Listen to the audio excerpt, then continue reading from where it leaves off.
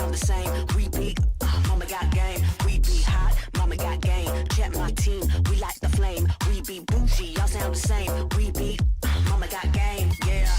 We be cooking something new. Hear us knocking, coming through. Push the limit on them rules, cause we don't do it like you do. We be cooking something new. Hear us knocking, coming through. Push the limit on them rules. Yeah, mama got game. Mama got game. Yeah, mama got game. Yes. Yeah, mama got game.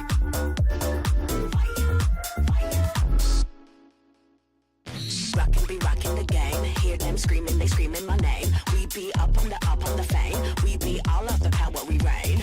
Rockin' be rockin' the game. Hear them screaming, they screaming my name. We be up on the fame. We be all of the power, we reign. We be cooking something new. Hear us knocking, coming through. Push the limit on them rules, cause they don't do it like we do. We be cooking something new. Hear us knocking, coming through. Push the limit on them rules. Yeah, mama got game.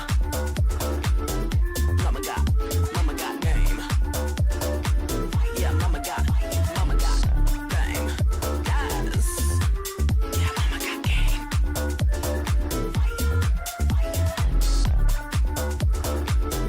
Mama got game. Yeah, mama got game. Yes. Yeah, mama got game.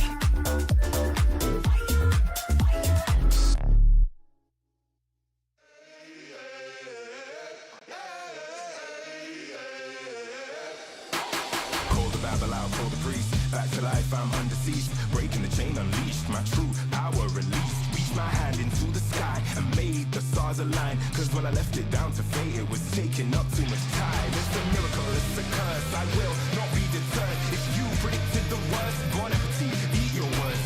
Keep my score, fire the gun, watch me how I overcome. What they said could not be done, I did it, now sing it.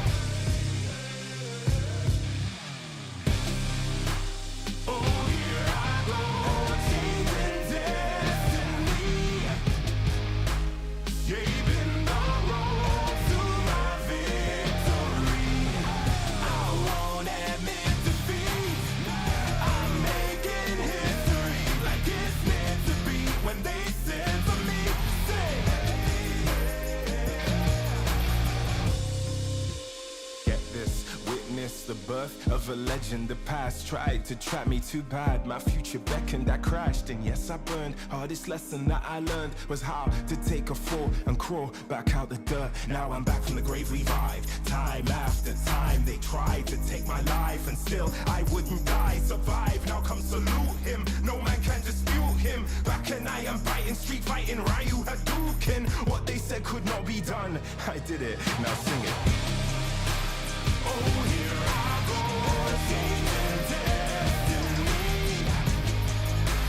taking the road to my victory. I won't admit defeat. I'm making history like it's meant to be. When they said to me,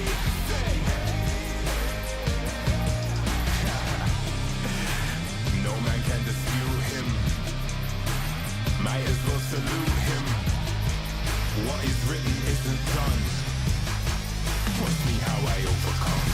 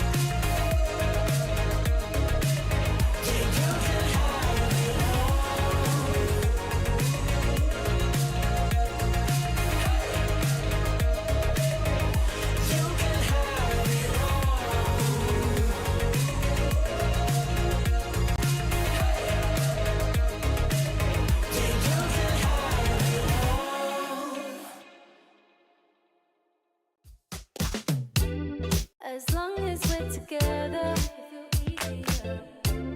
Yeah, this right here forever. Won't let you down, I'll never.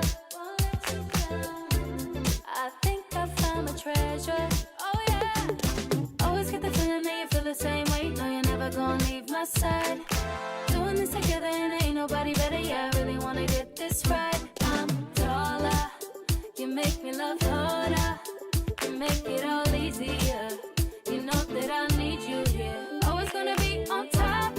Together we can make this pop. Keep it going, just don't stop. Keep it going, just don't stop. Tonight, gonna be on top. Together we can make this pop. Keep it going, just don't stop. Keep it going, just don't stop. Tonight.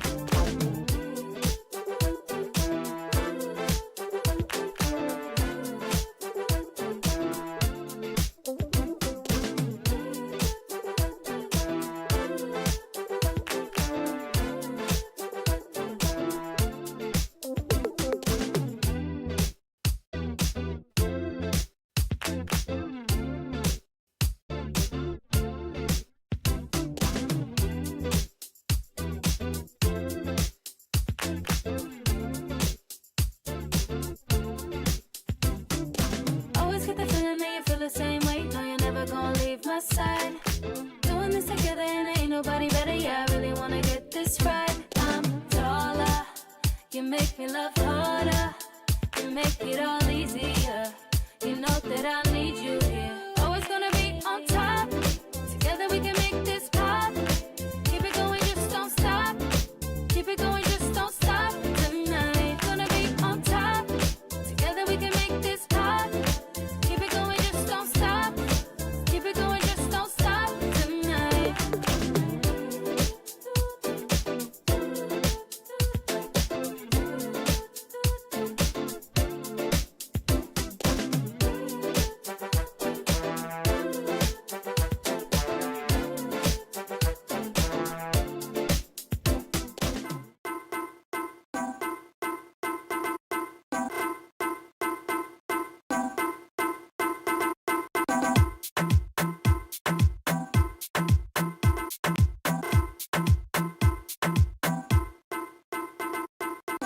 Number one in the street, so that wanna bang bang. Everybody touch a road, everybody bang bang. Then I wanna so neat, everybody bang bang, bang bang, bang bang. This I wanna so good, this I wanna bang bang. This I wanna so wicked, everybody bang bang. Sun a shining, everybody bang bang. This a bang bang bang, bang bang, bang bang, bang bang, bang bang, bang bang. Bang, bang,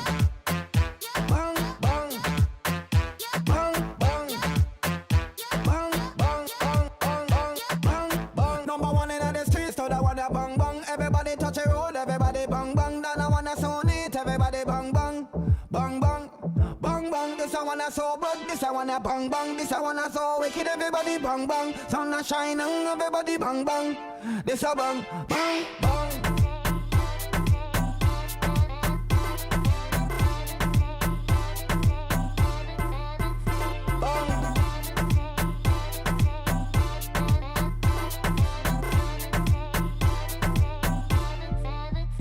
Bang, bang, bang, bang, bang, bang, bang, bang, bang, bang, bang, bang, bang, bang, bang, bang, bang, bang.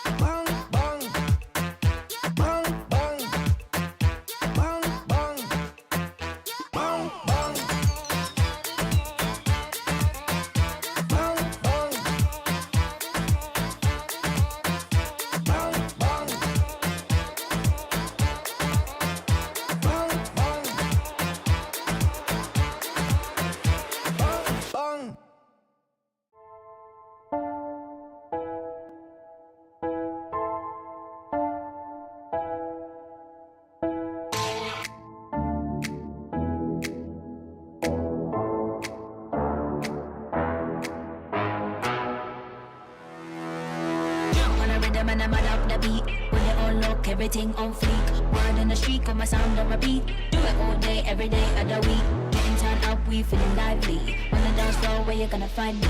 Here comes the drop, it's time to party. Here comes the drop, it's time to party.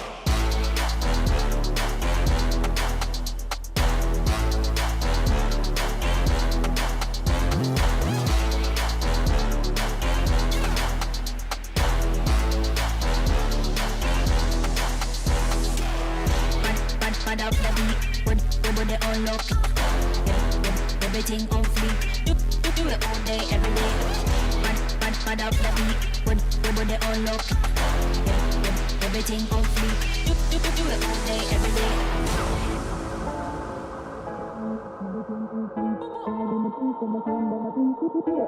Every day of the week, getting time out, we feeling lively. On the dance floor, where you gonna find me? Here comes the drop, it's time to party. Here comes the drop, it's time to party.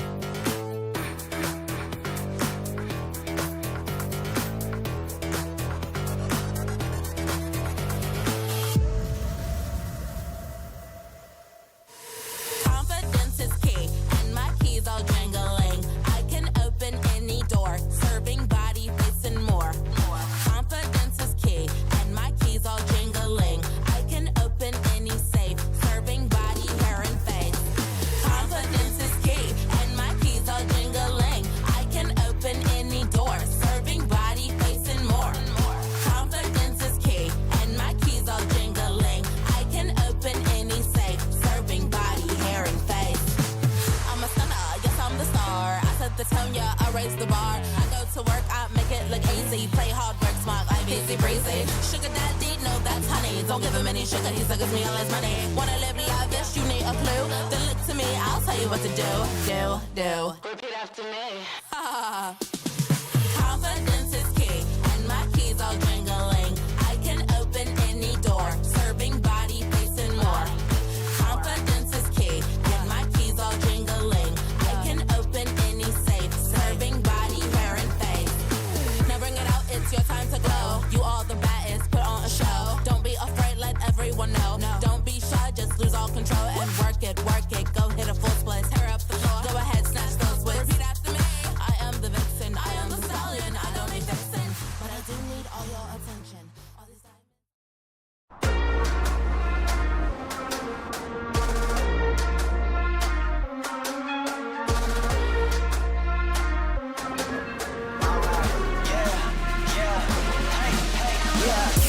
Won't stop going till a player on top know it. Rooftop, penthouse suite. If you really want it, gotta own it. Fight through it, we was at the lowest. Blood, sweat, tears, the components. Riding all year, now's the moment. We are not friends, we are opponents. Yeah, I'm coming for mine. Yeah, I'm making a play, the game on the line. Yeah, I've been on the grind. Yeah, I jump in the spot, I made it my time. Yeah, look in the sky. Yeah, the stars align, no shade to shine. Can't stop it already. Emotional work and devotion, we put in this time. Look, you won't stop.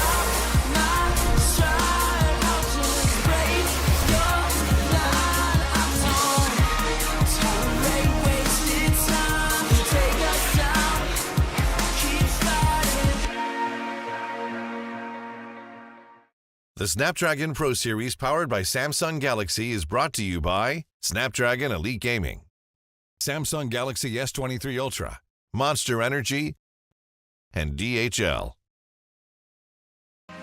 Welcome to Mobile Legends! What is a winner? Make a promise, then I go and deliver. What is a great? He the favorite, any race that he enters. Look at their face, they all amazed. This ain't for beginners. Back in the days, we used to dream, but now we can get it. Work, work, work. We gotta push to the limit, then work till we finish, then push to the limit, then work, work, work, work.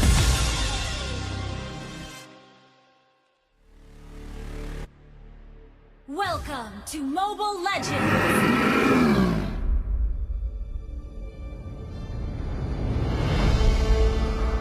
Pertarungan antara para jagoan terjadi di Land of Dawn, memperebutkan legacy yang telah menjadi kebanggaan turun-menurun.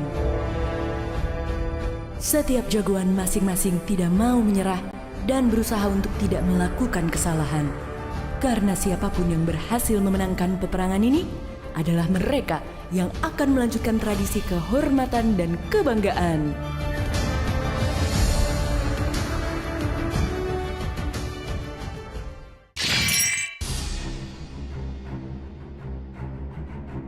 Sial, ini posisi yang tidak menguntungkan bagiku. Kalau sendirian seperti ini, aku tidak akan bisa mengimbangi dia.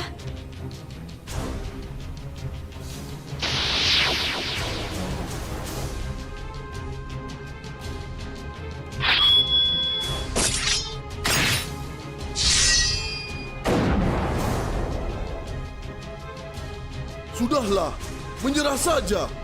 Kau tidak akan bisa menang melawanku. Tidak ada kata menyerah dalam kamusku. Maju kalau berani.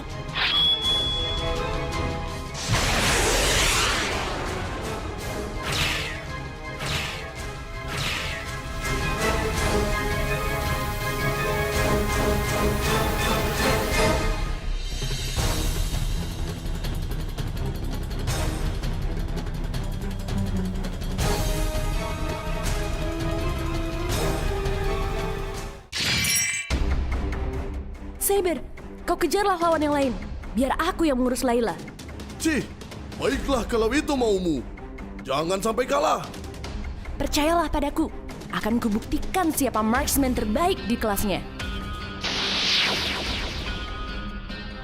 Percaya dirimu boleh juga. Tidak usah banyak bicara. Sekarang, mari kita buktikan siapa marksman yang terkuat. Baiklah, let's do it.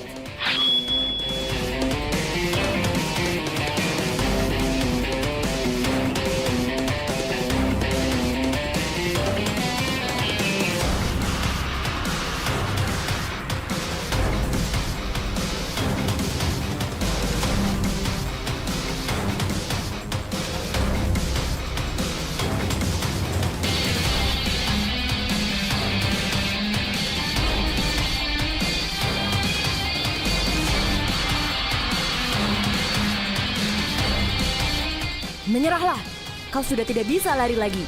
Kemenangan ini akan menjadi milik kami. Kage no Ogi.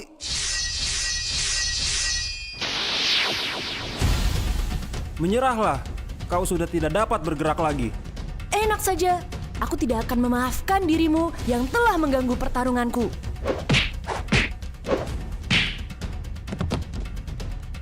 Sih, beraninya keroyokan. Andai kau tidak datang, Layla sudah pasti kuhabisi. Jangan lupa, ini adalah arena peperangan, bukan ring tinju. Terima kasih Hayabusa. Sekarang, mari kita habisi dia. Rasakan ini. Yeah!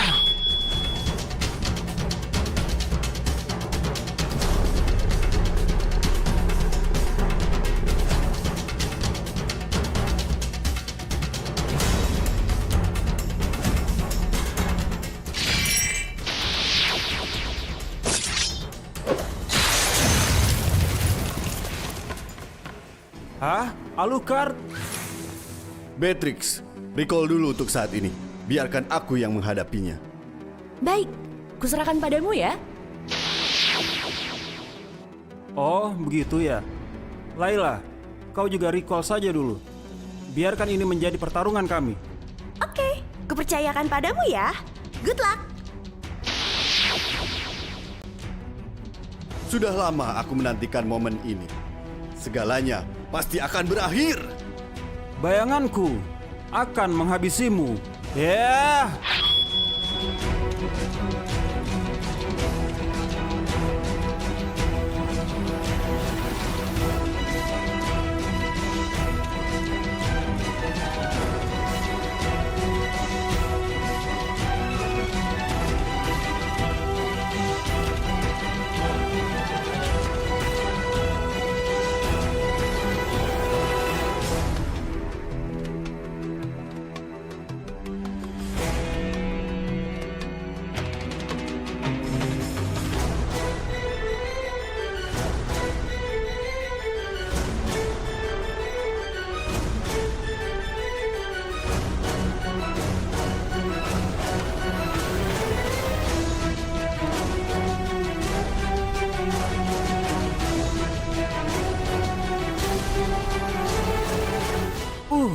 Sial, dalam keadaan seperti ini, lifestyle-nya memang tidak tertandingi. Laila, Selama 10 tahun, aku telah mengasah pedangku untuk saat ini. Winner chicken. Ya, kamu mengerti maksudku. Tidak ada yang dapat menghentikanku jika aku telah mengeluarkan pedangku. Sekarang, mari kita habisi mereka.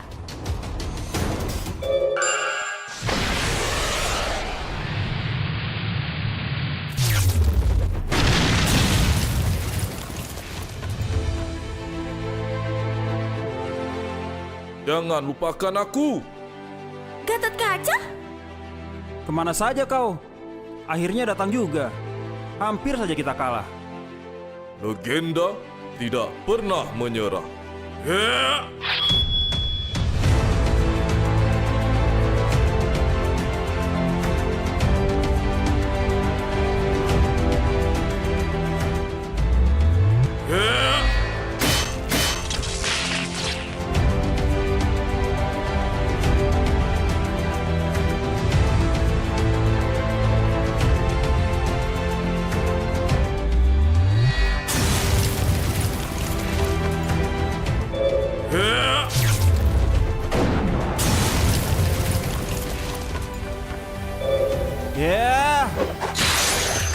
Laila, sekarang giliranmu.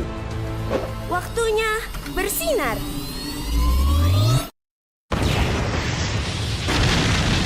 Triple kill.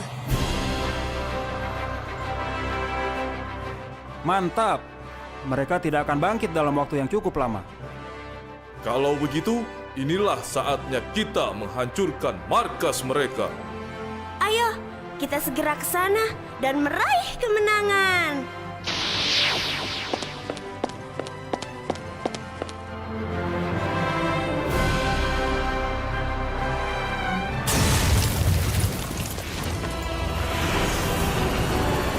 Let's bring on the legacy.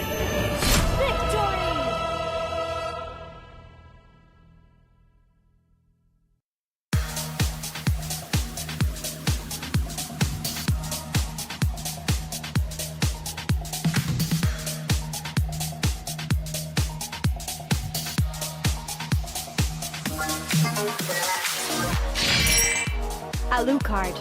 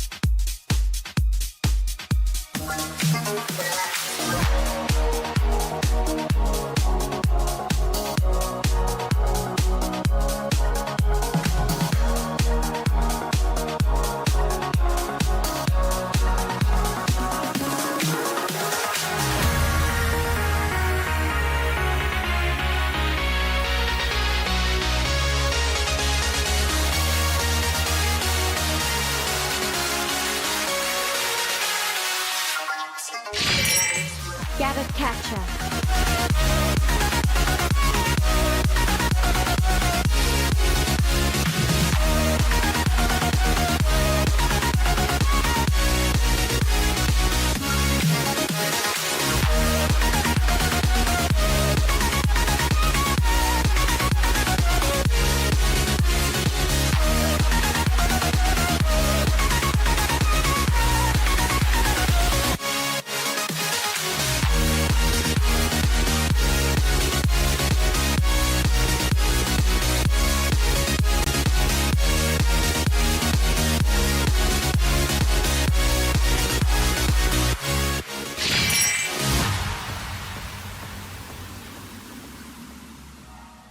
Legendary!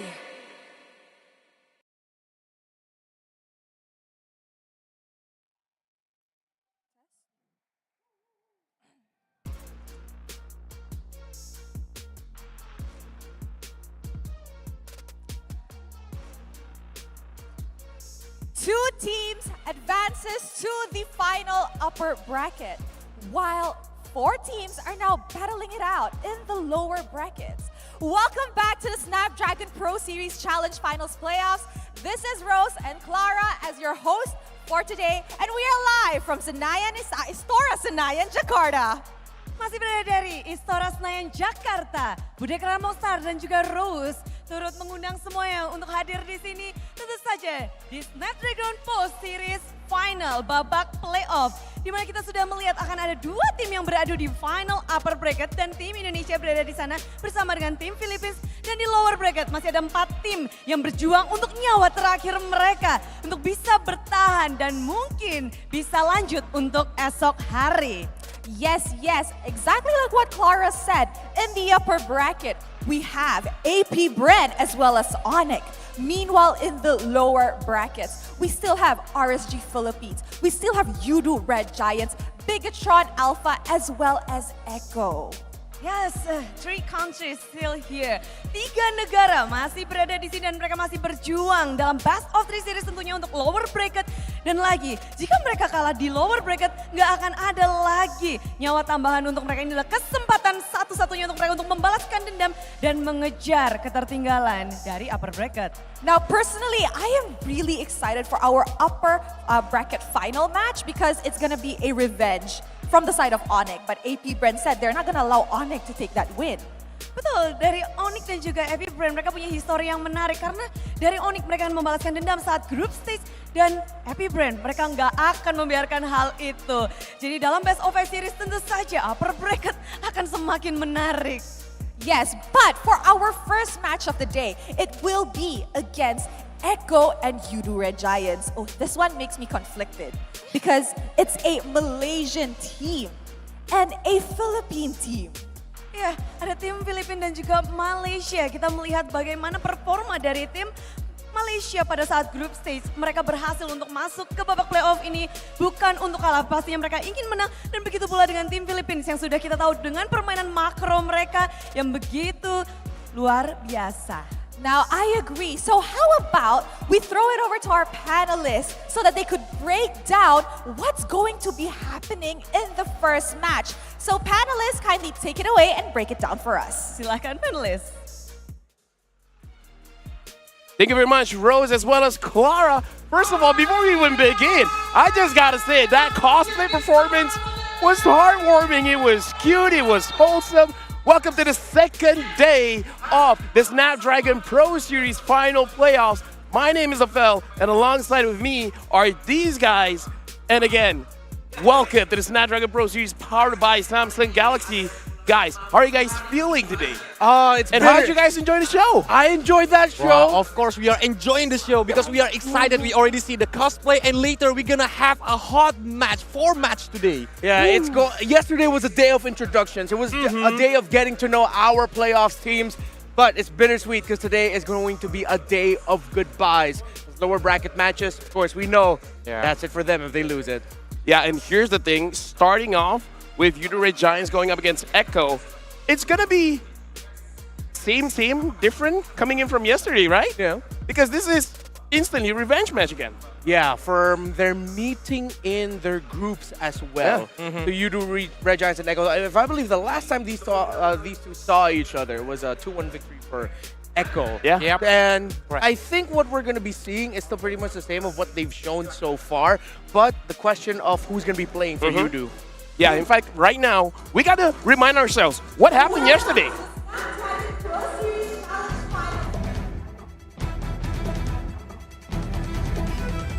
Welcome to the Snapdragon Pro Series Challenge Finals Playoffs.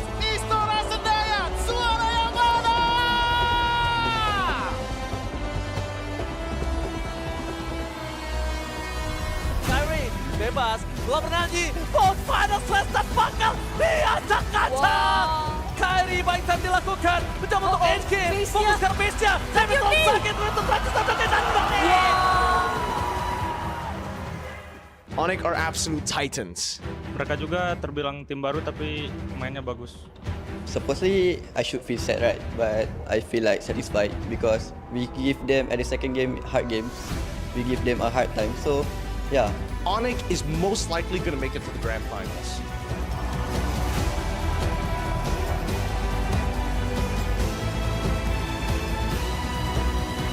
Untuk Eko, tebakan off play. So dapat memorinya memporak-porandakan para pasukan Piget Ronaldo. Ada tempat sana, kehilangan Sanji tandanya tidak ada high defensive. Jika Hela off play tertarik, apa terjadi? Supercat versus everybody, Supercat catch it to win. Dan nampaknya kali ini PES menjadi pilihan utama. Echo is a very bombastic team. A little inconsistent, but the next generation of Echo looks good. Going against Bigatron is that easy because they are all mechanical gifted players. Game series on Echo ya itu game yang seru lah. Menurut gua kita harusnya bisa lebih better daripada itu buat pembelajaran kita di turnamen ini lagi.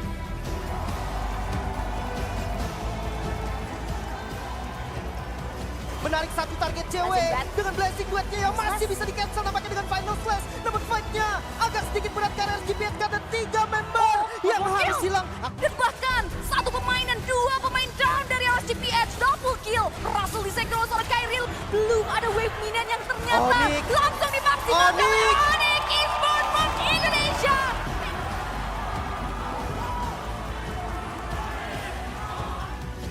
Yang pastinya ya kita senang banget, kita juga yakin sih dari match kali ini ntar bakal lebih keras lagi. I expected it to be a close game against Onyx. RSG PH, they don't blink. Light doesn't blink either, but their drafts sometimes can be on and off. I think RSG PH are a very inconsistent team.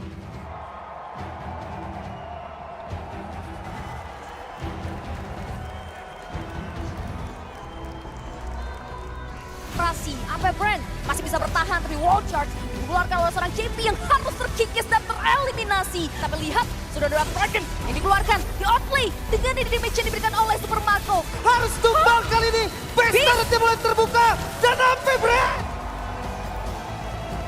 AP Bren are calm and collected. I feel so happy because we win and we face against Onyx.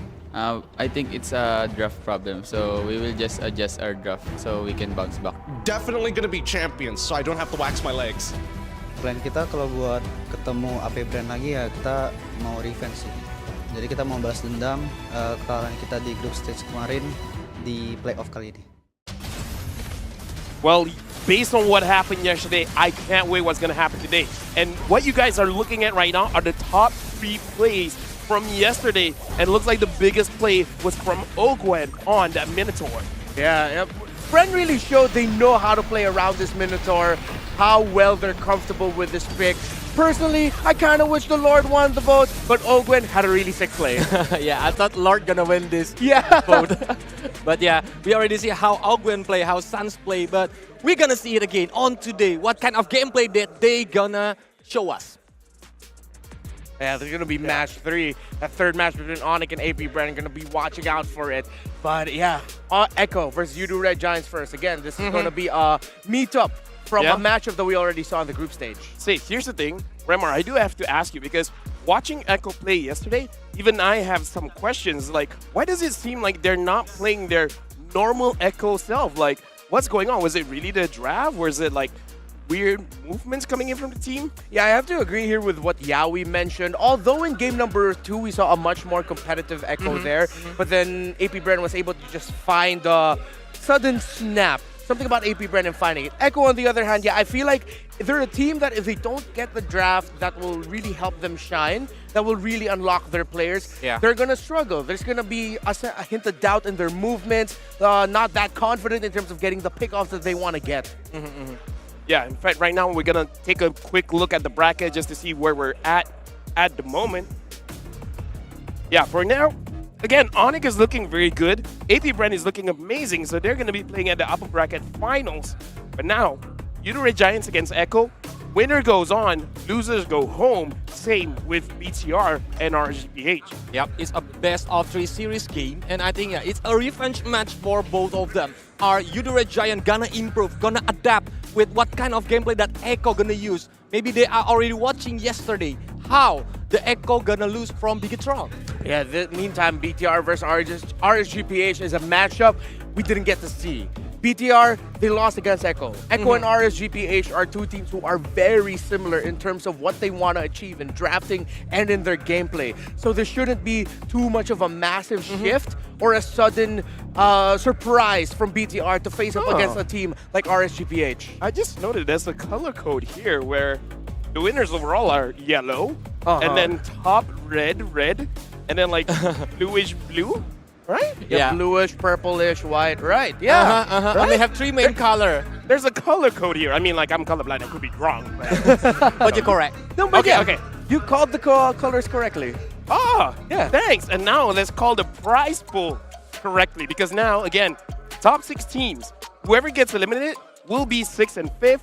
That they have to be happy with 5,500 USD, which again, to be fair, is a huge amount. But compared that to 65, yeah, no comparison. Yeah, everyone's going to be aiming for that first spot, the championship, the 65K, all those bags. Yeah, whoever's going to be winning it, it's either going to be a very sweet win because you're winning it at home if you're an Indonesian team, or if you're a Filipino or a Malaysian team, it's going to be even sweeter because you're going to be silencing an entire home crowd. Yeah, and whoever loses this match gonna only have 5,500 USD. Yeah, and right now, let's actually look at the schedule because we got to talk about when things are going down, because immediately after this, it is going to be Yoodo Red Giants going up against Echo. And then after that, it is going to be Bigatron Alpha going up against RSG Philippines. And then the upper bracket finals, Onyx against AP Bren, which is a best of 5. Yep. And we continue on the lower bracket semi-final. It's still best of 3. So we only have 1 best of 5 on the upper bracket final today. And the rest are best of 3 series. Yeah, whoever's going to win between the 4 teams in the first 2 matches, they're going to be meeting up for the last match of the day. But yeah, it's BO3, BO3, BO5, then back to a BO3. I mean, here's the thing, man. It's amazing to think that we're so close to the grand finals. It's just tomorrow.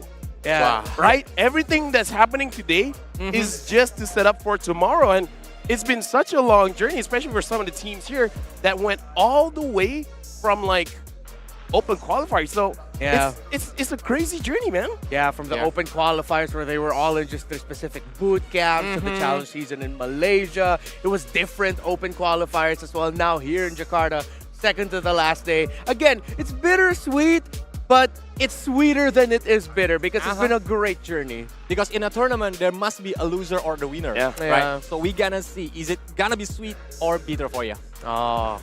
So going back into the conversation, man, Yoodo Red Giants against Echo.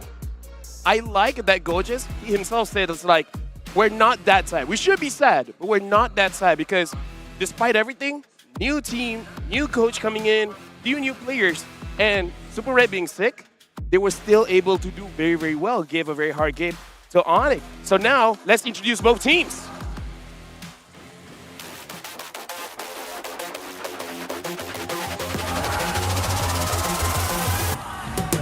Snapdragon, we also on the low bracket. We also most disqualified. And then before at the grouping also, we have 1 game do or die. We've been in this situation and we have no problem and no pressure. Terlalu berburu-buru nampaknya Suns kali ini tidak mengeluarkan flicker karena dia bertahan. Pada saat dikeluarkan akan coba ditukar. Masih habis tetap memakai kabel. I think there is no loss of problem against Echo, just our draft. Maybe it's not on our comfort. So we will get our comfort draft and yeah, we can beat Echo and throw them to Philippines back.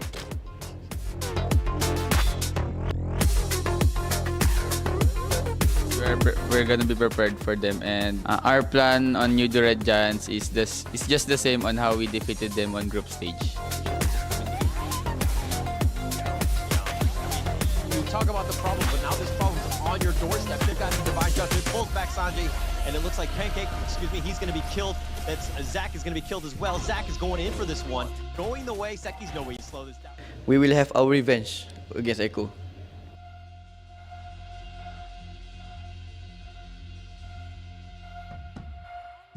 It is time for the first match of the day, where we will witness the last lives of Echo and Yoodo Red Giants. Yes, dan ini adalah match pertama untuk hari ini, di mana ini akan menjadi nyawa terakhir antara Yoodo dan juga Echo, perwakilan dari Malaysia dan juga Philippines. Sepertinya kedua tim sudah bersiap, and we will call them shortly. So, persiapkan diri kalian, mari kita sambut.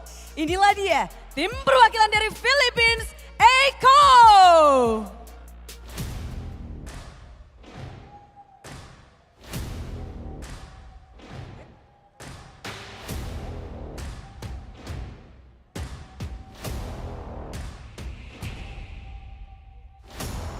Echo loud, Echo proud. This is Echo from Philippines. Okay, now that we have the first team up on stage, let us call up the only Malaysian representative in the Snapdragon Pro Series. Give it up for Yoodo Red Giants!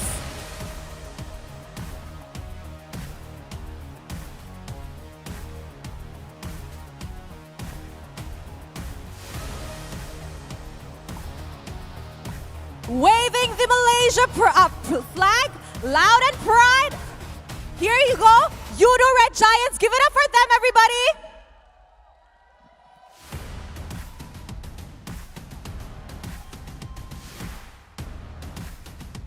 Tatapan dari kedua tim seperti sangat tajam dan mereka benar-benar ingin mendapatkan satu sama lain.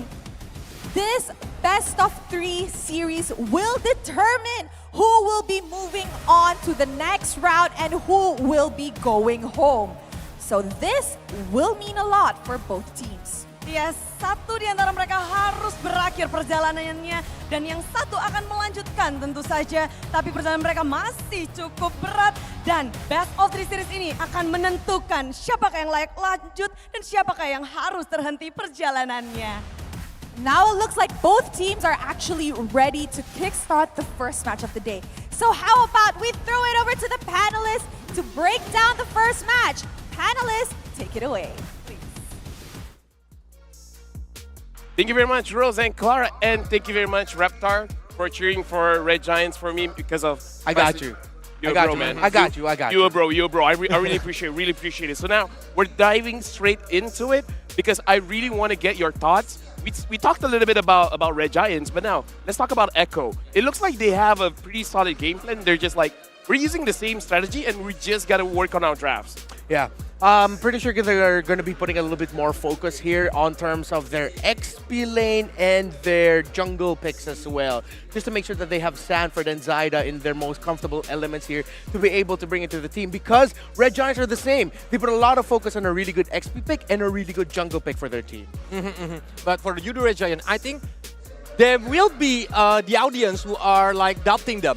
Yeah, because yeah, they are the underdog. Maybe if you look at Echo, we already know what kind of the achievement that Echo already get. Yeah. But Yoodo Red Giant, I think with Coach Ark, maybe they're thinking about some kind of new strategy to facing against Echo, especially for this kind of revenge match. And honestly, for this one, it is going to be very interesting to see the lineup coming in from Red Giants. Either Super Red will be playing or Super Sif. Though to be fair, even as a fan, not like professionally saying as a host, and as a fan, Super Sif actually did pretty well. Yeah. Sure, there were times where there were lapses in judgment, but overall, looking quite good. But before that, let's introduce the lineup. Coming in from Echo, Sanford, Zyda, Sanji, outplayed, and Yaoi's playing today. All right, Daddy's gonna be watching. Yaoi's gonna be playing. We call JP Daddy, so I'm not call. Yeah. Okay. I just needed to explain that. Thank you for clarifying. I was. Yeah, a lot of people probably are wondering why I said that. But yeah, this is gonna be the Echo lineup that we saw more of during the group stage. Of course, with majority of the championship or World Championship and NPL Philippine Championship winning team. So I think they mentioned that JP played yesterday because he seems to gel a little bit better with Zyda and outplayed, of course, his teammates from MDL Philippines. But I think after a little bit more recalibrating, they got to talk things out, got to discuss even more. Maybe behind the scenes, Yaoi got to know more about Zyda and outplayed and see how they played and how they shine with JP. And now Yaoi saying, hey, JP, I think it's my turn. I think I can take care of your boys better now. I know that. Maybe JP and Yaoi have a lot of similarities during the hero pools, right? Yeah, like for the Cho, the Kufra. But Yaoi have a lot of experience before, and maybe he can bring this up to his teammates because this is an important match. Whoever gonna lose is not continuing their journey on the SPS. Yeah, and honestly, looking at the lineup here, I feel like for all of the Yaoi fans, they would not want to see him on the Angela because he's kind of like a like key boy where he set things up. Yeah, sure he can play those enchanter style, but we prefer seeing more crowd control initiator type of heroes for Yaoi. But the player to watch is Sanford.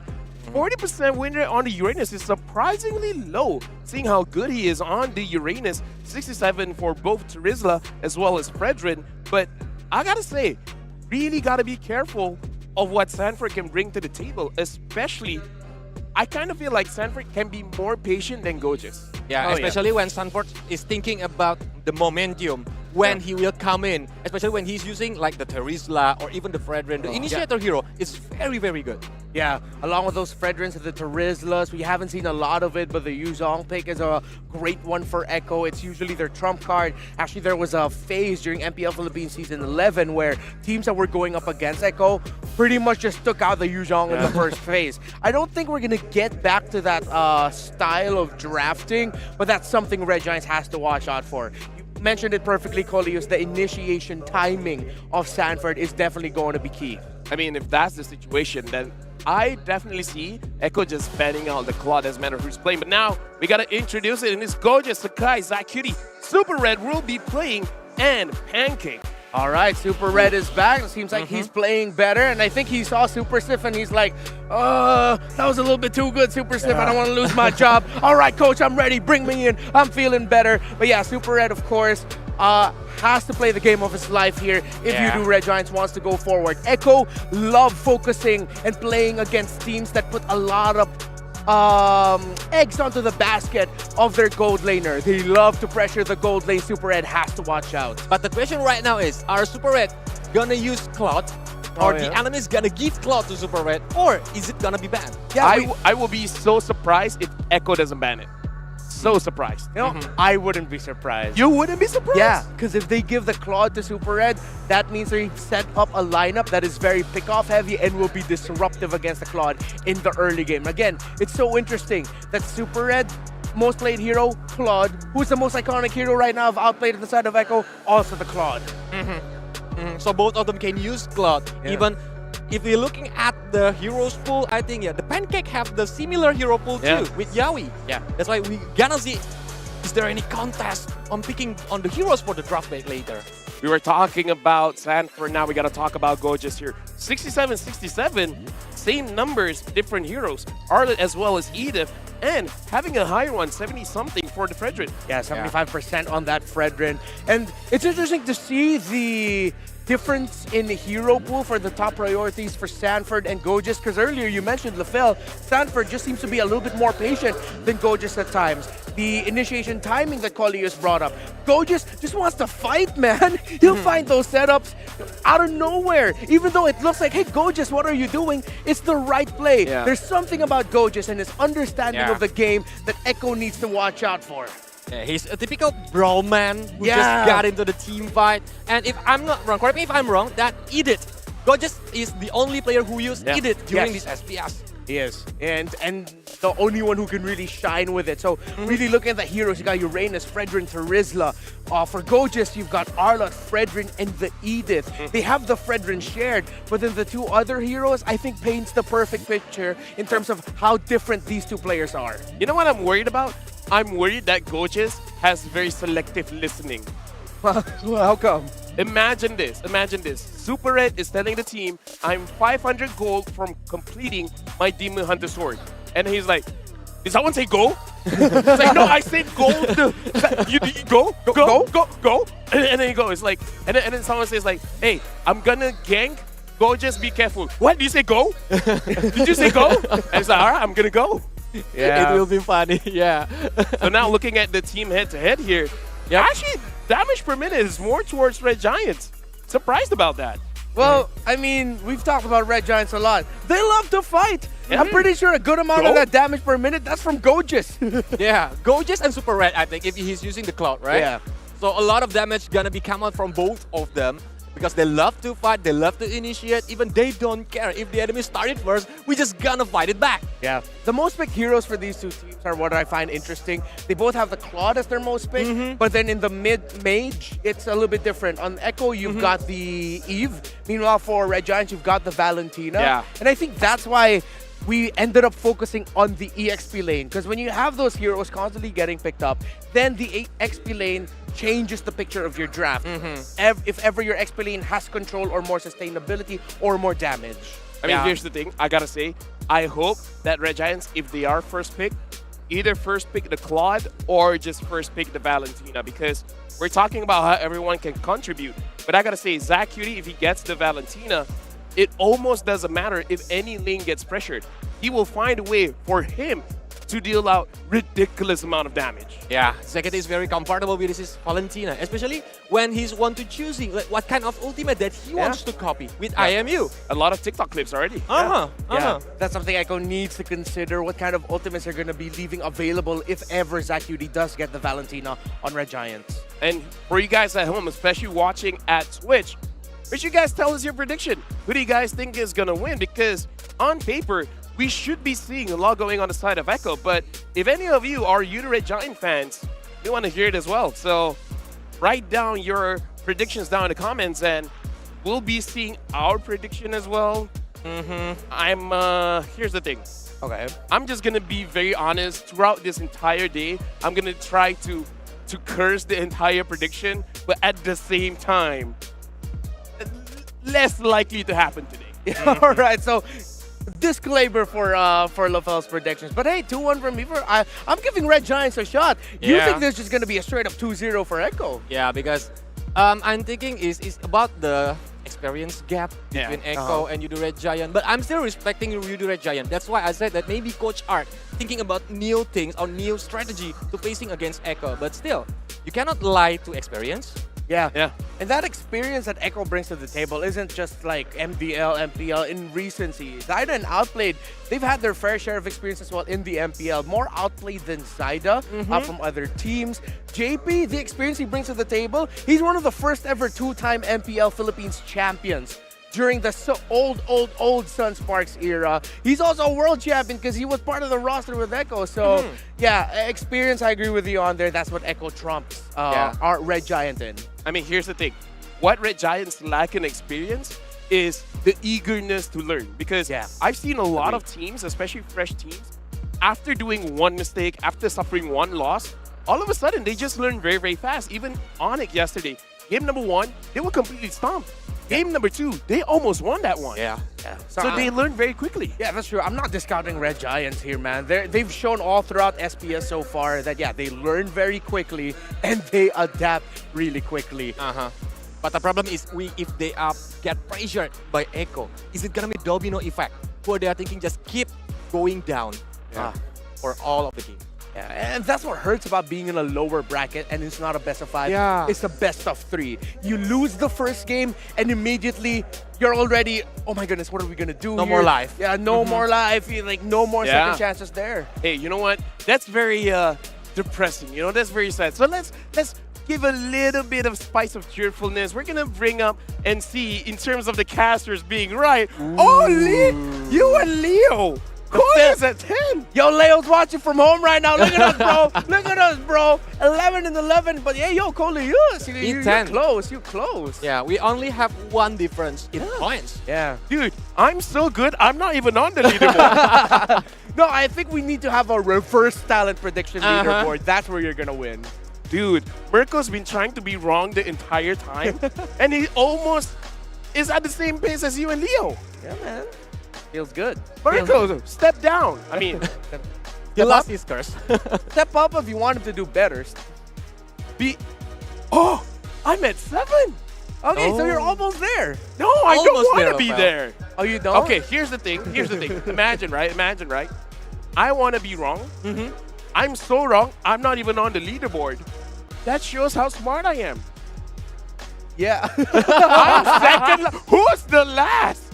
I'm second last? Wait, if you're second to the last, maybe it's Who's turn the- to who's the last? Who's the last one then, if that's the case? All right, Okay, we're waiting for the okay. word from our producers here. I can't believe I'm second. There's That's so someone funny. dumber than me. The timing, because like you saying all of that, like, oh, I'm smart because blah, blah, blah, blah, blah. Then our producer comes in, oh, LaFell, you're second last. Yeah. What? That just hurts. No! I worked hard for this. I studied. Oh, dude, it's so sad. You know what's even sadder? I had a talk with Rose. There was a time. Our predictions were the same number as well. Yeah. She was so sad. I was like, why are you so sad? Like, we're the same. And then I started thinking about it. It's like, wait, I've been trying to be wrong. You've been trying to be right. Why are you the same as me? Are you trying to copy my Prediction? my answers? I don't know, maybe it's a Malaysian bond type of thing, right? We just like try to cheating, like, oh, Renmar just answered this. I'm gonna use Renmar answer. Yeah, just slight adjustment so it's not obvious. Wait, so are you and Leo? Oh, no, we don't talk about it, man. Oh, you're working together? No, we're not. We're just, I don't know, it's a mind link we don't have to work on, I guess. Okay. All right, Echo, you do Red Giants. Yeah. What do you want to talk about? Honestly, for this one, if Echo stays the same as yesterday, I have hope for you to Red Giants. Oh, yeah. That's all I want to say. But in terms of what Kolias has brought up, maybe there's something new that Coach Arcadia wants to bring up. Now, even though I said they learn very fast, I'm not so sure if they can learn that fast. So if they do that, I'll be more impressed. But now, we're jumping straight into the drafts, and looks like Echo will be first pick, banning out Uranus as well as Diggy. The Diggy is very interesting. Red Giants banning out Kadita as well as the E. I think I know why they are banning Diggy right now, because a lot of Yaoi hero are CC hero. Right. Yeah. Right. He doesn't want like being disturbed by the time journey from Diggy, and they can just use the counter setup strategy. Yeah. That's true. And then at the same time, if ever Echo want to consider picking up a Novaria for themselves, even though that's something they don't usually pick up, then yeah, the Uranus would be great. But at the same time, it could really just be so much respect for Gojus. Yeah. We saw how well Gojus is baiting out his opponents when he's on that Uranus. And if you're not careful and if you overlook Gojus on the Uranus, it's not going to be a good time for you. All right, so now Angela has been banned out. The Red Giants, they got a lot to think about here, because if they don't ban the Valentina, perhaps Sanji want to pick it up for himself, or they want to test it out and see if Valentina is open. Do they want to prioritize something else, like a Joy, like an Arlet? Fredrin gets banned, so yeah, I kind of feel like Red Giants, they just want to see what type of hero does Echo really want to prioritize, and looks like, yep, they still want the Valentina. Of course. But the others away, Red Giant gonna get the Cloud. Yeah. And I think the other one is if they want to contesting with Valentina, maybe they can pick the jungler first, because we see Vanny is free. Yeah. Ling is free. Even without Angela, I think Ling is still dangerous. Yeah, and you mentioned the Claude, and there's the Arlot for Gojus. So Gojus get someone who can be active and make the plays on his own. Meanwhile, Echo here, the card just available for them. If they really want to lean on picking up on an Angela for Yaoi, they can at this point. But Echo's been looking at the games of not just only Red Giants, because Pancake also does well in the Minotaur, but the games of Bren. Yeah. And it's like Echo saying, hey, we see the power of this Minotaur and how good it is against teams that love to initiate. Red Giants, they're sort of like that team too. Let's try it out for ourselves. Honestly, I kind of feel like Minotaur is one of those heroes that's way stronger in tournament setting compared to normal ranked games. Because in tournament settings, everyone is so disciplined about the team fight. Their positioning is almost, how do I say this without, very predictable. They're gonna be clumped up. Yeah. So you will have maximum value with this Minotaur. So yeah, that Minotaur and that Terizla, I'm already not liking the team fight for Red Giants right now. Yeah, so disruptive for a team fight. That No Red Giants want to wonder bring the to Digi table. ban. Yeah, they just want to overload on control. That's so much control abilities already for Echo. But they need to do the counter setup things, I think, for the Yoodo Red Giant. Yeah, I'm agree with you, Lava. If they are playing like 5 versus 5 with Minotaur, with Terizla, everything kind of be messed up for the Yoodo Red Giant itself. So they need to thinking about what kind of hero that they can use to playing against maybe a counter setup or the split push strategy. Yes, I agree. They should build a split push setup here. I completely agree. They can pick up the Link here if that's the case. But no, they're going to be going for the Farsa. That was in the back of my head. It was like saying, oh, this is going to be a Farsa pickup. But then at the same time, I was thinking, no, I don't want it to be a Farsa pickup. No, I mean, like, imagine if the Farsa gets banned. Yeah. Then what other option does Zach really have, right? Well, in terms of his options, still has a lot. I mean, the Kirita has been banned, the Eve has been banned. He could have picked up the Theramis if he wanted Oh, to. yeah. But then all the abilities of Echo just takes it out. Yeah, they just needed to pick up the Farsa. Plus, I think it's just in case if they get punished early game, and then their base is exposed, they gotta find a way to make sure that the Echo cannot end it. Yeah, that's true. Plus the wave clear that a Farsa brings to the table makes it easier to split. Yeah. If ever they want to play macro. This doesn't necessarily have to be a team fighting Farsa. Just clear the waves while the Claude and whoever else is split pushing can split push. Or maybe Yoodo Red Giant can use Bane as their jungler. Is it a very good counter setup heroes? Yeah. With the deadly catch, it can be like messing the tempo from the Echo when the team fights happens. Yeah, definitely an option here, but Echo, I think it should be banning out. Like, do you worry about Pancake or do you worry about Sakai's more? I kind of feel like you should worry about Sakai's more. Yeah, I agree. The Bane and the Martis would be really good bans. Because if you mentioned that Bane thing earlier about Red Giants, maybe Red Giants might surprise here and then they'll end up picking a Ruby and a Bane as their last 2 picks. Because that's something that Red Giants, if they really want to add more to the counter engage, Ruby does that so well alongside the Bane. Because even though Echo's team fighting is disruptive, maybe Red Giants would want to do the same thing. Just be equally disruptive and annoying in team fights. Because with being annoying, I think it can make the Yoodo Red Giant losing their focus and like just go back without discipline. And that's why when Eco will gonna try to get a lot of objective from the Yoodo Red Giant, but they banning their own Link. I think Link is a good hero for doing the split push if they want to use the split push strategy. But there's another hero like maybe Hellcurt, maybe Hayabusa. Yeah. If we know, if you look at the Sky's heroes pool are mostly assassin. Or maybe they don't want to split push. Because here's the thing. Sakai's yesterday, using an assassin in the jungle, was pressured very heavily, right? He could not get his purple buff. Whenever he wants to get to his orange buff, it's not there anymore. So I think they're being very wary about that. Yeah. So it's possibly going to be a very, very last pick. And maybe in this game, he's just like, I just don't want the Link. I can use other assassins. I just don't want to use the Link. That's a great ban there by Echo. Yeah, that's probably what he wants. Yeah. So the Martis would be a great option. You mentioned the Bane as well. Lancelot still on the table if they want to go for that. The guy also has a game as a Paquito.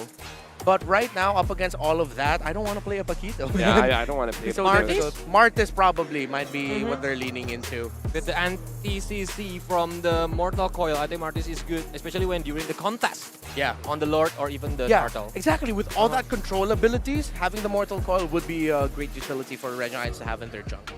But then- maybe Martis Ruby. But then why don't just in Akai then? Oh, that'd be good too. Yeah, it looks like they're picking up the Kufra. So I think it's okay, but I don't know. When I see a Terizla and a Minotaur, it's potentially good, but I do worry that the Kufra will have a wrong engage and just get heavily punished. Yeah. Because if he just get wrong one momentum, it will get the domino effect. The other teammates are gonna taste the pain. Yeah. Claude, Brody, Beatrix, and Harith are the heroes that Outplayed has played so far heading into the playoffs. It's going to be one of those. If they want more wave clear, they get the Beatrix. If they want something that can withstand the diving coming in from Red Giants, they'll pick Brody. But nope, they'll pick up a carry for Outplayed here. And the Joy will be the one going into the jungle. Dude, yeah, this brings up PTSD, man. Hopefully this is not like Kyrie yesterday, where, I don't know, like the first 2 minutes getting a double kill. Let's not have that happen. And because of that, Joy, I wonder if the guy is just like, oh, I can't use a damage dealer, man. I'm not feeling good, man. Yeah, so if that's the case, this might be a Bane. Bane or Martis. Bane, Martis, Akai. I feel like those three are premium. Yeah.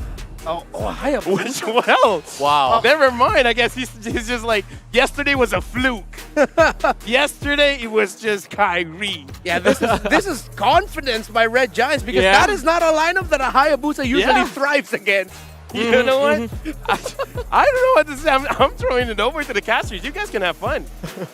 And have fun, we will. Knock, knock, who's there? It's Eterna as well as a Gideon here on the caster desk. And I was looking at Gideon all throughout that draft, and I was like, you know, it doesn't look like Yoodo, they're going to have a good time. It's tough. It's tough. We saw in the interview that Gojus is like, oh yeah, we give Onyx a pretty tough time. Our drafts had a little bit of issues, but they're going and falling back on towards their comfort side. And if their comfort is good enough, sure, maybe they can try to outplay it, but it's not going to be easy, right? That Minotaur, nobody can really stop it. And do you really want to give up Kufra's engage just to break it? I don't know. I think there's a lot on the table here and so much going for Echo.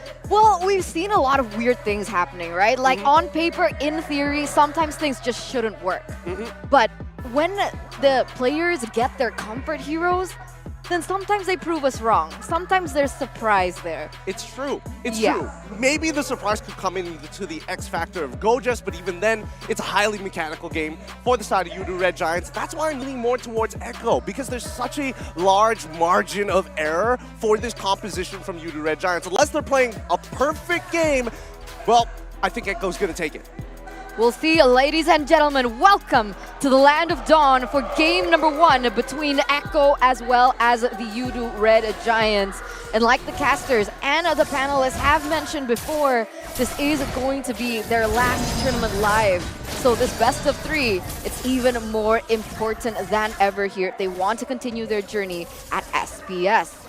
And looking at this, you can already see that Zyda has prioritized that orange buff in regards to this, exactly this. The fact that they're able to rotate, get the Lito, and even pressure Sakai's on the Hayabusa, who severely needs that purple buff. He really does. He really, really does. But I don't see that Echo is looking to actually contest or invade the jungle just yet, especially in these early few minutes of the game. Remember, a lot of it is going to be very reliant on playing together with this Minotaur. And if Minotaur finds a catch on maybe 2 or 3 people, the fight usually ends before he even completes the combo. Which is why I think that EXP lane matchup is super important. But look at this, Pancake already going for a pick. He already finds 2 here, but Skies, he's only going to be able to steal away 1/2 of the camp while Outplayed him as well as Yawi, just making sure that they are hyper aware not to give away anything in this early game.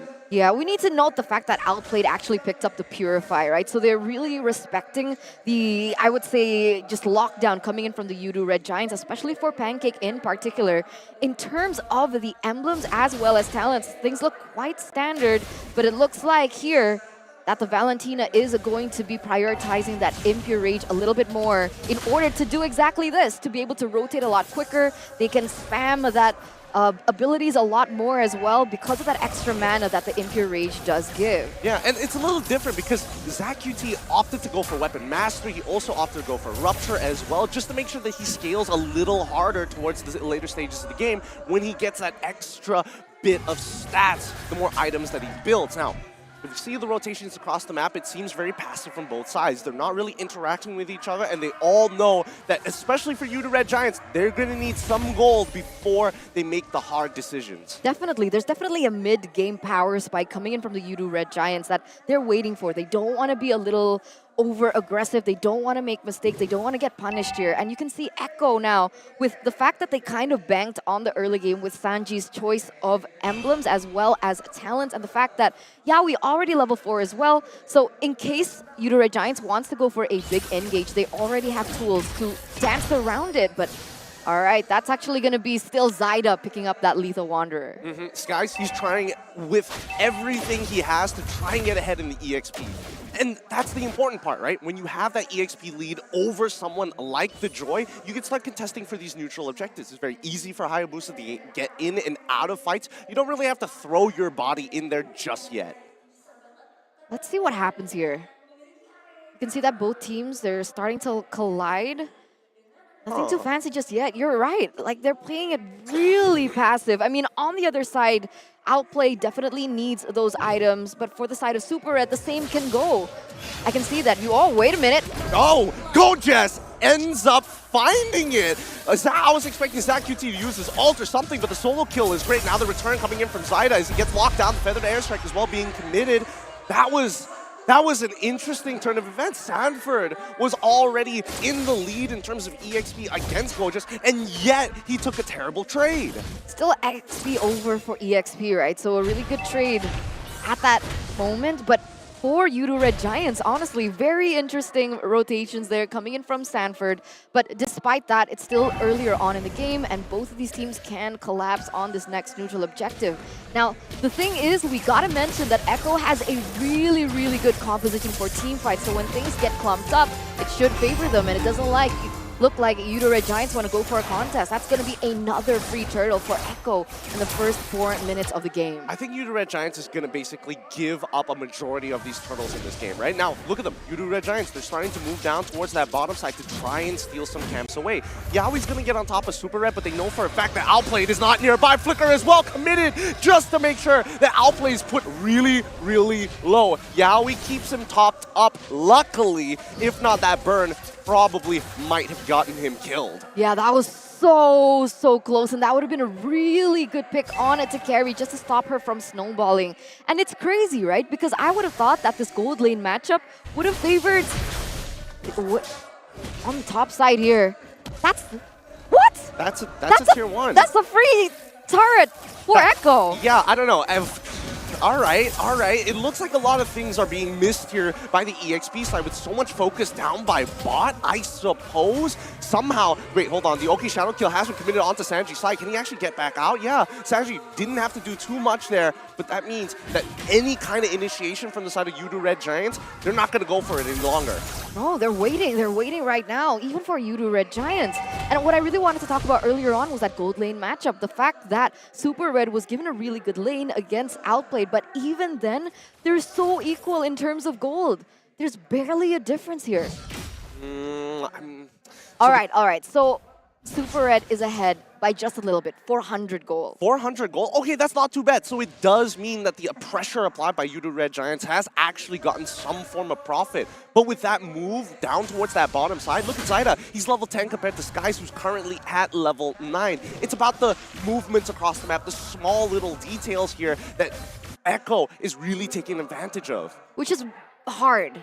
It's difficult, right? Because what do you want to bank on if you're Yoodo Red Giants? In this case, you can't go for neutral objectives with that disparity in the EXP. But it looks like with the way that Yoodo Red Giants are collapsing here, they might want to go for a contest. Yep, they're going to make an attempt. They know Minotaur's down on the bottom side. His penalty zone is already being used. Sanford in danger, ends up dying to the final slash regardless. Electrifying Beast looking for anybody. Gojess is low. He's stunning it up. Flickers away. Yaoi jumps on top of him. Gojess tries to buy a little bit more time and pulls the rest of Echo towards the turtle to keep the rest of Yoodo Red Giants alive. I don't know if Skies can get this. Yaoi's positioning for it, but no. Zyda is the one walking away with the turtle. Yeah, still predictable, right? Like we mentioned before, Echo definitely has an advantage in terms of these neutral objectives because of that level lead. They go for a 1-for-1 trade for both of the EXP laners, but at the end of the day, it's still Echo being able to pick up the advantage. Yoodo Red Giants, however, on the other side, they are going to be able to find a little bit of compensation by taking that turret down.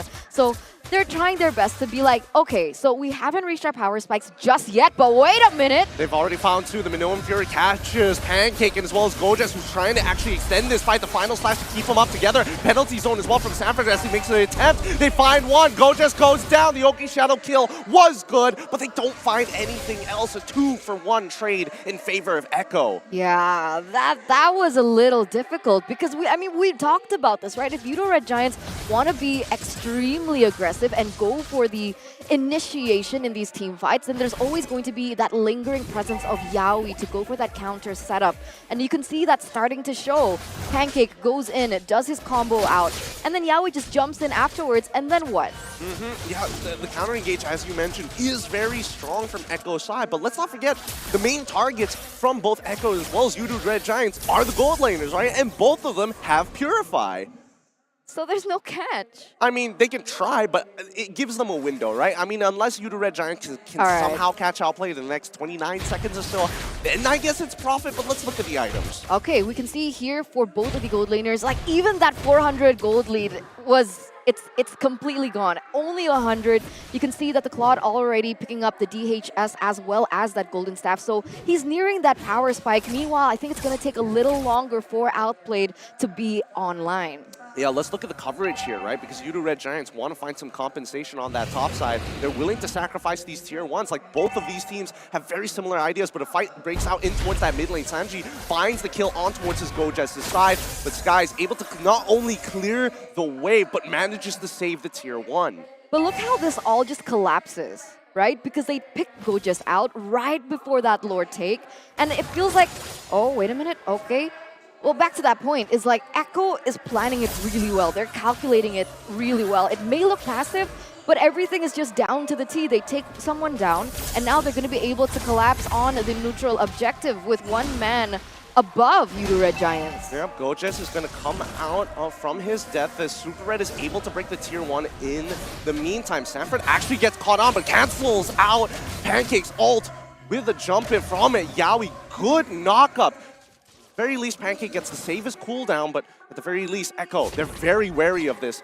Yoodo Red Giants slowly but surely open up the map. Oh! Pancake, he finds one, he catches Alba Sanji this time round. The final slash is good, but even so, they don't find any kills. Instead, Pancake is the one that ends up falling, and Yaoi, he's walking up forward very confident, knowing that Zyda could jump in at any time. The Oki Shadow kill has been committed as they clump up together as four. Skies might be in some trouble, gets back out in just in time. Oh, that was such a close pick for Pancake. Unfortunately, even despite that Echo were kind of positioned a little bit far apart, there is still that counter engage that can occur coming in from Echo, even though Yaoi wasn't there. And looking at this, they're actually going to burst it down. Who's going to get the Lord? Yeah, they're going to 50-50. Yeah, they're going in. Here comes Skies. He's put down to 10% as the final slash comes on through. Zyda's towards it. Skies gets to walk out. And Zach QT, he chunks them all out. But doesn't go. He's dead. He dies to it, right? Yep, the execute. Just enough damage.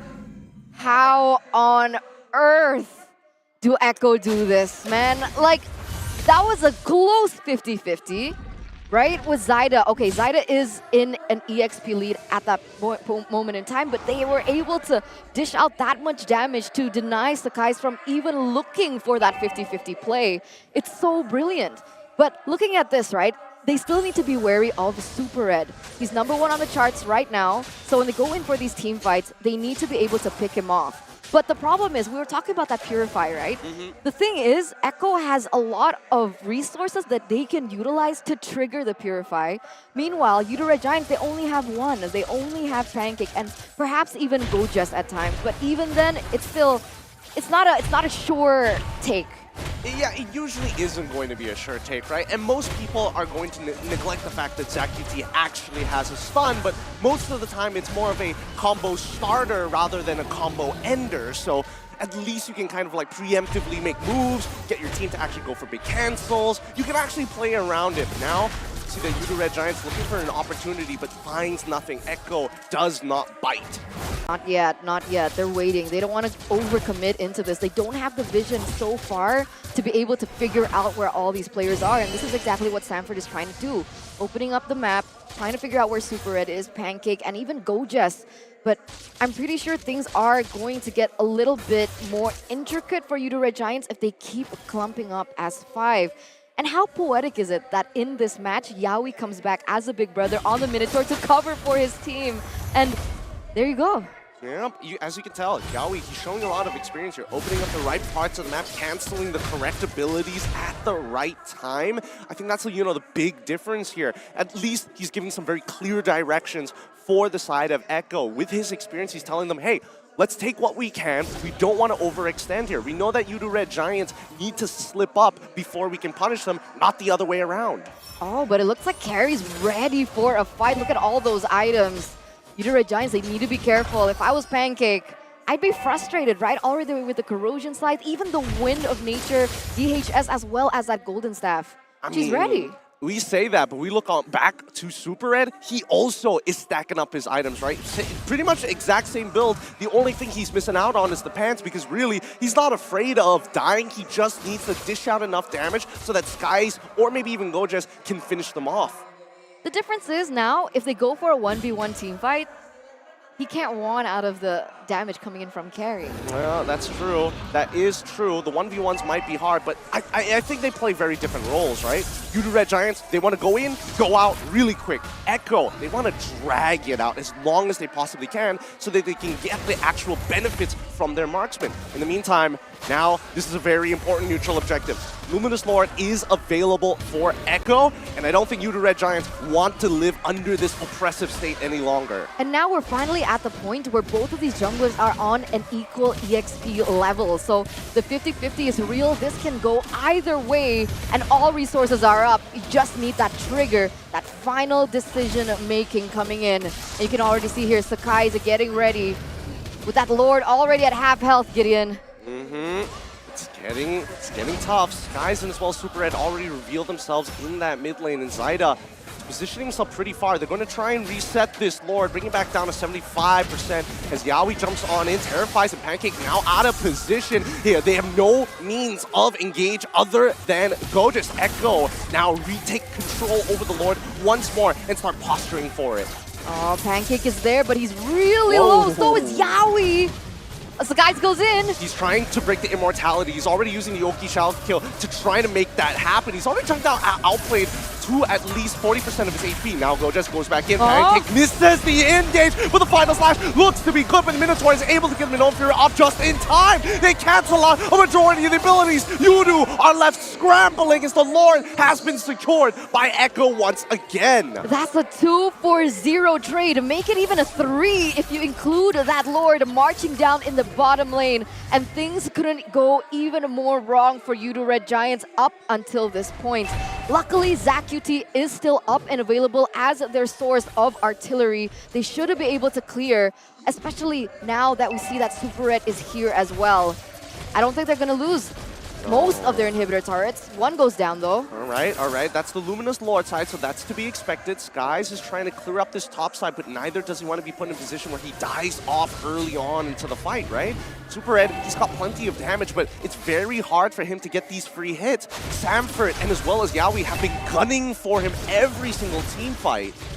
Oh, Pancake. Pancake! Ooh, very close. Good footsies. But the Oki Shadow Kill finds the kill on towards Sanji's side. Size is able to get on out of there. If we're talking about scaling, the scaling is good. Minoan Fury collapses on towards 2. Can they at least get the kill onto Yawi? They secure it for Super Red. That's definitely the perfect example of how Yoodo Red Giants need to capitalize on their composition. Make it a little bit more messy for Echo. Look for these picks because they have the composition to do so. Pancake already charging here, actually misses Sanford. But look at Yoodo Red Giants turn it around here in the 17th minute of the game. No way, are they going to get an inhibitor turret off of this? I mean, they're trying to hold them hostage, making sure penalty zone it gets canceled out as well.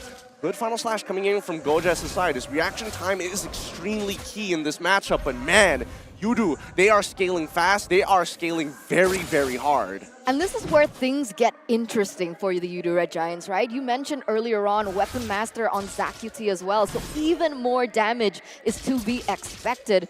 In terms of the itemization, ZaQT, almost ready, right? What's he Block missing? of Destiny, Truncheon, Divine Glaive. If he wants to be a little bit more greedy, he can also go for the Holy Crystal for additional magic damage. Okay, so that's all he's missing. The Electrifying Beats goes on top of Gojess's side. They might actually get the pick here, but Skies, he's going to make the attempt. Yawi cancels him out, but look at that damage. Oh, it procs! It procs the passive, taking Skies out. Oh, boy, that's not what you want to see for Yoodo Red Giants. Definitely not. 35 seconds until he's able to spawn back up, and look at the countdown timer on the Lord. If Echo can actually blitz this Lord, that's going to be free for them without any say coming in from the Yoodo Red Giants. I think they're absolutely going to do it. Man, Yawi is so sharp. He has been punishing Skies time after time and still gunning for Super Red. Big brothers coming out to play. Sanford as well as Yawi here really proving what it means to have that sense of experience. And here it is. The blitz happens. Yoodo Red Giants, absolutely no contest. Another free Lord take for Echo. And that pushes them to how many gold is that? 8,000 gold? Man, yeah, that is an 8,000 gold lead here. Soon it's not going to matter, but right after this Lord, so Echo, they need to put, either they close out this game or they look for as much punishment as possible onto Yoodo Red Giants. And so far, Echo have been playing extremely clean, and Yoodo Red Giants have been slightly on the back foot, but they've been trying to keep it toe-to-toe with Echo. It's so tough. That Lord is going to be marching there in that bottom side.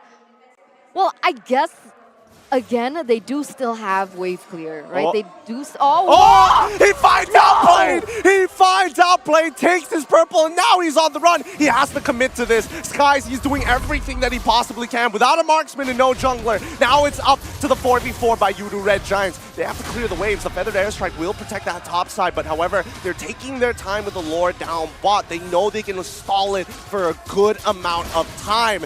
Skies, did he just single-handedly turn this push from Echo? Worth it. I was gonna scream that entire time, worth it. Sekai's traded for outplay the siege, the only siege that Echo has. Definitely worth it, you're right. What a play by him. And now Yoodo Red Giants, they're coming back into the game. They're pushing it, they're forcing it to become 20 minutes. And when we took a look at the items here, you can even see that Sakai's is going full damage. He's like, you know what? No defense today. All I need is to trade outplay, and it's worth it, right? Hunter Strike, Malefic Roar, BOD, Endless Battle. He's going full out. Yeah, I mean, if you're in outplay's position, like, at that point, you can just, all you gotta say is like, wow, that's unlucky. It's not like I wanted to use my Winds of Nature or anything. I had somebody standing next to me. It's just RNG. You cannot tell where these annoying shadow kill procs are going to happen, even if you've got a buddy standing next to you. And that's so cool. That's so interesting, because I really need to see that replay of that particular play. But where was Yawi in that?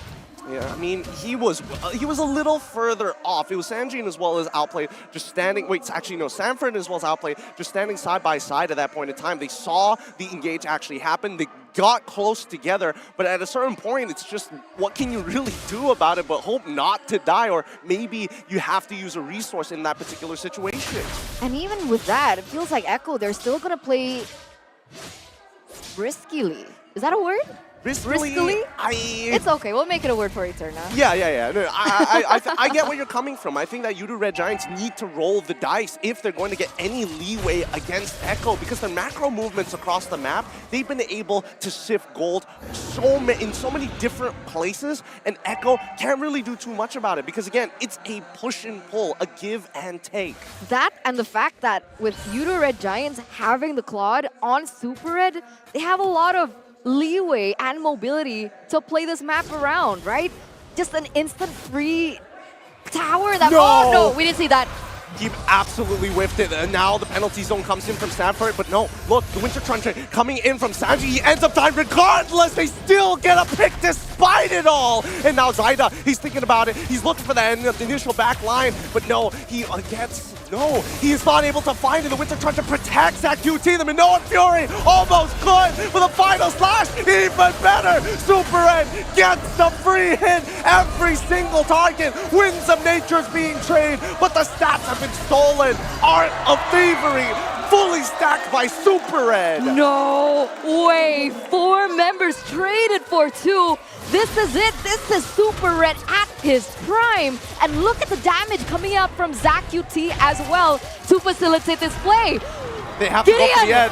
Final slash, where is it? Go-Jess, you gotta stop outplaying as Super Red doesn't care. He's going for the end. Go-Jess tries to. Immortality spot and game 1 won by YRG. Against all odds, the underdogs coming all the way from the Open qualifiers, ladies and gentlemen, being able to take that series against the defending champions from M4, with Yaoi stepping in as well. Yoodo Red Giants say, you know what? You want the objectives? You want that early game lead? Take it. All we need is Super Red to come online, and that's going to be GG for you in the end game. Boys and girls, if you're wondering, oh man, people who juggle items, they're just tryhards. That is what we call a difference maker. All right, with the conclusion coming to this point, I'm pretty sure the analysts have a lot to say about this. So me and Gideon, we're going to throw it over to them. I mean, a lot to say, sure, but the only thing that I want to say is it's hard not to look smug at this point. But Colius, I do gotta say, instantly your prediction is wrong. Yeah. It's not a 2-0 Echo. Yeah, because I thought it's gonna be a Mr. Bombastic moment from the Pancake, but it's the bait. It's baiting, It's the bait. Oh my god, I'm speechless right now. They wanted to eat Pancake, yeah, but then they just get all the sauce, and apparently they can't take the heat. Especially when Super Red is free head. Oof. So everything just I done. mean, like, Yaoi looked like he stopped all of those engages. That's all I can say, gentlemen. Red Giants, they keep finding a way. What did we paint?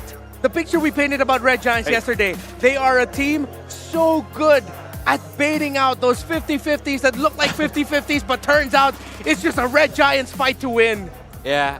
I love how Yoodo Red Giant is moving, because they are like creating the momentum other than like they are just standing by himself. But look at the damage dealt. I think it's more on the Yoodo Red Giant side because of the Zekiti and the Super Red.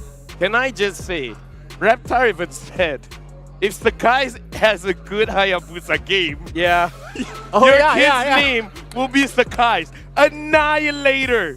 He did more damage than Super Red. Now, to be fair, MVP is still Super Red, but still, Super Red did 3,001. Not just normal 3,000, 3,001 damage per minute, and Sakai's did more than that. Yeah, Red Giants was able to, Colius, you were telling me, as long as it gets to the late game, Red Giants will have a way to find a turnaround, to turn this game around. And their turnaround was just one snap. It led to a win immediately. Super Red got the MVP here. How he handled that last team fight in that scramble was so good, because he knew how much of a condition he was, that if ever Red Giants won that team fight, they can go ahead and end it right away.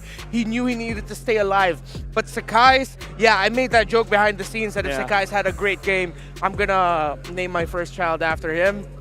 Let's see if that'll happen. That'll be so far from the future.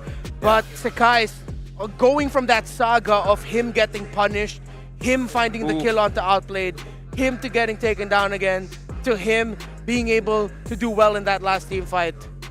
Gorgeous timing that final slash as well. The moment they were resurrected, he just swept them away. And dude, I gotta say, I think Super Red was the one calling that team fight. And it's just funny in my head where I imagine him saying to Pancake, make it look as bad as possible. Yeah. I know, Echo, just make it look bad. They'll take the bait. Yeah, Pancake, man, with everything. What ended up looking like a massive miscalculation from the roamer of Red Giants. Yeah. It turned out, I think Pancake can get away with just saying now, hey guys, I was part of the plan. Totally part of the plan. You know, it's 3 big resources, right? The Flicker, the Yeah. Tyrant Rage, even the Tyrant Revenge. Yeah. Oh my god. Everything missed. But somehow Red Giants got the win from that. Oh. I don't know how to feel other than Red Giants. I'm not even surprised anymore. They just seem to always find ways like these. I mean, congratulations to Red Giant, but for all of you at home, you guys can take this as a life lesson. Just because it looks bad doesn't mean it'll end bad. Exactly. Things can turn around. Stay optimistic. It's just a bad play, not a bad game. Keep your head above water. And like I said before, about the chemistry, if the chemistry is good, it can make the default to be initiation. Like, you're just correcting the movement from Pancake. That's a chemistry. Yeah, also one of the biggest problems there for Echo in that last team fight was that Sanji so out of position when everything started, when Echo decided to push it. When the feathered airstrike of the Farsa was dropped down, Sanji was the furthest from the other members of Echo. Go just found him, they got to stun him down and then burst down Sanji. Without that Valentina, that team fight for Echo just it was Sakai's. So difficult. Yeah, Sakai's came in as well. Yeah, and so then Sakai's coming in as well to take him down. Red Giants, they every time. This is why I gave a point in my prediction for Red Giants. Because I am no longer surprised if Red Giants finds things like this. This is the new Malaysian bole. Dude, like I said, I would be so surprised if Claude was let through. Yeah. And they let it happen. I don't think it will happen again. Because if it does, then I don't know, man. You're asking for it at that point. Yeah, but it's funny because we were talking about it beforehand. If ever Echo lets the Claude through, they drafted a lineup that will delay the Claude farm, which it did. They take that condition. But then when it came to the team fighting, again, I think we're starting to see here the, dare I say, the chemistry thing around Echo, man. They don't always seem to be at the same page when it comes to key moments like these. Now, here's the thing. I just got to say, the Snapdragon Pro Series is made possible by our amazing partner, Snapdragon Elite Gaming. And here's the thing. They're not just helping out for the event. They're helping out the players, giving them the absolute best gaming performance in the smartphone devices that they're using on stage. If you guys want to experience it for yourself, make sure you guys get the chipset, Snapdragon Elite Gaming chipset, because it's amazing. Gives like what, 144 FPS. Yes, that's the one. Yeah. Kind of experience. So thank you very much. It's a great, because of that, I get to see Red Giants win against Echo. In fact, shout out to the Malaysians that did not trust in them. He's so happy. Yeah. Look at LaFell. No, look at that. Take a quick look at the camera. Here's the thing. Is it weird for him to say, I'm not happy because they win? I'm happy because of how Pancake botched absolutely everything. Yeah. And it still worked out. That's why if you are talking to me like, what is the winning points from the Yoodo Red Giant? I think it's not because of the strategy. I think it's because the goddess of fortune are behind them. The goddess of fortune. Yeah. Thank God. Is there a Malaysian or Indonesian goddess of fortune? I mean, like, Muslim, we only believe in one God, so no. Oh, that's true. That's true. Yeah. Yeah. Anyways, I do agree. It's kind of lucky. But here's the thing. If you do it twice, it's no longer lucky, man. Yeah. You generate that for yourself. But can they do it again? Because you know Echo. Yeah. Will Echo let that happen again? Here's the thing. Yes? In FPL Philippines Season 11, one of the things the community, the casters, everyone really pointed out about Echo is that there always seems to be this moment wherein Echo, they're in the lead, and then they'll just slip their way. Either they stayed too long around the base, trying to siege, trying to end it, or there's something they overlooked in a team fight. We saw both of those things in one game. Now, Echo, they are a team that can learn from their mistakes. But they're not a team that learn quickly within the series. sometimes it's over time. That's why they ended up becoming champions. They went on a hot streak, they went on a low streak, a loose streak, and then they became the champions in the Philippines.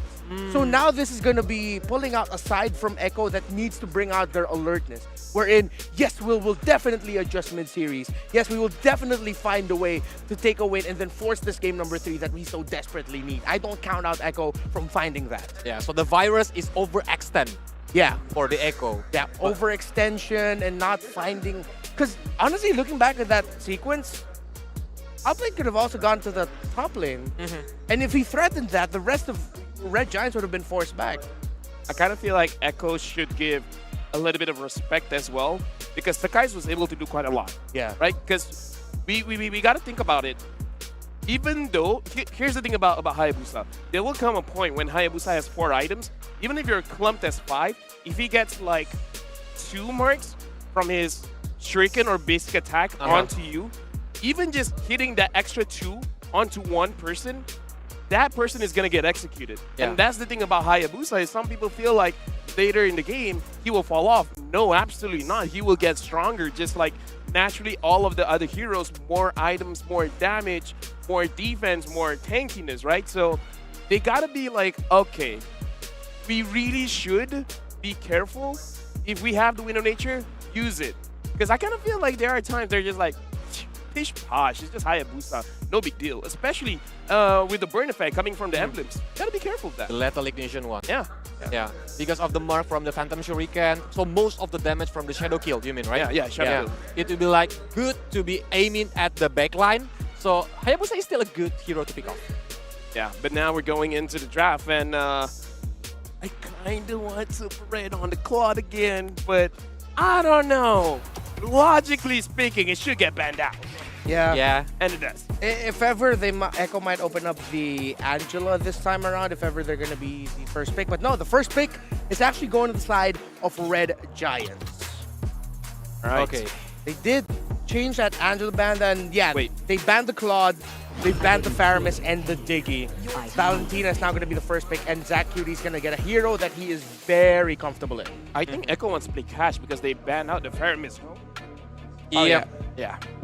Kaja? So Kaja, yeah. I'm thinking Kaja. If not, yeah, at this point, I'd rather give the Divine Judgment instead of the Minotaur ult. Oh, yeah, definitely, definitely. Yeah, because Red Giants, oh, yeah, they're gonna counter Or well. he wants the Cho. Oh, yeah, the Cho would be a good pickup. Cho is good.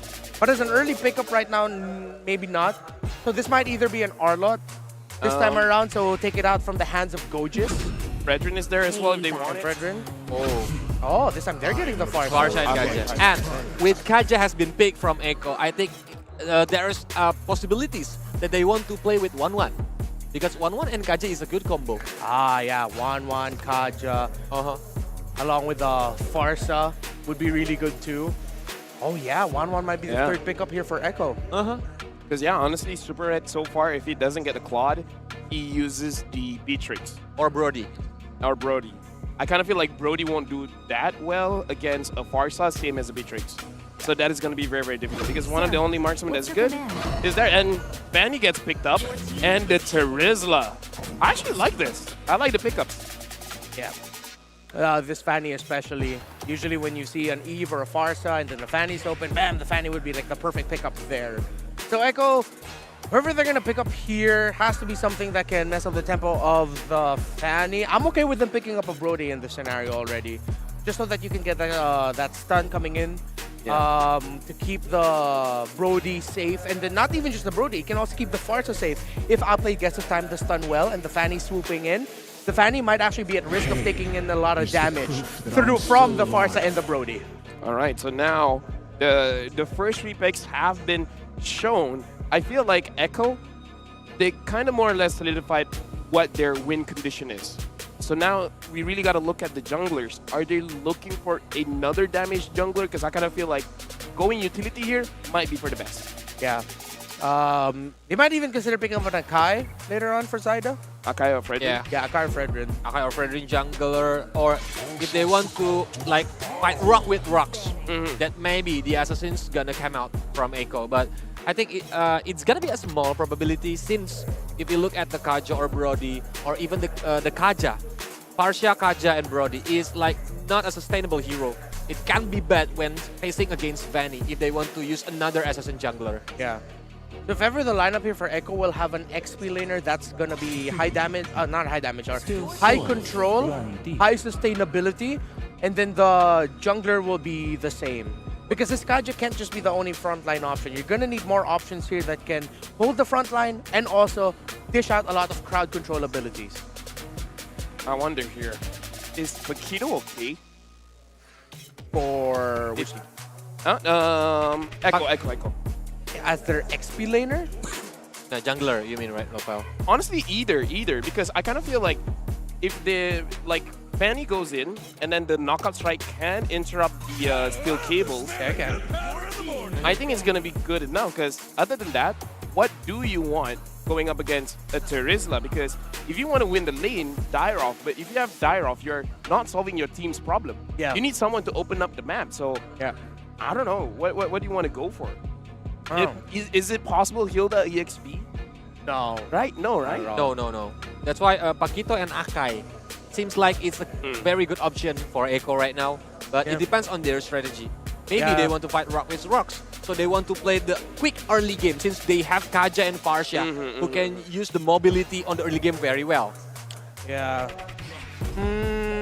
Looking at the hero pool of Sanford, this might end up becoming a Lapu-Lapu pickup in their XP lane. Although the Paquito that you mentioned makes sense.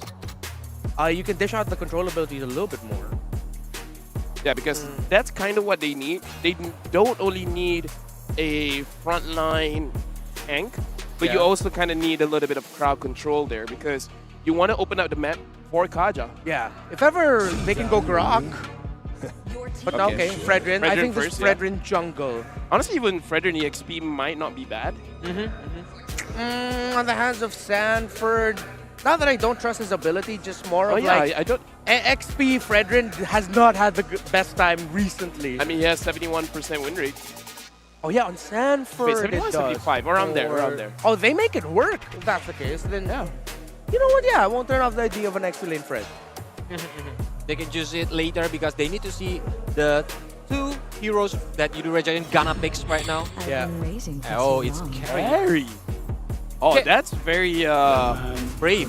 Very brave. Yes, Yeah, I because agree. Very brave. Echo have Kaja, Echo have Parsia. It's the nemesis from Carry. Yeah. I like your word choices there, and I agree. I'm gonna stick with that one. So, what is the last pick here? Because again, could be Flex Fredrin, could be EXP, could be jungle, could do well in both. If they need more damage, maybe can Bane. Deadly Catch can stop Vanny when using the steel cable. Yeah. I'm leaning more towards Martis here. Or Bane. Yeah, Martis or Bane. I'm okay with either. They need something that could potentially balance out the... Either ways, we're looking for a fighter here. Yeah, fighter, crowd control, burst. Right, 5 seconds down and use Zong. So it is going to be... Oh! So Sanford's like, okay, you know what? Playtime's over. Let me just try my very best to 1v5 this. He's using his trump card. Oh, this is going to be very interesting. I kind of want to know how Gideon feels seeing Sanford on this Yuzong. I'm feeling really good about it. 1v5, the man is willing to put this team on his shoulders and carry them across the finish line if necessary.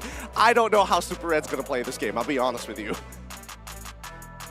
No idea? None? I didn't get addressed, Gideon.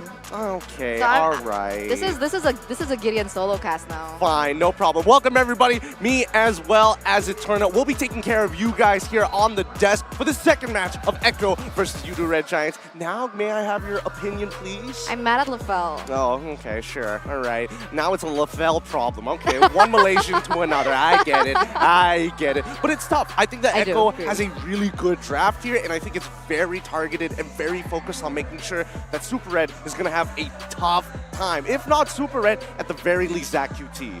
I understand that, but I think we're shifting focus a little bit too much on the gold laners. Remember, this is a Fanny in the jungle, so even if, let's say that becomes an issue, there's always still the Fanny to be able to shift that focus elsewhere or even find more trades on the board with that lack of focus onto Sakai's here, especially that we know that Sakai's is such an impeccable assassin player.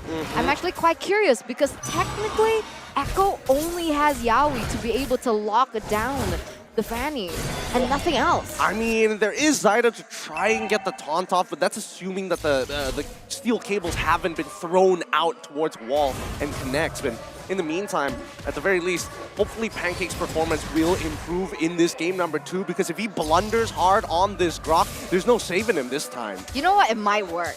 Right? Because like in game number 1, we were like, no way it's gonna work. And then it worked out. And here, you can even see how aggressive Sakai is willing to play with all these penetration, more damage items, and even the lethal ignition on top of it as well. Looking for more picks, doesn't really mind that in terms of these objective plays that maybe Zyda might get the better of it. But we'll see how this pans out, and let's see if Echo is willing to give up these pickoffs away and to the Yoodo Red Giants. Yeah, I mean, Yoodo Red Giants were willing to make sure that, hey, we want to be able to win the draft overall, but the lane matchups can get a little difficult, especially by this gold lane side, right? Outplayed, he's not going for tenacity this time around as they look for the dive on towards Sanford's side. Oh, they find it! Instant execute. Sanford trying to get the Petrify off his skies, but it just didn't matter. And that's the benefit of getting penetration as one of your first talents coming in, right? That damage that you can have, that pressure, and that killing potential coming in. And look here, is going for it again. Yaoi actually forced to retreat there as both of these heroes, they want to collapse onto the next neutral objective, but I don't think Zyda is actually going to let this slide. We'll see. Pancake hasn't hit level 4 as Pancake tries to reset this turtle. Zyda positions himself to maintain this aggro, and it looks like they might just have to give this up. Black Dragon Form's coming in, and Yoodo Red Giants, they do not want to deal with this whatsoever. No, they're just going to let it slide again. That's what I was trying to say. They're going to look for more pickoffs, and they're going to try and help out the gold laner for sure. Outplayed isn't in too much trouble in this matchup, so they do need to support Super Red in order for him to not get taken down or shut down from that early game. That is true. Gojas, he's positioning himself very aggressively from this wave. Yep, and there we go. Instantly, when you position yourself that aggressively, you're bound to get punished, and Yaoi will not let you go. No way. There's so many wings on Echo. There's Sanji, there's Yaoi, there's even the Black Dragon form, so many wings. I mean, would you consider it wings though? I mean, on a technical scale, I mean, yeah, you kind of just levitate, so you don't really see the... Oh, whoa, hold up. Sky's still in the middle of this, able to get his hand, but he's going a little too far for comfort this time around, and they don't find the kill, but at the very least, they maintain some pressure or some semblance of pressure to alleviate Super Red on top side. Yeah, they need it. They need it. They need to be able to help him out because we see how weak Carry is in that early game. Going against such a bruiser in that early game like the Brody is not going to be easy at all. And looking at this, despite no one being traded back so far, I might be wrong, Stanford! Guys makes it out just in time. Wow. Oh, that momentum right at the very end as the second cable connects gets him out. A good punish onto Sanford's side. I mean, first of all, let's start at the very beginning of that play. Zach UT's spacing is impeccable. He survives the initial jump from Sanford into Petrify combination, doesn't get locked down, and as Sanford walks away, I don't think he was expecting to get collapsed on so soon by Skies in that fight. And now, that initial 1,000 gold lead that Echo had, look at it. It's gone. Only 300, only 400 for themselves right now. As you can see, Echo, they're looking to kind of push it even further. They want that gold gap. They want to be able to snowball. And look at this. Yep, they find it outplayed on that top side. Solo killed by Super Red. Good play coming in from Zach QT with the Divine Judgment. Not a solo kill, my bad, but this forces Echo backwards as Yoodo Red Giants, and especially for Skies, happily farming away. You may take the turtle, only because I let you. The mind games coming through from both of these teams, man. It's not getting any older than it was before. Echo now with barely a gold lead. No way! I told you! Away from Zyda! What is that? What is that attitude? I love it. I love it. He knew, for some reason, he was risking it. He goes in and he expected, if Zyda used this Retribution on Turtle, it wouldn't be back up if he's on his purple buff. So I'm just going to check it real quick. In the meantime, Yaoi getting punished by the wild charge coming in from Pancake is outplayed, is able to secure the tier 1 down by topside. Well, up by topside this time around, but Yoodo Red Giants is making Echo hurt for every move they've made in this game thus far. Yeah, that's going to be another tower conceded for the Yoodo Red Giants again. Wow. I don't know. I want to actually see the items so far because I feel like this gold lane is going to be very interesting. But meanwhile, in the bottom lane, that's a lot of 1v1 plays and even a top side. Well, penalty zone already landing on towards Outplay side. He's in a lot of trouble as the Divine Judgment pulls Pancake away. Outplay gets the live, finds the kill on towards Pancake. And Zach QT, he's on the run, but Zyda ain't gonna let him through as Sanji finds a kill of his own. Kojess needs to finish him off, doesn't find it. This time, Echo claps back. And that's just like that. The turntables, ladies and gentlemen. Yoodo Red Giants, it felt like they found their form earlier on, but this is the instant switch up coming in from Echo, now picking up a 2,000 gold lead. And this is why the casters earlier on, they also mentioned that they need to be careful of the high ground coming in from Sanji. How much damage that he was able to deal with the lethal ignition on top of it. No trades back whatsoever. 2-0-3 KDA. This is looking like a perfect game for him. Ooh, outplayed, having to flicker away from Skies. He does not want to be left alone against that Fanny. But in the meantime, Echo once again will be able to secure another turtle. This is going to be the third one and the final one of the game. And Sanford so far, I mean, as much as I love him playing this Yuzong, he has not been able to hit too many Petrify combos throughout the match so far. Maybe not yet. Let's be like optimistic, right? I don't know. I feel like he's utilizing his presence more to just shift Yoodo Red Giants a little backward, right? And now Echo being able to utilize that space, they're going to be able to get a tower in the bottom side. Meanwhile, Yoodo Red Giants unable to clap back so far. As we take a look at the items, so in that previous team fight, Sanji actually didn't have that lightning truncheon, so that was pure damage coming out from the Clock of Destiny. Now imagine without the respect items coming in from the Yoodo Red Giants just yet, that's going to be a lot of damage being able to put onto Yoodo Red Giants in those team fights. Yeah, Yoodo Red Giants got to be starting to rush for some magic resist. You can see on Grok, he's already got his cloak, while even Terizla himself is slowly building up. I'm not sure what whether he's going to go for the Athena shield or try to greed out with the Oracle. We'll see in a little bit. It's the Feather Airstrike coming in from Sanji if they want to take this tier 1. Gojess and Pancake will see Zyda walk up as they want to invade, but they find the Divine Judgment on towards Gojess' side. Now, penalty zone on towards Outplay. Sky's trying his best. Cutthroat as well finds the trade kill. Regardless, it is 2 for 1 in favor of Echo. And Zyda underneath the turret still goes. Sanford wants to chase them down. Finds the Petrify. Gets the shot residue. Does not get the kill. Almost with Yaoi's last empowered auto attack almost taking Super Red's life. So close, yet so far. 2 for 2 trade. Who would it be worth it for, right? Because in one side, Yoodo Red Giants, they actually go, wait a minute, quick! No, Pancake is done for, but this sets up for Skies. No, wings by wings. Sanji gets on out of there in time, and they secure a tier 1. So now it's worth it for Echo. So 3v2, but unfortunately, they have to take down Outplay. But at this point, is it not a bad trade? Is it not a good trade is what I'm saying? It's a phenomenal trade for Echo. Like, this is everything that they could ask for, right? I mean, despite it being 2v2, they are going to get their battle spells a lot faster than Sanford. His trigger figure on that Petrify. As soon as this off cooldown is coming for it, Divine Judgment once again, they find Gojess. He takes a bit of damage. He's a little low. He could go for a penalty zone, but Feather Airstrike is going to commit. Hit land on towards 3. Sanji is able to get his Skies, secures Lord and a kill, and gets to walk away. Daylight robbery! That is so messed up because Zyda is level 12, Gideon.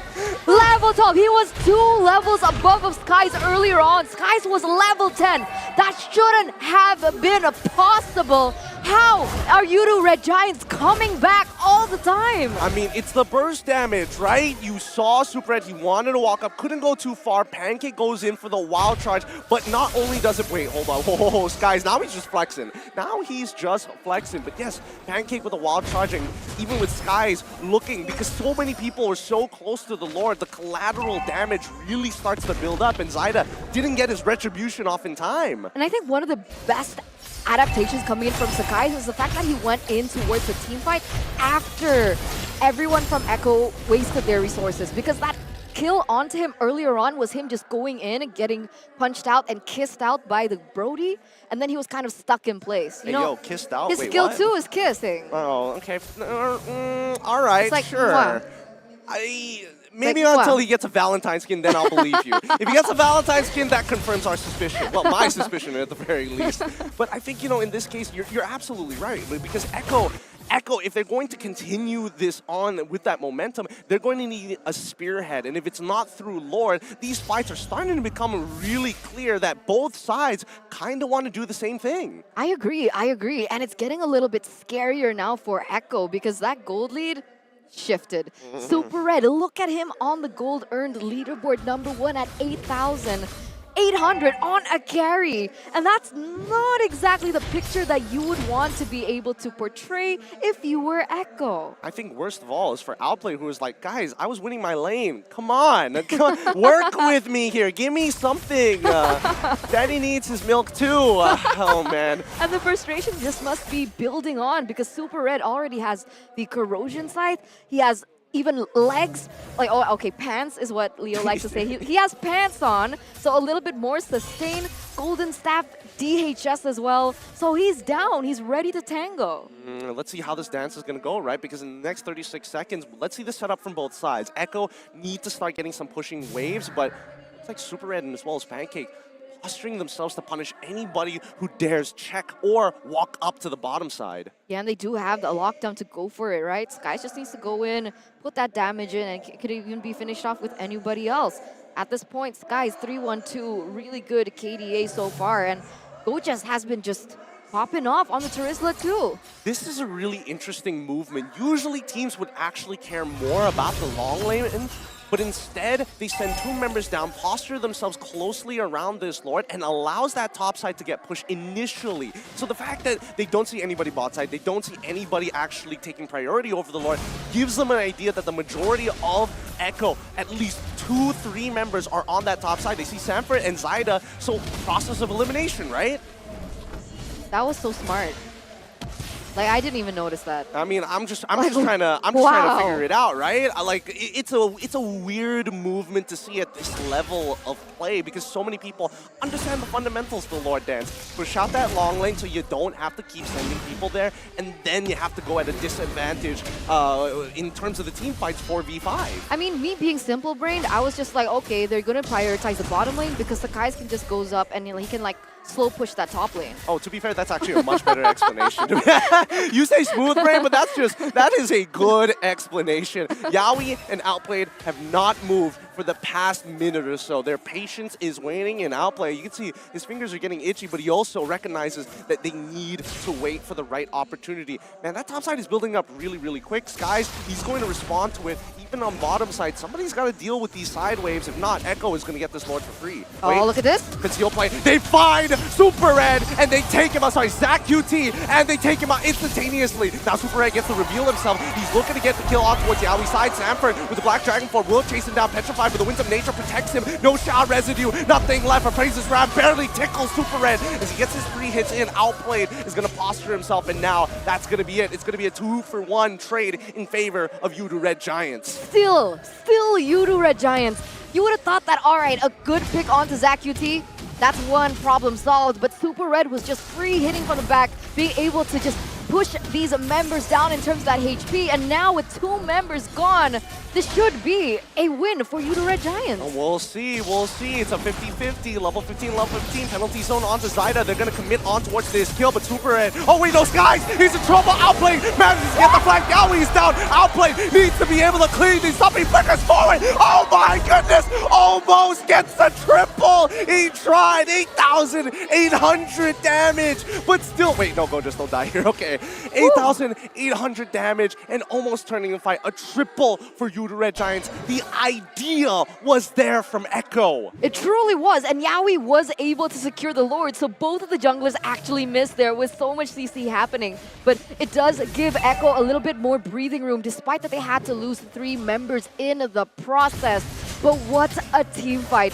Yoodo Red Giants, This is a different Yoodo Red Giants than what we saw yesterday, Gideon. They're looking super scary. And remember, if Yoodo Red Giants can take this point away from Echo, that's the M4 champions taken out of the SPS run as a whole. Well, I wouldn't put them as M4 champions because this is not the main lineup. I would say that this is going to be preparation for the next generation of Echo. And don't get me wrong, I love Echo as an overall team. I love their organization so far. And the next generation, they look good. But in terms of prep, Yoodo Red Giants have done an insane amount of preparation for this matchup. It's clear in their macro movements. They understand, well, not only understand, it feels like they already know what Echo's habits are. I wanted to say it like that because it sounds cool. It does sound cool. I know, I agree with you. It's not as accurate, but it sounded cool, man. Look, if my goat ain't there, it's not the same. All right, that's fair, that's fair. But taking a look at the damage leaderboard here, Sakai's and Super Red, and you start to question why. Why do these two players always have the largest output of damage? It's because they remain untouched in these team fights, and the same can be said for Sanji. Echo, so far, every time they go in for these team fights, they punish Zach QT, forgetting that Super Red and Sakai's can just come in and just, you know, whack, whack, whack, and everyone's dead. I don't know. I feel like I can understand the explanation for Super Red, but Skies, I feel like half the time he's rolling a D20 and he's just hitting nat 20s each and every time. Like, he's getting these big crit hits when honestly he shouldn't be. Let's take a look at the items. You meant Sakai's, right? Yes. Malefic Roar, BOD. What else he got? What else he got? What else he got? Blade of Heptases as well. And Heptases on top of it. Big damage indeed. So he's actually building Assassin here, right? He wants that initial landing of damage to hit, and that's what we're seeing. And, you know, actually Sanji wasn't taken out by his skills, but he was taken out by the dot coming in from that lethal ignition, so that's why he chose it. Yeah, I'm again, as the game progresses, right, that lethal ignition damage is only going to get bigger and bigger and bigger. It's so relevant these days for Assassins if you're looking to burst out that one guy. Sanford could have taken it for himself on this Yoodo if all he wanted to do was just chunk down Super Red, but his sustainability is also extremely important. It's about balancing and weighing the odds, but here we go. The Lord Dance begins. Back to a 50-50 here, but look at the positioning coming in from Outplayed as well as Yaoi. They're looking for a pick, but he might not be at the right place. Or are they looking for a backdoor? Wait. They're slowing it down. Echo was looking like they were blitzing it. Pancake tries to get the reset, but doesn't find it just yet. The Lloyd can still hit over the Nature's Barrier. Yoodo Red Giants are not by... Oh, Skies. Oh, what's the call? What is the call? This is a different pattern, and you can tell that it's a bit awkward. They get the reset finally, and YRG now responds to the top side of the top side wave. Oh, they're opening up. They're looking. They know that something is off, but they don't find them. Oh, this is so... I hate this. The tension is palpable. It's so thick in the air as well. And now they've waited it out. They're waiting out that purple buff. They know that it's coming back up in about 2 more seconds. Echo, how do they respond? I mean, right now, it looks like the Brody is going to move around it. Oh, it gets resetted by Pancake! Pancake, what a nuisance. Echo, a little frustrating, but Echo has been playing very, very patient. They'll do this, and they'll set it up all over again. Let's have a look at the items in the meantime. That's so annoying, though. How do they do this, right? Because at this point, a lot of people are already full items. Even the carry goes for a little bit more sustain with that rose gold meteor. Oh! Yaoi finds it! He gets the guys, and now they can almost guarantee this. Oh Lord, Yoodo Red Giants, they're not scrambling just yet. They're looking to reset this and buy as much time as physically possible. Sanford with the Black Dragon 4 has found the flank. It forces out the Petrified, and Super Red has to use the Winds of Nature. Zyda will secure this no matter what, but Yoodo Red Giants are looking to take the fight regardless, and they're trying to peel on back. Yaoi slays the Lord, and Gojas gives up his life so his team may retreat. Loverboy to Lord, a Slayer real quick. That's 2 Lords that he was able to take. Not really sure what's going on, but now Yoodo Red Giants, they're on the back foot. 2-for-1 trade. Skies and Gojas, only Super Red to be able to clear these things out.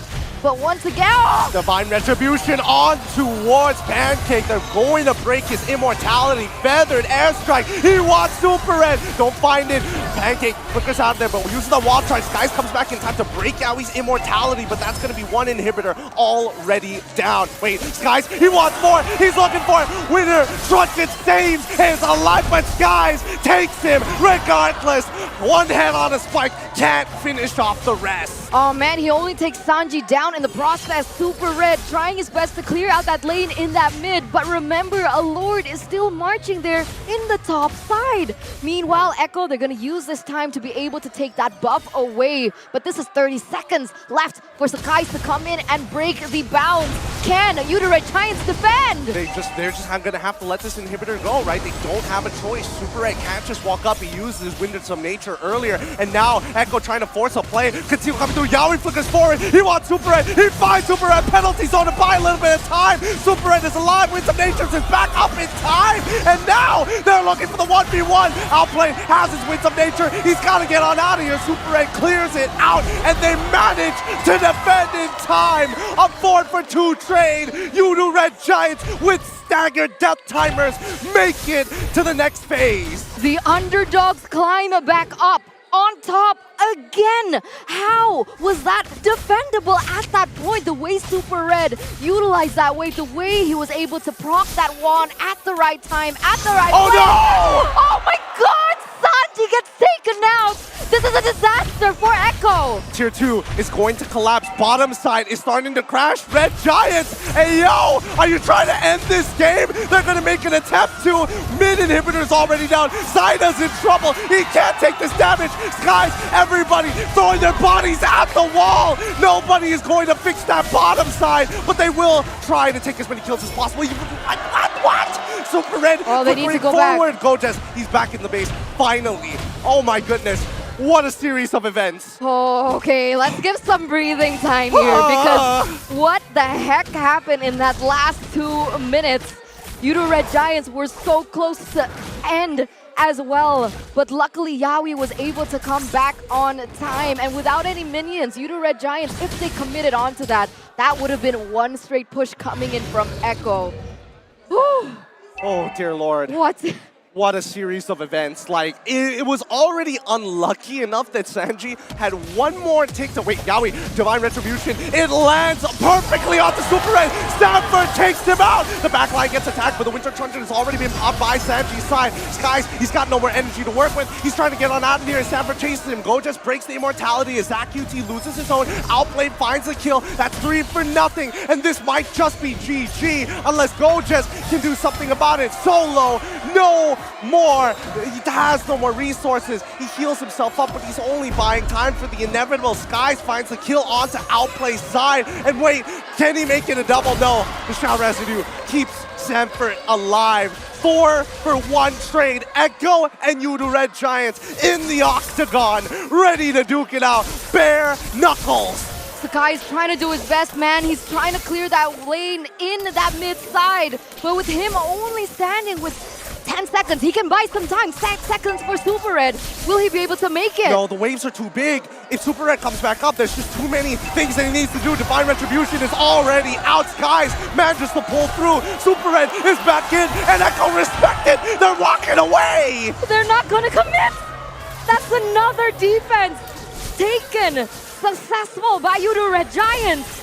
Gideon, I did not expect this kind of play from both of these teams, but this is what we're being given. This is one hell of a match right now, and Yoodo Red Giants, I don't know. I think they call for a defense. Why? Don't step out of your base right now. You gotta clear those waves. And Echo, they are playing really well at the same time. I really don't know who's going to win this match now. I mean, at this point, Echo, they have more to work with, right? With only one inhibitor turret down, those lanes are going to be crashing in favor of them in that top and that bottom lane. So there's more housekeeping that Yoodo Red Giants needs to do before they commit onto this Lord. In the meantime, Lord Dance has started again. Pancake trying to reset it. All 3 waves pushing into Yoodo Red Giants. They have very small windows, and like we saw the last time, Echo is very good at abusing these timings. Wait, if they open that sentry, do they see Yaoi in that bush? No, they don't see him in that bush, but oh no. Not gonna spot him out. And Pancake, he's too busy trying to reset this Lord that he can't open up maps. So the only other person who can do it is Gojes. You're right. But even that, they will have enough damage to shut him down. I mean, at this point, right, outplayed. Even Brody, I know they say Brody falls off late game, but he actually went for Weapon Master as well this time around. So he is going to scale a little bit better than Brody that we're more accustomed to. Oh, here we go. Conceal play. Gojes, he spots it out. He sees Yawi, and now he starts posturing aggressively. He doesn't mind it dying for it as long as Super Red is alive. They might be able to turn this 4v5. Pancake and Gojes, spearheads of Yoodo Red Giants, posturing themselves. Feathered Airstrike coming out towards Zach QT's side. He gets on out of there. That's one down. Black Dragon Form is trying to zone out the rest. This guy tries to go for the steal. Yawi locks him down with the Divine Judgment just in time. Gojes in the middle of all 4 members. They might just call for the fight. So far, Super Red gets a couple of auto attacks in, but not enough. Immortality bought by Gojes keeps him alive. Now it's on the defense for the side of Yoodo Red Giants. All right, that's going to be another Lord secured by Echo. And I felt like that whole animation was kind of funny. Because like, Sakai's is like, okay, I'm coming. And then Yaoi's like, nope. And pulls him in. Literally stops him in his tracks. Yeah, I was literally flying there. All right, but this is the situation that we're dealt with. Echo already has a Lord marching down there in that mid side, but oh no, not like this. Yeah, Skies is trying to proxy and stagger the waves as much as he possibly can, and then recall back to the base. He still needs to be with his team. He still needs the gun out for outplayed. This is so nerve-wracking, man. Yawi goes in for a concealed place, looking! He wants Super Red, doesn't find it. Penalty zone to look to punish them, but 2 flickers are already out, and Skies goes in. Winter Truncheon already being expanded by Sanji as Sanford has used the Black Dragon form. The taunt lands onto Pancaking Gojes, but not going to get too much. Now, here comes Skies once again. After the recall, places Red, Gojes ends up dying, and that's also Skies dying at the same time. It's not good. It's falling apart. Petrify is the Black Dragon tail to finish off this game. It's Echo who takes game number 2. The Orcas have equalized in game number 2 of this best of 3 series, forcing a game number 3.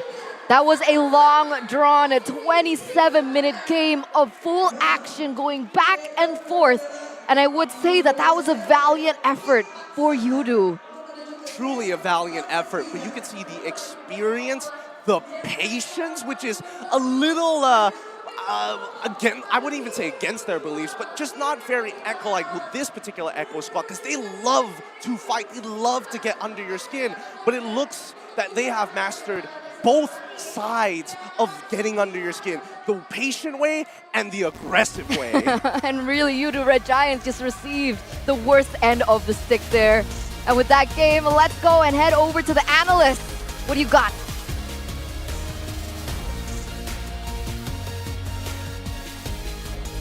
With the first best of 3 going to 3 games, the first 2 games are already legit.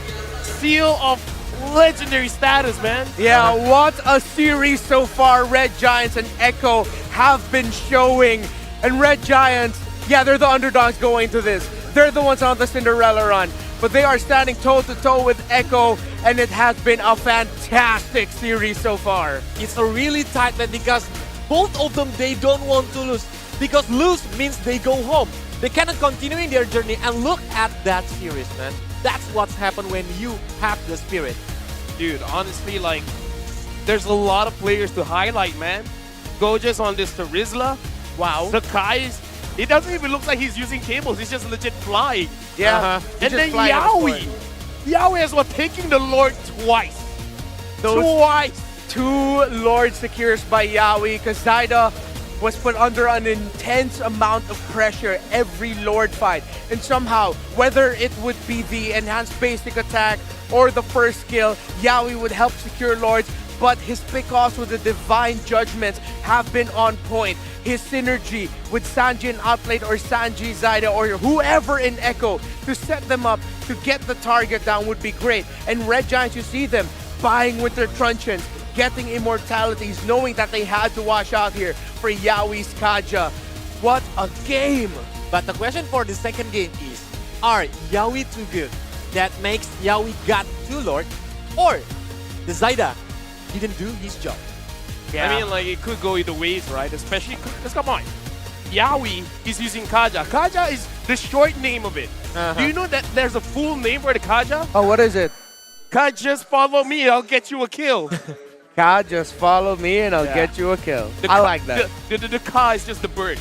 Get Ka. Oh, because he's a bird. Yeah. Ka, just follow me. Oh, I like it. Yeah. I don't, but all right. I try my best, okay?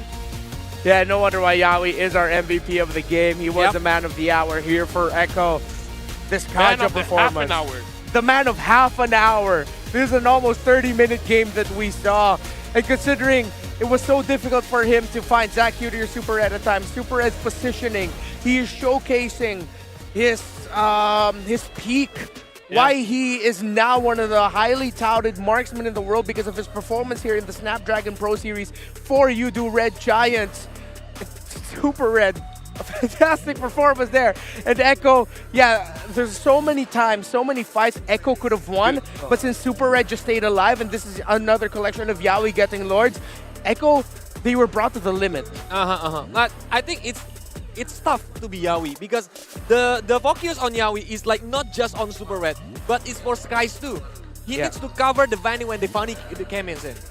Yeah, it even got to the point where it seemed like Echo adjusted their play and say, yeah, we're watching out for Sakai's, but Sanji has the Winter Truncheon or the Immortality anyway. So they just left him and said, we'll just fight forward. Because every time they reacted to Sakai's always going to the back, that's when Super Red and the rest of Yoodo Red Giants would go forward and punish Echo. But then Echo said, we can just leave it. Let's put our focus onto taking down Gojis or Sakai or Super Red and then Zach Cutie. And then that's how they were able to eventually end the game with their Lord push. I gotta say, for anyone watching, either here in the stadium or at home, if they're watching and they're not fans of Echo or Red Giants, I gotta say, they were shouting for a lot of that. Echo, mate, please. Red Giants, mate, please. They're just like, because we're here, and then the crowd is here. They were reacting to everything. Every moment. Everything was good for them. Yeah, non-stop. You'd hear one crowd, shout when someone gets something wrong or right, wherever. I think right now the crowd here in the Stories tonight are just appreciating the fantastic MLBB action that we're seeing. Exactly. They're esports fans at heart. Wow. That's why if you are still at home, especially when you stay at Jakarta, please come here. Please join us. Yeah. Come on down. Come on down. Still so many seats available. Yeah. Seems like all the other people who bought tickets are just waiting for the last day. But no, the second day already is an amazing start. An amazing series. Dude, this is a best of 3. Imagine if it was a best of 5. Oh, man. We're going home at 3 a.m. tomorrow. Well, now game recap here. I gotta say, after watching that game, I don't think draft is the problem. Everyone utilized everything well. Yeah. Everyone utilized everything well. The timings, there were errors on both sides, but less errors, more just highlight plays. You mentioned Gojis earlier. His entries with the Terizla is one of the reasons why Zyda had such a difficult time retrieving. Because the timing of Gojis, he maximized that knockup time and time again. Yep. You can't retry when you stun. Because of that, both of the teams are it's a waiting game. They don't want to like doing some gamble movement and make the team loses. Yeah, waiting game was the right. It got to the point where they were just waiting for key abilities. Is the feathered airstrike up? It's the way of the dragon. Dragon Wave. Black Dragon form. There we go. We have 2 dragon abilities here, all right. So that's messing me up. And then, of course, you have to watch out for the Fanny, the Valentino, and everything. I feel like out of everyone here, Zach Cutie had the most difficult game. Definitely, because despite everything that was going on for Yoodo, he had the lowest KDA across Yoodo members. Yeah, because every single time he wants to go into the fight, he has to be worried of the Kaja. And sometimes I kind of feel like he has to be waiting at the wings just in case if something goes wrong, right? And sometimes when we look at the KDA, it's just either Sakai's goes in, try to get a 1v1 kill somewhere, or Super is just hiding around and then just eventually getting those kills. Yeah. All the tools that Echo had for collapse team fighting, every time Zach Cutie was just like, oh, man, what am I going to do now? Yeah. They just confused. Yeah. You know what? No time for confusion, more time for preparation. We're going for a short break, but after this is going to be the 3rd game between Echo against Yoodo Red Giants. See you then.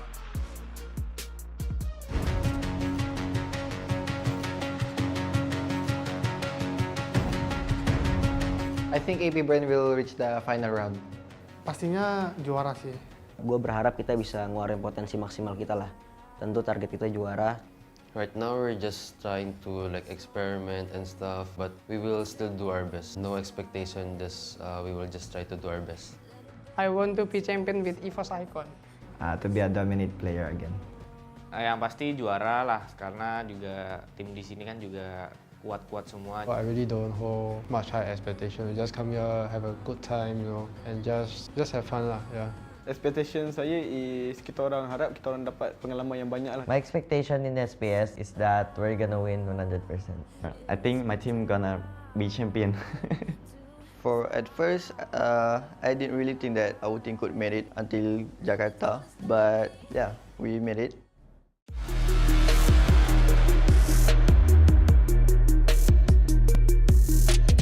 Don't mind the enemy, and also don't mind that if you make a mistake, they will bash you. I'm just thinking about bouncing back and getting stronger and learning more. I think the tip that I can give is that don't focus on your performance in the scrims or in the other games. Just focus on the game itself. I will feel disappointed with myself, but after a while, you always look back and all these disappointments, it will make you to a better person.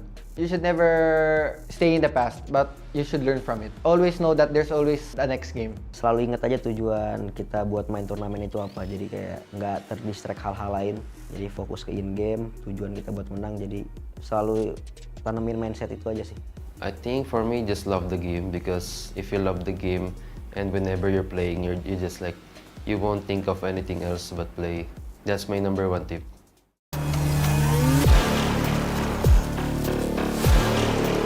I think it's the passion of every player. I think the chemistry. Buat tim kuat itu ya chemistry dan kerjasamanya sih. I would say is the amount of confidence each member have in each other. First, you should have patience with your team. You should build strong bonds. The mindset. Dorang perlu set mindset yang sama lah untuk 5 orang kan. Komunikasi chemistry itu benar-benar penting buat di game ini. Teamwork. Only Indonesia is the most strongest team. I think it's still Philippines. Buat tim sekarang ya yang paling kuat jelas Onyx. I will still consider Philippines to be the strongest region, but the strongest team is definitely Onyx right now. And team yang saya rasa cukup kuat, Echo dan Blacklist lah. Region yang paling kuat ya masih Filipina sama Indonesia lah buat sekarang. I think everybody knows it's Indonesia and Philippines.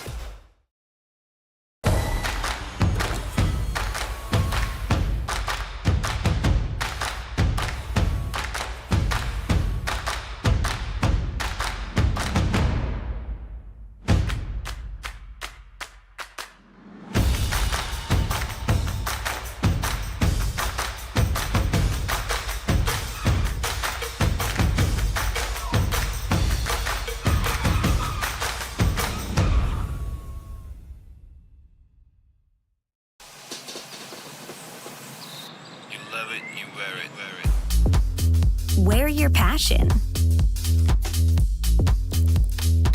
Share your passion. Wherever, whenever. Gaming is a lifestyle. Get your merch at shop.eslgaming.com. The Snapdragon Pro Series powered by Samsung Galaxy is brought to you by Snapdragon Elite Gaming, Samsung Galaxy S23 Ultra, Monster Energy, and DHL.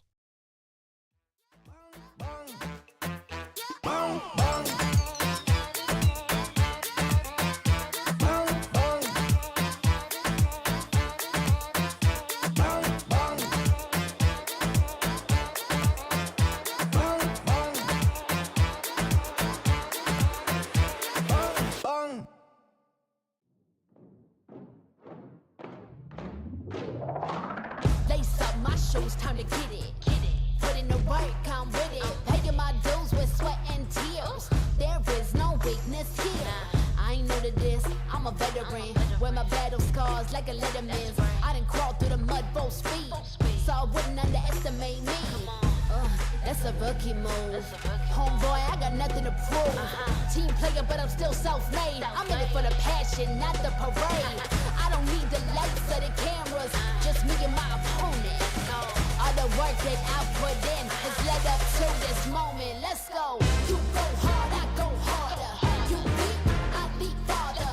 You cannot match my speed, cause I'm out of your league. I'm out of your league.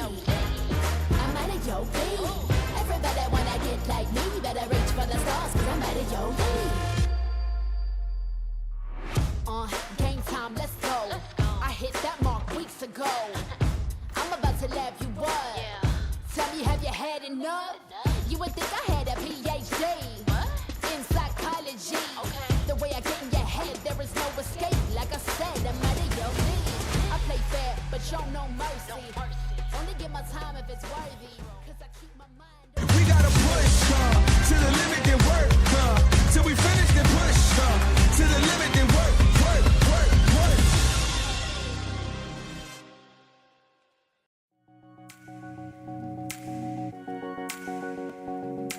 Welcome back, everyone, to the Snapdragon Pro Series Playoffs Final, powered by Samsung Galaxy. This is going to be the third match between Red Giants going up against Echo.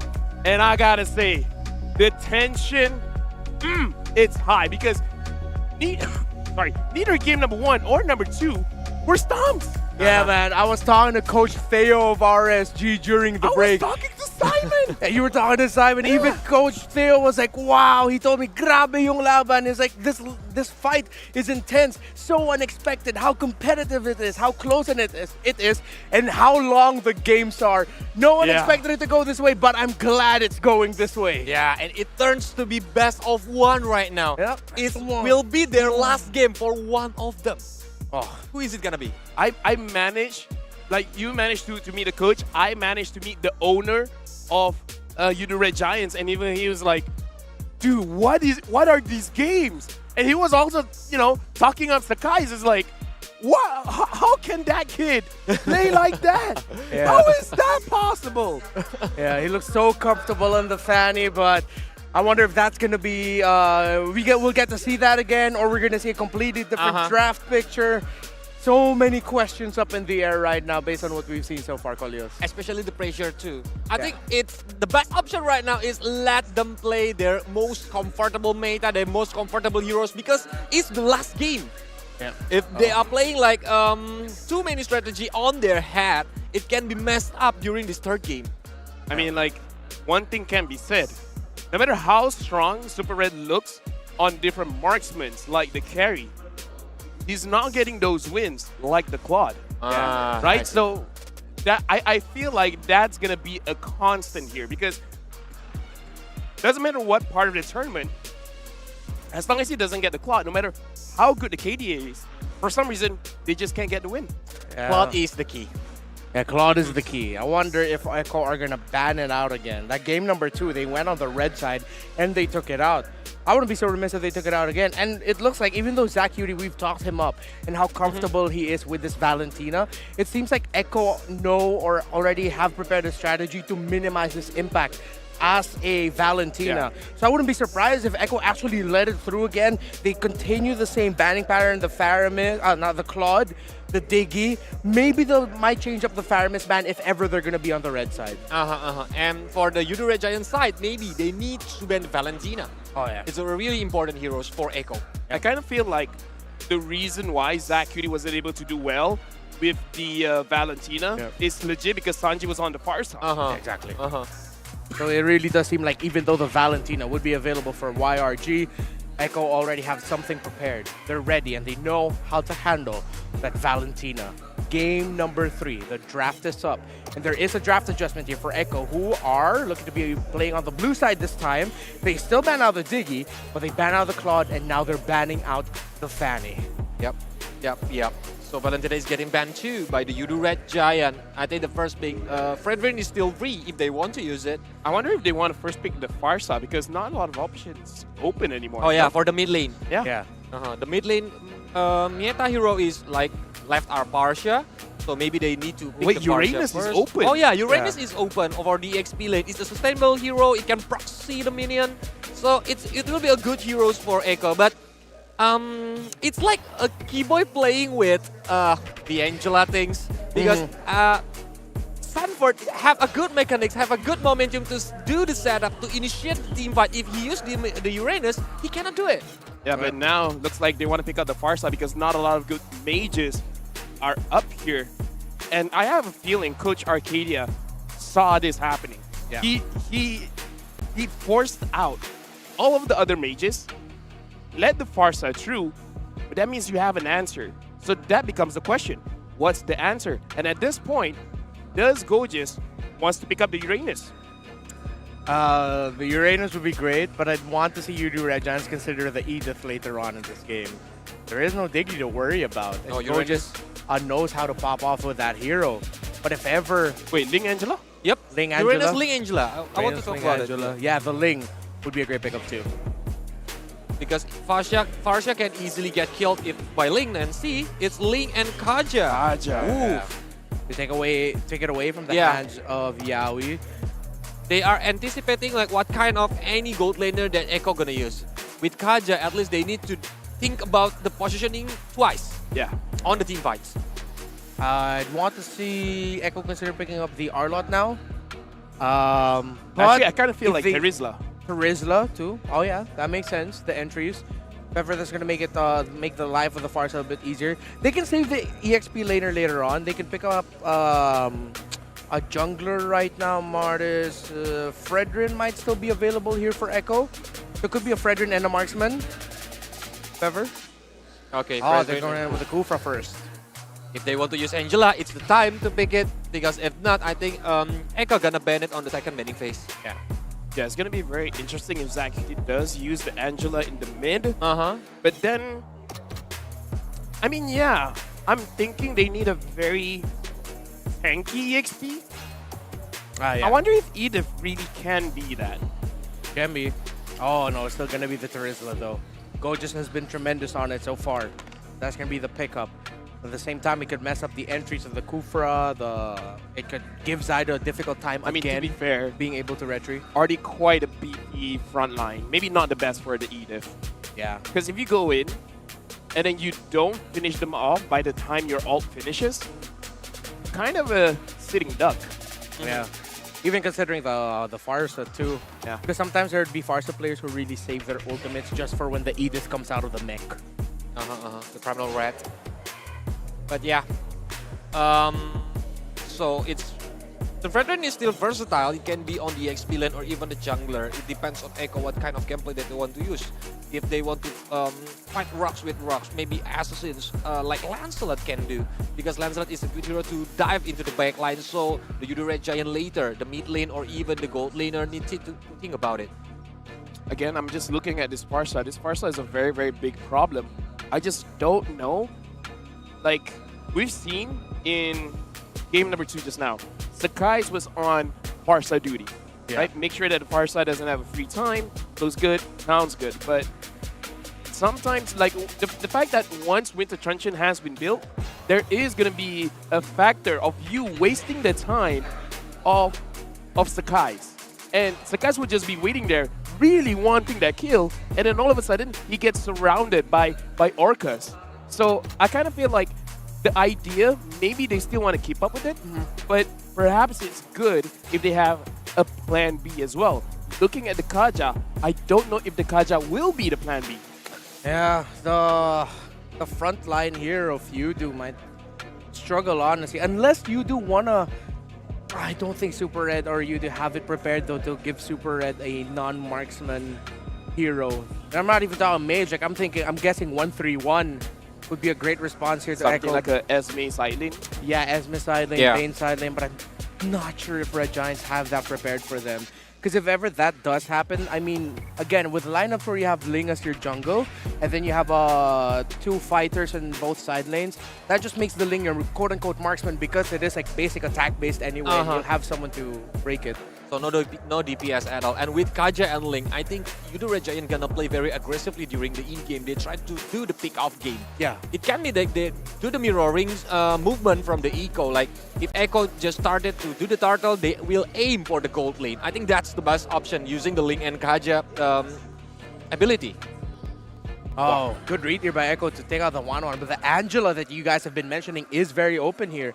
If ever this Angela gets picked up, I wonder if Sanford will consider picking up the Esme for him in the XP lane. Oh, I'm thinking about Angela mid lane, but they lack of the magic damage, right? Yeah. What about the Super Red using Harriet as the gold laner? Already taken out. Oh, yeah. It's already banned out here. Might be a Melissa even. Oh, no, but yeah, up against Farsa. Yeah. Are you willing to Leslie or no? Novaria. Okay, so they have their magic damage. But still, you know, Novaria is a coin flip. If you hit your Astral Spheres, it looks great. Yeah. If you don't, then you might even forget that there's a Novaria in the game. Exactly. Bingo. Because Novaria need the map control, need the tempo for his teammates to lead the game. Yeah. If not, Novaria gonna facing a hard time. Because there's Novaria, are they going for a Beatrix? Making it easy for Super Red to hit the sniper shots? Yeah, that's a Right? possibility. Could be a Beatrix last pick. So it'll be up to Echo to decide whether they're going to pick up the Oh, Beatrix or no, they need a Beatrix. Do you want to know why? Where's the high ground? Ah, that's true. Yeah, they need that really good wave clear. Echo should take it away at this point. And Good they read. took it away. And the Yuzhong still. Okay. Whatever they pick up, if it doesn't have a good high ground, not a lot of good defenses later on. Yeah. But again, whatever happens now, this will all be on ZachQT and Pancake in this game. Yeah, definitely. Especially if this isn't a good high ground hero. So much dive and reach on the side of Echo. Kufra, Yuzhong, and Fredrin will just provide space for the back line. This gold laner pick will be massive. If they want counter punish possibility, maybe a Melissa. But then again, they'll really have to watch out for that Farsa and try to bait things out. But right now it seems Or like they're another hovering carry. over carry, yeah. Yeah, They're carry is hovering good carry. because they have 3 tanky heroes like the Yuzhong, the Fredrin, and the Kufra, and yep, there he goes. Still the carry. Well, I mean, Wow. like, I can see how good the carry pick is going to be here, but I don't know. I'm going to throw it over to Eterna. Red Giants now doesn't look like they have a lot of high ground. Will that be a problem? Honestly, I think it might be. I mean, in this particular game, coming into game number 3 for both of these teams, I felt like Echo outdrafted Yoodo here. I think Echo had some really great ideas put in play in Yoodo. They were going for that big setup, but it was read into by Echo. They expected these adjustments, and man, I don't know. I think Yoodo have a lot of work to be putting in, but considering how the first 2 games went, despite having some bad matchups, they still pulled it back to the brim. So there is still an opportunity, but we're still leaning more toward, well, I am leaning more towards Echo. Me too. I said it. Yeah, me too, me too, me too. Echo train. Join the Echo party. Express. Echo Express. But I do agree with you. I mean, there are certain moments where it's like, you know, this matchup doesn't make sense. It shouldn't work out. But I guess like this, the grit coming in from the Yoodo Red Giants, they make these things that on paper shouldn't work out.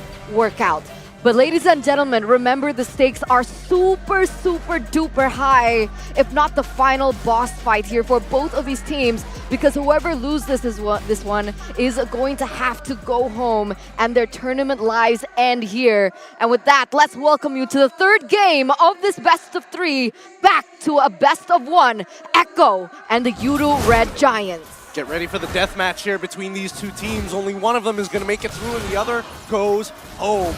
Is it going to be Echo or is it going to be the Red Giants? In the meantime, at least we can talk about this jungle matchup, because this time round, Skies, he's not going for those utility jungles throughout these past few games. All he's been doing is making sure that he is being a deadly assassin. It looks like they went for a double EXP start here, with the EXP laners and as well as the mid laners actually rushing for level 2. Yeah, and I believe that that's kind of his style, right? As you were talking about Sakai's, the fact that he has that extra oomph when he goes in for the assassins, but Pancake... He manages to flicker on the opposite side of the bouncing ball, which is really good. At the very least, he's not going to give first blood over. He's not going to need his flicker anytime soon until level 4, but that's going to happen in a while. And so does level 4 for all the other teams and the players as well, right? You can see Sanji here needs that level 4 as soon as possible, already trying to go through that EXP lane. Meanwhile, Yep, the gank on top side towards Sampus. The shot residue has been proc. The execute is going to guarantee this kill. Gojes finds first blood.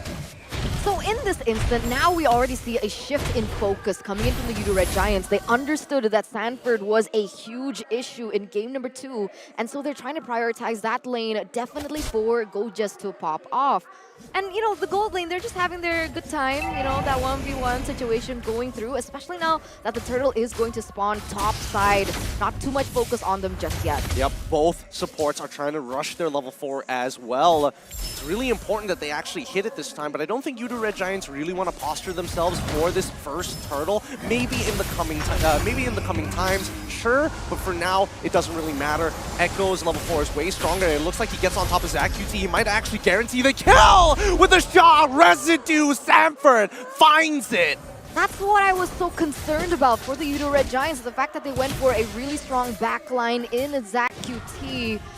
And the fact is, Sanford, Way of Dragon, goes to the backline, uses his abilities, and then he just gets taken out. So now ZachQT has a little bit more homework to deal with as Sky's here, trying to delay that buff take. Zyda, will he be able to get it? I don't know. Gojes is kind of low on mana here. I don't think he's going to have everything. He's going to go for the penalty zone. Skies is still able to secure that purple buff, but Gojes, he can't follow up on this damage because he doesn't have the mana. Not you, yeah. It's tough, right? He went in for more sustainability from the talents as well as his emblem choices, especially with the Brave Smite as well.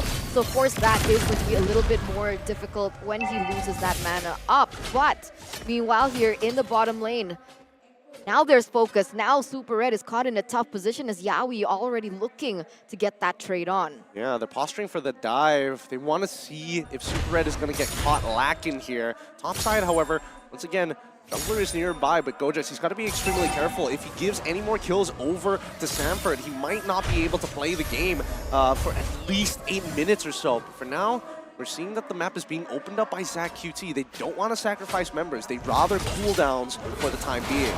But remember, if we take a look at the disparity in that gold lane, Super Red is pretty behind of the Beatrix, who just needs 1 or 2 items to be able to dish out the damage and come online. So definitely there is still an issue for Yoodo Red Giants in this first few minutes of the game, where they haven't been able to help out Super Red here in the early game. Exactly. They're trying to open up the map as much as they can, and even Sky can't seem to find an opening. He spots out Sanford, but this turtle really isn't their priority. They don't really care about it at all. It's all about getting their jungler ahead so they can use that momentum to maybe push up or at least elevate one of the side laners. And at this point, you can already see Zyda already with a level ahead of Sakai's, And with that, that should be a free turtle here for Echo, pushing them to 2,000. Yawi! Yep, he finds Pancake, he falls into the Bandit's Rage. Well, the flicker is just in time, but Sanford's here to turn it around instantly, finding another kill. ZachQT doesn't have the damage just yet. He is more of just a surveillance drone more than anything else. But I mean, at this point, that's already huge damage, seeing as he's only completed 1 item so far. Not even an item, actually.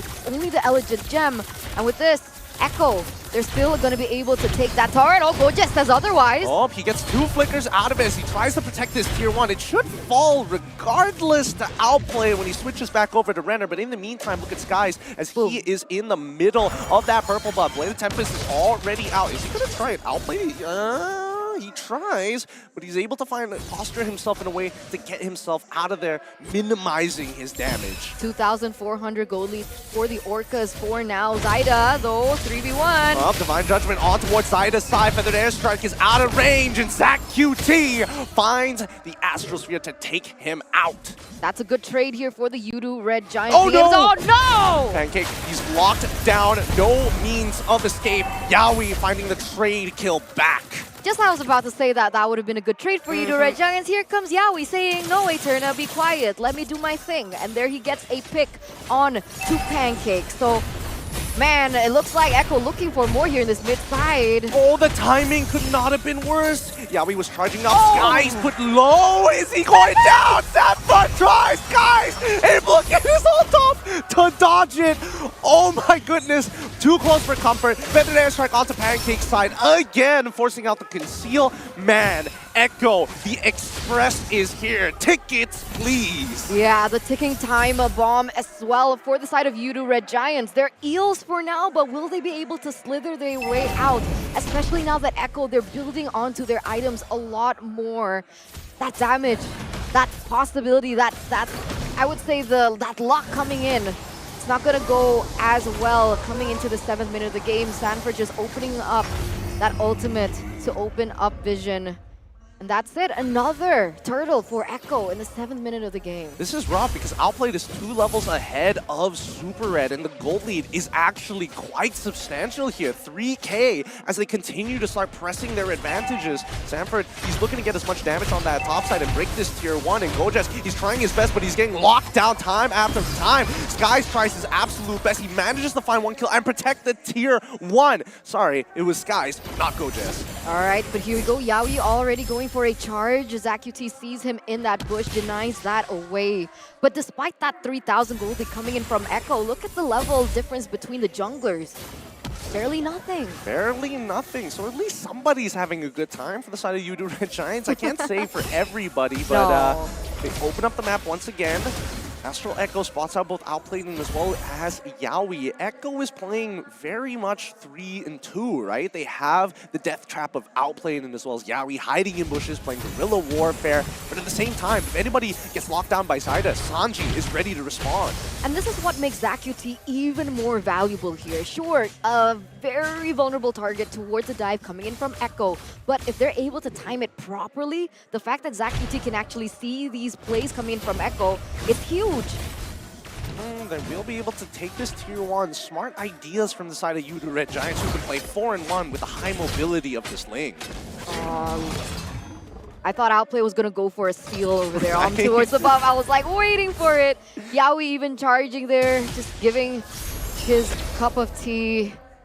But right now, 1,900 gold lead. Pancake! Divine Judgment on towards Zaida's side. Penalty zone to make sure that Zaida doesn't have any opportunities. Super Red needs to get out of there, but Sanford says no! He fights it instantaneously, gets the kill, and walks away as the tier 1 on top side breaks open with the help of Outplayed. Look at that damage. 4,700. Oh, Yaoi tries, locks down Gojas, and they find another one for Outplayed. He gets his Malefic Roar off of that from 4,000 to 5,000, almost breaking 6. Sanford, he's not stopping. No, he isn't, and that's what happens when you give Sanford a playmaking hero. Uranus, not the best fit for him, but give him something like the Yuzong, and he's able to perform. 3-2-1 so far. I feel the KDA doesn't reflect his impact, as it looks like Echo, they want to collapse on this next Lord. Sakai is looking for that 50-50. Could be tough. Oh, Yaoi actually knocking Skies off from the ledge. He's so low, but he still makes the attempt. But the Lord is already taken away by Sanford. Pancake unable to do anything about it and sacrificing his life just to open a window for Skies. Oh, Yaoi.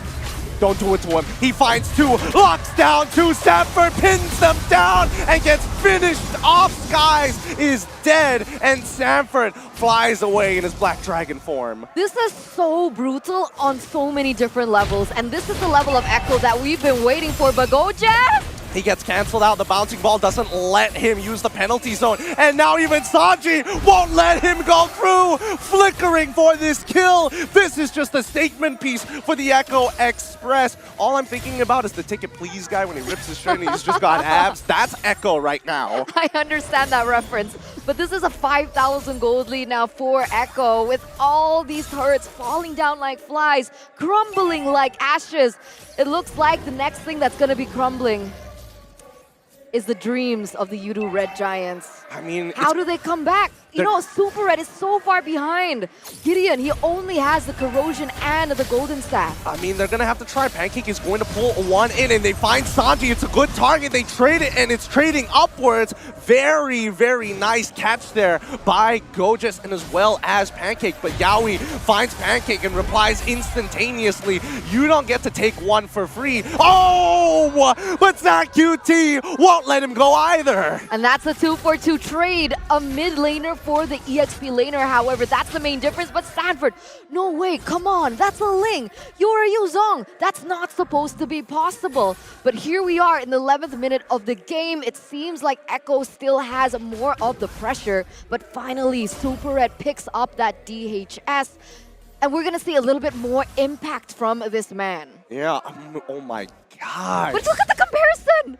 That's so much gold for Outplayed. Like, yes, his items are more expensive, but when you have a 2.6k lead, that's just chump change at that point. And even Sanford with a 1.6k lead on his side, with the Oracle already completed, he is so tanky when he procs that shot residue. Well, I mean, at this point, if he's going for that, now the carry is there, especially that the DHS is already built up as well. So, Sanford needs to be more careful when he goes in for these engages. Yawi needs to be able to utilize his kit to take down Super Red, and then the follow-up happens. Otherwise, then that would just be Super Red free hitting from the back, and Sanford would just melt away. Yeah, and right now, Yoodo Red Giants, if there's any way for them to defend, it's just utilizing the mobility of Skies, because he's the only person who can actually do it. Now, they're trying to deny him that purple buff, as Skies doesn't even secure it for himself. No purple buff.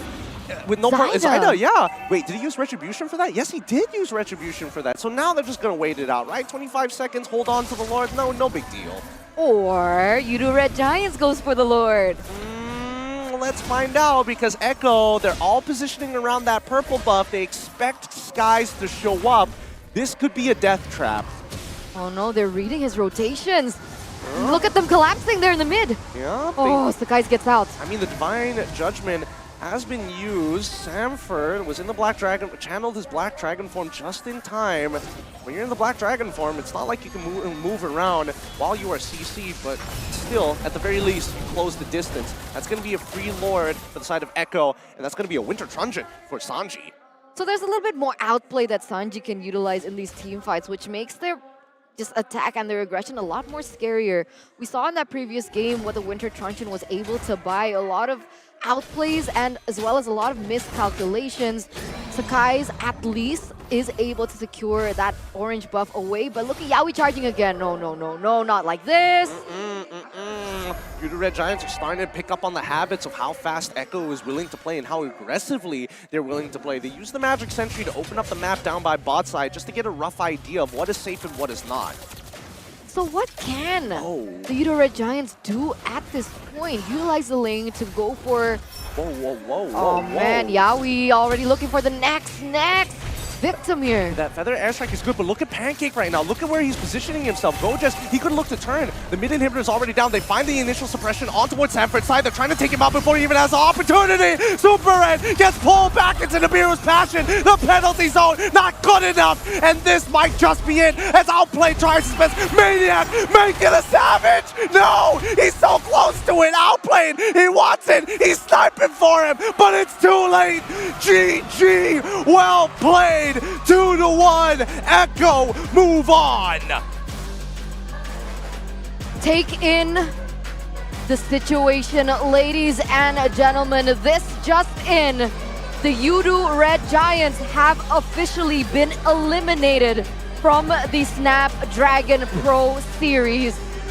The Killer Whales, the Apex Predators reign supreme today, but that was a close one. I'm pretty sure LaFell has a lot to say about that. I mean, I'm sure he has a lot to say from that, but these winners here, Echo, well done to them. GG, well played. If you're not on the Echo Express, you're against it. And these guys continue to show that they have a multitude of play styles. As long as it's aggression, they'll master every aspect of it. Yeah, for sure. Still, though, Echo is going to be showing sportsmanship, hovering over their fellow men there. But what a game. Oh, I'm sweating so much. What a series. It was so close for the Yoodo Red Giants in game number 2. And then Echo was like, we've had enough. Yeah, they literally decided to pump the brakes on whatever momentum that YRG was building up and closed it out in quick fashion here in game number 3.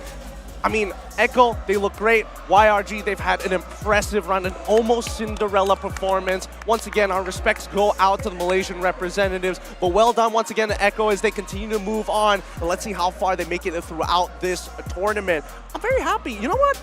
With the performance of the Red Giants, I'm very excited for Season 12. Me too, because I don't think anyone really expected this out of them coming this far into the tournament, despite how they had to lose but they lost 2-1. Remember, they put up a good fight. You can see the potential there. Everything just needs a little bit more time to really prep down. I mean, they're such young players, and I think Yoodo Red Giants, they have scouted out some phenomenal talents, and now that they've given a place for both Pancake and as well as, Super Red to actually come together, this team will only go up. The potential, the roof, the ceiling, I don't know where it is right now. It seems to be shooting up to the stars, but as Echo move on, they're going to be standing on the shoulders of giants as they continue on in their competition. I can't wait to see. I'm not actually sure. I'm trying to get a sneak peek of who they're getting for the interview. It looks like it's Yowie, if I see correctly.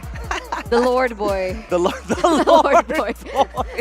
I mean, at this point, like, anyone can secure Lord. I mean, Sanford is able to secure Lord, so they're all just Lord Boys. Maybe that's their entry point, right? That's how they get into Echo. It's like, can you secure the Lord without retribution? No problem. Can you? Can you? I'm actually really excited what Yowie has to say about this. So with that, let's throw it over to the host. Let's check it out. Yes, dan inilah dia pemenang yang akan melanjutkan perjalanan mereka. Ada Echo dari Philippines. Dan Yowie sudah berada di tengah-tengah kita, Rose. Yes, so Echo won that first match of the day, and now we have Yowie over here because, just now when we were at backstage deciding on who we were going to interview, I could hear the crowd screaming Yowie's name, and I think what better way to celebrate their win than, of course, interviewing the one and only Yowie. Ya, banyak banget fans di Indonesia di sini yang juga langsung berteriak, Yowie! Can you hear them? Are you happy that your friends all over this place, Yowie? Yes, I love to play with so many fans. Wow. Dia senang ada kalian, banyak yang dukung tuh happy. Jadi dukung terus ya. Okay, so Yowie, first question. Yesterday, I asked Outplayed why you weren't playing. And then today, you guys were at the lower bracket and Yowie came out. Is Yowie the secret weapon of Echo? I think no, because my team is strong. And I just got carried by them. Oh, wow. Oh, dia bilang apakah Yowie adalah senjata rahasia dari Echo? Kata dia, enggak. Dia di-carry sama teman-temannya. Apakah benar? Enggak dong, karena everyone is super good. Especially you. You make the things is you turn the table with your momentum heroes like Kaija and then also Kuvra, and your hero is always perfect on the moment. How do you manage to do that in this pressure in the lower bracket, Yowie? I just focus and give all that I can because this is a do or die match. So I said to my teammates that I will do my best. Okay. Cuma ingin memberikan yang terbaik dan pokoknya karena ini adalah match antara hidup atau mati. Dia memberikan segalanya dan yang terbaik berfokus saja, itulah Yowie. Okay, we know that now that you guys won your first match of the day, right? You guys will be advancing further and will be meeting either RSG Philippines or Bigatron Alpha. Later, it will be which will be decided later. So who do you actually want to meet more and why? I think RSG PH, so that PH versus PH. Oh.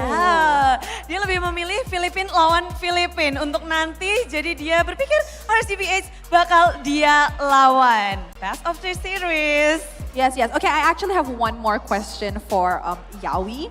Now that you guys, 6 teams, Red Giants is going home. Unfortunately, I am sad, but the show has to go on. With 5 teams left, which team do you want to meet in the grand finals if Echo is advancing further? Onyx, because I want to face Kiboy again. Oh, this is spicy. Kepengen ketemu Kiboy lagi. Jadi di grand final, Onyx dan Echo akankah terjadi?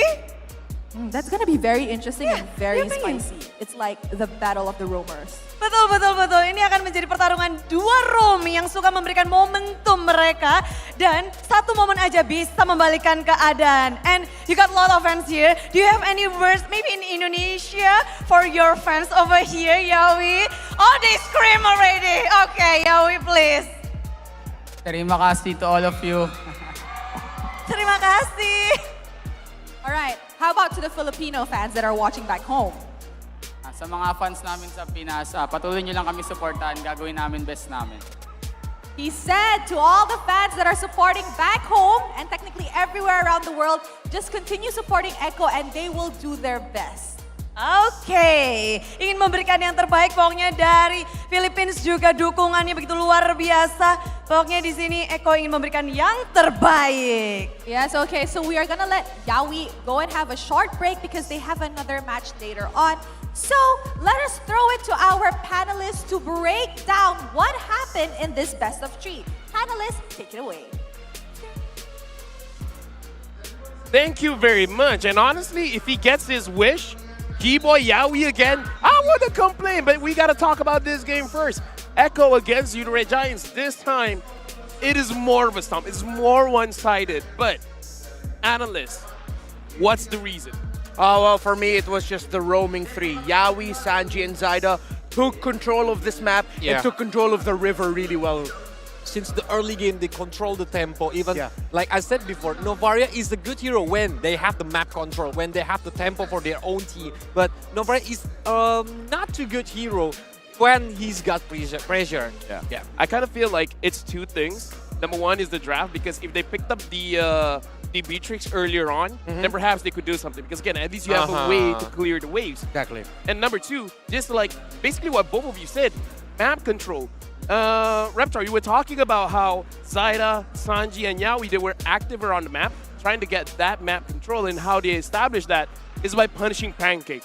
Every time they see the Kaya, it's like, yeah, we don't care about the carry, we don't care about the Novaria, we leave that for Sanford. We just want the Kaja. Yeah, what I really liked here is how Sanji really helped to empower those Tyrant Revenges and Rages that Yawi was getting, because he always used the Feathered Airstrike. Even though it wasn't going to be a sure kill, he always just used it to whittle down Pancake, Zacuti. The Red Giants always had to reset, so they could never find the positioning that they wanted to.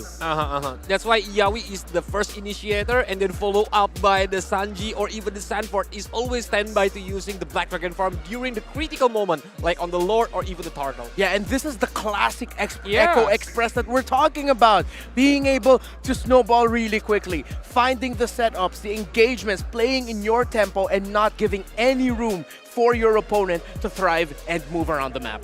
That's why I think it's a stomp on this third game. Yeah, it was. Yeah, no, honestly, for this game, I can see where Red Giants is going with. Perhaps the only issue is just that the mid was not able to do anything. Yeah. It was just the silence, but if your mid is losing, then your silence is just by proxy gonna lose as well. This time, Super Red didn't have much ways of farming, but I gotta agree with Gideon when he said this makes me excited for the next season of MPL Malaysia. But this is the MVP of the game, outplayed 8-0-3. But again, we gotta give a shout out to the dude that got interviewed, man, Yawi. Yeah, he really helped facilitate everything to make sure it got to the point where Outplayed could shine. This was one of the easiest games Outplayed had to play because everything was going so well in the middle of the map for Echo. Yawi is the reason why Echo win on the third game. Yeah, it's like something like that. But it's 8-0-3 and 79% kill participation. So Outplayed just being anywhere, just joining his teammates with Yawi to do the setups, to do the damage dealing. Yeah, and that's what you want to see out of your gold laners. Once the laning phase is done, once you've already been set up for success, get out of your lane. You make the map your entire lane. You join your team for the fights. And this time, I think whatever was talked about by Echo behind the scenes, it seems like their communication, their timing was really ironed out well. So he didn't waste his move. And yeah, on the early game, usually the Link user wants to get the snowballing moment, but Sekai's didn't have it on this third game because Yawi is everywhere. Yawi is keep punishing Sekai everywhere when Sky shows up. Good MVP performances. Again, gotta shout out Yawi, gotta shout out Sanford. Quite a lot of times, Sanford has a lot of good catches himself. Yeah. And actually getting those kills as well. Yeah, he got the Maniac there at the end, though. Did outplay. Again, this is a lot of the highlights here are going to be Yawi, but Outplayed really positioned himself well in this game. Didn't allow himself to get caught. No deaths on the marksman for Echo. And this push right here was what sealed the deal for Echo. Because on this last moment, even Yawi got 2 heroes and they just got in one by one. Yeah, man. Yeah, Echo just eat them. Yeah, the Nibiru's passion coming in from Outplayed was perfect. It's like he already knew where Yaoi wanted to send them. Yaoi flew in, Tyrant's Rage, but then as the animation of the Kufor ultimate was going, Outplayed was already using the ultimate of the Beatrix with the Nibiru's passion. That looked near picturesque and picture perfect. It's like I was watching Benny QT and Yaoi play together. And it's almost savage. Yeah, almost a savage. So close. But he didn't get greedy. He said, you know what, Maniac's okay. A little bit too dangerous if I go forward. I'll settle with the 4K. As long as they won the game. Yeah, they won the game. Yeah, congratulations to Echo 2-1. And again, I would say congrats to Yoodo Red Giants as well. Oh, definitely. For a team that people didn't even thought would go to Jakarta, making it this far, I would say it's very good efforts. Good game number 1, good game number 2, but Echo, they've been here like I don't know how many times now. So game number 2, they're just like, yeah, we know what's up. We know what we're gonna do, and we're just gonna end it. So congratulations to Echo, and best of luck to Yoodo Red Giants, and best of luck to the next team that's gonna fight against Echo as well later today. Yeah, and that's gonna be decided by our next match. But yeah, hopefully Yoodo Red Giants got a lot of fans from the Snapdragon Pro Pro Series. Series. Of experience. And they a lot of need it experience. for the MPL later. Yeah, and just like what Gideon said, you're saying it, I'm piggybacking on it. I'm excited to watch MPL Malaysia Season 12 now. It's still crazy. They're technically still considered as a new team. Yeah, but it's crazy. They've made it this far already. Wow, they just only 1 month, right? Since the challenge season group stage until right now. Oh Dude, my do you God. still remember the first game they had in the challenge season? We were already like, yeah, no, it's not gonna happen. Yeah. They got stomped so bad. And then suddenly, here they are. They lost today, but they made it to this stage. And they took Echo to their limits, man. Wow. Dude, I kind of feel like even Echo is proud of themselves for that one, because they're like, yo, guys, we did it. We're moving on. They're already securing a bit more than 5,500 USD. I can't remember what was the second passing of it. But either way, after this, if you guys thought that game was intense, we got more for you guys, because after this is another best of 3 and then a best of 5 and then end of the day with the best of 3. Dude, so many games for today. So excited to see all the match, because yeah, it will determine a lot of things, especially the final upper bracket and who's going to the final lower bracket. Yeah, and we're gonna need to say goodbye to how many teams today? Say goodbye to 3 teams today. Yes, 3. We're in our first, second, and third match. Dude, ooh, that's tough.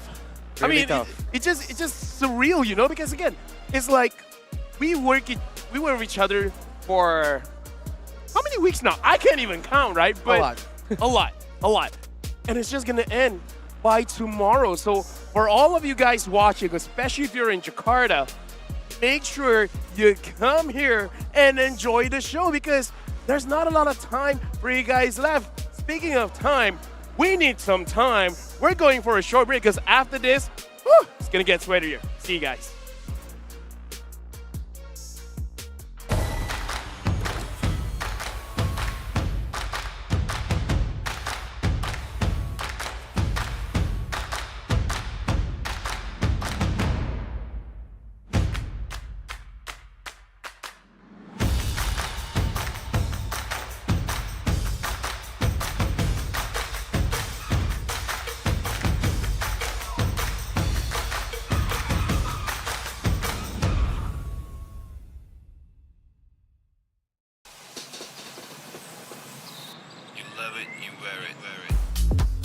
Wear your passion.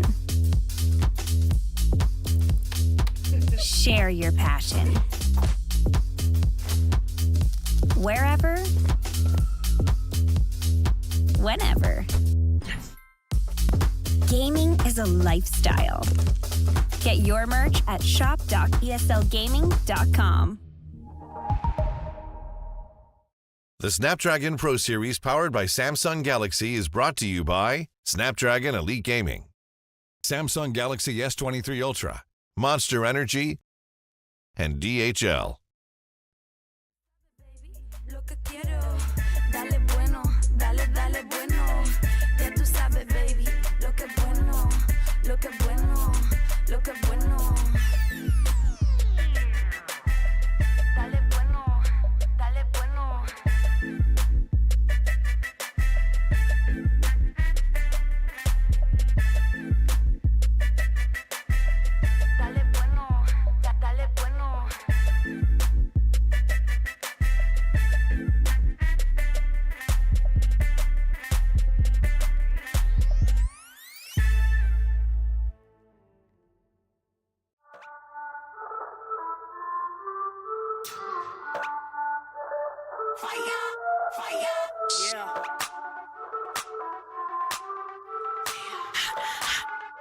Yeah.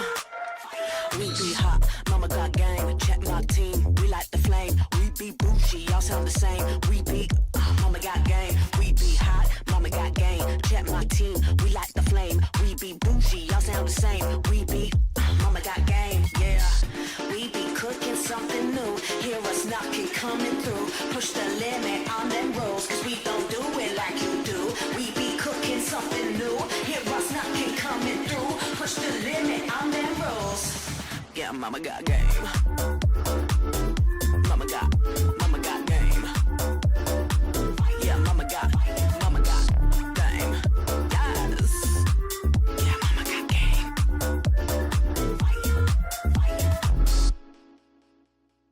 Rockin' be rockin' the game. Hear them screaming, they screaming my name. We be up on the fame. We be all of the power, we reign. Rockin' be rockin' the game. Hear them screaming, they screaming my name. We be up on the fame. We be all of the power, we reign. We be cooking something new. Hear us knocking, coming through. Push the limit on them rolls, cause they don't do it like we do. We be cooking something new. Hear us knocking, coming through. Push the limit on them rolls. Yeah, mama got game. Mama got game. Yeah, mama got game. Yes. Yeah, mama got game.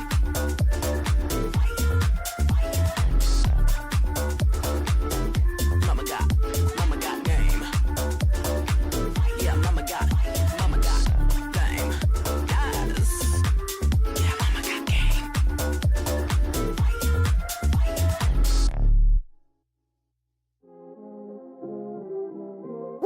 You already know what time it is, right? It's your boy Eclipse Darkness. I do this for my people. How I like that. I'm a black strong man, they can't tell me nothing. What I represent, they try to keep it from me. I done turn a lot of nothing into something. And I'm still out here pushing all they buttons. They can't hold me down yet for nothing. So I'ma stand up. They can't hold me down yet for nothing. What's this?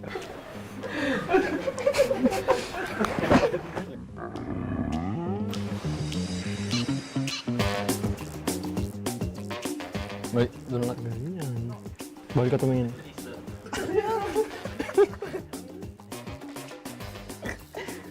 Hey, don't look. Don't think, bro.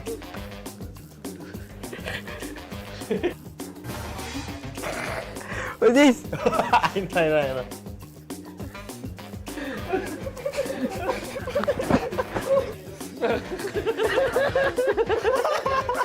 Ano yan, gag?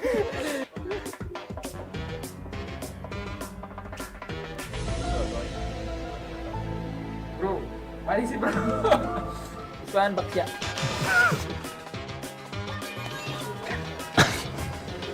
Buset. Ini ya? Cyclop. Oh my god.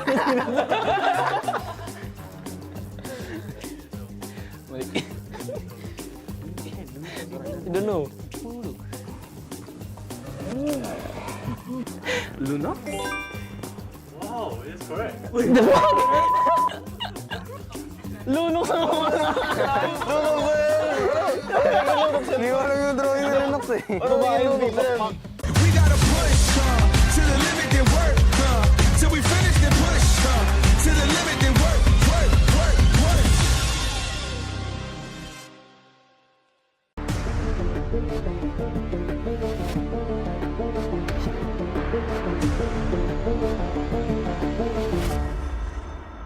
Kalau menurut gue karena ini sistemnya double elimination ya kita harus terima lah. Kalau kalah di upper kita harus terima, kita harus berjuang di lower. Kalau menurut gue itu malah jadi tantangan sih. Jadi kita harus all out dari awal. Super fan! Treatment start! Membalikan kembali keadaan 4 orang hilang. Piket Bernalva! Kalau menurut gue game series on Echo itu game yang seru lah. Tapi menurut gue kita harusnya bisa lebih better daripada itu. Cuma kita tetap bersyukur dengan hasilnya buat pembelajaran kita di turnamen ini lagi. Kita nggak bermain seperti biasanya sih. Ya, hari ini jauh lebih baik daripada kita. Jadi ya itu salah satu alasan kita kalah. Sakit karena sosok dari Sanjangan teman-teman itu saja. Sorizo ada di depan sana. Kehilangan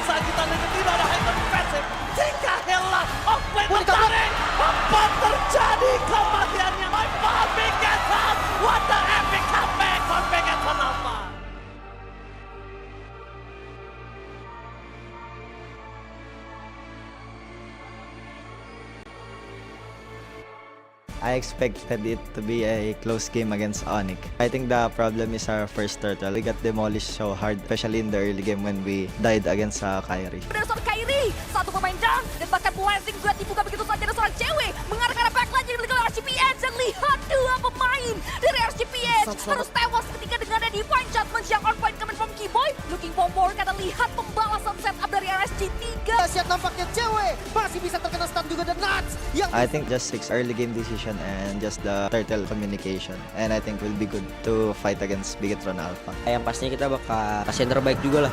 Walaupun antar lawan RSG, kita bakal analisa mereka segala macam dan kita bakal main lebih bagus daripada hari ini.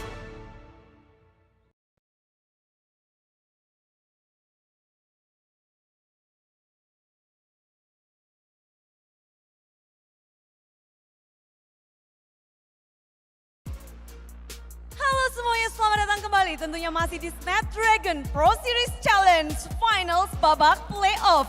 Di mana kita tadi di match pertama sudah melihat ada satu tim yang harus menyelesaikan tugasnya di acara ini, yaitu Yoodo dari Malaysia. Dan ada tim yang beranjak untuk menunggu siapa lawan mereka di match kali ini, yaitu Echo. Dan match kedua kali ini juga akan menentukan antara hidup dan mati tim Indonesia Bigetron Alpha yang akan melawan tim dari Philippines RSG PH. Welcome back to the Snapdragon Pro Series Challenge Finals. You are still with me, Rose, and of course, Clara. Earlier on, we have witnessed Yoodo Red Giants packing their bags and going home, whereas Echo advances on and they will be facing whoever wins in this second match, where we will be witnessing another do or die battle between Bigetron Alpha and of course RSG Philippines. Iya, dan tentu saja match kali ini benar-benar sangat berarti untuk kedua tim.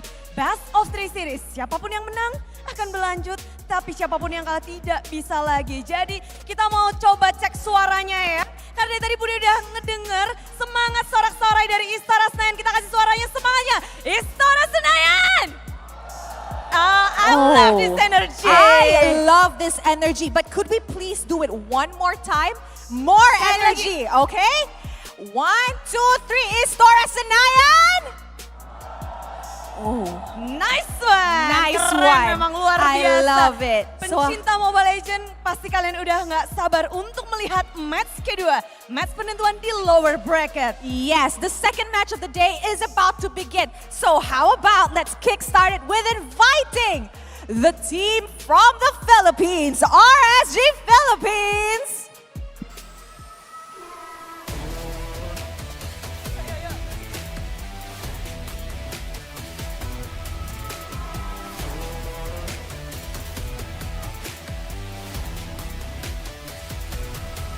There we have it, our boys from the Philippines. So everybody, Istora Senayan, once again, RSG Philippines.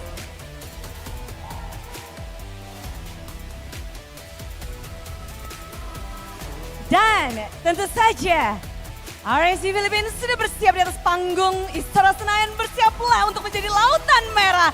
Mari kita panggil sang robot dari Indonesia, Bigetron Alpha.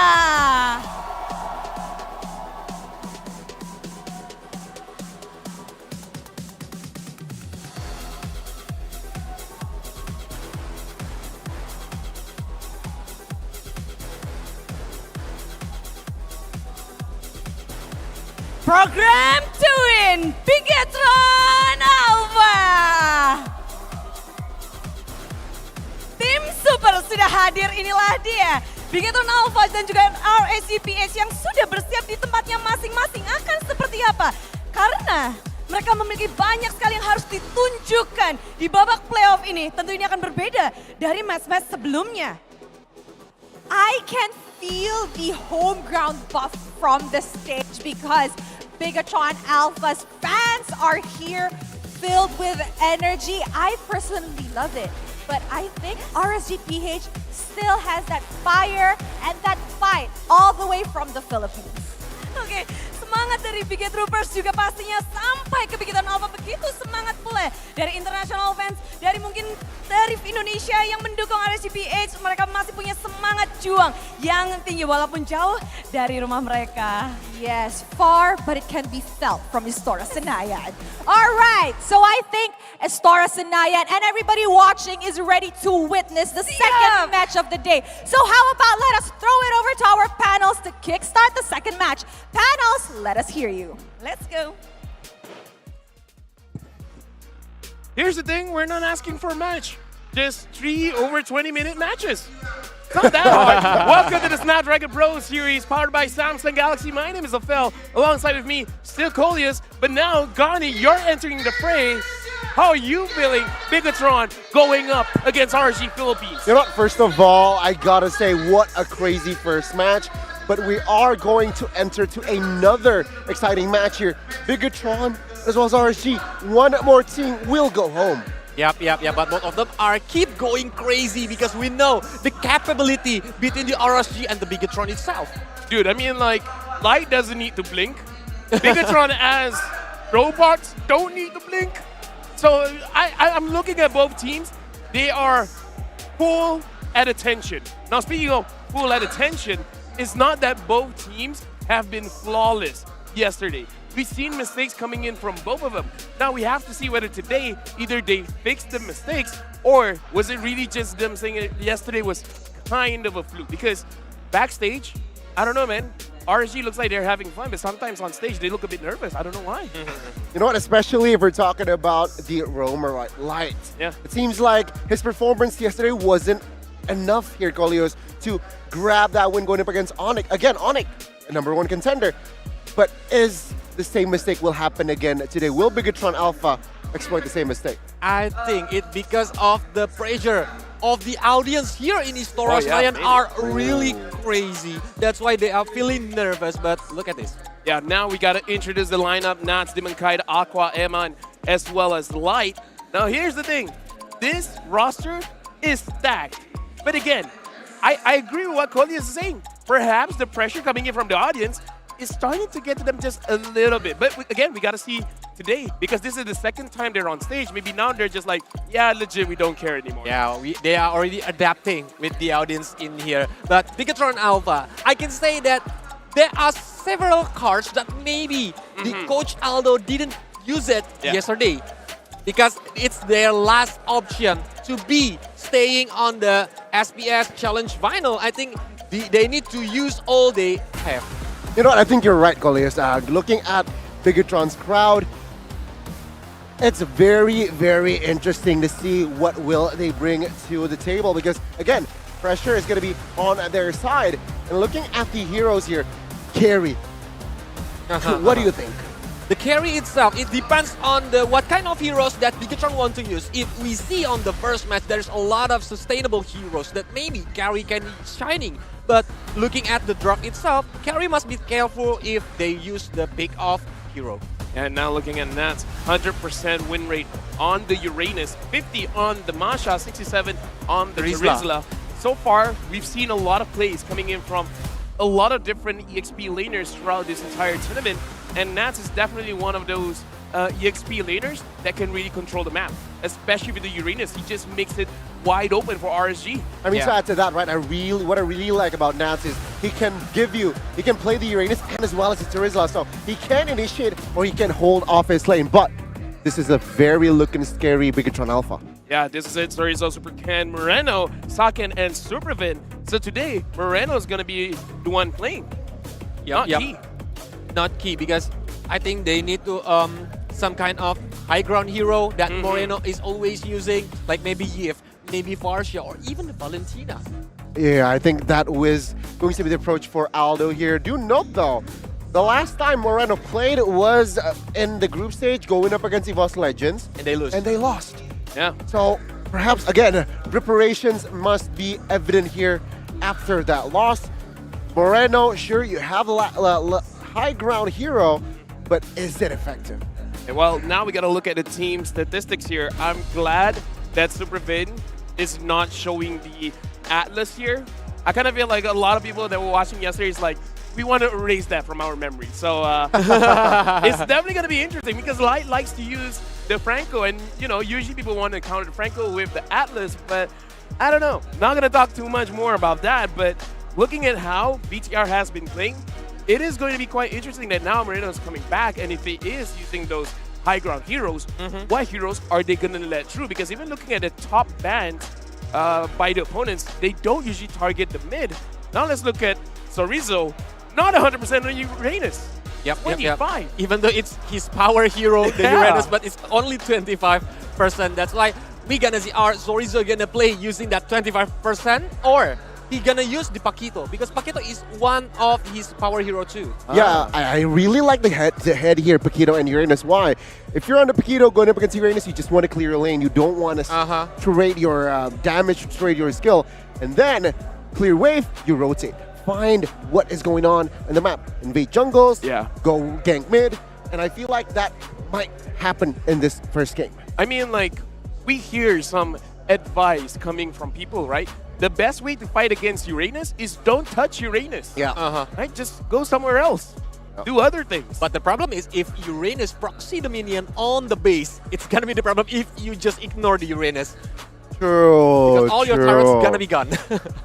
True. I mean, he can cut. So it's a matter of macro again, but the two EXP laners on your screen will be also one of the lanes to watch here. So Rizzo, I love his development here. It seems like this season he has matured as an EXP. Very, very comfortable using any types of heroes. I like watching their team content as well, where they had that inflatable bat thingy, where it's like, who is the most likely to throw the game? That's Sorizo. And it's Sorizo. So hopefully against RSG, you know, like if you want to do it, just not here. You know, let the tournament finish. Maybe 1 or 2 weeks of MPL regular season. That's fine. Just not here, man. Because loser goes home, and even though they don't have to go far away to go home, but you know.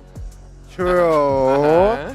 But I mean, yeah, again here, Bigatron and RSG, very, very interesting lane to watch. There you go. This is the head-to-head. Wow. From the head-to-head itself, I think it's not too far away between both of them. But if you look at the average total kill per game, we agree that only 3 and 2. 3 from the RSG PH and 2 from the Bigatron. So both of them are playing the objective game. Yeah, right now, I can already hear, I don't know if you guys can pick it up, but right now hearing the chants coming in from the Bigat Troopers. So they're feeling excited. In fact, when they came, I was just outside. It was loud. So this one, really, for both teams, they got to make sure that they can handle everything well. For you guys at home watching over the Twitch, give us your predictions. Who do you guys think is going to win? Is it going to be RSG Philippines?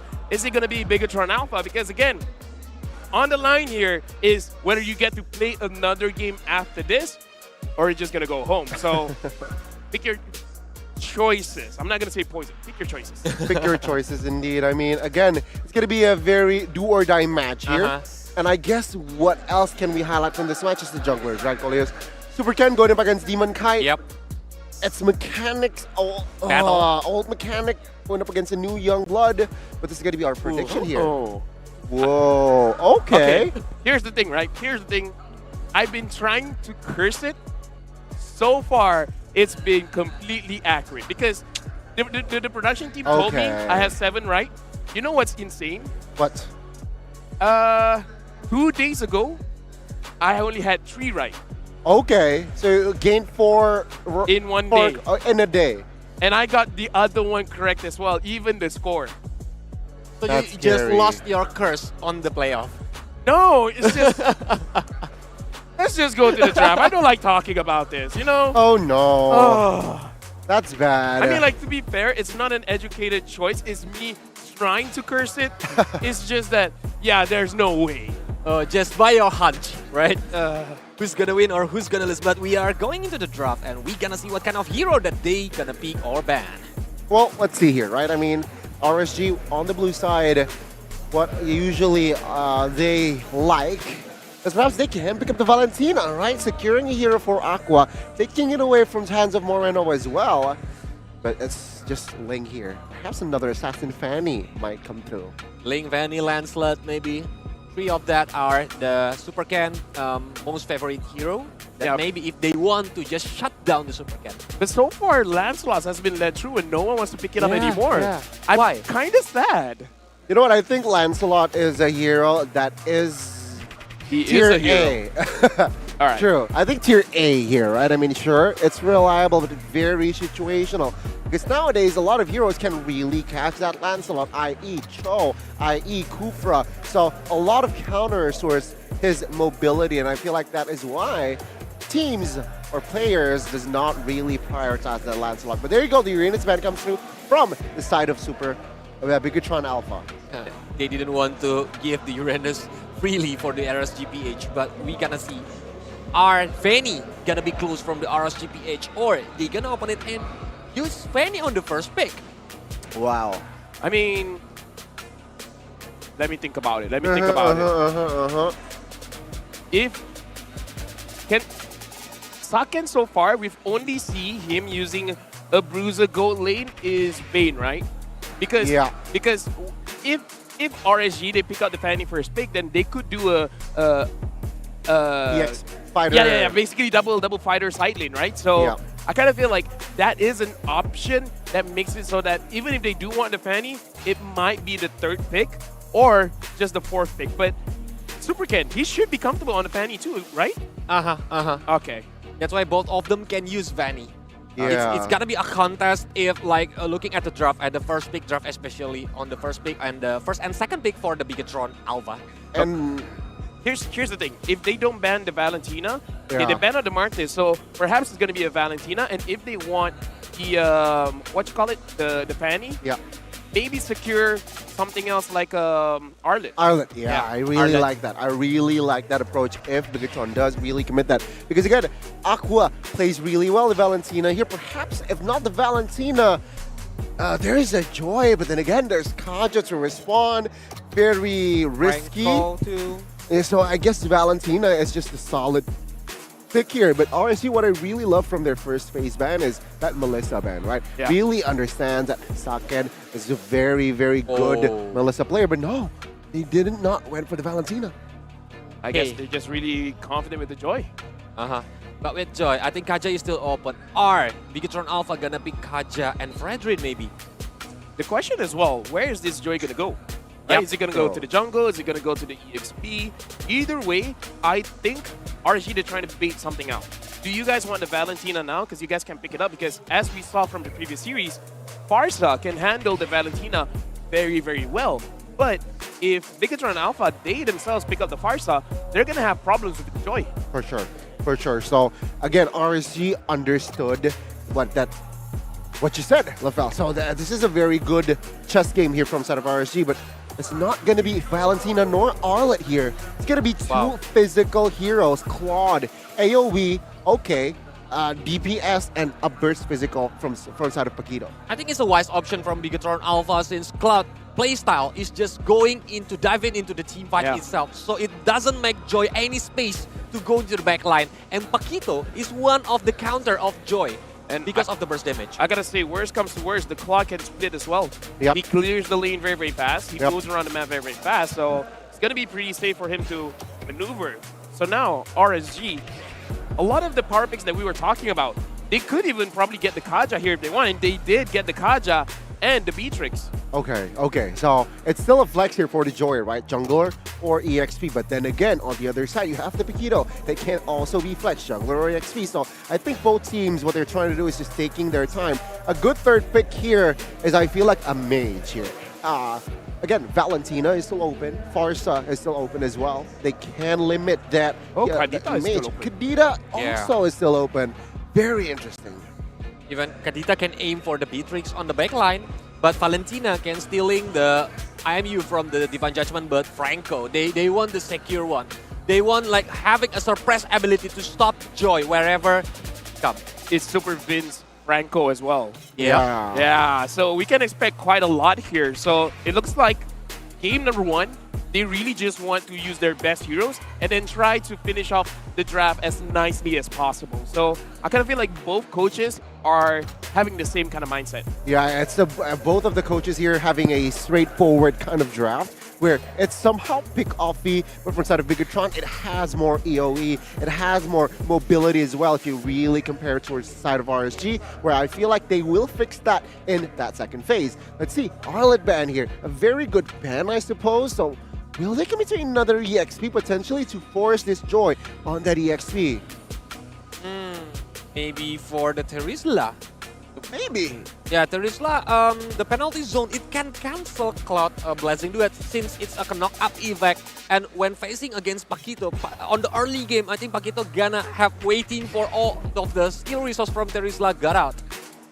Yeah, honestly, I feel like it's safe to force the Joy to go to the EXP because at this point, if Joy goes to the jungle, might be a little bit easier for Bigatron Alpha to deal with it just because you don't have the Vengeance. So if Vin uses the Bloody Hunt on the Joy, there's no way that the Joy can survive. It's going to be an insta-kill right here. So approach from side of Bigatron, very straightforward as well.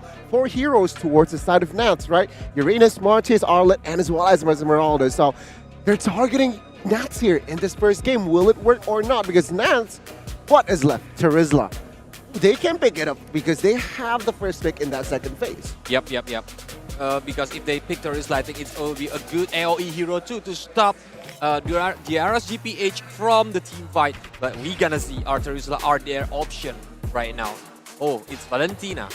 Whoa. So they're still hiding where this Paquito is going. Yeah, they really want to exploit that last pick and saying, yeah, sure, Nats, we banned your heroes.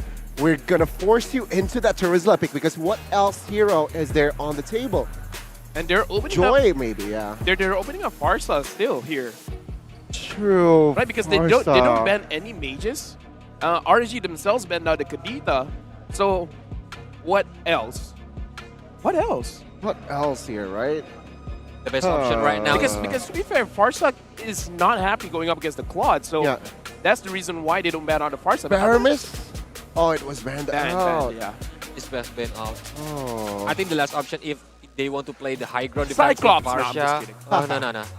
Maybe Lilia, if they want to play the tricky one. But yeah, it's still Farsha and Fredrin. Okay, but I still don't know what question. Yeah, still don't know. The draft finish for RSG was like, okay, but no, seriously, guys, which one's jungle? Which one's EXP? What if Bigatron Alpha did the same thing? They pick up another hero, it's like, okay, but yeah, for real, which one's going EXP? Which one's going jungle? I mean, and it's a kind of habit, right, from Aldo when he's like drafting, because he's like to picking a very flexible hero on the first pick and then just let the enemy guess what role that the hero's gonna play. Well, I feel like the enemy now because I'm trying to guess and I have no idea. They're high-fiving each other, just like, yeah, guys, we won the draft. Box, yeah. Okay, Paquito, EXP then. Okay, now it's clear, at least for the side of BTR. Nats, the switch up, the switcheroo, it's Nats Fredrin. Okay, so now we see that the Joy is going to the jungle, and I can see that now we're going to the casters.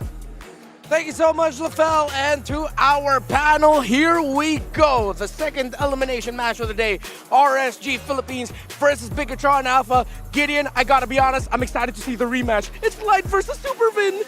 It is. It's going to be a tough matchup, but more importantly, whether or not it's... I wouldn't even say they have learned from their mistakes, but more importantly so, whether or not they have learned. Man, I can't do the blink thing. I've immediately blinked like 3 times. We're right in front of the air conditioning. We didn't think this through. We didn't think this through. Our entire bit was just destroyed, hoping that we can compete with compete with Light. Not even close. But yeah, the draft is not easy coming in. I feel like in so many positions, Bigatron might actually be in a position where they could look for counter engages, but even so, the flexibility is nice to have. Yeah, they're going to have to watch out for the, how do I say this? Potential sudden scaled snowball coming from RSG. They have a Joy with them, they have a Farsa with them, and of course the Matrix doesn't take too long. Bigatron, I feel like they really need to put a little bit more focus into making sure their Claude has a good transition into the mid to the late game. Exactly, and I think, a lot of this early game is going to predetermine how the next at least 8 minutes of the match is going to go, and this is assuming that the gold lane is like, one side is winning. I would say even if it goes 50-50, it's more likely that Bigatron is going to get more oppressive because of this Boxia pick. And you can hear the crowd roar. The Raiders are in hostile waters as Bigatron Alpha and the Biga Troopers look to continue their journey here in the Snapdragon Pro Series. An orange start, actually, for Demon Kai. Both junglers starting the orange buff, so we might see a, let's say, this opposite side rotation for both junglers. There's a hook coming in from Supervin, but won't be able to reset that, so no delay here onto the farm. The Baxter, though, just a little bit faster right now. Yeah, just a wee bit faster. Demon Kai walks on backwards, knowing and expecting Superken to actually go and make an attempt for this steal, or at least try to get ahead in EXP, forcing Demon Kai to use an early retribution. Yeah, he gets to seal it in. Oh, but Light might be, dangerous waters here for him. And once again, Superken just being super annoying right in the face of Demon Kai. Just like, you got no retribution. I'm going to try and take as many camps and steal it away from you. Yeah. Let's take a look at the emblems right now. Weapons Master for the Farsa and the Beatrix. Actually, penetration is what the Farsa is going to be going for. So they know that they can snowball. And at the same time, they really don't want to... Oh! Superman, that was smooth. Very nice Iron Hook, but here comes Superken to try and finish off this kill to make sure that Mike gets punished by the voice Poissons. Moreno finds first blood into this game, but even Demon Kai doesn't have enough damage to take out Supervin. The Electrifying Beats chunks out 50% of their HP, but no kill secure. Man, Supervin didn't need the Flicker Hook. He just used the Cyclone Eye hook. And that's gonna be Bigatron Alpha getting the first turtle of the game. What a start there by Supervin. And of course, we mentioned a rematch because we gotta go way back to last year when Supervin was still with RRQ. It was Light versus Vin. And we all know who got the last laugh there. I think Supervin's been waiting for this for quite some time, and kind of poetic that that's how we started off this game. Revenge might just be sweet for Bigatron Alpha, but let's see, because yesterday, RSG PH, especially against their, especially when they dropped their match, it didn't look very RSG PH at all. Like Leo mentioned it many, many times, and I think hopefully Bigatron Alpha can start picking up on those mistakes. Yeah, they continued. Ooh, a smooth drive-by steal by Superken, and that is a purpleless joy on the side of RSG PH. GTP, Grand Theft Purple, as Leo would call it, and this is not going to be good for the next sequence here for RSG PH, because it seems like Bigatron Alpha are reading the rotations of RSG well. They might be able to stop any next major sequence RSG PH wants to pull off. Yeah, Supervin actually trying to make an attempt earlier, utilize his flicker very early on, so you won't have it for the upcoming neutral objective, but that's totally fine, right? Because at the end of the day, it's about the pressure that he can apply. Does Bigatron start walking in? He lands the Iron Hook. Didn't need the flicker for that one. Superken secures the kill. Bigatron Alpha are in the zone right now. RSG PH looks like they still haven't shaken off the cobwebs from yesterday's matchup. Light almost getting hooked there, but yeah, comfortably in the zone is Bigatron Alpha. With Demon Kite's resources getting taken away from him, I think now RSG PH are just looking for a not so disturbing transition into the late game. They're just trying to minimize the damage. Cerezo diving him, popping the sprint to chase him down and to make sure that he didn't have to close too much distance to actually secure the kill. Nicely done by Cerezo. Cerezo has massive arms in real life, so that deals double the damage. Physical in-game, emotional IRL, as Bigatron Alpha will focus on to getting the second turtle. Sorry, I can't deal with that. The camera doesn't do him justice to show how big his biceps actually are. But now, once again, Superken being impressive as ever. 2 levels ahead of Demon Kite so far, making sure that his presence is known. Bigatron, let's see what their next major sequence will be as they have now secured the first 2 major objectives of the game. Biggest question is, will RSG PH trade out the third turtle to go for a push onto the EXP lane?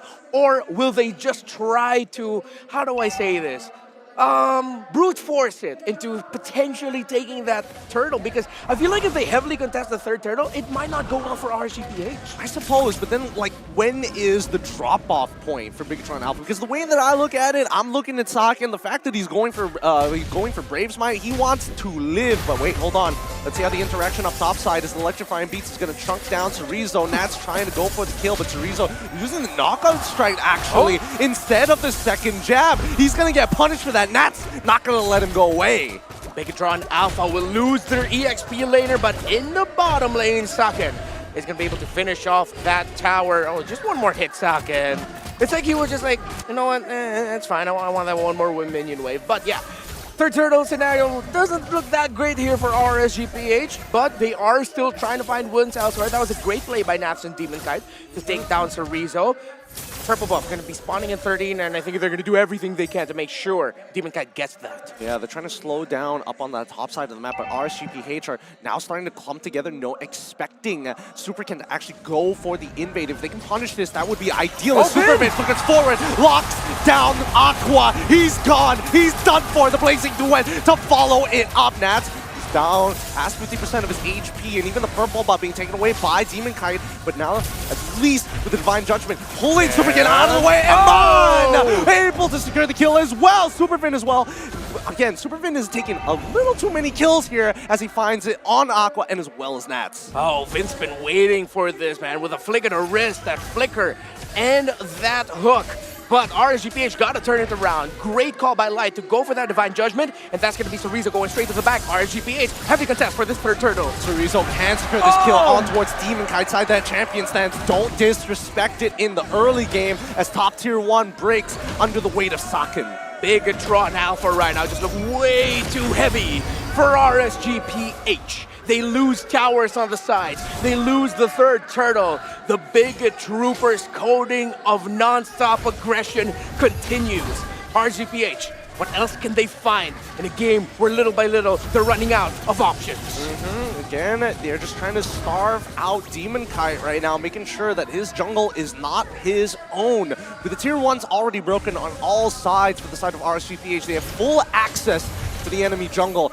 The Big Troopers looking to invade. Nats and Light working together. Good Divine Judgment over the wall. Oh my goodness! Aqua with a play already with the Feathered Airstrike and the help of the Bennett's Rage. Big damage. Supervin on the run. Moreno's gonna terrify them, but no, a good stun from Aqua to allow him on to secure the kill. RSG PH's Light finally getting pulls on his own. Get over here. And they got there, but here's BTR. Oh, Chorizo gets Nats. He's able to block Chorizo from securing the kill, but Saken with a Blazing Duet will find Light. Gets out with a BMI, and Moreno chases down Nats, but he doesn't want to go any further than this, giving respects to Aqua. A little bit too eager was RSG PH to crack open that mid lane. As we now look at the items, let's compare the progress of the two EXP laners, the ones who was focused going into this game. Defensive is the route here for Nats. He is playing up with a Kaja roam, so no surprises there. Meanwhile, Chorizo can afford to build damage as his first item, and I think he's going to go into the Hunter Strike eventually after he builds up that Oracle to really maximize the regen that he would get. Now, for the Marksman, on the other hand, despite everything that happened, not that massive a lead just yet for Saken, but that is 2 items over 1 compared to Eman. That's true. That's a lot. Let's make it 2 already. Oh, okay. He's catching up, right? He's catching up. 800 gold lead, not going to mean too much for now until the next item, Power Spike. But more importantly, I'm seeing that Moreno, he hasn't died a single time yet. He's actually outscaling Aqua as of right now with already an Enchanted Talisman and a Lightning Truncheon. Keep that in mind. Not everybody has magic resist.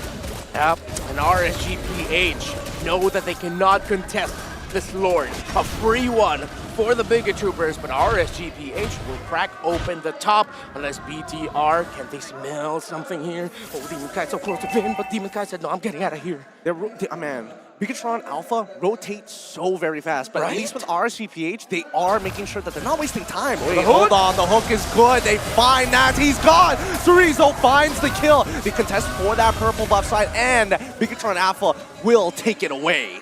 Vin, my goodness, just on point with this Franco, facilitating the lead that RSG PH was able to make, but of course, Super Ken and his bravado to constantly just roll in front of the members of RSG PH. Oh, this is going to be suppressed. Divine Judgment already being used. Superfin able to get the item hook back and walks away.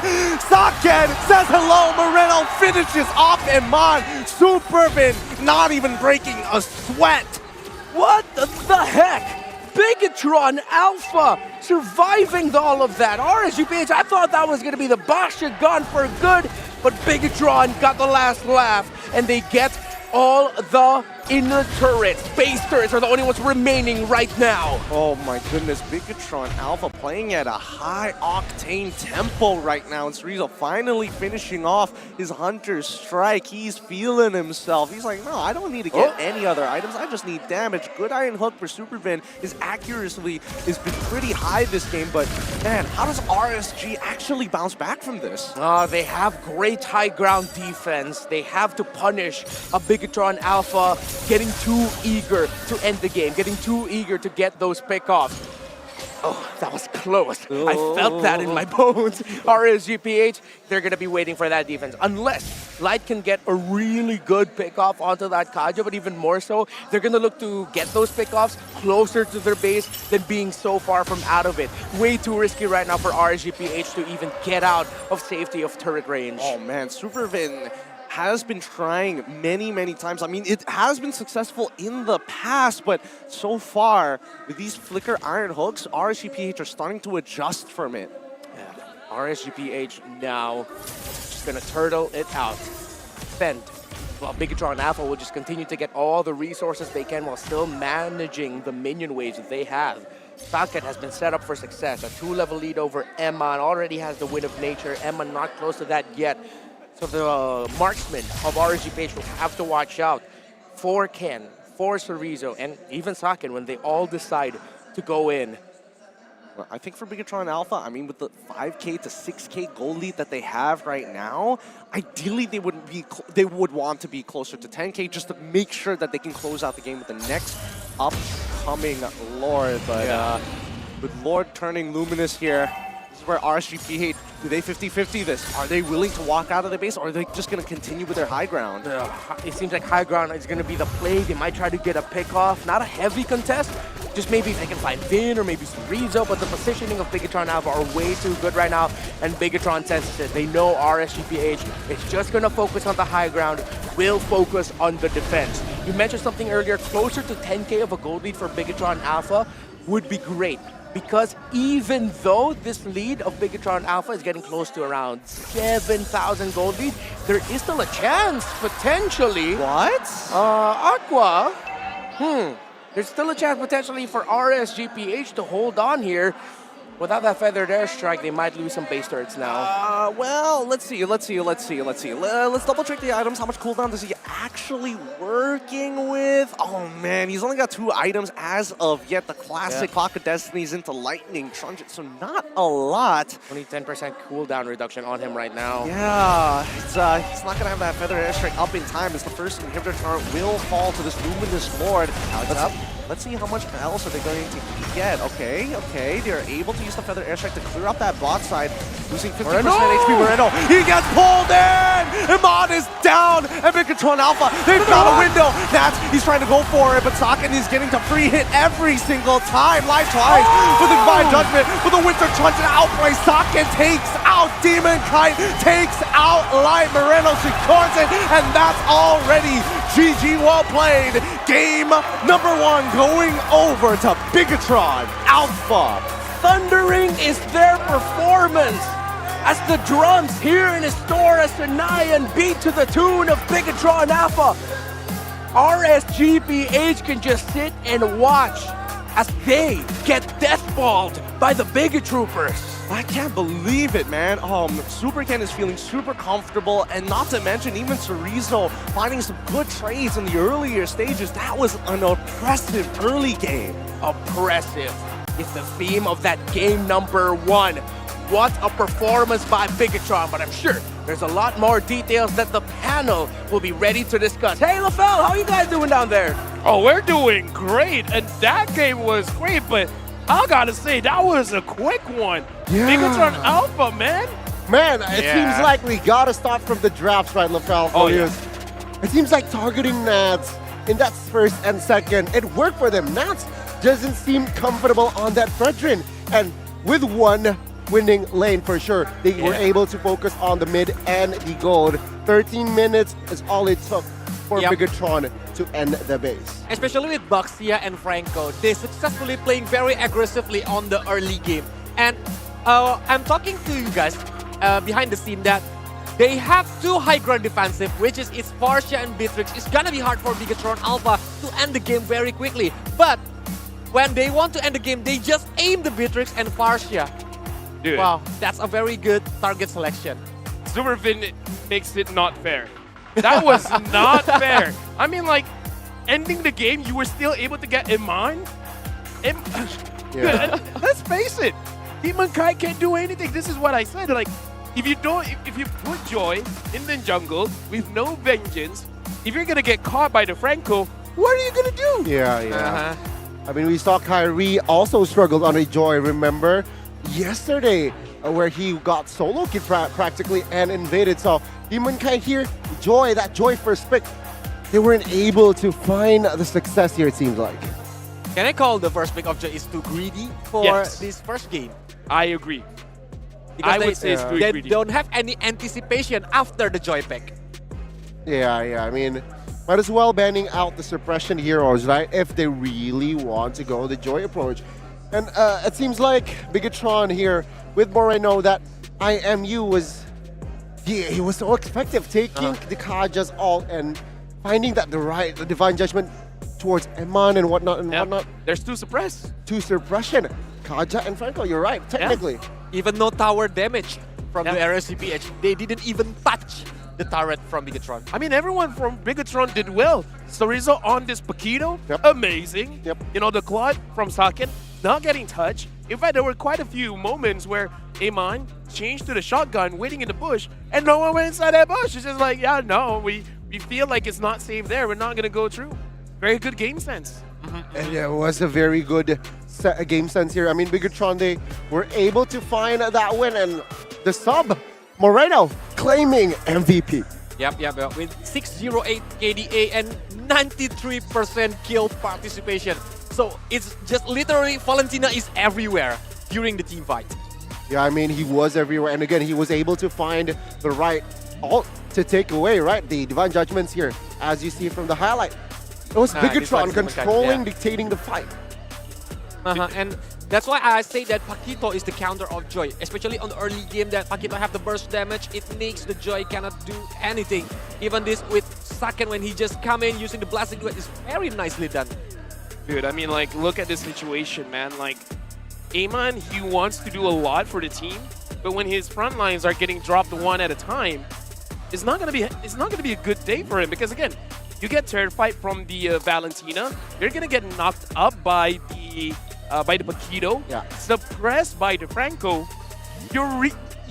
There's really no space that you can do anything. The only way that you could win the fight is if you can flank around. But you can't even flank when you have no map control. They're just playing like front to back. Just attacking anybody who's in front of them. And this one is the moment that they aim for the Divine Judgment, for the Eman, and like for the Iron Hook. It's for the Aqua. I mean, Very let's important. not forget the power here that is very popular. The hero, Baksha. It's very prio. It seems like a lot of teams has been utilizing this Baksha as a jungler, objective neutral take, and as well as a good invader. Right? We saw how Supercan was able to just use the shield immunity and press the red tree. Yeah, because Baksha is very tanky, very mobility too. He can just go everywhere, just engage and disengage wherever he wants. Lafal. No. I agree. I agree with what you were saying. What were you saying? What are you playing? No. What is what that are advice? you doing, man? No, dude. I'm sorry. Okay, good. Well, I'll get to this. You're playing Joy? No. I'll get to this later. That was a good game, wasn't it? No, I thought you were showing off your device. Yeah. Do we want? Because okay, here's the thing.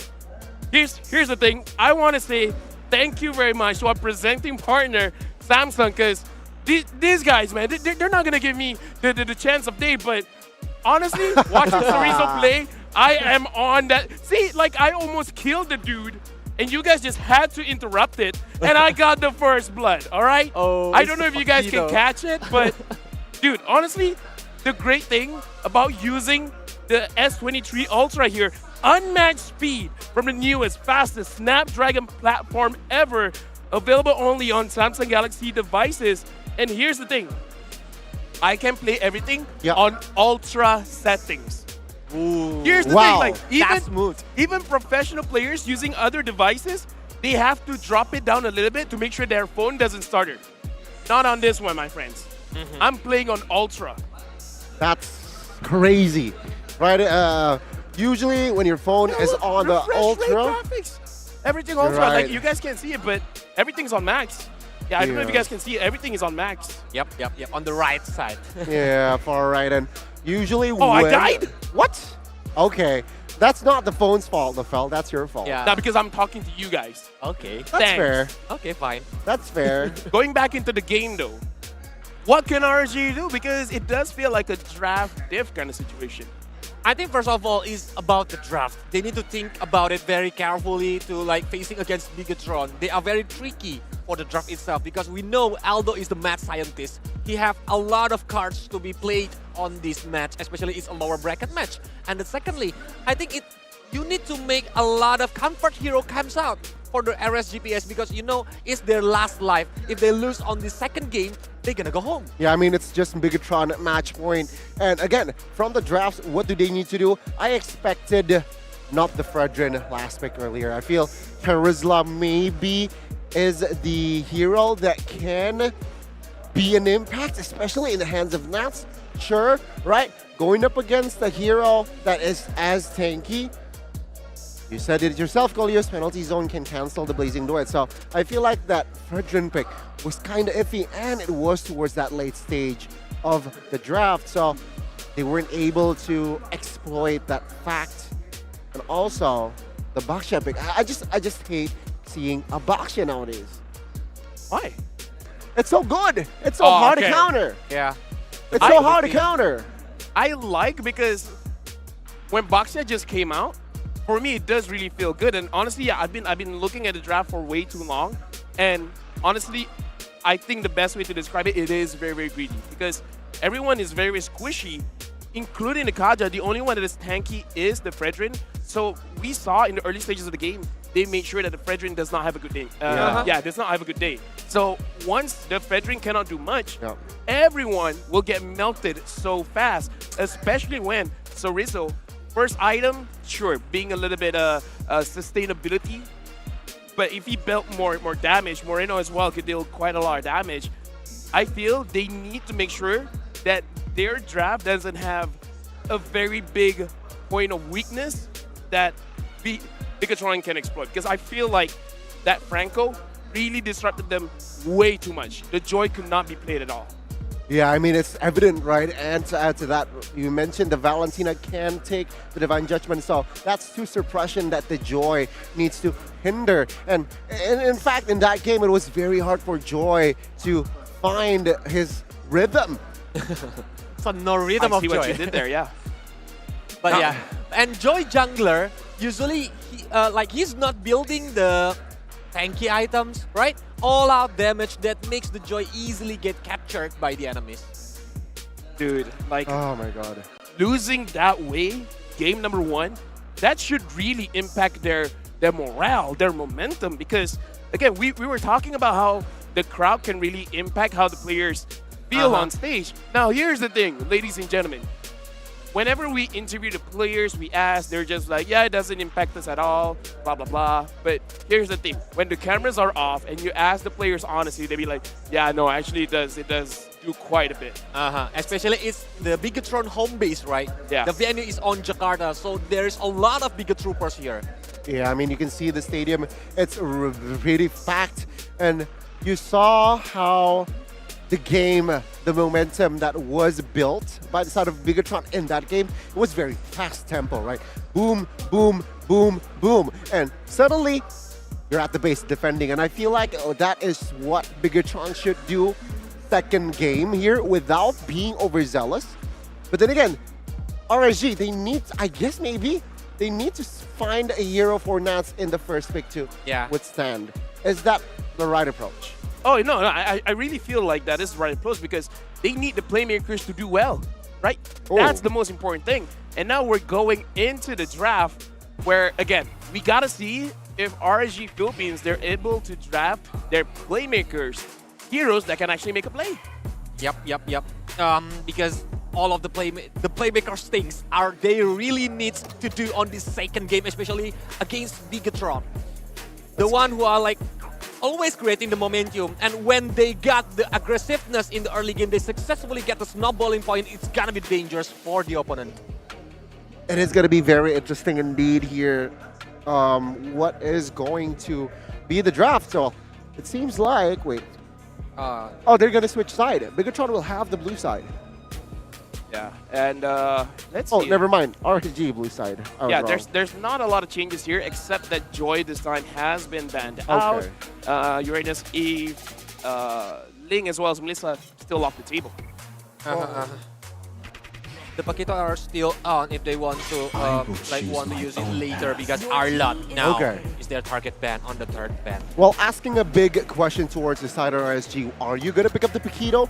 Are you going to pick up the potentially Valentina here? So it's a good approach from the side of Bigatron here, banning out that Arlet, leaving two heroes. That is good on the table. Knowing that Aqua is the Valentina user too, why not picking the Valentina as the first pick, because it's so versatile. It makes the enemies think twice when they want to pick a big resource of the ultimate that can be stolen by IMU, but they pick Cloud this time. Wow. Oh my god. It's neither. I'm still surprised. Some people feel like Claude isn't that big of a deal. Wow. When you see pro players even first picking it, can you really say Claude is like, it's just a normal hero? But Bigatron, they're not changing the drafts too much. Still picking out the Paquito as well as the Valentina. I mean, that's expected, right? Paquito can cancel Cloud using the knockout strike, knockup ability for the Cloud itself. But Valentina is very versatile, like I said before. So it makes RSG PH need to think, because they still have Farsia if they want to pick it right now, since it's very limited. Or they can use Kadita. Yeah, Kadita. Kadita is very good against Valentina. Yeah, Kadita here is an option, and as well as will they pick up a hero for Nats, right? Because last time around, Nats does not survive this first phase, aka not being not given a hero. Will they secure a hero for Nats here in the first phase? But no, they will secure a Martis. And I expect here a Mage or a Roam. Okay. Angela. The old combo. Angela Martis. Oh my god, it's gonna be an aggressive game again on the second game. I mean, here's the thing. Angela can even get inside of the Claude. Yeah. Right? So a lot of options. So you feel much more safer going in for that blazing duet. So, okay, I'm kind of liking the start of the draft here for RSG Philippines, because the only potentially bad thing is if they continue and have a squishy kind of draft. Okay, I think they should pick up the Baksha here. Oh, yeah. I think they should. I feel like if Baksha isn't picked up, I think they will ban it from side of RSG here. So I think picking up a Baksha, a hero that can withstand, and with that added passive, right? Oh no, they will go with the same option here. Oh, Picking we up have the Lar here. Franco. Look. Yeah. Oh yeah, there's the Lar. Yeah, the Lar is coming. With Franco, I think Franco can use the Bloody Hunt to stop Martis when he's using the Asura Aura, right? He wants to make sure that the Super can easily contest the Lord later.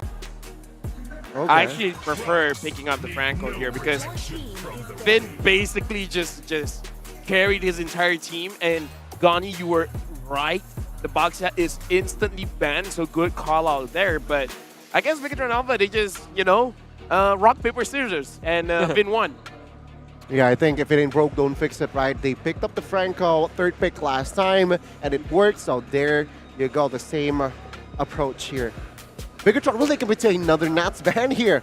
It seems like same strategy. First game, for Heroes towards Nats. Second game, potentially for Heroes ban towards Nats. Yep. All Nats hero. He didn't want to make that Nats have his comfortable hero. That's why. Yeah, they still can use the Terizla things if it's not getting banned by Bigatron and they don't pick it. Oh. So Yeah. Beatrix? Beatrix. Right. Beatrix signifying a hero that is quite vulnerable. Beatrix is an option here. Mirko is there, OG Yeah. is there, Hui is there. Supporting Bigatron Alpha here. Big fanboy. So after seeing the Masha ban, do they want to ban the marksman here? Or they're just like, we'll just deal with it. Like, doesn't matter at this point. Marksman ban. Beatrix, Leslie. Oh, are they baiting a Beatrix ban here from the side of Bigatron, right? And then picking up the Messi. Beatrix, right? Oh, okay. Maybe they're baiting, and maybe they want to take the Leslie. If Bigatron want to play the long game, they can pick Leslie now. I mean, if even we could see from a mile away, it's like, oh, this is going to be a Beatrix. Yeah. So RSG did themselves ban out the Beatrix. Now, the only thing is either they made a mistake by banning out the Masha by showing that they want the Beatrix, or it is a bait, right? We'll see here. If it is a bait, I expect... And then all of a sudden, they pick up a Harif. I mean, you're not wrong, you maybe, right? But I guess they can secure an EXP here, potentially, or jungle, rather, right? Because Paquito... Oh, no. They're going up against the 1-1. That's the 1-1 in lane, going up against the Claude. Another second power hero, right? Very good on the 1-1. So when having Franco, when Iron Hook is connected to the enemies, 1-1 can easily open the weaknesses and fly through the crossbow of Trang, but 1-1 need to be careful if the RSG PH pick the high ground hero, like Farsha. Farsha is still open if they want to use it, or even Kadita. Kadita can do one combo to 1-1 later. I'm just worried that when the 1-1 is using the crossbow of Tang, and then the Heart Guard just comes and be like, where's your damage now? That's my personal worry. Okay. Okay, the Turizla and Cooper comes through. I mean, they really need CC, right? So with that penalty zone, bouncing ball, and as well as Rage and Revenge, it will add a lot of crowd control in their comp. Okay, I think this is a much better draft coming in from RSG Philippines. Again, slightly worried about the 1-1, but if it's anything like game number 1, I guess it shouldn't really matter. They will just snowball out of control. Yeah. Here, what's a good jungle? Oh my god, what's that? Oh, it's the X-Borg? Or it's not X-Borg. What is it? Wait, what is it? Wait, what is it? What is that hero? Yeah, I hear the voice line. I guess he's using himself. Sorizo just picked himself. So Sorizo is the new hero on Mobile Legends. Sorizo picked himself. Have you seen his forearms? Of course he's a hero. Oh! Dude.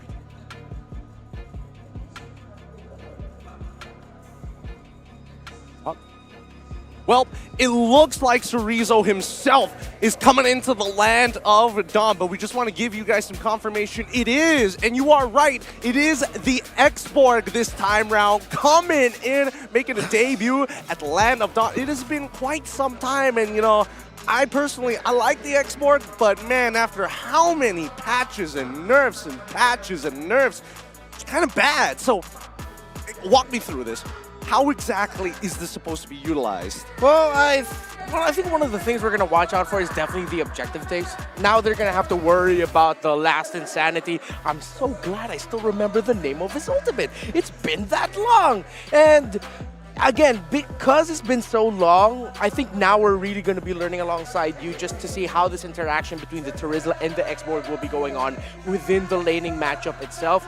So it will be very interesting. It's been quite some time. Is it still going to be the same X-Borg rushing the immortality? Will he be doing something else? What's going to happen here? So many questions. Let's find out what the answers will be. RSG PH, Bigatron Alpha, game number 2 is Taurus and Nayan.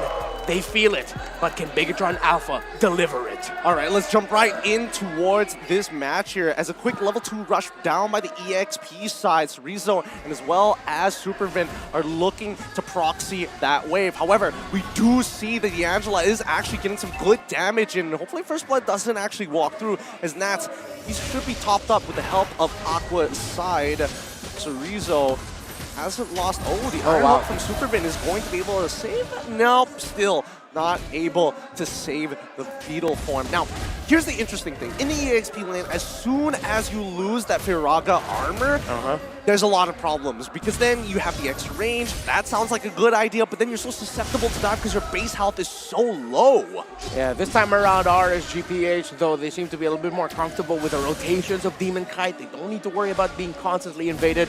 Actually, right now, there's a slight lead for Demon Kite, a little bit faster in terms of the clearing. So yeah, it's been a while, so we're going to be seeing the Turizla X-Borg matchup. So from time to time, watch the upper left corner of your screen. Eman gets hooked.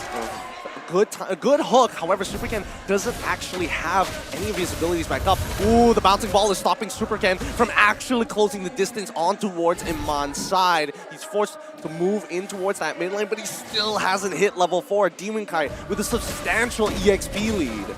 All right, Light put in a dire situation, needs to get away. Already forced the Flicker out. But you see the Xborg struggling up top. The help that RSG PH is giving Nats, they know they cannot allow Cerezo to have a comfortable time with the laning phase. And because the first turtle is going to be up already, that's going to be -1 on the side of Bigatron Alpha. In terms of positioning, it's going to be RSG there first, but Kenan Moreno will be able to contest it. Yeah, I mean, if Demon Kai wants to, he could just back off, reset this, hit level 5, and guarantee is secure. But it looks like Supercan, he's decided not to actually go for this, knowing that Cerezo won't be able to participate for too long in these fights, and especially in the early stages of the game. It's just not worth the risk. All right, so we see actually, again, the name, Conchado, mad scientist, experimenting with this Xborg pick, not going their way as of now. But RSG PH, yeah, definitely much more comfortable this game, getting their objectives, being able to contest.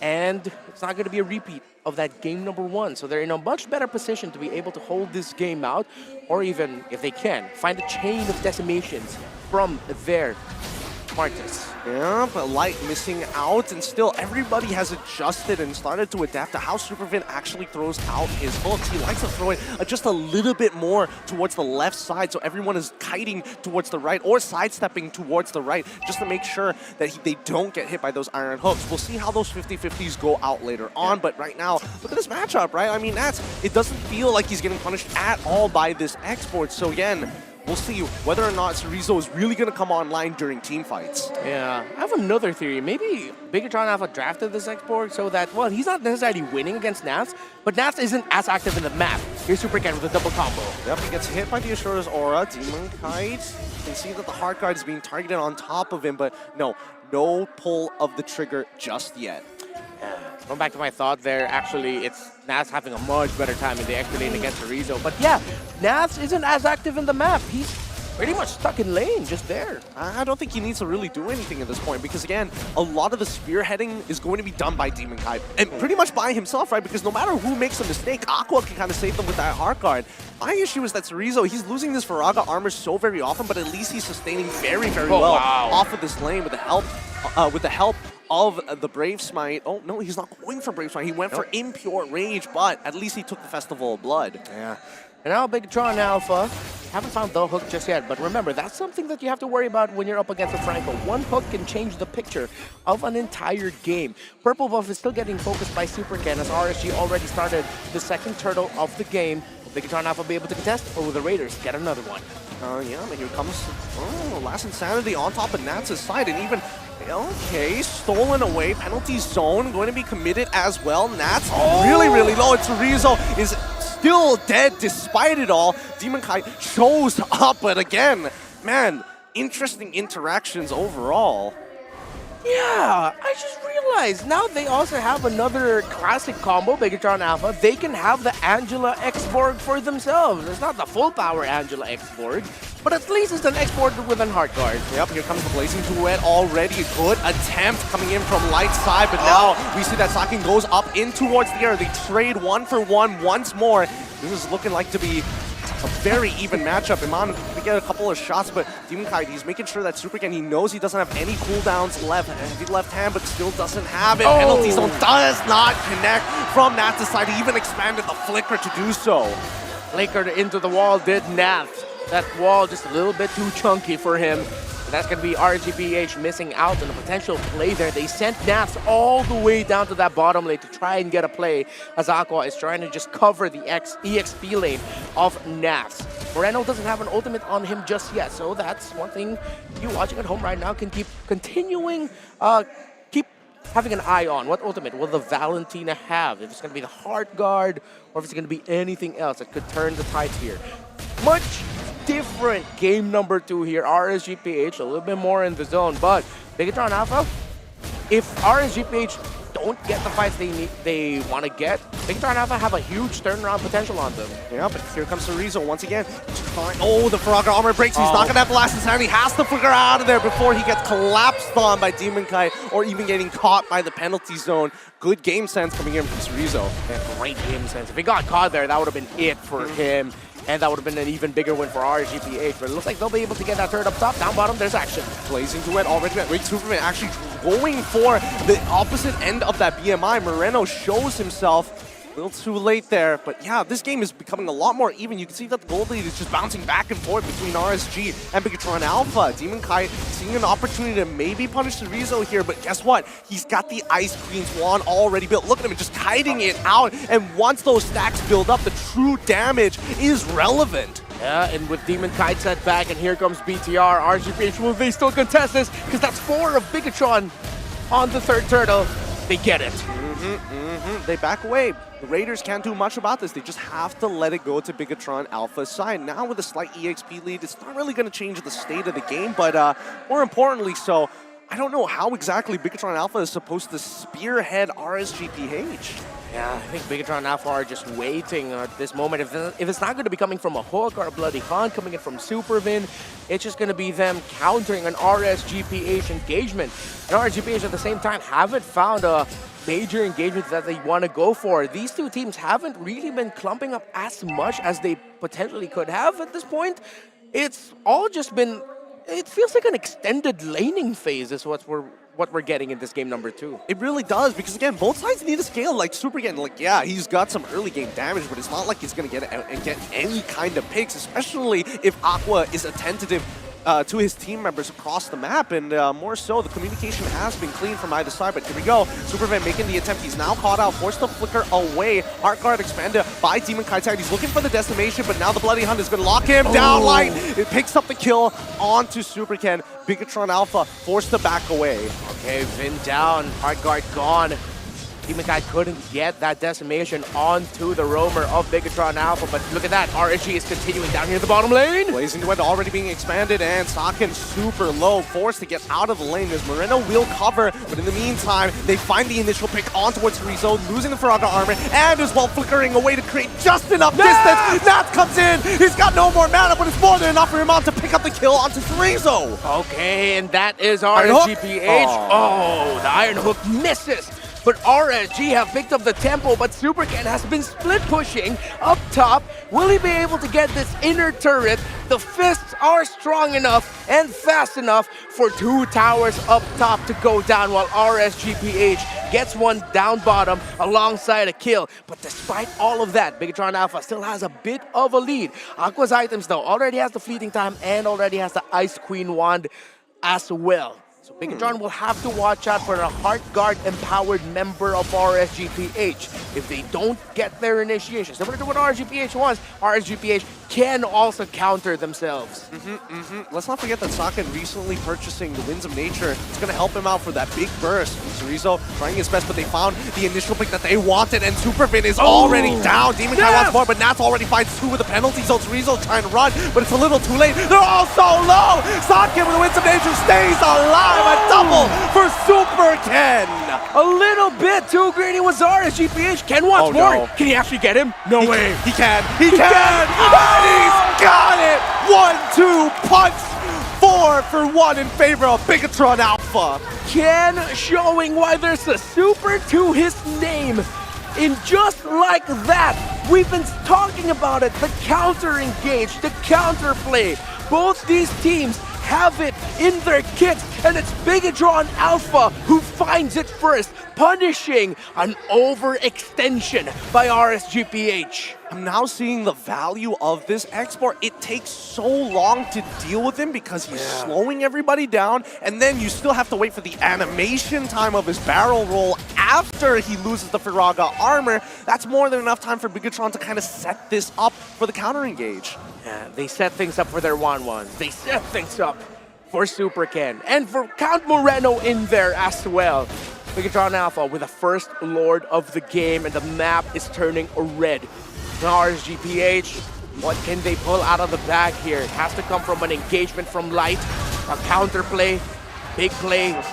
Concealed down bottom by BTR. Ooh, Supervin, he tries once more. Light looking for an engage anywhere, anybody. But Bigatron Alpha don't give him anything to work with. Tier 2 start to collapse. And Lord still walking from top side. Yeah, Bigatron, how fast were they in taking complete control of this game? Getting close to a 6-7 KOD. Here comes Light. Light, he fights too. Supercan is going to knock them out, but here comes Nash with a penalty zone to slow them down. The bloody hard demand is good, but it's too late. The damage is done. They chase them down. Moreno comes back with his own penalty zone. And there goes the inhibitors from the side of RSG PH. What a counter engage. Moreno wants more. He's gonna take Aqua's life just for fun. Light finally locks down to Rizzo, loses out on his immortality, but Moreno, when he wants something, he gets it. And he got the kill. Light against Bigatron. He can only watch. Can RSG PH get in time to clear the minion waves? Nats is back, Nats is back. He's going to clear out the wave by himself or try his best to do so with everybody coming out from spawn. This could be another attempt, but no, RSG PH, they're just gonna wait it out, right? Bottom inhibitor under threat, but they can't just walk up forward. Super King could easily push them away. Rizzo finds it with the Fire Stokes. The waves, no inhibitors off the very first look, but they find the Iron Hook of a lifetime. Demon Kite is locked out. Penalty zone on the socket, who purifies out of it naturally. Is he going to take to the skies? Crossbow of Tang. Viraga armor broken. Last Insanity done for. 2 for 3. Bigatron Alpha, when is it going to stop? Aqua and Eman. This duo staring down 3 members of Bigatron. Do they have it in them to hold on? Oh, they are, and Super Can, he wants it. They're going straight for the base. 10-game goal lead! What a game! The Bigatron Express have defended against the Raiders, ending their saga here at the Snapdragon Pro Series. Blink, and you'll miss it. Bigatron Alpha. Supervin gets his revenge. The pride of Indonesia swells. You can see it in the crowd. You can see it in the Story Senayan. Dominating and undeniable was this performance by Bigatron. Oh, man. Oh, the rallying of the troops are here. The chants have begun. Well done to Bigatron. But our hearts go out to RSG PH as their journey finally comes down to a conclusion. Sportsman-like conduct as they give their final fist bumps here on stage. What a match. I can't believe it. Rizzo on an export, winning it out here. What has the meta become? Oh, the mad scientist that is Coach Aldo. And everyone in Bigatron Alpha made it work. It was a surprise. It was like a magic trick. Look at this hand, look at this, look at bang. There's the export, but it was actually still back here. Everything set up for Socket's 1-1. It's not just the 1-1, it's the fact that Moreno kind of, I wouldn't even say bandaged the situation, it's the fact that Moreno was capitalizing on so many of these moments. He's like, I can take whatever ult I want. He was cherry picking whenever he felt like it, and he got tired of getting caught by Nat, so he decided, you know what, I'm going to take your ult and I'm going to do it better this time. And Moreno again had a fantastic game. There were so many times there where RSG PH would jump onto the line of Bigatron Alpha and they would all collapse onto Bigatron, but Clutch terrifies coming in from Moreno's Valentina, stopping the momentum of RSG PH. Yeah, and you could see that Claude was struggling as much as he wanted to go in towards these fights. He's just terrified every single time. Yeah. Goes even further. Oh no, he gets knocked up every single time by Supercan. So again, so many momentum stoppers from Bigatron. Yeah, and you get why RSG PH wanted to draft this Angela into their lineup. But near the end there, when RSG PH were getting those nice counter engages or initiations, Light, well, Nats with his penalty zones immediately just started hitting like 3 or 4 in a row. That could have been game-changing, but they didn't have the hero to follow up with AoE damage. The Claude was still catching up in the farm, and of course their Angela isn't that type of hero. Angela ain't gonna save you, but man, let's go throw it over to the interview. Bigatron Alpha! Moreno sudah berada di tengah-tengah kita dengan kemenangan yang sangat cepat, sangat memukau, 2-0. Yes, guys, we now have a winner for the second match, sending RSG Philippines back home. But Istora Sanayan, give it up for Bigatron Alpha! Okay, I love the energy, I love the energy.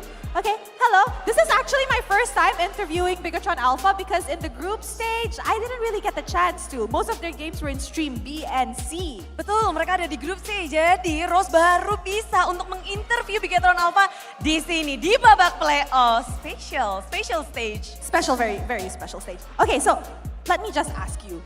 You are sending, or you have sent RSG Philippines home, but later on, Bigatron Alpha will be going up with another Philippine team, which is Echo.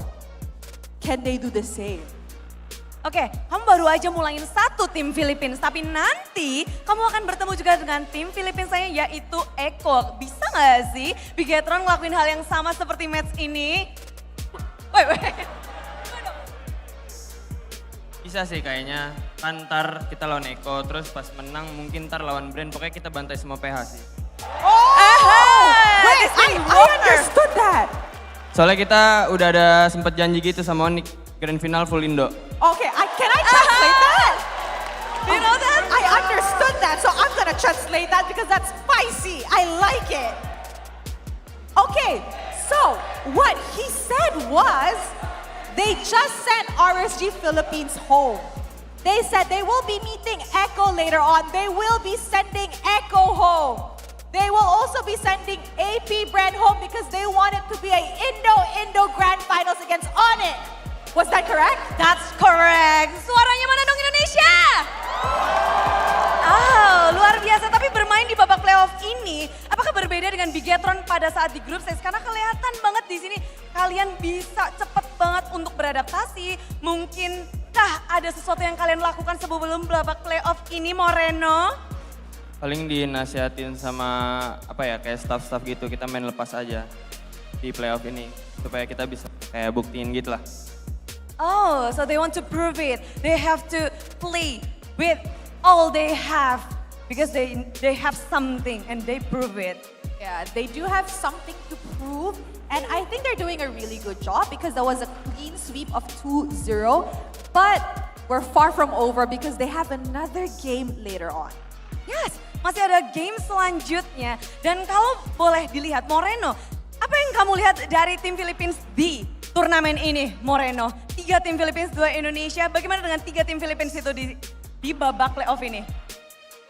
Ya, Filipina kan dari dulu-dulu kayak kelihatannya paling kuat gitu. Tapi sekarang di SL ini kayak Indo pengen buktiin kualitas sebenarnya aja sih. Sekarang kayak gimana? Oh, it's so scary. He said that, he want to prove that. Usually it's Philippines above all. But right now, Indonesia wants to prove that Indonesia is the best now. They have something as well. Not only Philippines, but Indonesia have too. Yeah, I can see that. Okay, so I have one question for you. You said just now you wanted to be a Indo Grand Finals. But between Echo and AP Brand, if you're going to meet AP Brand, who do you want to meet more and who's scarier to fight? Ya Pak, siapa yang bakal kamu lawan kira-kira nih? AP Brand or Echo? Eko sih kayaknya soalnya pengen ngelawan Sanji, soalnya kemarin kan aku nggak main. Siapa tahu main, ntar mau lawan Sanji. He wants to play against Echo because of Sanji. He haven't met yet because he didn't play last time. Right now he wants to face them and get a revenge match. Okay? Oh, betul? Revenge match. Okay. Revenge. Okay.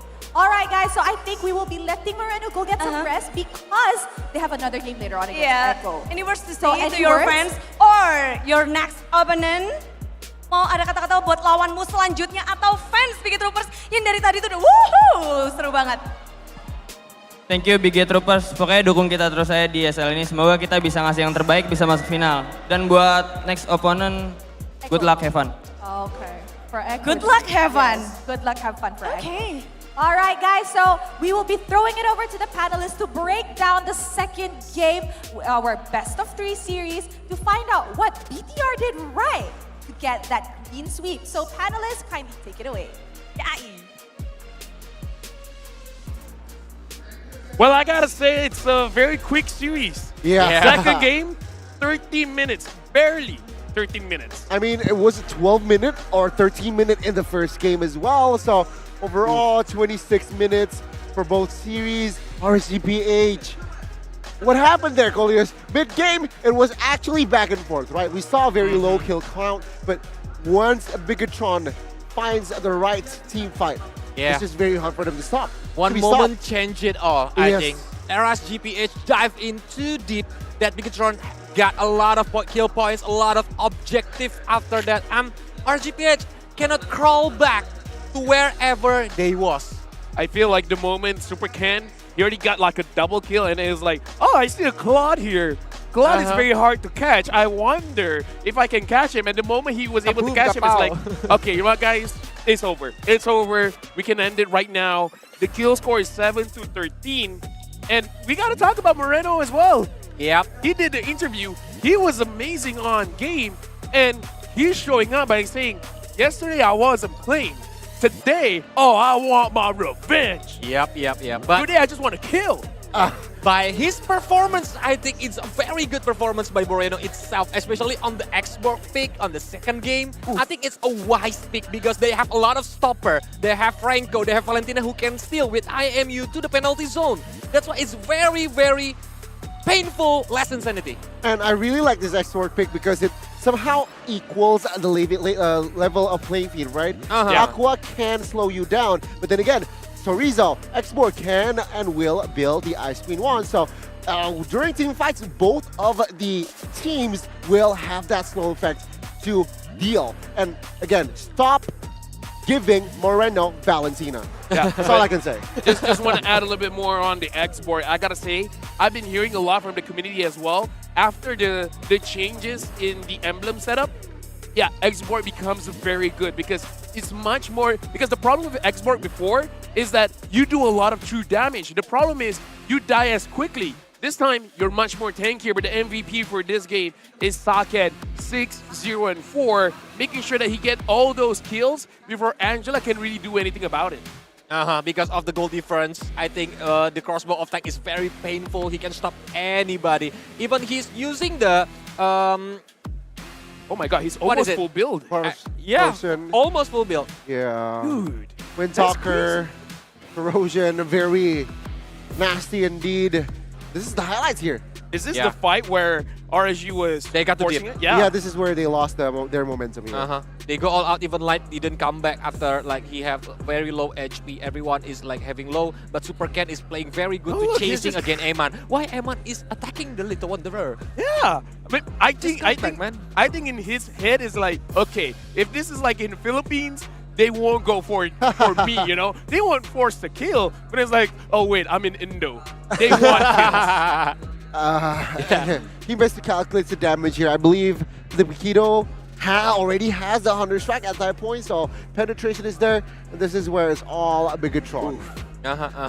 On the early game, I think it's very passive games. But after that moment, it becomes Bigatron stomping the RSG PH even without any fight from them.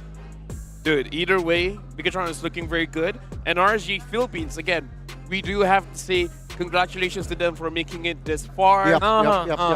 Again, this is good because it shows that Snapdragon Pro Series is showing that the international stage now is very competitive. Right? There's no clear winners, but either way, the clear winner for this one is Bigatron Alpha. Congratulations for winning 2-0. And unfortunately, RSG Philippines, they have to go home. But it's not the end of the day for Bigatron Alpha, because after this, revenge match against Echo. Yep. But my prediction is correct, 2-0 so far. I mean, it's going to be very interesting as well. Bigatron showing that they are a very strong team, a contender in SPS. Alongside the Giants, right, we got AP Bren, and as well as Onyx, who is still in that upper. So it's their journey is still far here. What do you think, Lafel? Bigatron, their odds, do you like their odds? I really like their odds. I feel like with the way that they're playing right now, I think they can definitely take down Echo. But the next match, it is going to be between Onyx going up against AP Bren, where both teams are in yellow and both teams have shown a very oppressive playstyle, making sure that from minute number 1, they're winning the game, they're winning the map, and then they're ending it as quickly as possible. So when both styles are more or less the same, we gotta see when an unstoppable force and an unstoppable force clash together, what kind of explosion that will be made in the best of 5. Yep, especially they fighting for the ticket to go to the grand final. I think it's very important match, so don't miss it, guys, please. Yeah, I mean, the team that wins this match will advance to the grand finals tomorrow. Meanwhile, the loser, they will not go home. Of course, they will, though, stay and go to the lower bracket who, well, they will wait who their opponent will be.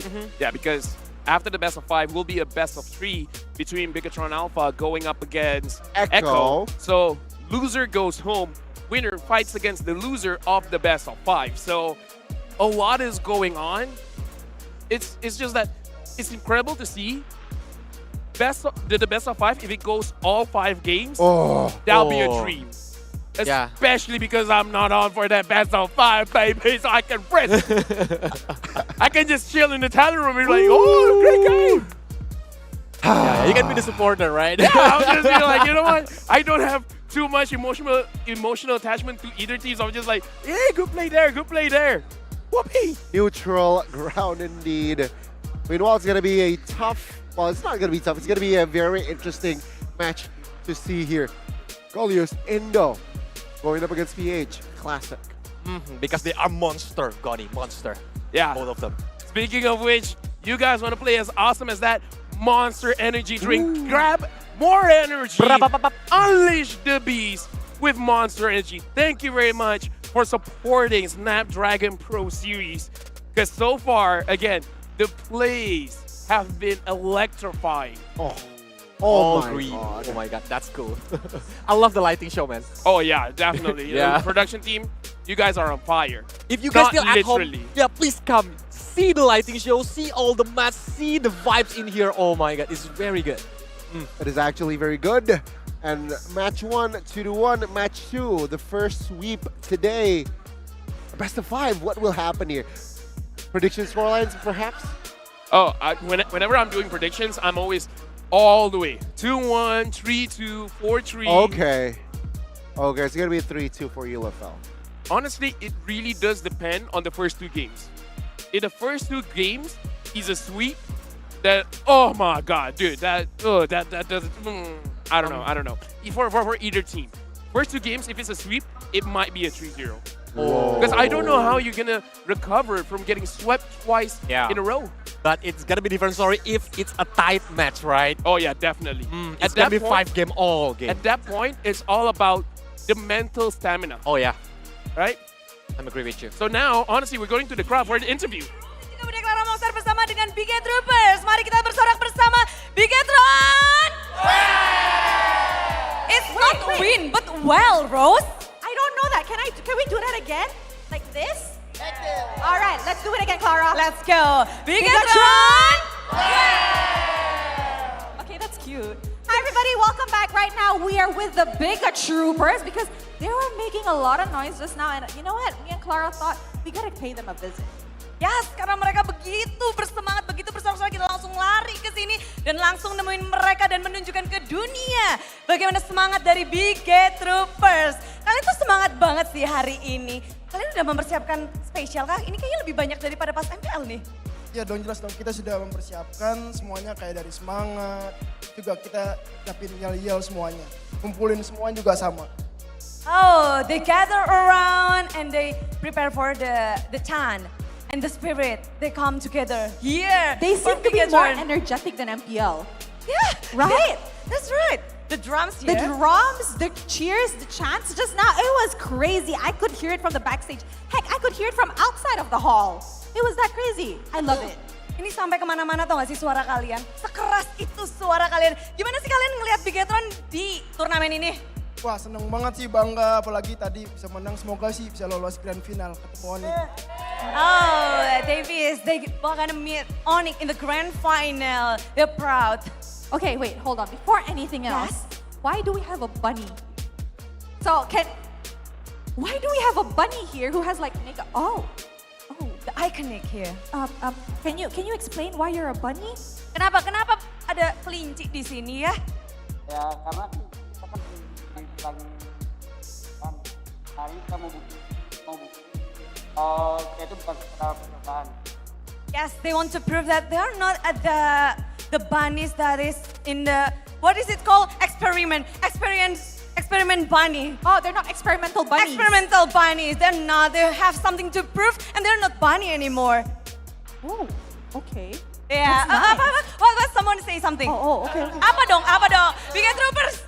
Not experiment but experience. Oh, okay. They are not the experimental bunny, but they are the experienced bunnies. Bukan percobaan, tapi sudah banyak yang mereka lalui sampai titik ini. Betul. Okay, so I want to ask, just now you guys heard on stage that Moreno said that BTR will be sending all the Filipino teams back home. What does the bigger troopers has to say about this spicy statement? Kalian tahu kan tadi Moreno ngomong apa kan? Moreno bilang, Moreno ingin untuk memulangkan semua tim Philippines. Gimana kalian melihat hal itu? Melihat komentar Moreno tadi yang pengen balikin Filipin sih keren sih. Saya setuju. Karena kita pengennya Indo Pride di grand final nanti. Soalnya negara tamu dilarang juara di sini. Mantap! So they won. The home team will be the winner. That's all. And they agree with Moreno. I agree with Moreno. Yeah, I mean, I'm pretty they sure like it's it. They love it. Indo Pride, it's the home ground buff. And I think we just proved that home ground buff does exist. Because if you notice, Onyx with the 2 zeros, Bigatrons with the 2 zeros. This is looking like it's a good sign actually. Betul, tim Indonesia lagi kuat-kuatnya nih di babak playoff ini. Tapi kalian di sini ada yang mau kalian sampaikan sesuatu nggak sih untuk mungkin Bigatron? Coba angkat tangannya mau ngomong tentang Bigatron. Siapa nih mau yang salam-salam buat Bigatron nih?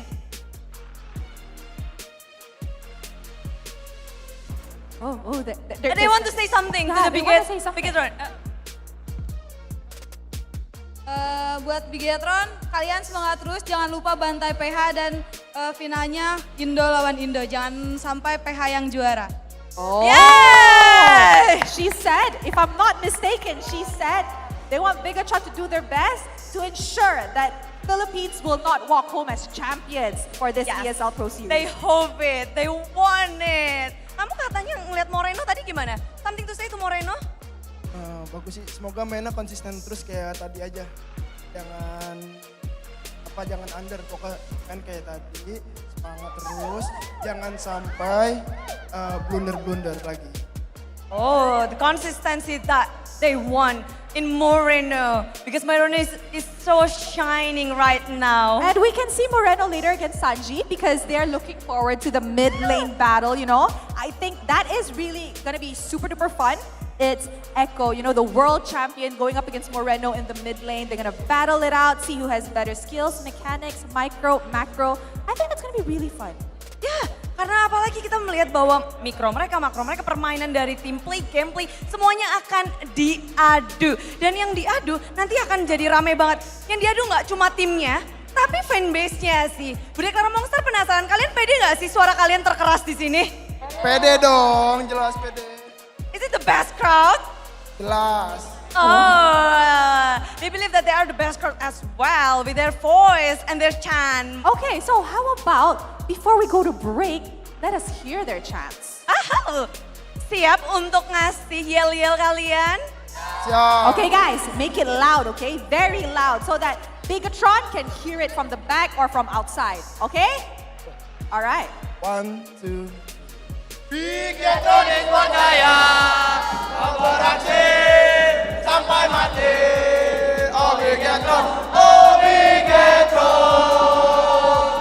kami datang mendukungmu. Namanya Bigatron Esports Jaya, beraksi. Awas ya, aman gua. Aja tuh. Gua cari ya. Dapat eman guys. Nice. 4 orang ya. Lihat gua guys. Gua ready. Mati dia. Perang guys. Nice cuy.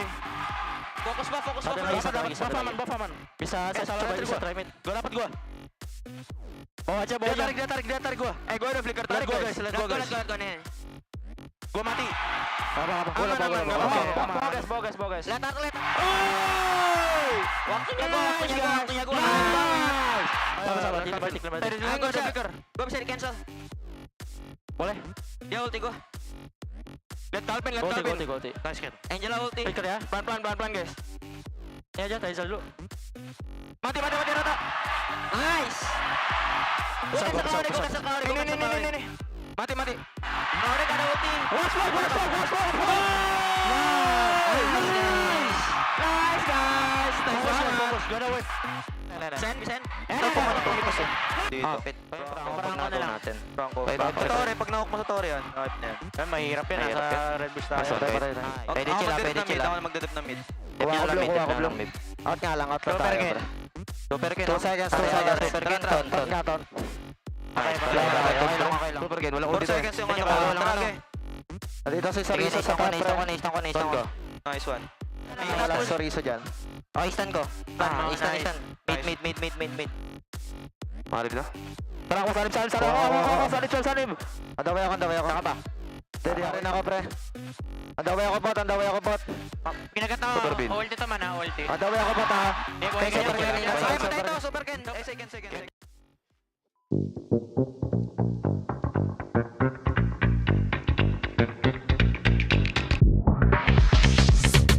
Pick semua harus sama gak sih? Kan satu tim. Ayo gue pick Albert aja. Tuh. Because so strong. Still so aggressive. Oh, so many roles. Yeah, can. But mid lane now. I will pick this guy. Yeah, because he's one of the aggressive mid laner now. I think he's Parsia and Kadita. Ajaib. Pick diri sendiri. I choose myself because I love myself. Mana sih? Aku pick ini aja, Cak.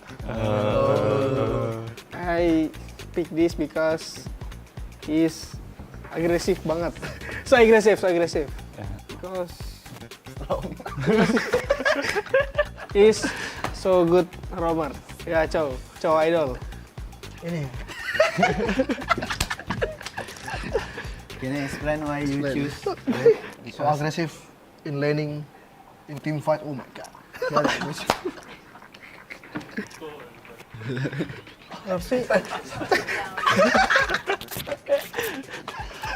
So this is our dream team. Oh, God.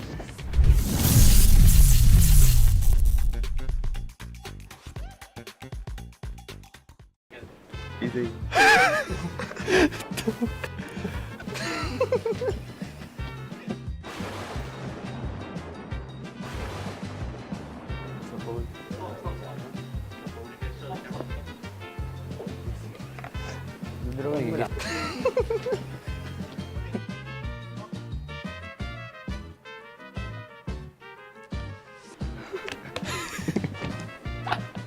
Love.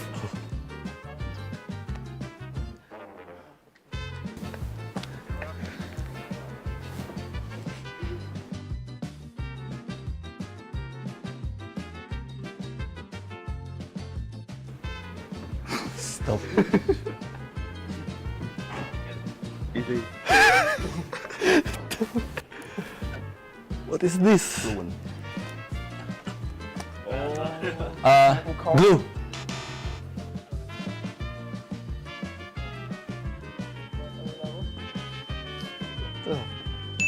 Minotaur.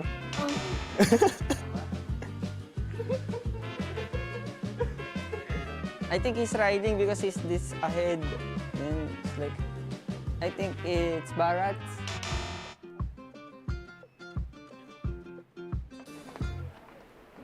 Gusen.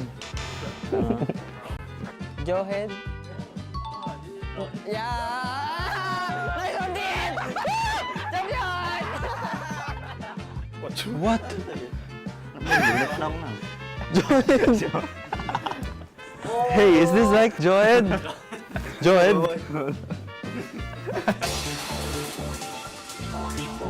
For me, the hero need to buff is Guniver. I think Guniver is quite OP, but need a little bit touch up so that it can be in the meta. Yuzong needs buff because the patch right now needs XP lane hero that can sustain the turtle attack and pull the turtle at the same time. Kalau nerf untuk sekarang Uranus sih kayaknya. Uranus strong banget gara-gara patch emblem baru, jadi bisa makin tanky banget. Sekarang jadi most pick juga di turnamen, jadinya mungkin boleh di nerf sedikit sih.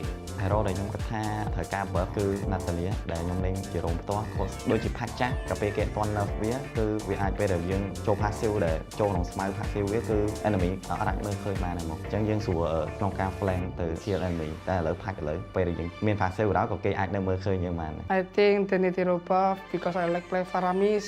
I will do buff Faramis like the ultimate cooldown. Mungkin kalau untuk hero yang mau di buff mungkin Batroc sih, karena kan itu hero power gua kan, jadi kayak pengen aja di buff biar tambah kuat. Hero yang menurut gua sekiranya bisa dapat buff paling cowok lagi sih, jadi dibalikin kayak dulu, dia bisa ngereset skill 2-nya pakai skill 1 ke creep, gak harus ke hero musuh. I think Hellcat needs to be nerfed because his second skill has so much damage, especially with the DHS. I think Hellcat. I think his ulti is too long and he doesn't get assist anymore whenever he uses his ulti and your teammates get kills. Kena buff, maybe saya pilih Hanabi. Hanabi tu perlu buff lagi lah sebab dia tak ada escape mechanism. I like them to buff Badang because I feel like there's a lot of nerf on him and I would prefer he's more stronger than before. Then more people play also. I think the hero that we should nerf should be Angela because of the big shield that she makes and low risk but high reward gameplay that she does. The healing in this patch is really busted with how big the healing factor affects the team, and it's the global presence of Angela that makes it hard to fight her. If you're facing an Angela, you should play the game perfectly, but if you make a mistake, I think she and her partner will snowball the entire game.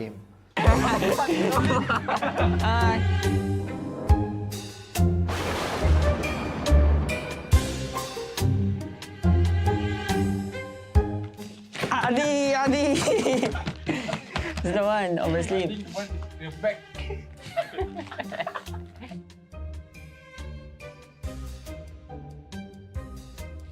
Oh, Isaac! He always do with his girlfriend. And he main core when he have his girlfriend. He use Fanny, Link, even he support only.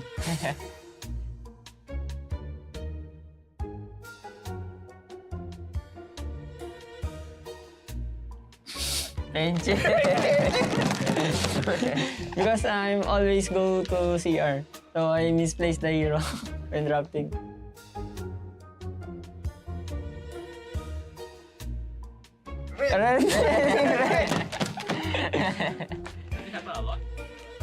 Not. I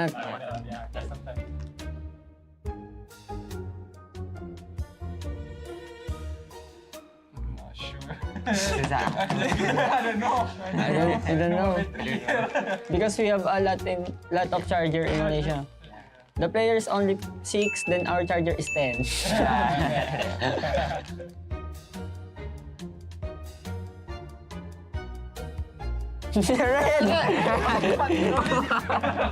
He used many hero in gold lane like Layla, Mia. Good like Rolly.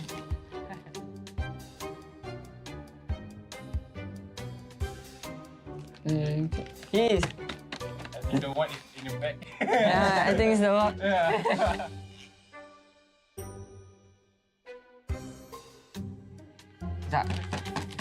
So if you don't win, you lose. Oh. And this me. Yeah. I will stress. Because he got punched the wall when he's... 1, 2, 3.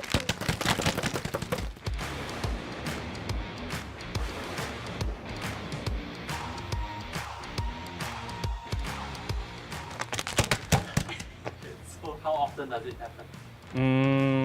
Many times.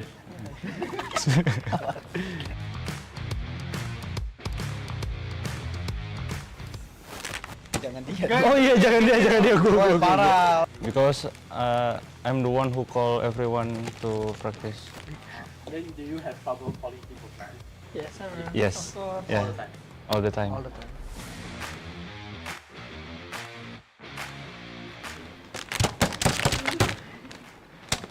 But has it happened a lot of times? Yeah. Not focus. Yeah, sometimes not focus. Kayak gitu.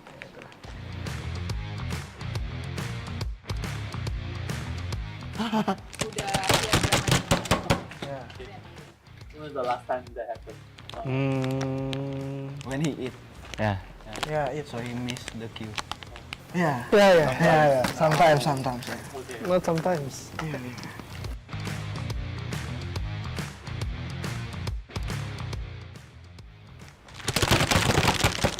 Sekali doang kan. So why do you play mobile? Sometimes I forgot. Yeah. No have charger. No have charger or miss. Yeah. Don't have charger. Always borrow someone's charger. Yeah.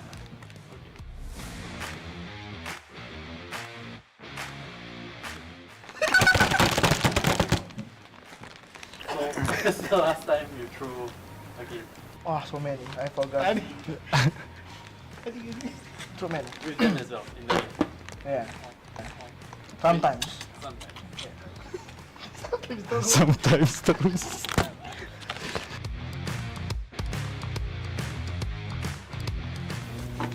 Lu aja. Because my passion, playing my hobby, Mobile Legends, bang.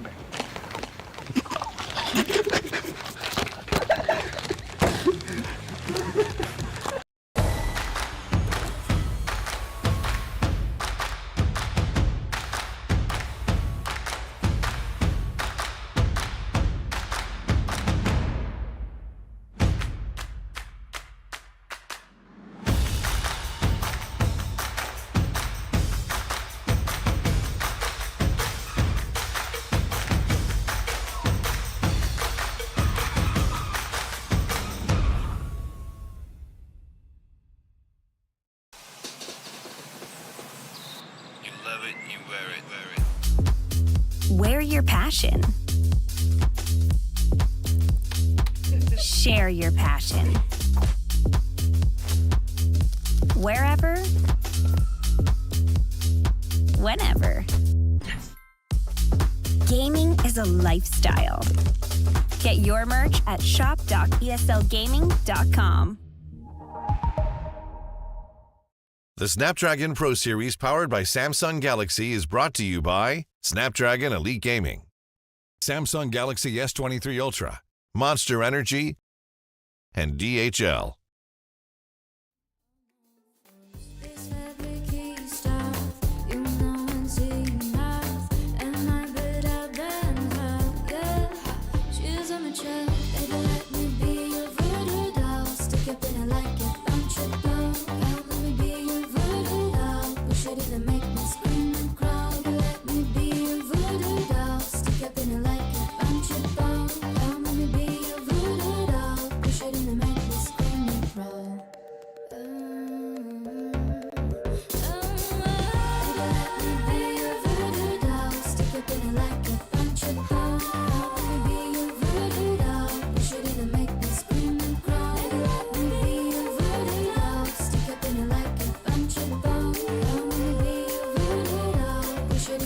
Scream and crawl. Dale bueno, dale bueno. Dale bueno, dale bueno. Dale bueno, baby, dale bueno. Ya tú sabes, baby, lo que quiero. Dale bueno, dale bueno. Ya tú sabes, baby, lo que es bueno. Todo el mundo sabe, yo soy poderosa. Si te caigo mal, es que estás celosa. No soy santa, tampoco soy mafiosa. Puedo ser dulce, también soy venenosa. Baby, yo soy natural, a mi cuerpo no hay igual. Solo quiero mi dinero, yo no soy sentimental. Y tú quieres ser primero, pero tienes que esperar. Aquí yo soy la que manda, así que ponte en fila atrás, yeah. No, al cel no te contesto, no. Ni tu DMs o textos, ya. Ya tienes que saberlo, yo vine a subir al cielo, Dale bueno, baby, dale bueno. Ya tú sabes, baby, lo que quiero. Dale bueno, dale bueno. Ya tú sabes, baby, lo que es bueno. Dale bueno, baby, dale bueno. Ya tú sabes, baby, lo que quiero. Dale bueno, dale bueno.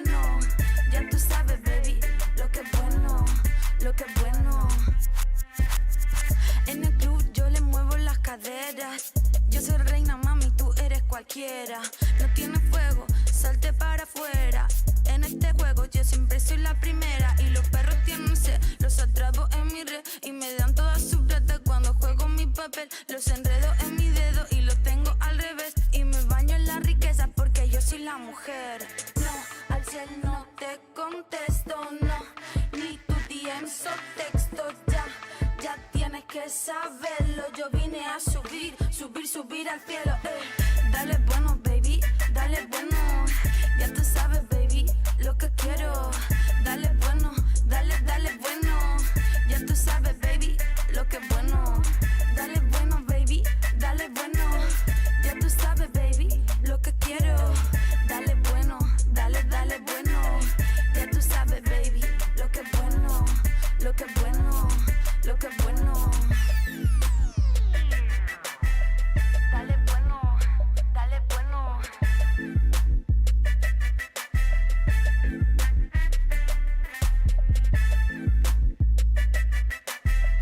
Dale bueno, dale bueno.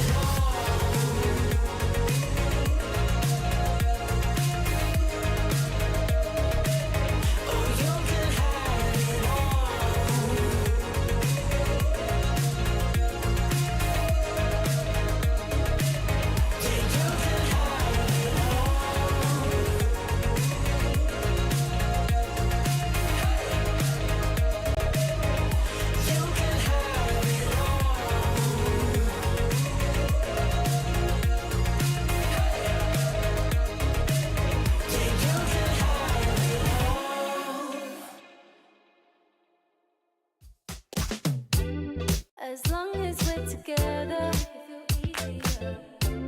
Yeah, this right here forever. Won't let you down, I'll never. Won't let you down. I think I found my treasure. Oh yeah. Always get the feeling that you feel the same way. No, you're never gonna leave my side. Doing this together and ain't nobody better. Yeah, I really wanna get this right. I'm taller. You make me love harder. You make it all easier. You know that I need you.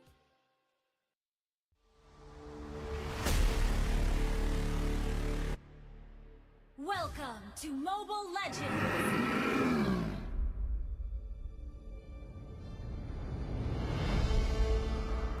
Pertarungan antara para jagoan terjadi di Land of Dawn, memperebutkan legacy yang telah menjadi kebanggaan turun-menurun.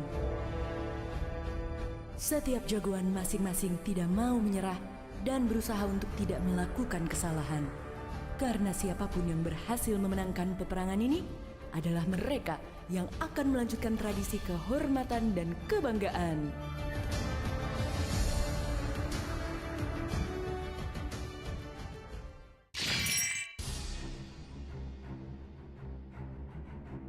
Sial, ini posisi yang tidak menguntungkan bagiku. Kalau sendirian seperti ini, aku tidak akan bisa mengimbangi dia.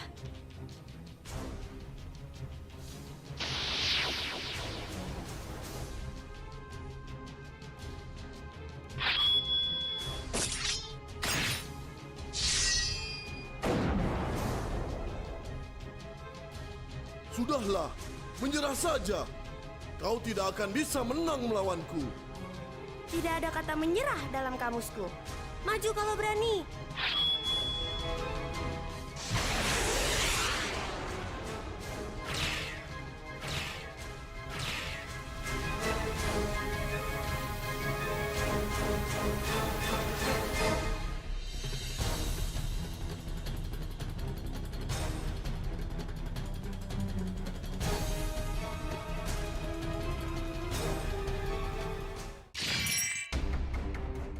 Saber, kau kejarlah lawan yang lain. Biar aku yang mengurus Layla. Cih, baiklah kalau itu maumu. Jangan sampai kalah. Percayalah padaku. Akan kubuktikan siapa marksman terbaik di kelasnya.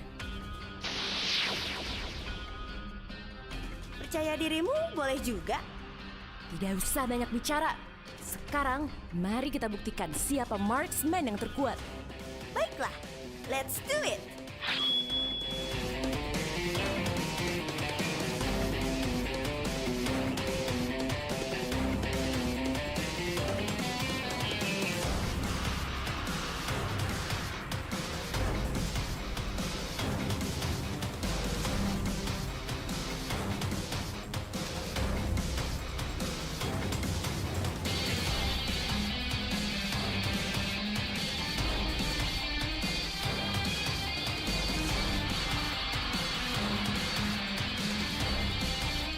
Menyerahlah, kau sudah tidak bisa lari lagi. Kemenangan ini akan menjadi milik kami. Kage no Ogi.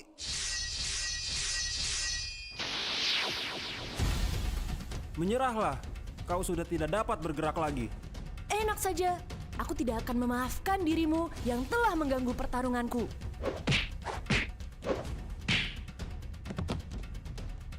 Sih, beraninya keroyokan. Andai kau tidak datang, Layla sudah pasti kuhabisi. Jangan lupa, ini adalah arena peperangan, bukan ring tinju. Terima kasih Hayabusa. Sekarang, mari kita habisi dia. Rasakan ini. Yeah!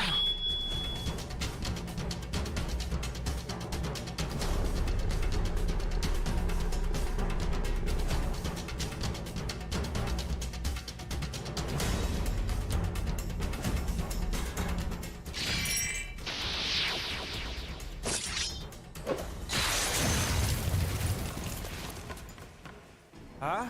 Alucard? Beatrix, recall dulu untuk saat ini. Biarkan aku yang menghadapinya. Baik, kuserahkan padamu ya. Oh, begitu ya. Layla, kau juga recall saja dulu. Biarkan ini menjadi pertarungan kami. Oke, kupercayakan padamu ya. Good luck. Sudah lama aku menantikan momen ini. Segalanya pasti akan berakhir. Bayanganku akan menghabisimu. Yeah!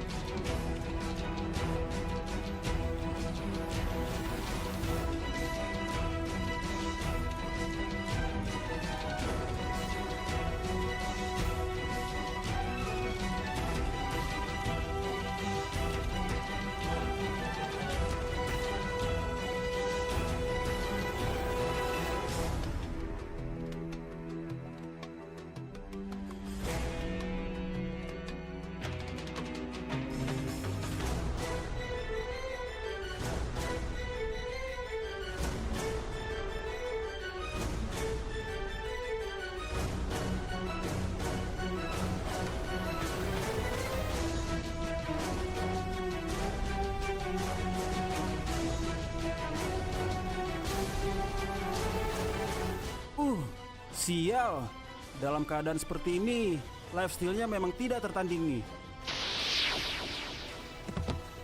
Layla, Selama 10 tahun, aku telah mengasah pedangku untuk saat ini. Winner chicken. Ya, kamu mengerti maksudku. Tidak ada yang dapat menghentikanku jika aku telah mengeluarkan pedangku. Sekarang, mari kita habisi mereka.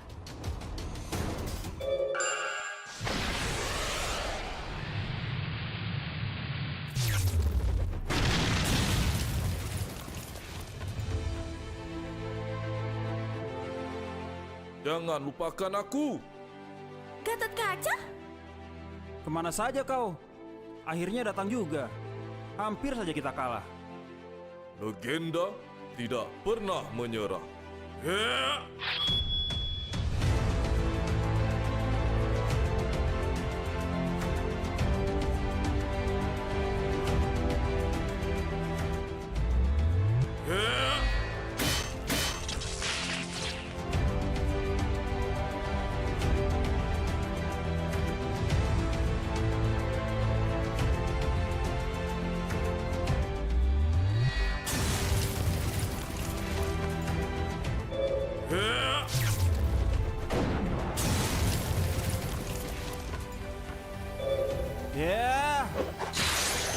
Layla, sekarang giliranmu. Waktunya bersinar.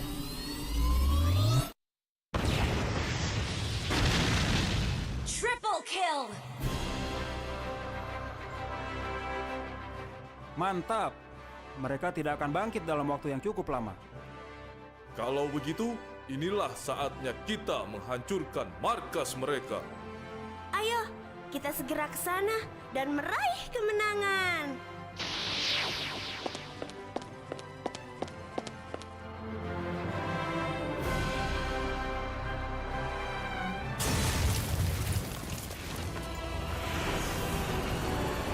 Let's bring on the legacy.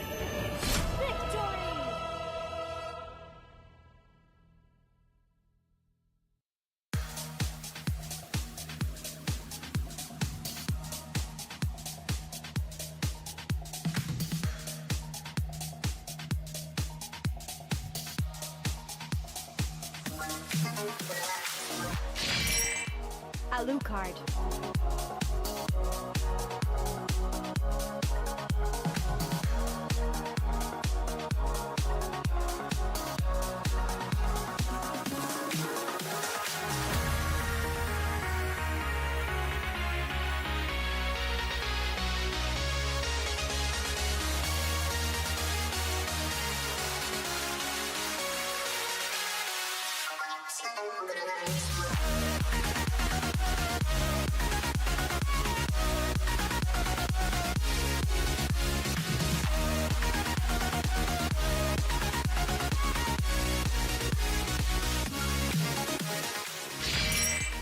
Hayabusa.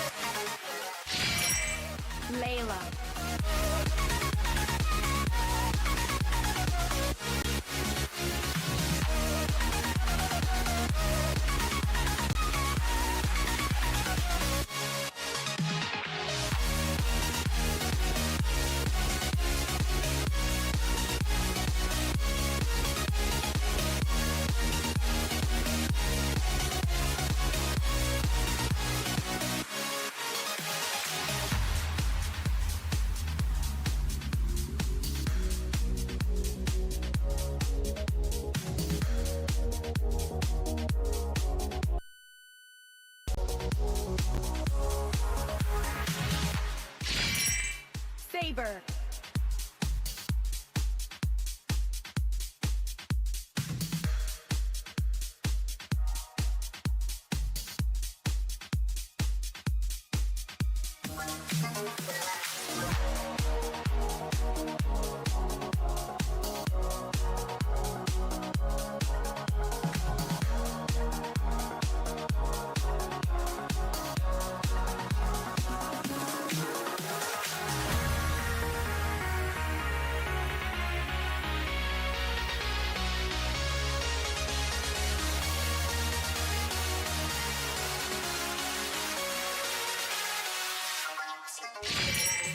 Gotta catch her.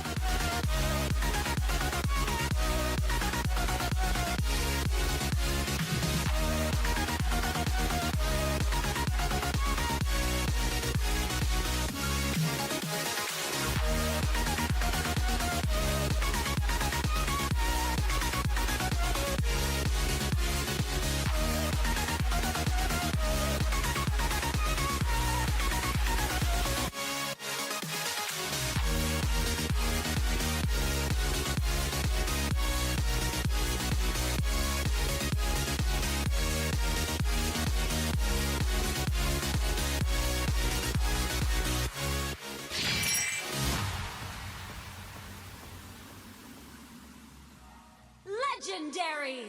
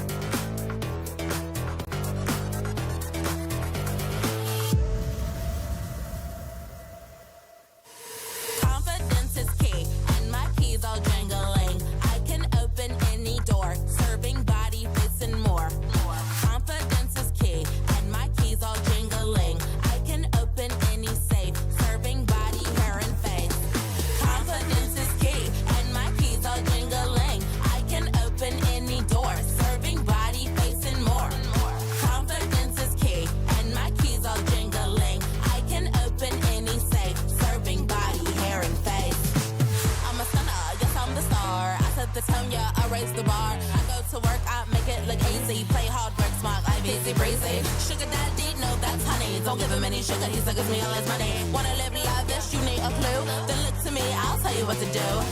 Do. Repeat after me. Confidence is key, and my keys all jingling. I can open any door, serving body, face, and more. Confidence is key, and my keys all jingling. I can open any safe, serving body, hair, and face. Now bring it out, it's your time to glow. You all the baddest, put on a show. Don't be afraid, let everyone know. Don't be shy, just lose all control and work it. Go hit a full split, tear up the floor. Go ahead, snatch those whips. Repeat after me. I am the vixen, I am the stallion. I don't need vixen, but I do need all your attention. All these diamonds on me, they glisten. When I talk, yeah, everyone listens. Cause I'm somewhat of an addiction. Now work those hips and thighs. You're out here changing lives. It's time, so let's get wild, wild, wild, wild. And put in work. Work, work, work, work, work, work, work. Put in work. Work, okay. Work, work today. Work, work today. Work, work. Confidence is key, and my keys all jingling. I can open any door, serving body, face, and more. Confidence is key, and my keys all jingling. I can open any safe, serving body, hair, and face. Confidence is key, and my keys all jingling. I can open any door, serving body, face, and more. Confidence is key, and my keys all jingling. I can open any safe, serving body, hair, and face.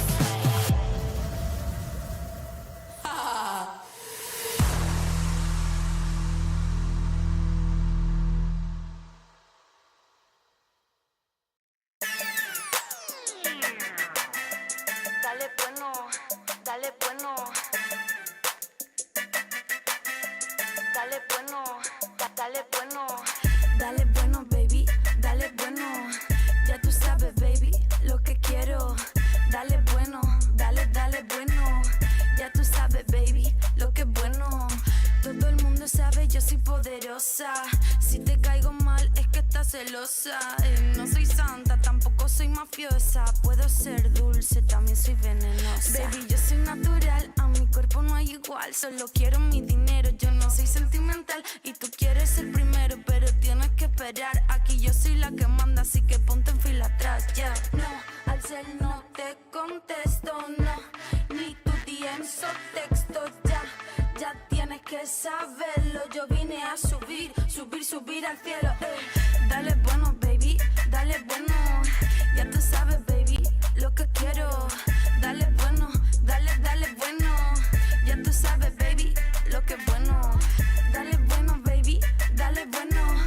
Ya tú sabes, baby, lo que quiero. Dale bueno, dale bueno. Ya tú sabes, baby, lo que es bueno, lo que es bueno. En el club yo le muevo las caderas. Yo soy reina, mami, tú eres cualquiera. No tienes fuego, salte para afuera. En este juego yo siempre soy la primera. Y los perros tienen sed, los atrapo en mi red. Y me dan todas sus redes cuando juego mi papel. Los enredo en mi dedo y los tengo al revés. Y me baño en la riqueza porque yo soy la mujer. No, al cel no te contesto, no. Ni tu DMs o textos, ya. Ya tienes que saberlo, yo vine a subir al cielo. Dale bueno, baby, dale bueno. Ya tú sabes, baby, lo que quiero. Dale bueno, dale bueno. Ya tú sabes, baby, lo que es bueno. Dale bueno, baby, dale bueno. Ya tú sabes, baby, lo que quiero.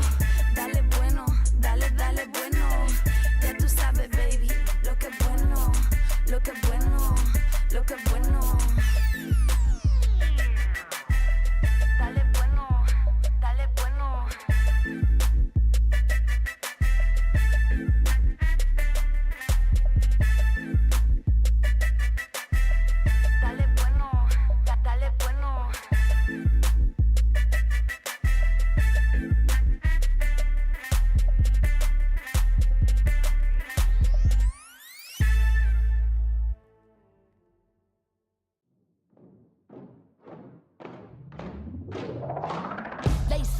show it's time to get it. Put in the work, I'm with it. Paying my dues with sweat and tears. There is no weakness here. I ain't new to this, I'm a veteran. Wear my battle scars like a letterman's. I done crawled through the mud full speed, so I wouldn't underestimate me. That's a rookie move. Homeboy, I got nothing to prove. Team player, but I'm still self-made. I'm in it for the passion, not the parade. I don't need the lights or the cameras, just me and my opponent. All the work that I put in has led up to this moment. Let's go. You go hard, I go harder. You beat, I beat farther. You cannot match my speed, 'cause I'm out of your league. I'm out of your league. I'm out of your league. Everybody wanna get like me, better reach for the stars, 'cause I'm out of your league. Game time, let's go. I hit that mark weeks ago. I'm about to laugh you up. Tell me, have you had enough? You would think I had a PhD in psychology. The way I get in your head, there is no escape. Like I said, I'm out of your league. I play fair, but show no mercy. Only give my time if it's worthy, 'cause I keep my mind on a mission. And you don't fit the vision. I ain't cocky, okay, a little bit. I call it confident, but they can handle it. Don't blame me, it's just my time. So move, 'cause you're blocking my shine. I'm out of your league. You better go with plan B. You taking the crown, that's a fantasy. You can't step to me. I'm out of your league. Better be from that defense. I give you an A for effort. Now hit the bench. You go hard, I go harder. You beat, I beat farther. You cannot match my speed, 'cause I'm out of your league. I'm out of your league. I'm out of your league. Everybody wanna get like me, better reach for the stars, 'cause I'm out of your league. You go hard, I go harder. You beat, I beat farther. You cannot match my speed, 'cause I'm out of your league. I'm out of your league. I'm out of your league. Everybody wanna get like me, better reach for the stars, 'cause I'm out of your league.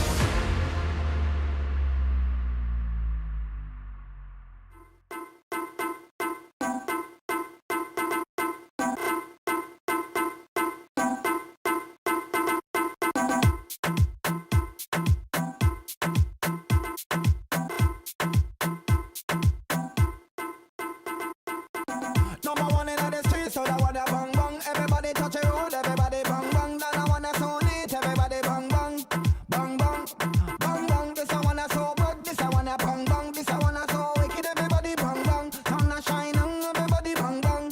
This a bang bang bang, bang bang, bang bang, bang bang, bang bang, bang bang. Bang, bang, bang, bang, bang, bang, bang, bang. Number one in the streets, so that one a bang bang. Everybody touch a road, everybody bang bang. That I wanna so neat, everybody bang bang, bang bang, bang bang. This I wanna so good, this I wanna bang bang. This I wanna so wicked, everybody bang bang. Sun a shining, everybody bang bang. This a bang, bang, bang.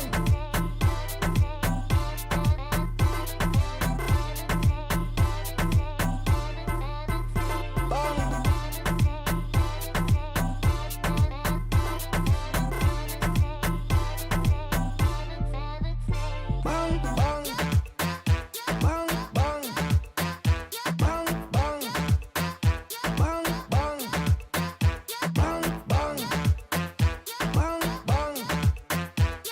bang, bang, bang, bang.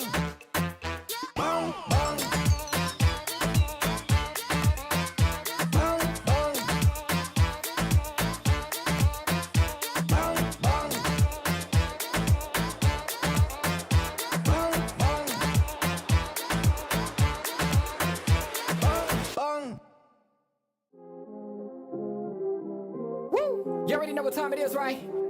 It's your boy Eclipse Darkness. I do this for my people. How I like that.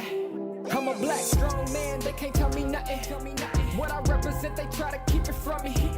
I done turned a lot of nothing into something. And I'm still out here pushing all they buttons. They can't hold me down yet for nothing. So I'ma stand up. They can't hold me down yet for nothing.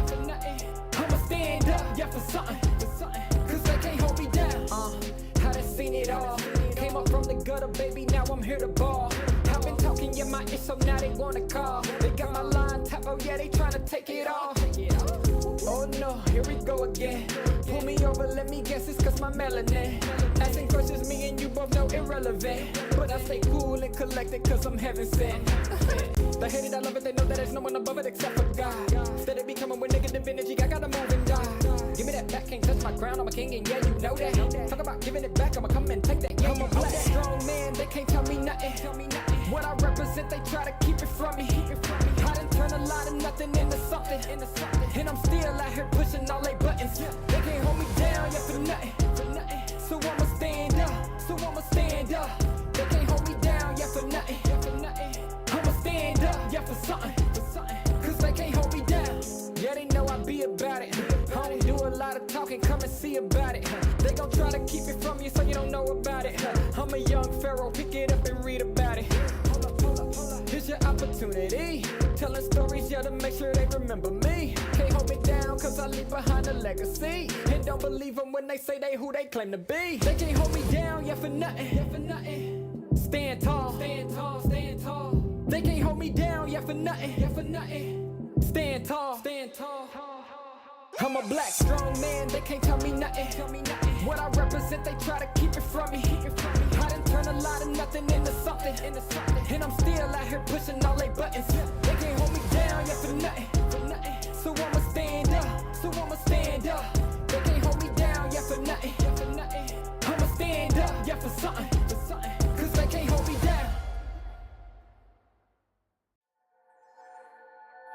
I got a thorn in my side. You can run, but you can hide. Yeah, this is magic in a way, but no remedy in the head.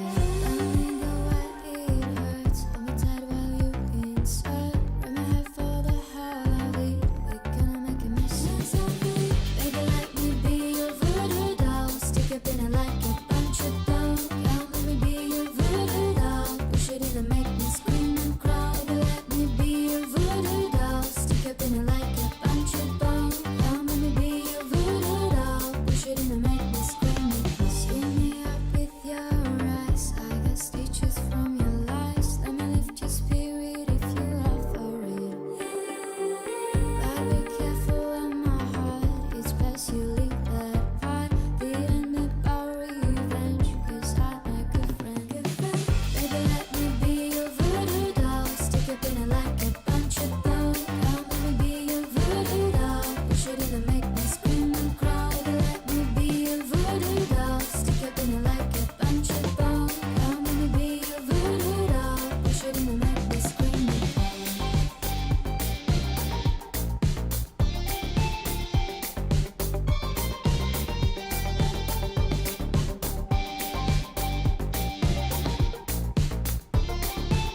Let me lift your spirit if you are for it. I got pins and needles and spread like candy. Come give me the curse of your swallow. Oh no, first this fabric stuff. You know it's enough. And I better than her. Yeah, she's on my child. Baby, let me be your voodoo doll. Stick up in it like a bunch of dough. Come let me be your voodoo doll. Push it in and make me scream and cry. Baby, let me be your voodoo doll. Stick up in it like a bunch of bones. Come let me be your voodoo doll. Push it in and make me scream and cry. Let me be your voodoo doll. Stick up in it like a bunch of bones. Come let me be your voodoo doll. Push it in and make me scream and cry. Let me be your voodoo doll. Stick up in it like a bunch of bones. Come let me be your voodoo doll. Push it in and make me scream and crawl.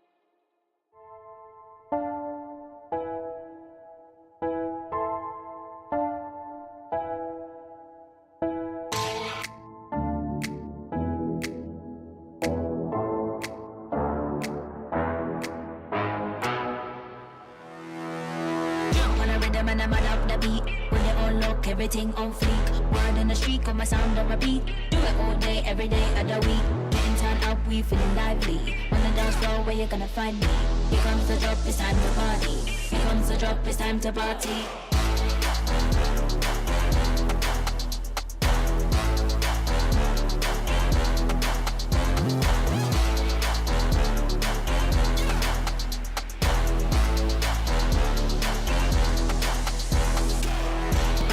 Pad up the beat, when they all look.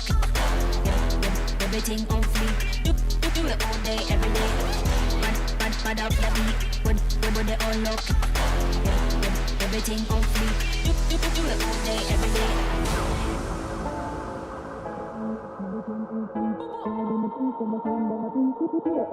Every day of the week, getting clam out, we feeling lively. On the dance floor, where you gonna find me? Here comes the drop, it's time to party. Here comes the drop, it's time to party.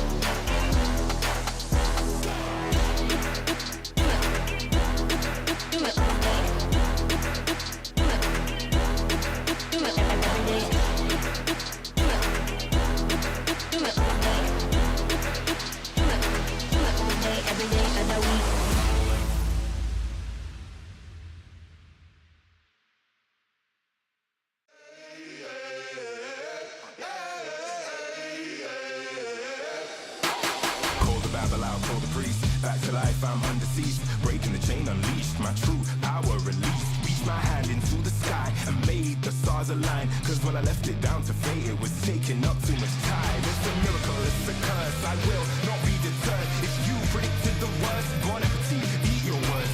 Keep my score, fire the gun. Watch me how I overcome what they said could not be done. I did it, now sing it.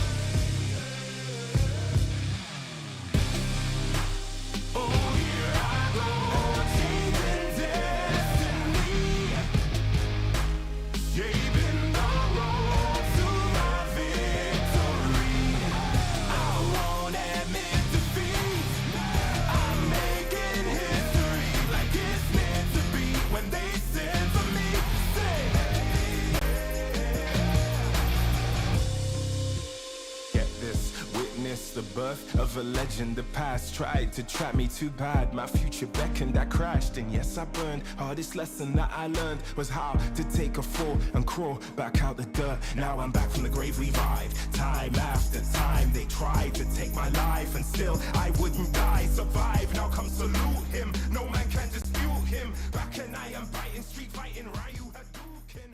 We gotta push to the limit, then work till we finish, then push to the limit, then work.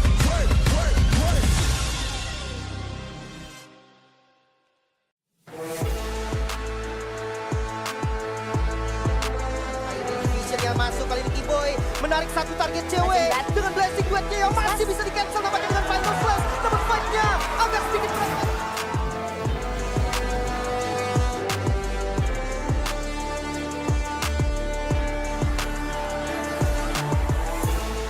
sebenarnya kita emang pengen sih disebut kayak gitu, cuman ya kalau misalnya emang ntar hasilnya bagaimana ya kita pikirin lagi. Hari baik saat dilakukan, mencoba untuk SG, fokuskan base-nya, tapi sakit untuk ratusan dan Glory. Fight time membuat Long menjadi MVP. Plan kita kalau buat ketemu AP Brand lagi ya kita mau revenge sih. Jadi kita mau balas dendam kekalahan kita di group stage kemarin di playoff kali ini. Kalau mereka menang lawan itu.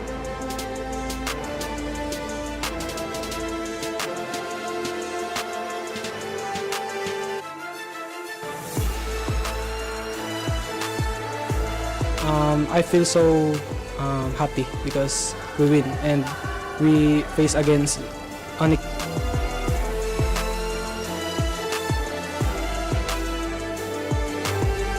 Nah, posisi dari AP Brand yang diutus adalah satu pemain yang cukup penting, tapi lihat sudah ada Dragon yang dikeluarkan. We outplay. Yes, we are confident because they lose to us in group stage, and I think we can beat them.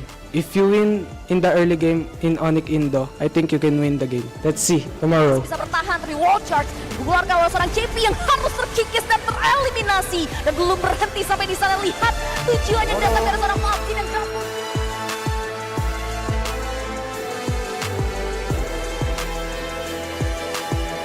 Sumpah kali ini pesta mulai terbuka dan AP Brand bisa dapetin game yang kedua.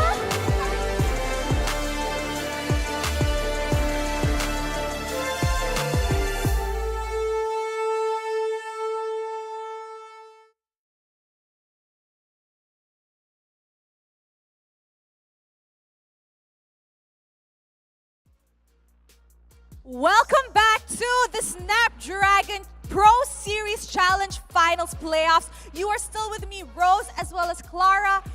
And we are finally entering the match where we decide which team will be going to the Grand Finals.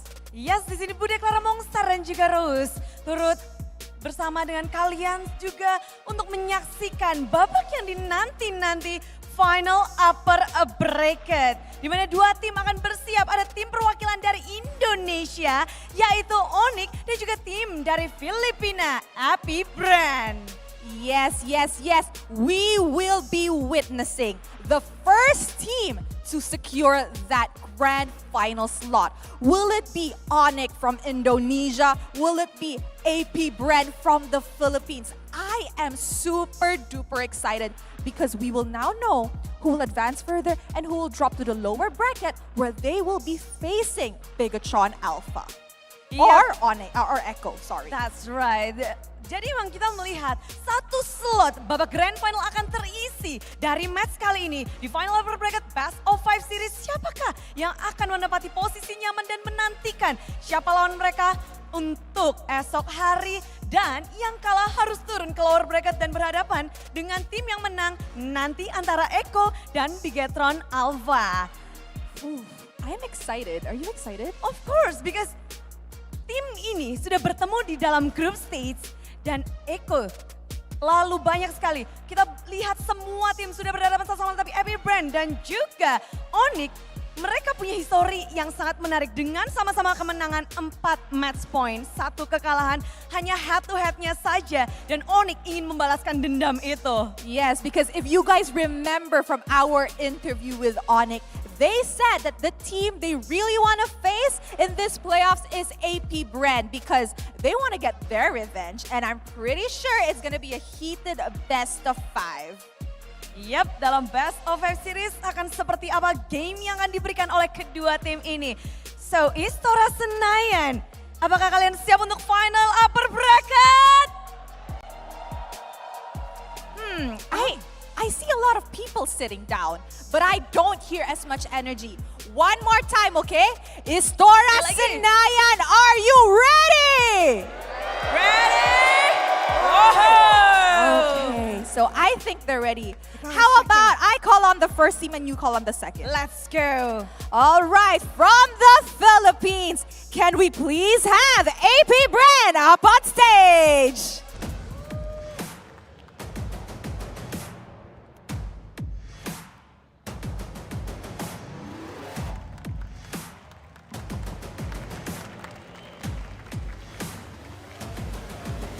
These boys look dashing and they look ready to claim that first grand final slot. Give it up for AP Brand! AP Brand sudah hadir, mari kita bersama-sama menyambut tim perwakilan dari Indonesia. Inilah dia, Raja Langit, tim Onyx.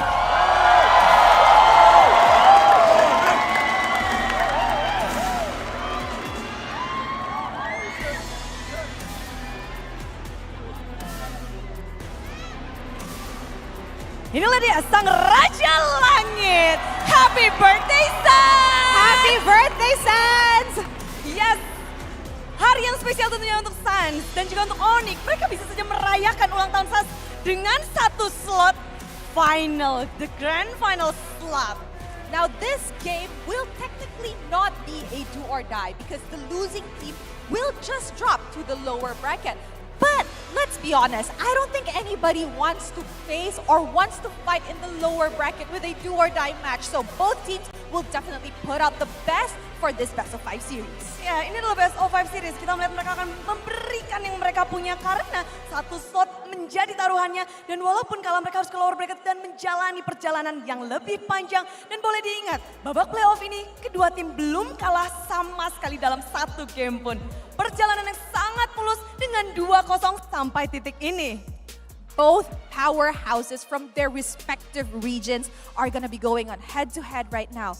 But before I throw it over to the panels, Clara, you take the right, I take the left. Okay. Let's go semuanya ya, kasih suaranya ya. Let's go Istora Senayan. Okay guys, left side. Let's not lose, okay? Let's not lose. Let's do this. Istora Senayan, let me hear you roar! Let's go together bareng-bareng untuk match final upper bracket Istora Senayan. Oh, I love it! So, the energy is really amazing. So how about let's show it to our panelists to start the upper bracket final match. Panelists, please take it away.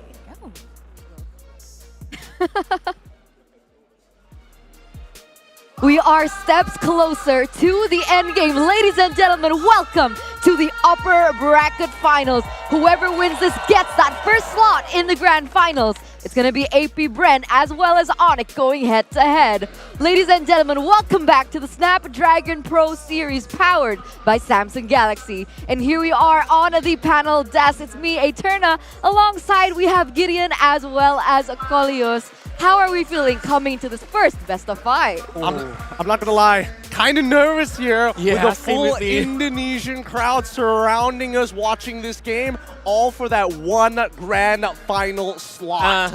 And I'm hoping that Indonesian team goes to the grand final, but I know the opponent is not easy. Definitely not. Both of these powerhouse from their respective regions, Philippines as well as Indonesia, has yet to drop a single match during their playoff run. So finally, we get to see both of these giants collide. We gotta ask, what are we expecting from both of these? Especially since the last time that they did met, it was Onyx that had to lose 2-1 to Bren. Exactly. Personally, for me, I'm hoping just to simplify it and boil it down. I hope AP Bren takes it so I don't have to wax my legs. End of the story. That is my overall analysis. I want to keep my hairs on my legs where it belongs. Yep. But I know, last time Onyx is lose against AP Bren by 2-1. But it's a best of 3 series, not That's best of true. 5. So what is the difference here? Coming to a best of 3, best of 5, what is the main difference? What can we tell the audience? Sans. Keep your eyes on Sans. He's in good health and he hasn't really dropped his overall performance throughout the tournament so far. Ever since he came back, one day recovery, one day back to full health, and he continues to just power on. Yeah, if you say Sans, I say Kyle Z, because it's very crazy jungler there that can make a lane of downturns back. Ooh. Just Land of Dawn upside down. Insta swap. I mean, he was the MVP for their previous series along with Flapteasy. So there are definitely key players that we need to look out for. And it brings us to, I think everyone's thinking it, the junglers, right? As we take a look at the main lineup here for AP Bren, we have Flapteasy, Kyle Teasy, Few, Super Marco, as well as Ogwen. Pick your player. For me, I'm going to be looking very closely towards Ogwen's side because Keyboy has been quite the standout for the side of Onyx, and Ogwen needs to be able to kind of calm him down, put him in his place, and make sure that his line of defense is rock solid. But Kaltuzi is like the typical of player that can dive into the backline. It makes Keyboy confused. Are he gonna cover or are he gonna initiate the fight itself? That's why we gonna see it later. For me, in particular, Ogwen. Will he be able to get his hands on his signature Minotaur?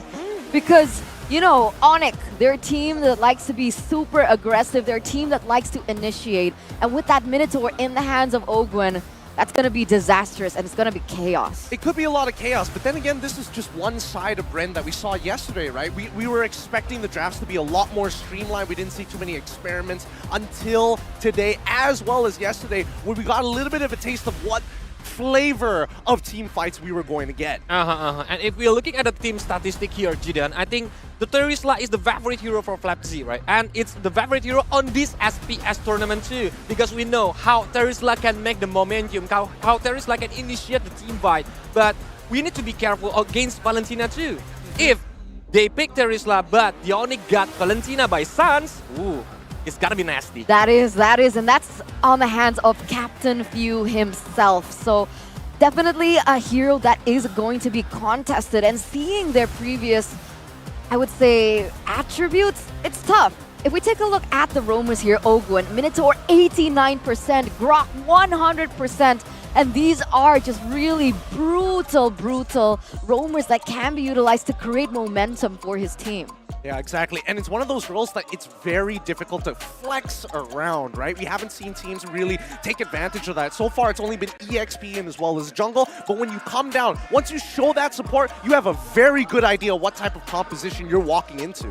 Most probably it's gonna be the roamer, right? Because Minotaur on XP lane, yeah, we see it before the patch updates, but now it's not. Yeah, let's take a look at the official team lineup from the Yellow Porcupines Onyx. We have Boots, Kyrie, Sans, CW, as well as Keyboy. And ladies and gentlemen, looks like they're bringing out their big guns. They're looking to get their prize here, that upper bracket, that grand final slot with bringing Sans as well as CW, so no Albert today. Yeah, I know it's like they have a second life if they lose on this match, but it's the pride, I think.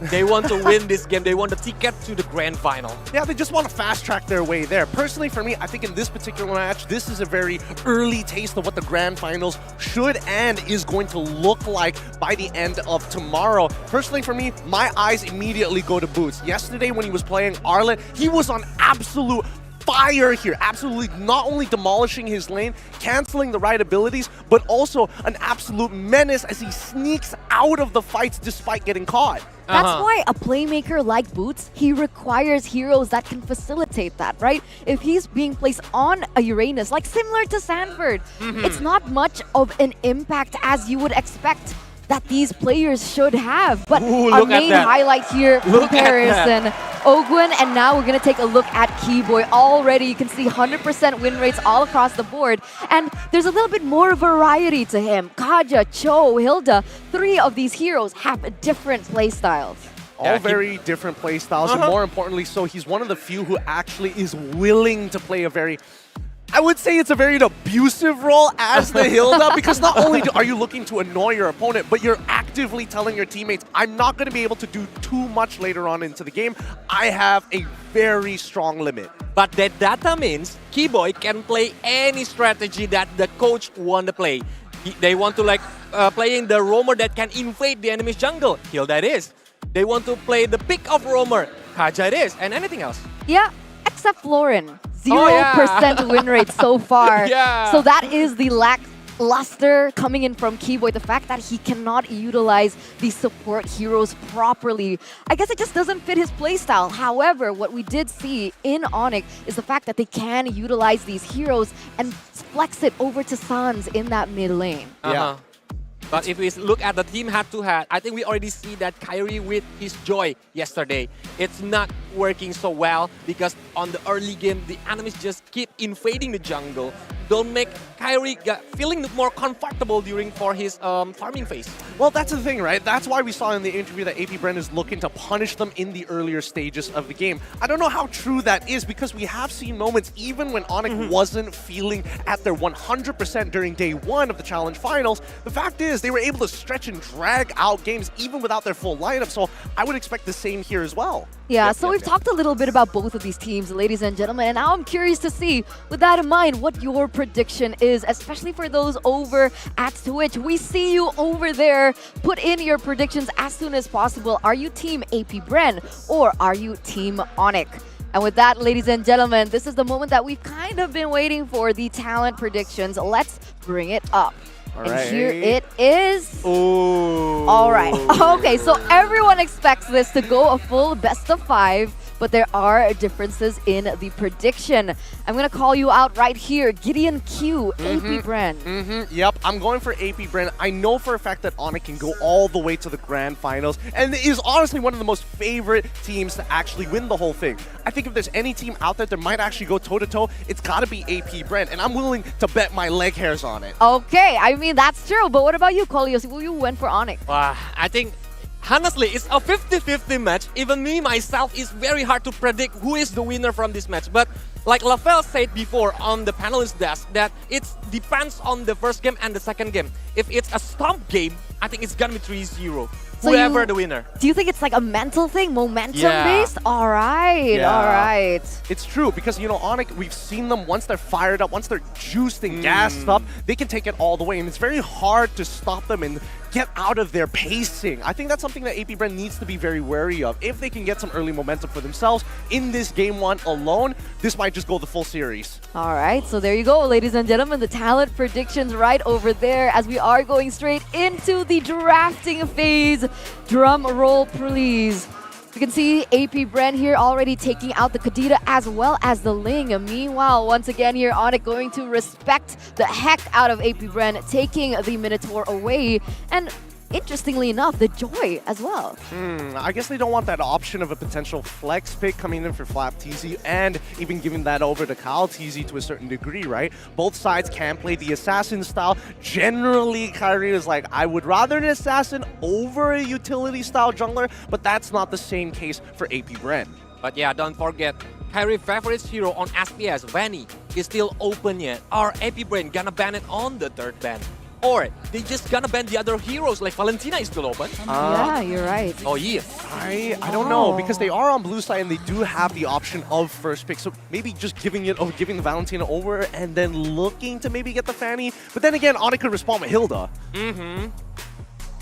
Hilda is a very nasty hero that can just disturbing the farming pattern from the jungle itself, but it depends. Like Kiboy can use a lot of heroes here that he can use, maybe Hilda, Choke, the Kufra, even the Kaja, or some of the healer meta like Angela or Florin, the 0% win rate.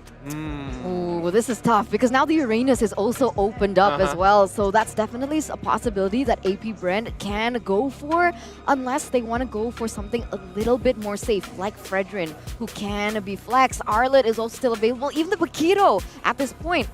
What do they want to go for? Angela? No, I don't think it's going to be Angela. I don't think it's going to be first pick Angela. I think a lot of this is going to be very reliant because the fact that Onyx decided to ban out the Valentina themselves does kind of tell us that the option of Farmis is wide open. There we go. Farmis first pick coming in. AP Brand not going to let up on this. And it's good to have it because now that you don't seal it away, your team is very team fight oriented right off the bat. Fanny. Yeah. Fanny. I'm feeling a Fanny game here. When facing against Faramis, usually Onyx is picking Fanny. That's the problem, I think. Are they gonna pick it on this first and second pick? And We'll see. They're gonna go for Claude first, secure that for CW. And it's gonna be paired up with the Fanny. There you go, ladies and gentlemen. Once again, a Fanny game from Kyrie. All Dude, right. the crowd is cheering. You got to give him the signature, man. He's got to show off to the Indonesian crowd. But more importantly, we are seeing that the win rates for both the Fanny as well as the Claw, both at 59%, which is above average so far. Okay, but here, they still have the option to pick the Fredrin or even the Terisla. It can be good for them if they want to pick a sustainable hero that can make carry Vanny is not having a good time to picking the kill points. All right, I'm just gonna allow this time for my co-casters here to increase their volume real quick, okay? Yeah. Oh, yeah. Because the crowd is loving it. They're loud and we can barely hear ourselves. And I'm sure those of you at home can hear it too. But here it is. I think this is a wise choice. Kaja as well as Paquito. Yeah. If ever the Fanny does go for a split push, if the Paquito is in the EXP lane, this Paquito is going to have a good time in that 1v1 situation. Unless, of course, the Paquito is so far behind. But I'm pretty sure it's not going to be. And now the Kaja. These are the two heroes that I believe is going to give the Fanny a hard time. And I'm assuming that AP Brand want to pick up something like the Brody next. I love how they choose the heroes, both of the heroes, I think. Paquito is the stopper for Cloud. The knockout strike can stop the blasting duet from Cloud. Even Vanny, when using the steel cable, if the knockout strike is connected, Vanny will stop at that moment. With Divine Judgment, it can stop Vanny too, but look at that. Keyboy is using his signature hero, Gideon. What do you think? I think this is a really good draft for the first phase for both sides, right? I love the insurance policy coming in from AP Brent. As you mentioned before, 2 ways to potentially stop the Fanny as well as the Claude, and they're interchangeable at the same time. But Coach Yep, he's smart enough. What do both of them have in common? A lot of dashes. You want to dash some more? Bouncing ball is going to stop you. You're right. That actually does make sense. But now, Onyx bans out the Akai. Why so? Disengage. I guess they want to be able to dive a little bit harder. It does give us an idea that maybe Onyx want to go for a harder dive comp. We could see that maybe AP Brand might lock in a Beatrix, and you could look to punish it with a hard diver in the backline with maybe a Yusong, like we saw how Sanford was playing earlier. Yeah. Because Sanford is like a really annoying playstyle, right? Joining the invite, even like he do really well to calculate the damage output, like how he can sustain facing against some heroes. It's kind of similar gameplay with the AP Brand right now that they gonna pick. Are the Paquito is still versatile? Are the Paquito gonna be on the EXP lane or even it's the jungle? It's still possible to have both of the lane, but they are banning Terizla like now. I know Terizla is a very annoying hero that can dive in using the flicker and the penalty zone and can stop everyone who just want to join in the team fight. And I think it's so bad against the Faramis, right? And so they understand that Boots is able to find that small opportunity when that cult altar gets popped off, and if he does so, Terizla. So no security there. They're going to take that out for sure, but there are still alternatives towards this. They still have the Arlet to play around with. And on top of that, now Onyx, they actually ban out the Mardis, so they're really signifying to Bren right now. It's like, what are you going to choose as your jungler here? We're taking away 2 heroes that can potentially disrupt the pattern coming in from the Fanny, and that only kind of leaves, in my opinion, Balvin. Is that something that he could pick up? Possibly, if he really wants to play it safe. But I think, at least for AP Brand, they have to pick their poison here. It's either they decided to ban out the Masha, or instead they had to go. They had to also ban out potentially the Arlet. But they both play 2 very separate roles. Arlet more towards that team fight. Masha, he's looking to make sure that Super Marco doesn't get too far ahead in the game. But the fact that they banned out Masha does give us an idea. AP Brand, they want to play around their marksman. They gave over the Arlet, and as expected, where is AP Brand going to go with their marksman? Beatrix is a possibility. Beatrix. Yeah, I think it's Beatrix, or even lastly, if they want to play the long game. Oh, I think it's a little bit too scary against the Fanny. But I'm thinking about Onyx right now is lack of mid lane, right? Their last hero gonna be the mid lane, and I'm thinking about one underrated hero that might be good against the AP Brand draft, Luoyi. I was thinking more to Novaria, but... Novaria? Alright, I mean, it could work. I'm thinking about it. I can definitely see the idea, right? You have a lot of combo starters. You're able to kind of spread out the yin-yang, the yin as well as the yang, making it very disruptive for AP Brand, especially if they want to kind of clump up together. You could really punish this Faramis in the mid lane. I like the idea and the concept as well. They also, AP Brand, lock in the Fredrin at the same time, so plenty of peel. And yes, this comp is designed around this Beatrix, so very smart of Brand to ban out the Masha. But let's jump back to Onyx, right? They recognize this. If they go for the Loyi, hats off to you, Kulios, because that would be a genius pick. But it depends on the combo itself. If they miss the combo, it can be the disaster for them. And it's very early game, in my opinion. It's really difficult for the Loyi in the later stages of the game, so I think a safer pick, even though it's not exactly as safe as Farsa or Novaria. And there you go, the Farsa does come through. Gotta stick to what's good in the meta right now with Farsa with a steady pace that she actually scales into the game. Oh my goodness, this crowd. This crowd are making sure that their voices are heard. But yeah, as mentioned before, with this Farsa, she's able to scale at a steady pace, and especially since we have seen a couple of alterations to her emblem sets, emblem talents, in taking Weapon Master to scale harder in towards the later game like we saw from Yoodo Red Giants. I think there's a couple of good pathways for them. All right, I mean, right now you can hear the crowd is loving it. Let's see if the casters are loving it too. More than just loving it, we live for this. Welcome to the desk. It's Leo and Mirko bringing you Game 1 in this best of 5. It's the upper bracket finals. And if you understand, that's exactly what's going on. It's AP Brand going up against Onyx. There you go. I mean, again, though, here, caster prediction, we saw on the desk Gideon was alone going for AP Bren. But here, they all actually went for 3-2. They expected to go all games. We don't expect the same. Yeah, no, I think we know these two teams well enough to say that once momentum comes into play, then there's almost no stopping both AP Bren and Onic. No, not really. I mean, we saw what Onic can do when they get game number 1. Same goes for AP Bren. We saw in the group stages up against Onic, if they're able to get that momentum, if they're able to start strong, they can end even better. Yep, some highlights in that draft that I personally love is the fact that Coach Yeb, of course, with Addy's decision, banned out the Minotaur early on. Just no beef, Ogwin. No, because again, for AP Bren, the way that they kind of counter a lot of different engage-heavy initiation heroes from the side of the other teams is that Minotaur. You neutralize every single initiator in the game, and for Onic, with someone like Keyboy on their team, they want to utilize that. And now it seems like the shoe is on the other foot because it's Keyboy who's actually calling the shots. Keyboy here is rocking a Kufra, so everything goes through him, and it's not going to be as easy a job for Master Ogwin to pull through and pull the perfect target. Let's get into the Land of Dawn. 30 seconds in, we see a purple start for both of our junglers.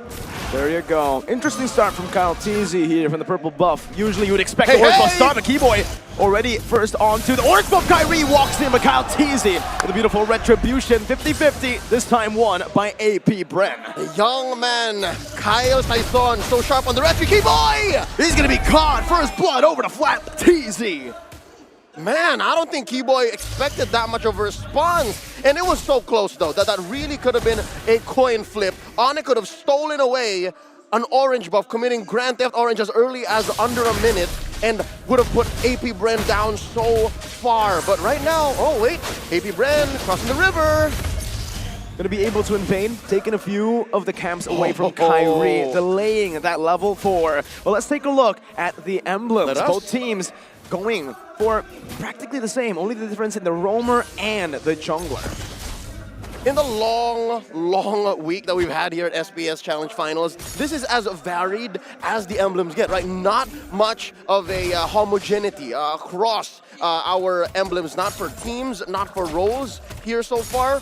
And I like the way that the emblem metagame is going. I like that we're getting into these niche picks and players are getting more comfortable in the way that they want to play an early game, a mid game, and how these emblem choices make sense. Now, Turtles spawned up already, 2 minutes in. 2 members of AP Bren here at the scene. Onic just leaving it open. No surprise here, AP Bren with the Fredrin. The fact that they were able to secure that orange buff basically guaranteed the next 2 neutral objectives for them. They have secured a better trio mid with that skirmish early. And Onic, now they're falling behind. And when they fall behind, when Kyrie, when his jungle is vulnerable, that's where it gets scary. But Dizzy though brought back into the feather airstrike boots. Equalizing in the kill department. Onic 1-1. Last second. Final Slash opening up this top lane tier 1. Look at all the gold that Onic is grabbing from here. This is going to help close this gap, definitely. AP Bren sitting tight, close to the chest. 3 minutes in, 1-1. Something I'm noticing here so far is that both of these teams understand and are exhibiting amazing decision-making. We've seen this from Onic, especially in the games that they win so decisively. I'm remembering their opening match here in the playoffs, and it looks like now they've met their match. They've met a team that knows exactly what their outs are at any given moment. Both teams have done their research really well against one another. And both teams are trying to exploit those weaknesses that they think that the opposing team has. And for AP Bren, it's trying to neutralize Kyrie from the get-go. 3 minutes in already, Kyle TZ with a level lead, 2-level lead. Yep, again, this is as clear as day, a message sent to the Porcupines, because it's so easy to actually just send all the bodies, send all the dudes down bottom and bear down on CW. Homie's rocking a sprint, so it's so easy to actually just pressure him and neutralize that gold lane. But no, they're like, Kyrie is the key, man. He is the one. If we can stop him, then that mid-game, late-game potential for Onic to actually clap back after that great start, it's gone. So that's what AP Bren is hedging on. And they've done well, again, to stop that snowball, especially coming from top. You could have seen a team that would have just let that top lane go and then go from there. They would have just buckled under the pressure. But here, AP Bren said, yeah, let's just keep invading. Let's just keep taking these small camps, and that'll give us priority once more here in the second turtle. Saw that setup earlier, bottom lane, cut in, Oakwood, Flicker Divine Judgment, bringing him to the nearest bastion, but a final slash, connects onto the back, Cole Ultra coming down, CW, the Blazing Duet, and Kyrie secures the turtle. Now jumping back and forth, Kyle Teasy with an Appraiser's Wrath. Oh, they bear down on Kyle Teasy! Cutthroat takes him out though, Flap Teasy next on the top main block, Boy with a Tyrant's Revenge and the Rage. Flashbacks to MSC, as Onyx dismantle Bren in this fight. AP Bren unable to get anything out of that engage. As beautiful as their answers were, Onyx just stepped on the gas, leaned hard on their advantage, and now are converting through the roof. Not just did they get a 3-kill streak, but also stole the purple and even the turtle. What a play to equalize. I mean, again, that wasn't just equalizing, that was Onyx taking control of the game, and it was through a sacrificial play of someone's lane. Boots left that lane to die. He said, Flap, if you want the turret goal, if you want to shove, go do you, man. And I think that's one way that AP Bren didn't read into that situation. They were like, all right, they seem to be bearing down on turtle, but what do we do? What do we do? What do we do? The answer didn't come quick enough. That's why, again, even here as early as 4.5 minutes, 5 minutes in, Onyx are forcing AP Bren to think on their feet faster than they ever have here in SPS. And with that said, this next turtle here, 30 seconds in, it's all yellow. I mean, Onyx, it doesn't help that I'm just calling it yellow, all right? It's all for Onyx, 1,000 in.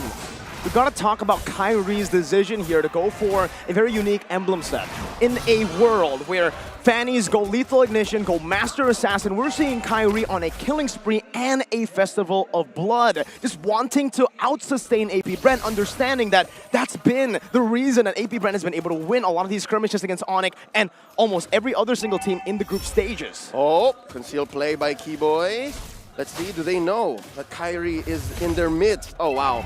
Look at the respect. And as well, just the awareness of Onyx to say, hey, they're not going to fight us. CW, take it. I'm loving the approach here. What you just talked about, Miracle, is an offensive sustainability that Kyrie is presenting. And once he stacks up on these items, he's going to get so much better. Final slash by Boots! Cole Alter popped in, Keyboy! Tyrant's Revenge and the Rage! Into the Feather Airstrike, and even the Retribution goes to Kyrie! Now Flap Teasy dealing some damage right now. Divine Judgment locking him down. Kyrie taken out by few. And both teams disengage. Super Marco finds the flank and punishes, taking Kyrie along the way. So despite Onyx having, again, a clear victory on the map, that's AP Bren's efforts of actually getting some punches in, getting their licks in, so as to not lose completely here in the post-laning phase.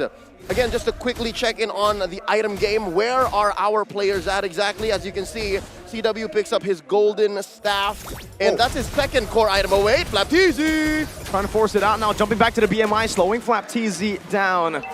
Feather Airstrike coming down, Kyrie with a cutthroat. Flap, 1-3-1. AP Bren don't stay quiet though. They look for a trade below, and they find success. They sacrificed him so that Super Marco can breathe a little easier, so that Super Marco can find farming space down bottom. Now Kyle Teasy, attempting to go for this purple buff. Oh, beautiful steal! Just like that, Kyle Teasy has brought back stability to AP Bren and what they want to fight for. Not just stability, the fact that it came at the cost of Kyrie's purple, all the more amplifies this up-and-coming clapback from AP Bren. Looking at the map, huge priority on top lane, and that's where the gold laners are going so far. CW needs a wee bit of items. He's up by just about 200 gold here, has a pair of pants. So I'd say here in this phase in the game, 8.5 minutes in, he has that advantage, not just because he's ahead and not just because Onyx is the winning, but wait! Keyboy gonna be engaged on, has the immortality, not popped just yet. Final slash used up, Kyle Teasy with the re-engage, taunting him up. Appraiser's Wrath dodge away from Keyboy. Now the Revenge and the Rage, canceling it out. Ogre gonna be kited back to Alter. Not enough to save his life. CW in the back with the Blazing Duet all the way. Super Marco tries to cut him down, but CW escaped. Marco as well. Now Teasy. Kyrie! He's looking for bodies. Finds Super Marco. Oh! He jukes him. He's still alive. What a juke by Super Marco. Meanwhile, two-man on. Shadow Stampede bringing Kyrie back for the airstrike. One drop to take them all. One last to take Fulo. Oh, A close call there, but just the same, Onyx still finds a big dub there. Ballooning on forward, 3,000 gold here, 9 minutes and a half as they go straight for the jugular, taking this Lord. And it's a blitz. There's really no response from AP Bren. Yeah, you can count your blessings and say, hey, at least Super Marco did die, but that's not what Onyx was looking for. They were actually looking for the better win, the bigger moves, and right now, I'm slowly looking at a future, Mirko, where all of AP Bren's turrets outside their base just crumble. Wow. Very chaotic, yet they're able to pace it down. The Onyx we saw at MSC, now we're seeing in Snapdragon Pro Series Challenge Finals, in the upper bracket finals.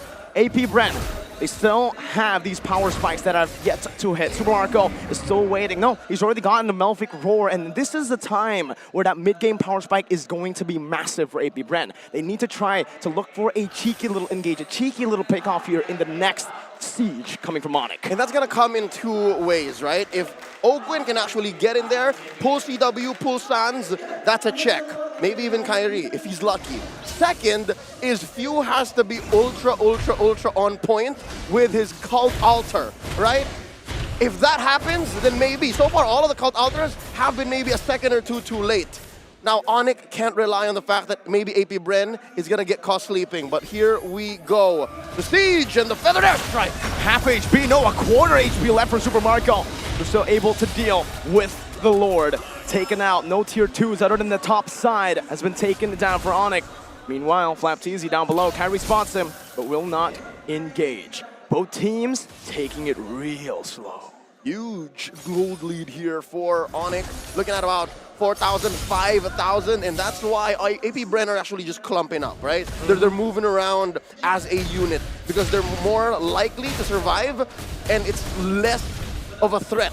If anything, they're the threat. If anybody, let's say maybe Kyrie or Boots, walk into this 4-man unit of AP Bren, and that's what AP Bren is working out for. That's what they're doing to shrink this gold lead, keep it close and keep it manageable. The fact that Flapteezy here currently only has the Dominance Ice and the Bloodlust Axe doesn't spell any good, especially when Boots here has been so sharp. And wait, they jump on him. Ogwin flickered. No flicker for the next fight there. Brilliant bait from Kyrie. And he has the purple buff still now. What do you think? Flicker, 90 seconds. Onyx, do they try to force a fight now, or do they just take it slow and wait for the Lord? I guess they're going to take it slow, man. Especially since Lord is coming up in 30. They know that this Lord is going to be relatively easy, given that Ogwin doesn't have the flicker. Even if Ogwin does conceal and find a weird bush, it's not going to be as free. It's not going to be as good a catch. So yeah, Keyboy and Boots are going to do so well to act as enforcers to make sure that Ogwin doesn't catch key and core members. Big power spike item coming in from Super Marco. Now he can stay. There you go. He can just space. He doesn't need to stay all the way in the back lines. Wind of nature. He can play in the middle of the team fight and still make it work. We'll see what Marco does with this as he swaps his weapons to clear out the waves up top. CW starting the Lord. Onyx, they want to dance. Here we go. It takes 2 to tango. And there's the Magic Sentry. The coast is clear. AP Bren knows there are no stragglers. No one's hiding in no bush, at least in their purple side of the jungle. And with that, Kyle Tizzy says, let's go. He's pulling it towards him. Boots taking control of this river bush, and he's spotted, and with intent, right? This is purposeful. He's giving false hope. And right now, Few, oh, this is a good call. They're giving the purple to Few. Giving the purple over to Few, giving him much more of a chance here to pop that call altar. Wait a minute. Conceal play, Keyboy. Taking space, getting vision. Count Easy in that bush now. Still able to dodge away, getting the taunt down, getting the reset. CW with a good basic attack. Few, good splash, back to Boots. Ogwen still holding on to the Lord, now taken very low. Sans in the mid lane base. Meanwhile, take a look at Flapteezy. He's cleared out that bottom lane. Keyboy charging in. Ogwin spots Sans. They know Lord here at a 5th of his health. The good Flapteezy coming in. Oh, final slash spent. There you go, Boots in the back line. Super Marco's still able to gun him down. Shut down, picked up by Super Marco as the Lord goes for free. Keyboy returns revenge and the rage. No follow-up coming from the side of Onyx. Cold Altar spent in. Keyboy gets the immortality pop. Jumping back in once again with the Appraiser's Wrath. Box at CW without jumping with the blazing duel. CW still able to escape. Now getting back TZ down. One more hit for Flap, but CW wins it out. Divine Judgment. Kyrie's cleaning up. He spots one. In 3 members. Down goes B-Boy. Cutthroat, not enough to take anyone down. Cal TZ 1 HP, but the damage there isn't enough. AP Brand, they've walked out of this with a win.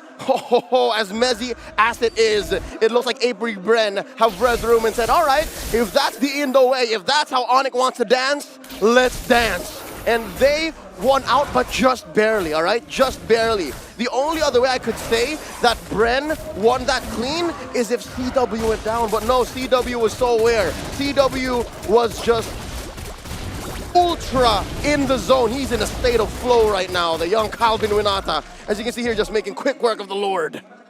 My goodness. Both of the teams showing their mechanical prowess and their macro powers as well. AP Brand, they were very objective. They got the Lord, but also the setup that was started up by Flap TZ in the gold lane. That was really what. Oh, 1v1 coming out. Flap TZ. This might be a solo kill. Kai! Where's the damage coming from? Homie has, just now, the BOD, Heptases, Hunter Strike, and Malefic Roar. There you go. Flap TZ's lone dominance ice and Oracle weren't gonna do anything to Kyrie, and he wasn't even going that fast. No, he wasn't. He was just chilling, using the cables efficiently. Now with another purple buff at hand and a one-man advantage, Onyx looked to push the pace. Now I do want to talk a little bit about Claude, CW's items here, because in the fight previously when he got the Win of Nature, he actually didn't have the boots yet completed. It was still the small boots coming in, so it was a very greedy build. Now he sold the steel leg plates and he's going for that Malefic Roar. This is a big power spike for the Claude. And for the Beatrix here, it's kind of the same. He's going for the Haas Claws next, I believe, here to give him a bit more sustain in these fights. And CW, he might be out-sustained when it comes down to the close skirmishes. Yep, and there you go. The aforementioned Malefic Roar and the Haas Claws for CW and Super Marco, respectively. Interesting to see that CW, clear threat, right? Super Marco is just but one of 2 clear threats. I'm waiting for Few to actually deal more damage here. He's not just a Cult Alter machine, folks. He's actually rocking now a COD, a Lightning Tranche, and the G-Dubs, Glowing Wand. I'm guessing maybe one more key item, and he's gonna be as feared as Sans. It's no question, right? Gila Sans, happy birthday, by the way. He's dealing so much damage. Every time Feathered Airstrike drops, you can watch AP Brand just Delta split, they disperse, right? So I'm waiting for that moment where it's AP Brand's turn, when Few comes on and says, hey, we're not gonna die here, they're gonna go. Both teams, I think, I would say, does the same thing. When Few walks up, Onyx split. When the Feather Airstrike gets popped, they split. Keyboy, conceal. Oh, the Lord knocks him up. That setup now gone. Top side pushed up. Render's happening, but almost able to spot Kyrie out.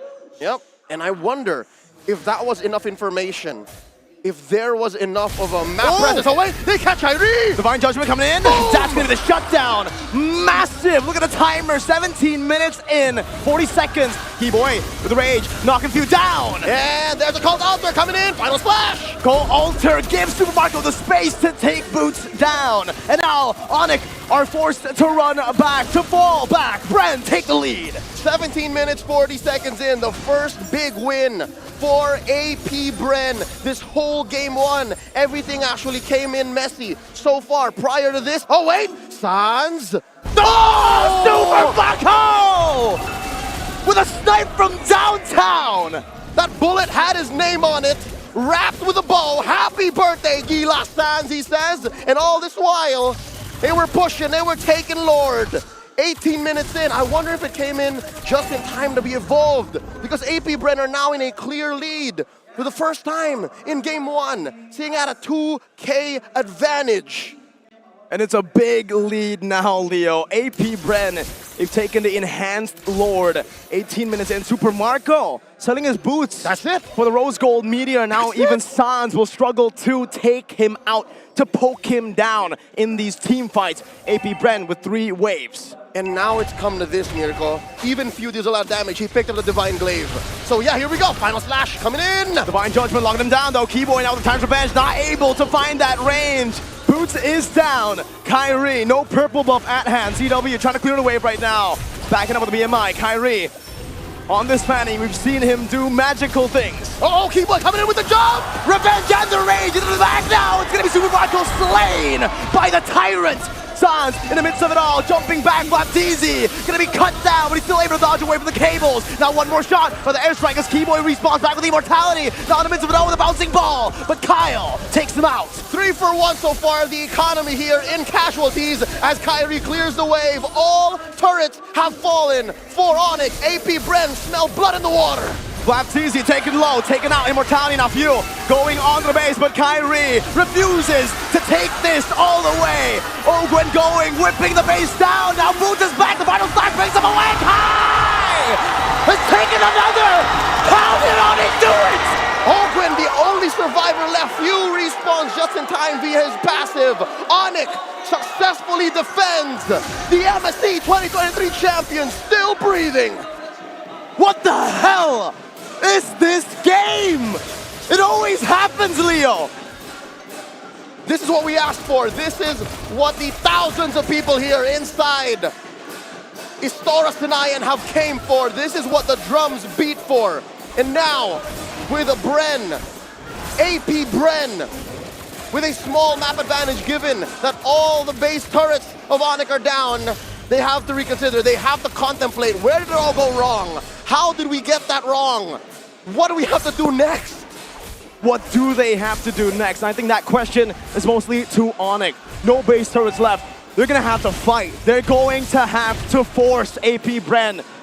And that's what's so beautiful about the situation. That's what's so beautiful about this game one. 20 minutes, 45 seconds in. Questions are answered with questions, and you can't help but ask more. And you're still here for it.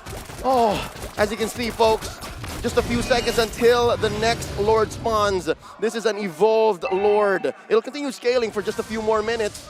But right now, Kyle says it's time to dance, guys. He pulls for it as Onyx takes control of the river bush. Both teams slowing it down a lot, way down. 21 minutes in, one mistake can cost them the game. Yep. The gold lead be damned. We are in TikTok timers territory, folks. This is not a spot you want to be in. Maybe save if you're Few. Few can actually play with his life here. Few can actually commit himself here to a bait play, but he's got to protect that cult altar. Ooh, whoa, whoa, whoa. Good damage on Kyle. Good damage, CW on the claw. This is what you can expect from the Malefic Roar and the 3 attack speed items. That DPS is definitely something that both teams will have to respect from both of the gold laners. CW and Marco, they're both barefoot, man. Yeah. They don't care. Choose. They understand that if I make the call, if I commit to this fight, this is the only thing I'm doing. Thing is, though, we gotta talk about these two heroes, Claude and Beatrix. When Beatrix goes barefoot, it's a big weakness. But when Claude does it, you still have that passive, the 5 stacks always on with a common emblem. He's gonna have much more mobility compared to the Beatrix. But take a look at what Ogwen and Flap are scheming. Oh, they're setting up for it, and it's Flap who decides to reveal himself. I wonder if Onyx, I wonder if the Porcupines know that Ogwen are playing here. Ogwen and Flap are playing here with the distance, with the space. And they send back Kyrie. Oh, they're skittish. Where's Sans? They caught one! Conceal already from Ogwen, holding on to Divine Judgment, now pulling Keyboy back. Even with everything, bringing Keyboy all the way back. The flicker forward, CW with the Blazing Duet as the final splash connects. CW gets out of there, but Marco slays him! Fade away now as Kyrie goes in the midst of the team fight, loses his immortality right now. He buys the winner truncheon, able to pop it just in time. Few with the flicker as well, dodging away, but Kyrie down the road. Oh! Kyrie! It's not enough! Boots the only one left! He's fighting with his life! There's an ultimate, a final slash, double kill for Few! It's a wipeout! AP Bren! They've coin flipped to victory! Despite the rose gold, despite the juggle! The monsters from the Philippines! Inevitability. With a wipeout like that, no one's coming back from it. Game 1 goes to the newly minted AP Bren. Everyone needs a breather after that. That was just game 1. That was game 1 in a best of 5. A best of 5 that a lot of people say is going 5 games. I'm ready. I am super ready, just like Super Marco. Hey, hey! What do y'all think? What do y'all think? Analysts, y'all see Super Marco, y'all see CW? Oh man, that's a tough one there, Leo. Miracle, thank you so much for casting that game. That was so intense, so close on so many levels. But at the end of the day, it was a brand being able to pick up that first game in this best of 5 series. What went wrong for Onyx? They controlled that game way up from that early game to, I think, the 18th minute, and they just lost everything. I think there was a lot of adjustments from AP Brand. From 725, they were already looking to play the map more because they realized that Onyx was holding them hostage by the neutral objectives. Because let's think about it, right? When you're looking at a composition like this, the engagers from Onyx are interchangeable. Boots, you can see, full tank. He doesn't care about the damage. He's looking for counter engage. And the same goes for Keyboy. But if you're looking at Brand, CalTZ has retribution. He must sit by the neutrals while Ogwin is the one looking for the engages during Lord timers. Yep. Sorry, can I butt in real quick? Super Marco picking up the Analyst battle? Is that real? That is some real stuff. That's for true damage, I think, yeah. And how I like how G mentioned before, behind the scene, that when he's talking with me before, that Ogwin is playing hide and seek. He never just shows up on the map waiting for Kai, waiting for the Suns to show up. And it was so huge. The fact that he was able to get that final pick on to Keyboy of all people. There's no engage left coming in from Onyx aside from Boots, who's already caught in the crossfires of Few and all the rest of the members. Exactly. This entire game was about how do you blunt your opponent's knife to minimize that damage, because we know that both sides had great engagers, right? Great moments for both Keyboy and as well as Ogwin. But when you take those away, who are the ones who come in next? That would have to be Boots and that would have to be Kyle, both of which are susceptible to CW and Super Marco, who are absolutely chunking them out. And with that kind of initiation, it have a big risk too. That's why they didn't want to gamble it. They just want to be patient, wait for the enemies where the position are, where the vision are, and here it is, the MVP. Yeah, and it's gonna be Few, 515 KDA on the Faramis, and you can see that he goes for a very aggressive build as well. Look at all that damage. Yep, I mean, you need that sort of damage to make sure that you stay relevant and scale hard into this game, but more importantly, that call Altar was the big game changer here, because if it goes into a complete 5v5, Onyx Esports, I would say 6 out of 10 times they lose just because of that one ult. Now, if that's the case, it's very interesting of the choice of talents that he actually picked up, right? There's no cooldown, there's no nothing. So, wow, just pure damage even on both of the talents. Because they know they need the magical damage on their draft. That's why if he pick the talent is cooldown, he will lack of magical damage and it will disturbing their team fight later on, especially on the late game. If you're looking for cooldowns, you're looking to stack yourself up as quickly as possible, and then you don't mind playing a little dangerous, you know? Oh, I die a couple of times, that's not a big deal. I just come back in 3 or 4 seconds. But oh man, on this moment, oof. This was such a beautiful base defense coming in from Onyx. They had staggered death timers, but good guy Boots, as always, saving the day. Yeah, not just Boots. I think Kai is playing like a bald eagle. Bald eagle trying to finding some kind of fish. Just always playing. Yeah. No, that's exactly it, right? Because again, if we're talking about Kyrie, he's the finisher. He is the one who puts the final nail in that coffin. And if AP Bren don't give it to him, or they're not chunked below 50% HP, they're not really that afraid because they have more than enough CC to actually catch him off guard. Exactly. It was so tough. I mean, even in the end, you can even see that despite Kyrie being level-headed throughout that entirety, the fact that he was single-handedly defending that base in that first push coming in from AP Brent up until the second and the third, that small error, I think at the end of the day before everyone started dying off, was kind of like how they were able to do that. And it was just the first game, guys. We still have 4 more games to go if the score gonna be 3-2. Yeah. And can you imagine if Onyx actually loses this one? Because every time AP Bread pull out something insane, I mean, props off to Super Marco on that Beatrix. But every time they did something insane, the venue is silent. Yeah. Super silent. It's true. It's true. They're not on home turf here. And AP Brand, I mean, they've been in this position before many, many times. And they literally have even flown over to Saudi Arabia just to have crowds just silenced when they play. But I got to give it to them. AP Brand, I think the one thing that's really setting them apart from Onyx, it's not the mechanics, it's the critical thinking during the match itself. Especially the critical decision. Yes. That on the last moment is very important one, especially when they're trying to baiting on the Lord, they're trying to pick off the Kyrie and the other. I mean, at that point, it was so difficult for Onyx, right? Because they didn't have any inhibitor turrets left. So even in the Lord, the dances, when we start to tangle with one another, the fact that Bren already had an advantage because of the fact that they had their inhibitor turrets standing and the minions are pushing for them. It's so super difficult. But up until this point, I feel like performances have been delivering. And on that note, we would like to give a quick shout out to DHL, the worldwide courier service. If you guys need something around the globe, you in Saudi Arabia, you in Malaysia, you in Jakarta, no problem. DHL got your back all the time, anytime, 24/7. Absolutely. I mean, I've had stories of people having nightmare whereas, hey, my package, it's already crumpled, it's already broken. Oh no, it's coming in like a day, maybe even a month later. Never had that problem with DHL. Yep. Just use DHL and all of your problem is solved. Definitely, and of course, guys, don't forget to participate in the FBBot Dash Cup. I'm wondering if that's actually still up and available, because if it is, you know, after today, I'm gonna go grind some. 5,000 euros, man. I don't know. Your last high score wasn't very All right. impressive. I'm just going to say that. Well, broken in like 2 days.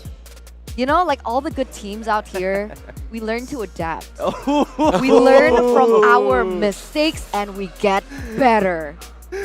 But still, Onyx lost to AP Bren. Look, I think people need to calm down here because, first of all, it's not like it was a crushing defeat. It's not like, oh, there was a draft problem, oh, it was this and that. Yeah, it's a tight match. It was really, really tight, and it came down to the wire. I think there was a very good idea behind Onyx draft because, again, they weren't looking to take neutral objectives. They were trying to hold AP Bren hostage, right? Because, again, the engagers had such high priority, especially if you're holding Retribution. You're not supposed to be the first one to die. That's so important, so very important. But on the other hand, what does Onyx have to offer? Oh, you can take Boots, you can take Keyboy, all very low priority targets. And even if they die, they still have Kyrie with Retribution. Yeah, because they have cheaper life than Kyrie itself. Man, that's such a bad way of putting it, but it's so true. But yeah, it's so true, right? It's so true.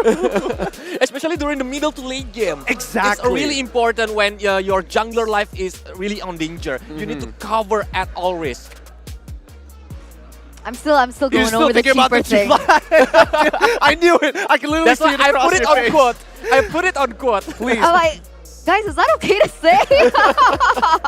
In this context, yes. But Yeah, in this context. I think if we're talking about adaptability, right, I think that, you know, at least for Onyx, they need to start considering if they want to be able to go for these team fights again, they got to divert into something a little bit more straightforward rather than try to big brain this. Because again, that Farmus was really hard to deal with. I like the idea of getting rid of the Valentina, but also getting rid of the Minotaur at the same time. It's like you got to give one or the other. It's a trifecta going on right now for counter engages. Because a lot of powerful heroes are open when you are Exactly. closing the Valentina and Minotaur at the same time on the first phase of banning phase. Yeah, and on top of that, it's just like the general rule that if you want to ban Valentina, you got to ban the Faramis out and vice versa.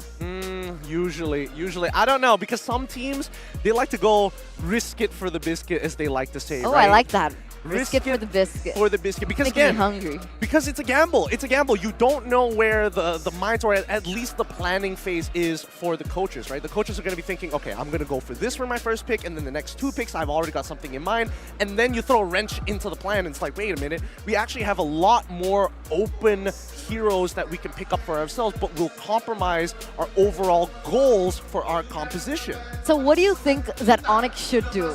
Minotaur or Valentina ban this time? I think they keep up. I think they keep up with none of those bans. They instead get rid of the Farmus and get ready to... Well, I mean, I'm sorry, Keyboy. if there is one big fault, it's the fact that he doesn't play Enchanter-style supports. Because I'm telling you, Diggy can save a lot of lives here. Yeah, especially during that kind of team fight that happens on the first game. But yeah, we gonna see our Keyboy gonna use the other Initiator Roamer or the Enchantress Roamer like Angela, Florid, and the others. Like, you know, learning from the Yoodo Red Giants, you gotta play to your strengths, okay? So I understand the value of these support type of heroes, but for Keyboy, I feel like that's a waste of mechanics on a Keyboy. Have you seen what he's capable of? And so, ladies and gentlemen, let's bring you to the drafting phase here for game number 2. And unfortunately here, it is still going to be the same set of bans. And here you go, again, Faramis is going to be first picked. Yeah. Now though, Onyx does have a chance to adapt. Last time they picked up the Fanny and the Claude, will they do the same again? And answering your wasting Keyboy potential, in my humble opinion, sometimes you need to sacrifice something to get something bigger. It's right? true. It's true. Maybe if you sacrifice Keyboy mechanics that playing for the healing meta, that you can win the game. Look, I understand Maybe. that prospect, but the problem is, who is going to be that playmaker from Onyx if you take that away? Well, I mean, if you take that away, you're probably looking at either Kyrie or you're looking for probably Sans. It's a little tough because for Mages to actually have playmaking capabilities, it's either you're looking for Valentina, maybe even a Yves, but most of the time, that's what AP Bren has been shutting down. The fact that they're banning out the Kadita, the Yves every single time, just making it a little bit more difficult. However, I feel that Coach Yeb, he's looking at good guy boots and it's like, I'm sorry, somebody's gonna get shafted in this draft, and I think it's going to be good guy boots again. Ooh, it's a lot of stopper from AP Bren right now on the second game because Akai is getting banned on the second banning phase by Onyx before on the first game. But now they are picking Akai because it's really important to make Akai either play in the jungle or the XP lane. Oh. Yeah, it's a good flex coming in from Bren right now. Meanwhile, from the side of Onyx, you know exactly who is going where.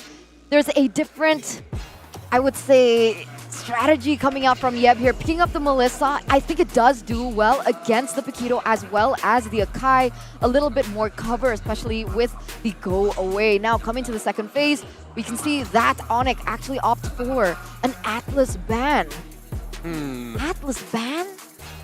Yeah, I don't know. Both teams are making some hard reads on each other. First of all, the Akai, I feel like it was a little unprompted here. Like, I understand you want to be able to displace the Fanny and be able to kind of save your teammates when somebody gets hit by the Divine Judgment, but was that really necessary? I would much rather to go with the flex pick Fredrin again and then hold off on that Paquito, but again, you can't have like triple flex picks when you're only already flexing 2 roles. You gotta, you know, cut your losses at some point. But this Melissa have go away now. It can stop Paquito from coming to him. And of course for the Akai, he has wins too. That's why Melissa positioning must be better. It makes AP Bren thinking about like how to reach the Melissa. They don't have any burst damage except Paramis on the late game. I suppose. You know, this is difficult, right? Because now Farsa is taken away, so Sans doesn't have that option anymore. If they want to pick up the Novari, that means that they have to really play the macro game. Utilize information to get around the map, avoid these really heavy engage heroes like the Akai, Faramis, and even the Paquito.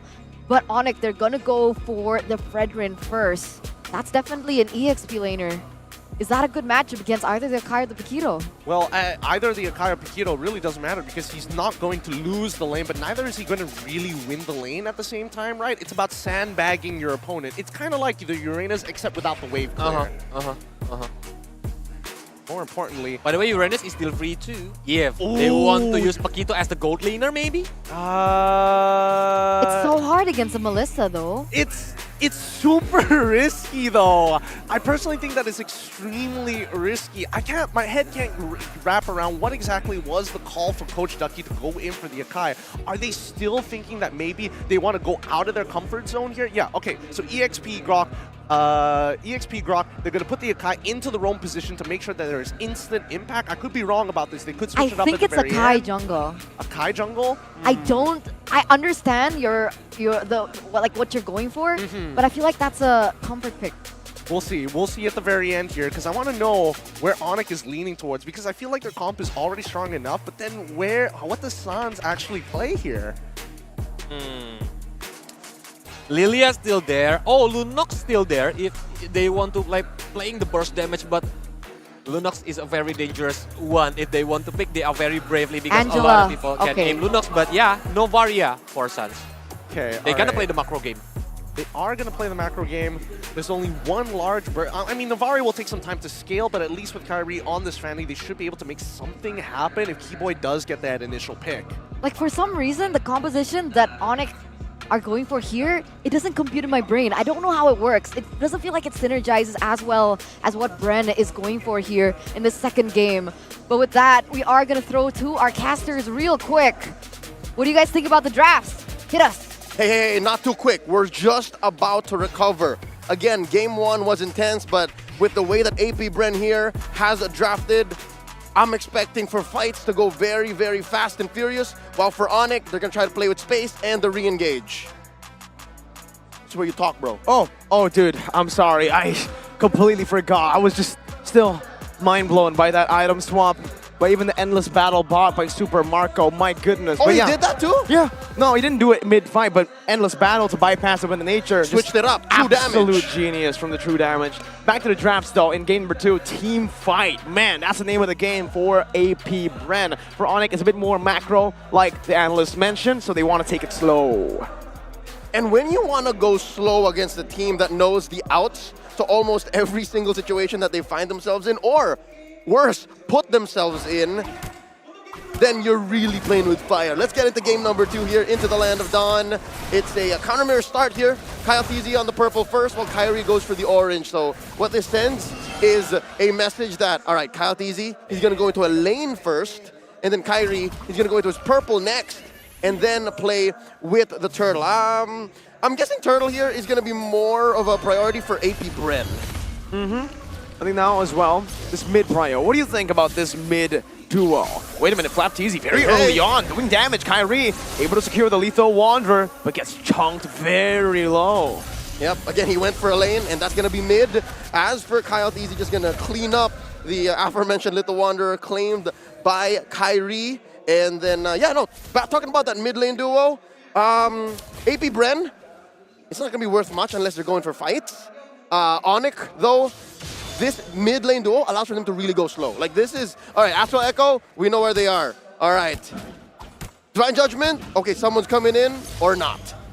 And this is something that we have seen many times before for AP Bren throughout the tournament, I think. Looking at Ogwen, when he goes for the Grok, he always goes for Common Emblem. He just really loves spamming his resources, his abilities to get more prio, even to do this, exactly, to stop the waves from hitting, to take that slow gameplay and say no. Yeah, no, again, the reason why for a majority of heroes, not just the Grok, not just roamers, people put Common Emblem on heroes is because they want the sustainability. Ogwen wants to minimize the time he actually goes home so that when fights do happen, again, fights that they're looking for, fights that he and Few want to engage on happen, he's not going home. And now, Keyboy put down very low. Almost. AP Bren were able to replicate game number 1. No first blood yet. Boots already now in the midst. Appraiser's Wrath coming down, but you cannot beat that Retribution. Heavy spin, locking him down, pinning him down in the turtle pit, and that's a burnt flicker. For 2 minutes, Boots doesn't have an extra layer of mobility. So that'll at least be something AP Bren should be noting. As for the rest of Onyx, though, again, their goal is to take it slow. The fact that no one has died yet, and that Kyrie can actually farm up, get his purple here relatively safely, and even CW, right? We haven't really talked about this gold lane matchup quite yet. How do you reckon this goes?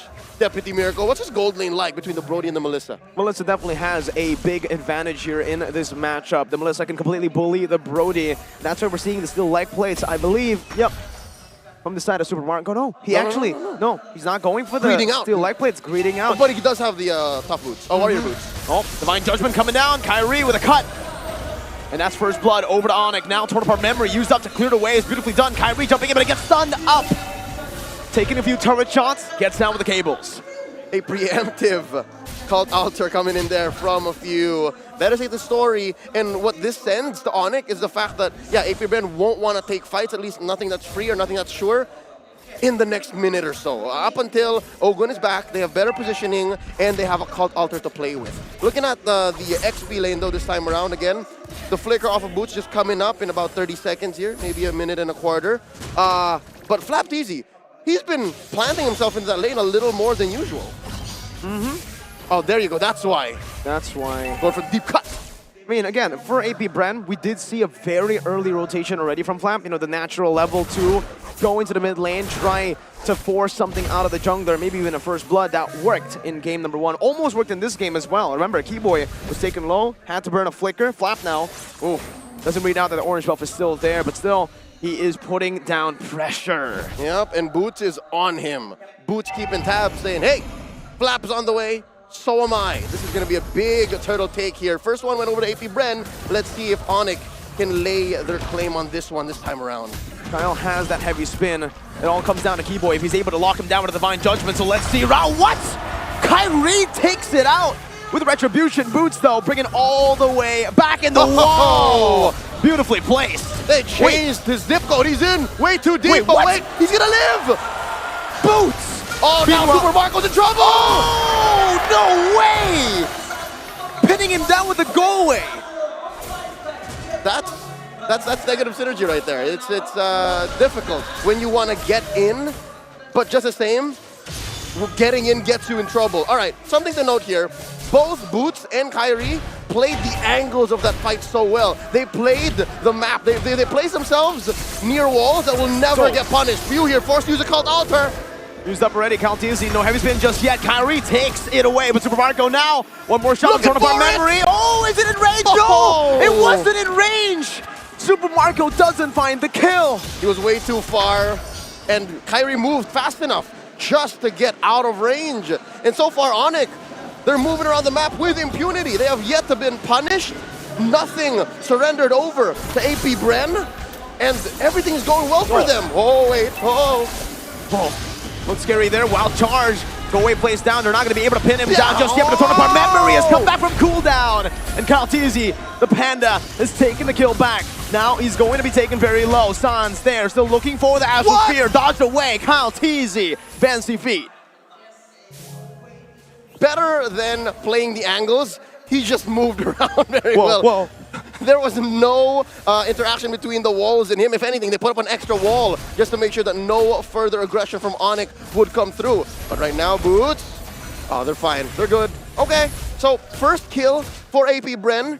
They put it right on Caltisi, but wait, will Ogun survive? Good conceal. Beautifully done by AP Bren.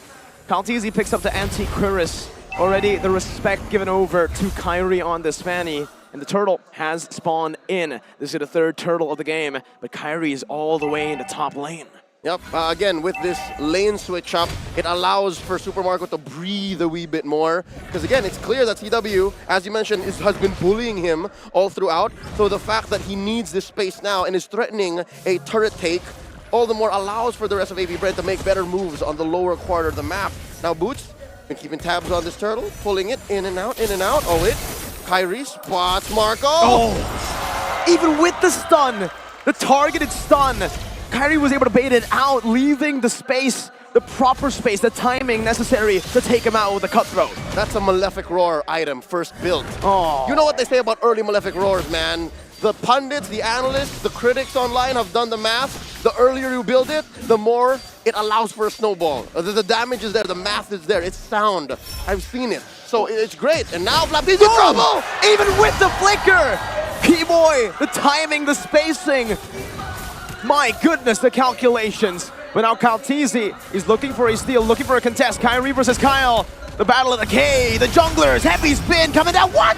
It's Keyboy who gets it now. It's going to be Caltisi engaged on. 3v5, wild charge. On to 3, but Kyrie jumps to the back. The call altar has been dealt with. Caltisi hits the wall. CW wreaking havoc in the back is few. Now is running away. Good stampede, bring them back. But the wall doesn't get the right angle, and Kyrie is able to escape. Caltisi was cornered like a wild animal tamed into submission. Muddles was placed perfectly there. He was hitting every angle. He was taken down. Caltisi even before Kyle went down. Oh man, I've never seen this. but I have thought about it. You know, 1-1 doesn't need the boots. Apparently, for CW in this game, he has enough peel, so he doesn't even need the boots. Corrosion, DHS, and that's why you're seeing the immense golden staff in 8. Oh, that is disgusting on a Melissa. And again, you have quantum charge. It's free, it's fair for you to think this way and enter engagement with this mindset. This works for CW so far, 1-5. Now, Kyrie and CW plus K-Boy! Even with the call alter, the go away is going to pin him down just enough. Knockout strike coming out, but Kyrie cuts him up. Now taking a few too many turret shots. A good shutdown by Thew, but the turret will still fall. Meanwhile, Super Marco and Ogwen, they don't stay quiet. They go to the bottom lane. The damage output of Onyx has hit a critical mass. Now Boots versus Ogwen and Marco. Here comes Stance to the rescue as well. Turret falls, and they knock him up. Let's see. He does have a torn apart memory. Oh, all right, they're gonna back off. Good power of nature as well from Ogwen. Both teams trading equally in that department, but honestly, with the kill on Kyrie, we can say it's definitely worth it for AP Bren. Yep, it's a shutdown. So far, Kyrie has been sitting at 3-0. So from there's a little bit of a gold rubber band effect. Economy is going to be a little better for AP Bren. Shrink that 3K gold lead down to about 2,000. A manageable space. Now approaching the 10-minute mark, 2-7. Onyx have a better go at this Lord, but it's not as free, all right? Super Marco picks up his Blade of Despair. Okay, but something to note, he's down 1,000 away from CW. So still, firepower-wise, you have to respect Onyx. And I'm looking at CW now. He's built a Legion Sword. I think he's building it towards a Haas Claws, but he is prioritizing the boots first. We'll see what he goes for later on in the game. Kyrie again with the 1v1 against Flap. Flap, let's talk about him. In game number 1, let's. He was an absolute nuisance. He was the main reason, I would say, that kind of forced Onyx into these positions where they hesitated. Always in the side lanes, always is clearing out waves, and he's doing it again now with the help of Super Marco. Onyx, they decide to ignore it and go for the Lord, and it's not going to be contested. They'll just look for a trade on the other side of the map. Okay, so that's the call here. AP Brand says, yeah, there's no use fighting for the Lord this time around. Give it to Onyx, we'll find something else, and Onyx happy to take the Lord. Minion waves enhanced. It's going to be marching up through top, and that's something that AP Brand have to deal with. Now, Astral Echoes thrown out just to keep AP Brand at bay. Wait, Kyrie's here. Did he spot him? Beautiful stun. Reaction time! Turn upon memory! Boom! All the way, fade away. Kyrie's still able to dodge away from it, though. Flicker was burnt out from view. That was value. Yep, and he has a pair of pants to thank to save his life. He just built a pair of steel leg plates. Well, one steel leg plate, but you know, it's a pair of pants. Going back here so far, Lord up top, as you can see in the Lord cam, and all the other waves, yeah, no, cross the river, all across. Now, Onyx looking to take down huge objectives. Tier 2 instantly punished down. Remember, that wasn't just a flicker burn, it was a cult altar as well. 2 massive resources for few. The 2 resources, that was the game changer for Bren in game 1. Now, Lord's here knocking on AP Bren's door. Watch out, Cult Altar is online. Flap easy clearing in mid. Mortal placement into that top side. They're looking to take it down, but it's still going to be defended. Good muddles again, placed down. Calteezy, brought back for the Divine Judgment. Let's see if it's going to be enough. The wall charge goes to the back, only knocks up 2. Doesn't hit connect on the wall. CW, free hitting in the back. Heavy spin, pinning him down. Kyrie waiting for the right moment right now to look for a cut through as Kyle who falls to the cables. Flap, flicker forward, now 1v4. Kyrie picks a double. And it's 3 for none. AP Bren are reeling as Onyx, specifically Kyrie, tears him a new one. 5-1-3 here. It's as if the shutdown never happened. And if I know what's going on, if I've ever seen Onyx this way, they smell blood in the water. They want to finish. T-Boy waiting on that timer boost! Stuns him up, and now the base is wide open. No mini waves caught yet, though. Ogwen looking for an opening. Sans and CW with a dash forward takes him out. You Stampede, CW not brought far enough. Onyx, move, rotate back. Woo! This is best case scenario for Onyx. It was close, it looked dangerous. The punish could have come in, but the fact that Marco wasn't there, Few didn't make the call and said, you know, I'm gonna flicker, pull him in, and then y'all do the rest. The fact that didn't happen, allows for Onyx to reset, regroup, and maintain their massive lead. 6,000 gold ahead, 2-13. Folks, I'm sure a lot of you remember games that you played in ranked that look like this. Imagine how you would respond. Imagine what you would do if you were one of AP Bren's members right now. Exactly. You wouldn't know what to do because AP Bren, despite having played game 1 out of their minds, this is a situation they've never seen themselves in before. See? Oh wow, flap across the river too deep. We just spoke about this nuisance always on the side lanes, pushing, and pushing, and usually it's AP Bren in game number 1 who has backup. That's why Flap can continue. My God, the accuracy on Sans. I don't know if we have the stat here for the accuracy on this, but he's been hitting a whole lot. Back to the point though. Yeah. Now it's Onyx who have the backup, who wants to initiate, and when they did, they fully committed, and that just gave them a free lure. That's right, because Onyx here, just sitting 14 minutes in, right? This is just about 14 minutes. This is a Luminous Lord scaled up. The reason why they're so in control and the reason why this whole nuisance/body hunter playstyle on Flap TZ on the Pakiro isn't working is because Onyx are covering their corners too well. There's the Astral Echoes, there's Keyboy who's cleaning up bushes, and there's Kyrie who's way more mobile than Kyle TZ. So that stopped AP Bren from getting away with what they did in game 1. So now it's so much more difficult. This is a hard defense, Miracle. I gotta say, if this doesn't end here, at least all the inhibitors are gonna fall. That's it. That's the best case scenario for AP Bren. But for AP Bren, the way they can defend is through a team fight, Leo. We spoke about these team fight composition in game number 2, the start of it.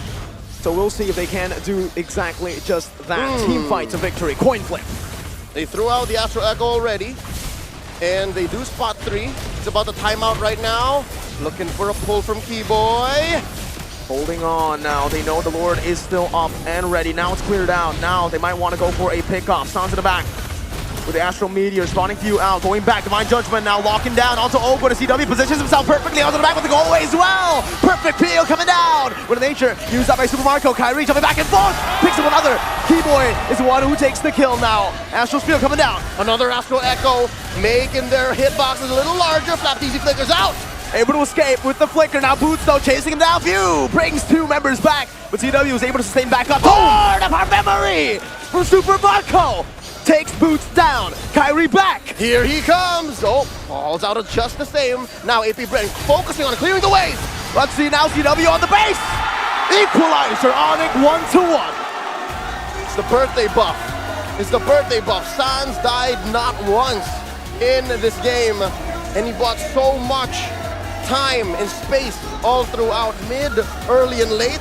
And that's why we're looking at 1-1 here. 16 minutes, 5 seconds in for Onyx. I'm glad that we are seeing it go 1-1. I'm glad that the viewers back at home, the casters, the analysts, everyone here gets to witness more of this beautiful matchup. So far, AP Bren versus Onyx is coming up to expectations. You know when you walk into a movie, you're like, I expect this to be great. That's exactly what this series is. I think it has transcended our expectations. And here it is. I'd love to hear what our analysts think. Is this as good a series so far as we all expected? I mean, we're getting there, right? Full best of 5, now back to 1-1. If it transcended your expectations, we certainly had a lot of emotions here on the panel as well. What a game, 16 minutes here. Onyx being able to bring it 16-3. Yeah, they learned from the first game, I think. They know the Faramis, how annoying Faramis is. So about the timing, about the momentum, especially from the Kyrie. He's dancing like crazy, aiming for anybody who's in front of him. The craziest part is that Bren decided, oh, hey, we see Kyrie go back on that Fanny. Let's let him have it. But we have a composition designed to punish him. But Kyrie's mechanics just sends him to a different plane of existence. It's crazy how much he has gotten away from Bren. I wouldn't be surprised if the next game, no Fanny. In that first phase, they needed to be able to weigh this around, right? Ling for Fanny, I think it's a good switch up, but the bread maker here is still CW818 on a Melissa against the Brody, and that's not necessarily the best of matchup for CW, yet he was still able to power through. And why? Because of the fact that that mid trio coming in from Onyx were so active around the map to help that lane out. Yeah. After forcing out mid-priority and then coming down to actually help out Mr. Kelvin Winata here, that flow state that Leo was talking about from this goal laner is a real thing. This man decided, I don't need no boots, just give me the Holy Trinity right now in my pocket so I can win every team fight for my team without breaking a sweat. So now it's the CW Dome, right? Yep. There you go. 616 KDA, 75% KP. And just like you mentioned, he didn't prioritize the boots because of the fact that he brought in that core talent. He's fast, he's quick, and he made sure to stay alive whenever necessary. He was very careful with his positioning, which I think is extremely key, and a lot of gold laners out there should take into consideration. I mean, look at these highlights. Yep, because it's quite hard to get the CW, especially he have the go away, and the models is really annoying because when you are using the Paramis, usually you are gonna stick together, and the models gonna connect to 5 heroes. That's why CW can do the damage output very, very big. It was killing two birds with one stone at that point, right? He was able to deal that AoE damage like you mentioned, and the fact that even if AP Bren want to go for a kill onto him, it's not going to be as simple. Go away, and there you go. It's so difficult for the Paquito to trespass onto the zone coming in from CW. I think the X factor for Bren here had to be on Ogwin, right? I think with the Wild Charge, and especially with his Power of Nature, being able to kind of bypass CC is a very powerful tool, but they never gave him that opportunity to actually clash down on the main damage dealers from Onyx. Looking at their composition, I think it becomes very clear that AP Bren, they wanted to drag out these fights, and Onyx is totally fine with that because they completely outranged them. And how they do the kiting, how they do the counter setup is a very, very beautiful game on this second game. But Flap, I think he just a little bit throw the game during on the top lane when he just solo versus 4 heroes there. To be fair, he did have a Hunter Strike and a Bloodlust Ask. I can definitely imagine in his mind he's thinking like, okay, I can outplay this. I can outplay this for sure. I got this. I got this. I want to be clipped. Pat yourself on the back, go in for it, try to go for maybe a big TikTok play. But after flicker, oh my bad. No, never mind. Forget about it. It was a good idea in concept. Yeah. But that's the thing, like a lot of these things are good in concept, but when it comes to the implementation, the execution of even the drafts that we see here, it's not as simple, right? I mean, we thought that maybe perhaps with the Akai being picked up, that would be the key factor of maybe preventing the Fanny from popping off, but how many times were they able to actually pin Kyrie down at that point? It's very hard to catch Kyrie, and even with the similar draft, but they can play the very different gameplay during the second game. Yeah. That's what I need to mention. Yeah, I mean, a lot of it just comes down to like the way they actually look at the ways they want to approach the fight. Because now it's not about like, oh, hey, whose ability am I waiting for first? Are we able to expand resources for opponent? It's about literally angles, right? For a game that's designed to be a MOBA, this was very much as close to an FPS as it could possibly get because they had to be careful. Certain spots on the map are extremely dangerous. Choke points especially is where Onyx don't want to be in. And that's where the Novaria came to play, right? Being able to open up the map, open up that vision for his team. And I even mentioned it from the drafts. This is going to be a mind game. This is going to be a macro play. But looking at the items, did anything stand out to you in particular that we should pay close attention to? Well, I mean, immediately looking at Flap's side, he made sure he went for the Hunter Strike as well as Bloodlust Axe. Not only is he thinking about sustaining, but he does need to be like a legitimate threat if he ever comes face-to-face with Sans, for an example, right? If you just have the Bloodlust Axe, you kind of have the damage, but not enough to really threaten a one-shot. Especially he just building the Oracle to give like the lifesteal better, but his lack of the physical defense, even the magical defense. Look at the Novaria when using the Astral Recall. Yep. It's a very painful one. And it's so crazy because Novaria didn't even build the penetration, right? No. That's just like full magic power, raw magic power, plus a little bit of utility in the mix with the Ice Queen wand, which is something that we kind of don't see too often for the Novaria. Well, it's one of those things where it's like Novaria has a very deceptive output, right? It's either you don't feel her presence at all, or you get hit by the very tip of the Astrosphere and you get 100 to 0 and you're like, whoa, where did that come from? You know? Like Brody before. Like Brody before, exactly. Whoa. What happened? The distance makes the difference, right? When you do scale that hard, and with the ratios that she's working with, yeah, it's expected that she is able to deal that much, a large amount of damage. And plus, we don't see that that many Athena shields, right? 2 Athena shields, and they are the big tanks. And Novaria is like, I don't really care about the big tanks. Yeah, because I gotta find better angles out elsewhere. Me, happy birthday, Sans. Happy birthday, Sans. Yeah. Leo nailed it. When you say, That was so good in game. I was like, proud. Proud student. Proud student. But I think we need to talk about adaptation, right? Because now the question is, how does AP Bren actually overcome this? Do they still go for the farmist first pick again? Or are they thinking maybe we need to start switching sides? Yep. Or like Aetherna said before, banning the Vanny. Is it the key?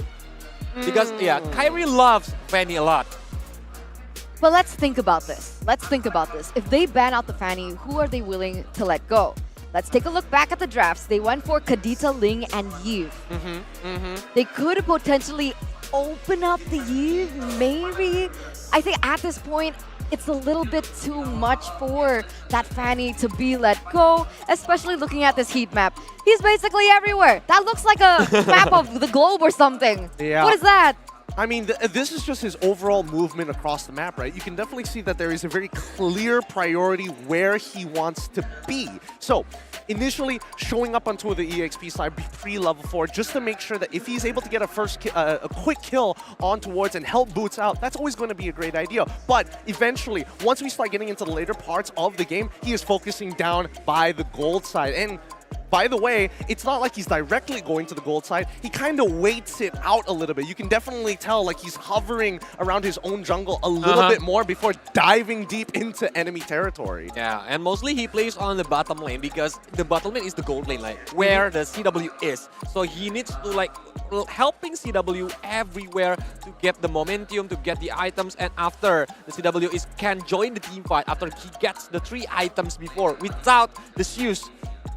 He just rock and roll. I mean, it's pretty safe rotations because you can see that he goes in deeper into the enemy jungle when those towers are already eliminated. And can I just give a little bit of props to production? Look at those little baby swords, just signifying he got that kill there, he got that kill there, and he got that kill there. Hey, he's just checking off the boxes off of his bucket list at this point in time. And I mean, Kyrie, what a player, man. What an absolute player. Despite Bren having so many tools to shut him down, he's able to just out-mechanic it. Really just shows the skill ceiling of not only Fanny as a hero, but his overall talent. I think he's just not human at this point. I think that's a fair argument. Like, what is that? Like, who can play that like that? Yeah. Have we ever seen someone play with those mechanics? I don't know, man. It's tough. It feels like there's something about him or what he's doing that's different. Or what he's using, maybe, is the key. What is it? Are you implying something? A little bit. Shout out to the Snapdragon Elite Gaming for the sponsor onto the Snapdragon Pro Series, because without you guys, these players wouldn't be facilitated with the very best in the business, being able to just withstand how much aggression they are on that Samsung phone without that chipset, man. It's a no-go. There's a difference. Yeah. There's because only with Snapdragon chipset, Kyrie can do the dance like the bald eagle. But with hair. Just going out each and every time. So bald eagle with hair. Bald eagle with nice hair. Absolutely. Especially when it's like, that's what I've heard from people out there. I don't know who, it wasn't me. I've heard, honestly, recently, I've heard that actually Coach Yeb, every time Kyrie, just before he goes to sleep, he whispers, "When winning matters." Every single time after the scrims are done, before he goes to sleep, and Kyrie must always respond, "Snapdragon." So it's induced to his mind. Exactly. No wonder. That's why. He thinks different, he's built different. Okay. But ladies and gentlemen, let's get into the drafting phase here for game number 3. And there you go, right off the bat, Fanny respected away from Kyrie. And I think this is the way to go. But this makes Bren being put... What's going on? The Onyx fans. The amount of Onyx fans that went, no! Yeah. Because of the Fanny ban? Yeah. It's too much hero to be respected. Yeah, I mean, I understand, right? What else is going to be able to facilitate that gameplay for Kyrie? It's got to be the Ling that is up next on the board, or even a Lancelot. That's something that we might see. Or even a Hayabusa, even though I don't really like the Hayabusa, but if it's Kyrie on the Hayabusa, that might be a different case. Here we go for a Kaja being banned out by Bren, and Onyx still with the same here, Valentina, Minotaur, and if no changes here, Joy. Interesting. Let's keep in mind that Bren is supposed to be on the blue side, which means they get that first pick. So again, Coach Yep, he respects that. It's like, all right, if they want to be able to get a flex pick as good as the Joy, I might as well ban it out. And that's when you see the link. High mobility, high damage, like focused around a jungler. They want the fast game. They want the pick off game during the early game. They just don't want to let Kyrie enjoy that fun. But then the response coming up from Onyx is actually very smart here, making sure that they get the farmers for themselves, just the insurance policy in case this does end up being a team fight composition and they want Ling to kind of finish it off. What do Onyx pick up here? Paquito, Arlet, Uranus? Oh, I really don't like Uranus. I think the Paquito is not too bad. If they really want to sandbag it, they can go for the Uranus. But for me personally, at least with the flexibility of the Paquito going into either the jungle, which actually has a pretty decent matchup against the Ling, and I don't know, maybe if FTZ is feeling like he wants to lose the lane, throw the Paquito in towards the EXP to give good guy Boots an opportunity to show himself and actually win it out. Especially Paquito is having a versatile build too. You can make it sustainable, you can make it burst damage. It depends on the draft later when the teams needs to do what. But yeah, after we Zilling, are we gonna see another Angela? Yeah. The couple combo. I was about to say, I was like, if this is Uranus Angela, God. Please don't be. I hear it. Okay. All right. Well, now I guess Onyx can definitely go for the Esmeralda here if they really, really want to counter this Angela. I mean, if they go into the Esmeralda, we're expecting to see a Dyroth ban come out at about the same time, right? I was hoping that maybe AP Brand... Cannot! Fredrin! I mean, yeah, the Fredrin is already locked in. I get that, but I was hoping that they would actually go for the Arlet instead, because you know that they want to clump up.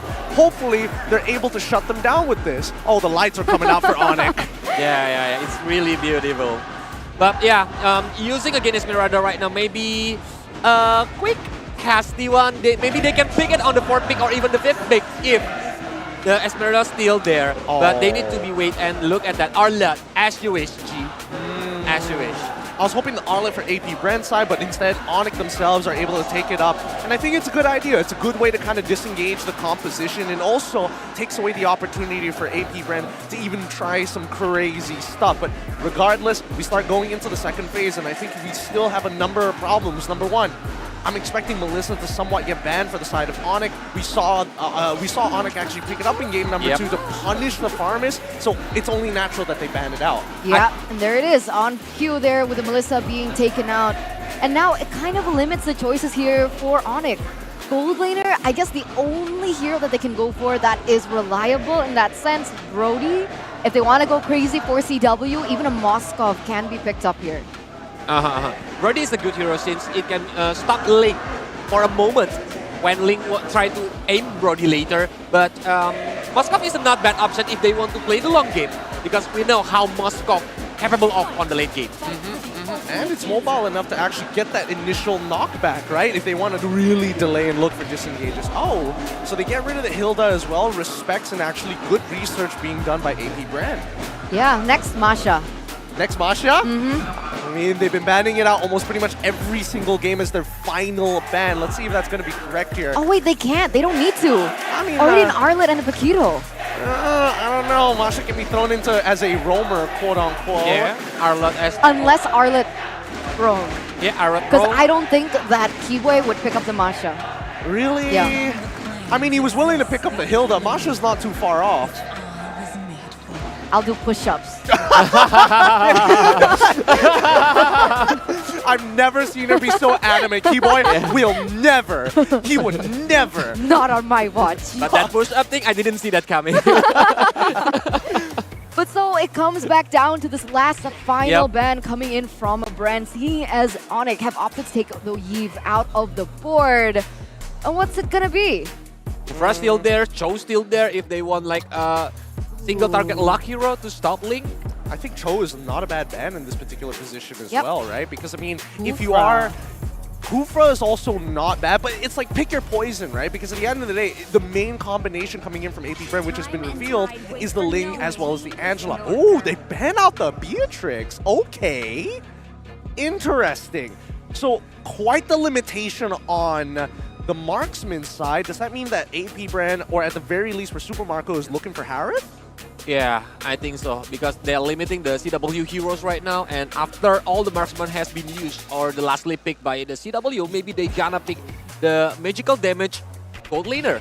Bro. Like maybe the Harith or maybe Yeah. the Lunox. We can see the debut of Lunox for That's gold the lane. thing. If CW picks up the Brody, Harith pick. All right. Let's see, because at the end of the day, Wait, red Claude's side, still open, sorry. Yeah, that's the thing. Harith, They locked do it in. first. Regardless, they get it. And now AP Brand, I don't even think they mind too much. Actually, wait, hold on. Let me think about this for a second. Arlet is already in. The Paquito is already in. Claude might not necessarily be the greatest, but you could technically outplay it still. Technically. But with Varamis, they stick together. No backline heroes. Claude Blazing Duet will be scattered a lot. Atlas. Oh yeah, Atlas. Put Angela in mid lane, pick up an Atlas. Because now you really need some lockdown coming in. It could be Atlas, it could be Grok, it could be Kufra, but just please flex this Angela mid. And maybe they can play with Sicilian gold lane like Bang Sin before. If they need the magic damage. Look, if they're going to go that route, might as well put Esmeralda as well, right? Whoa! Whoa! It's clean debut now. Oh my god. Wait, Who's it's roaming? Rizla? Who? Huh? How? Where? Where are they going now? Fredrin Rome, I guess. Fredrin Rome? Fredrin mid? Fredrin... Oh my god, it's confusing. I am... I'm guessing about like there is like gonna be on the XP Fit, lane. yeah, for sure. Yeah, and the Fredrin gonna be the roam. Esmeralda gonna be the mid lane. I guess. I think that would be the best setup that you could ask Yeah, for, that's right? the best option right now. I'm that we can guess. Yeah, that we can possibly guess here. But oh man, I haven't seen Clint in a hot second here. I mean, the true damage is always going to be relevant, but more so, they probably could have gone for a more mobile marksman. Regardless, the Masha is going to get locked in for the side of Onyx. So both sides, and yeah. Who's in the roam position? Who's in the roam position? I told you! Push up. No push-ups for me, Gideon! So close. It was so close. I was like, no way. So I don't exactly understand this draft, but maybe the casters do. So with that being said, let's throw it over to Mirko and Leo. Kring, kring, kring, kring. Phone a friend. Hello, Mirko here, and yeah, I mean, we've seen this draft before, Bren. We've seen them play this. Actually, in the ISF Asian Championships, they were able to use the Angeling into the Fredrin. You remember that? Oh, Leo. Earth to Leo. They also played the Clint, man. Sorry, I was spaced out. I was trying to analyze exactly how Bren are going to clap back because, again, momentum on Onyx side, and Onyx have done well to kind of adjust, right? Like they're playing with fire as well. There's a lot of damage, and there's a lot of question marks for both of them. There's a lot, and I think there's more question marks to the side of Brent. Because sure, we have seen it before, but we haven't seen it a lot. We've seen like 2-3 games with this composition, with the Fredrin. Usually when you go Angela mid, you go for Cho Roam. So Fredrin Roam is definitely a new dynamic that, again, we have seen before, but will it work against Onyx? Yep, here we see that it's actually not the way it is. This is mid-lane Fredrin. Ooh. This was foreshadowed, or at least featured on MPL Philippines social media. Okay. They asked you, hey, what emblem set does a Fredrin need in mid so that he can perform? And this is exactly what it is. This was a little better, all right? This was a little better than what was seen at ISF. I like it. Just the same, still AP Bren. But one thing that I do like is the fact that AP Bren are showing us something new.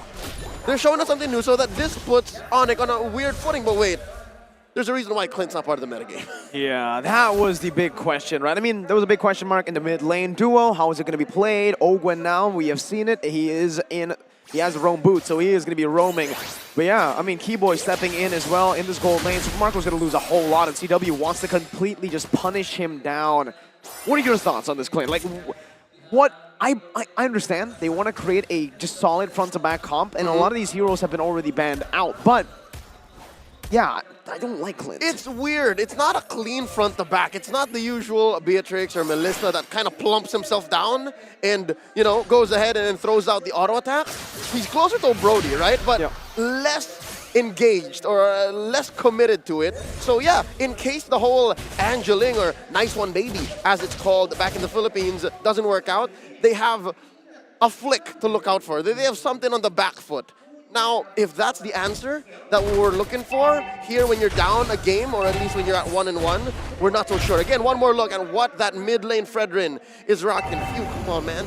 This is what exactly he posted, right? Tank emblem with the both defense, adaptive defense, hybrid defense, and Concussive Blast. So it's a lane bully. It's a lane bully. Yeah. I think we're seeing that already early on from Few. He is a very sustainable hero as well on this Fredrin, so he is going to be able to force a lot of these skirmishes in towards the Turtle side as well. Turtle started by Flap TZ, holding on to it, but Boots and Keyboy will shoo him away from this hold. Yep, it's two big boys. Keyboy on the Arlet and that Masha pushing away Flap Easy, but it's Few who starts the pull. And again, this is usual, right? It's just not usual that it's the mid laner, the Fredrin here, finds the priority. Let's see here, already a few resources used up. Keyboy with Final Slash onto Few, trying to dish out some more damage. Boots with a good disarm. Few forced to back away. Sans with a splash, and Onyx with the turtle pressure. They've won this battle for now. But Bren, AP Bren are not letting go. They want to shoo Onyx away, and they have been quite successful. Ling invading and punishing these movements from Onyx. Now it's CW's turn to feel the wrath of early game pressure. Kyrie to the rescue, as well as Sans. Deadlock on EXP, and of course, you can say the same for net gold worth for both sides. Again, almost negligible between AP Bren and Onyx right now, and both teams just decide to let go of Turtle. This is the slowest we've ever gone in the early game, all series long. 3 minutes in, Turtle's already spawned, no kills yet. Yeah, both teams are very, very passive, don't want to commit onto this Turtle. They would much rather just prolong the laning phase, I guess. They want to give CW and for AP Bren, in their case Super Marco, time to farm up to get to those item power spikes. But I have one big concern, additional concern for AP Bren. Magic damage, right? I mean, it's 4 physical damage dealer, 1 quote-unquote magic damage dealer, but Ogwen is a roamer here. He will build most likely towards utility. You'll have an Ice Queen 1, a fleeting time, but I'm not really expecting damage when I see an Angela roam. So they're going to rely on shock and awe. They're going to flip the switch, step on the clutch when Onyx not expecting it, and they're going to hope that the item game isn't on as well. It's not all there. Now Sans and Boots going to be able to see. The Kautizi will clearly get the turtle here. And yeah, that's a delayed turtle take. There could have been 2 turtles by this time. We might only see 2 turtles in the entirety of the game. Yeah. Boots now caught in the penalty zone. Flap TZ with a good chunk, but as we all know, Masha can take a beating. This goes back, Final Slash brings Few back onto Sans. Shadow Stampede now going to be used up, pulling him back with a hard card. Comes in clutch. Kyle TZ with a re-engage onto the back with a cold altar coming down. The silence takes them out of the Appraiser's Wrath. Now, 3-man taunt from Few, locking him down under the turret. Kyle gets clapped by Thunder. CW with his on force, taking a kill back in. Final Slash, bringing Ogwen in. CW with 1 more hit. And Onyx, somehow, they come out on top. 3 for 1. Kyrie for Few, Ogwen, and Kyle. But all this time, AP Bren had the follow-through. They understood that, yeah, we lost that trade in mid.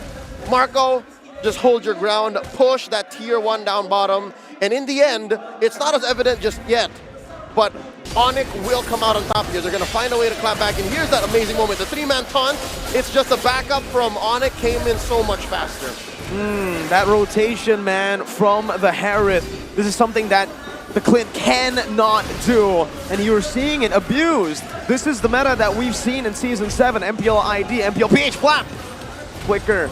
No flickers, penalty zone used up. CW now with Zaman forces. Keyboy rotates over as well, but now Kyle has come over. CW can't escape from this one. That's the Temp of the Blades and the Defiant Blades by Kyle taking 2 kills away. All right.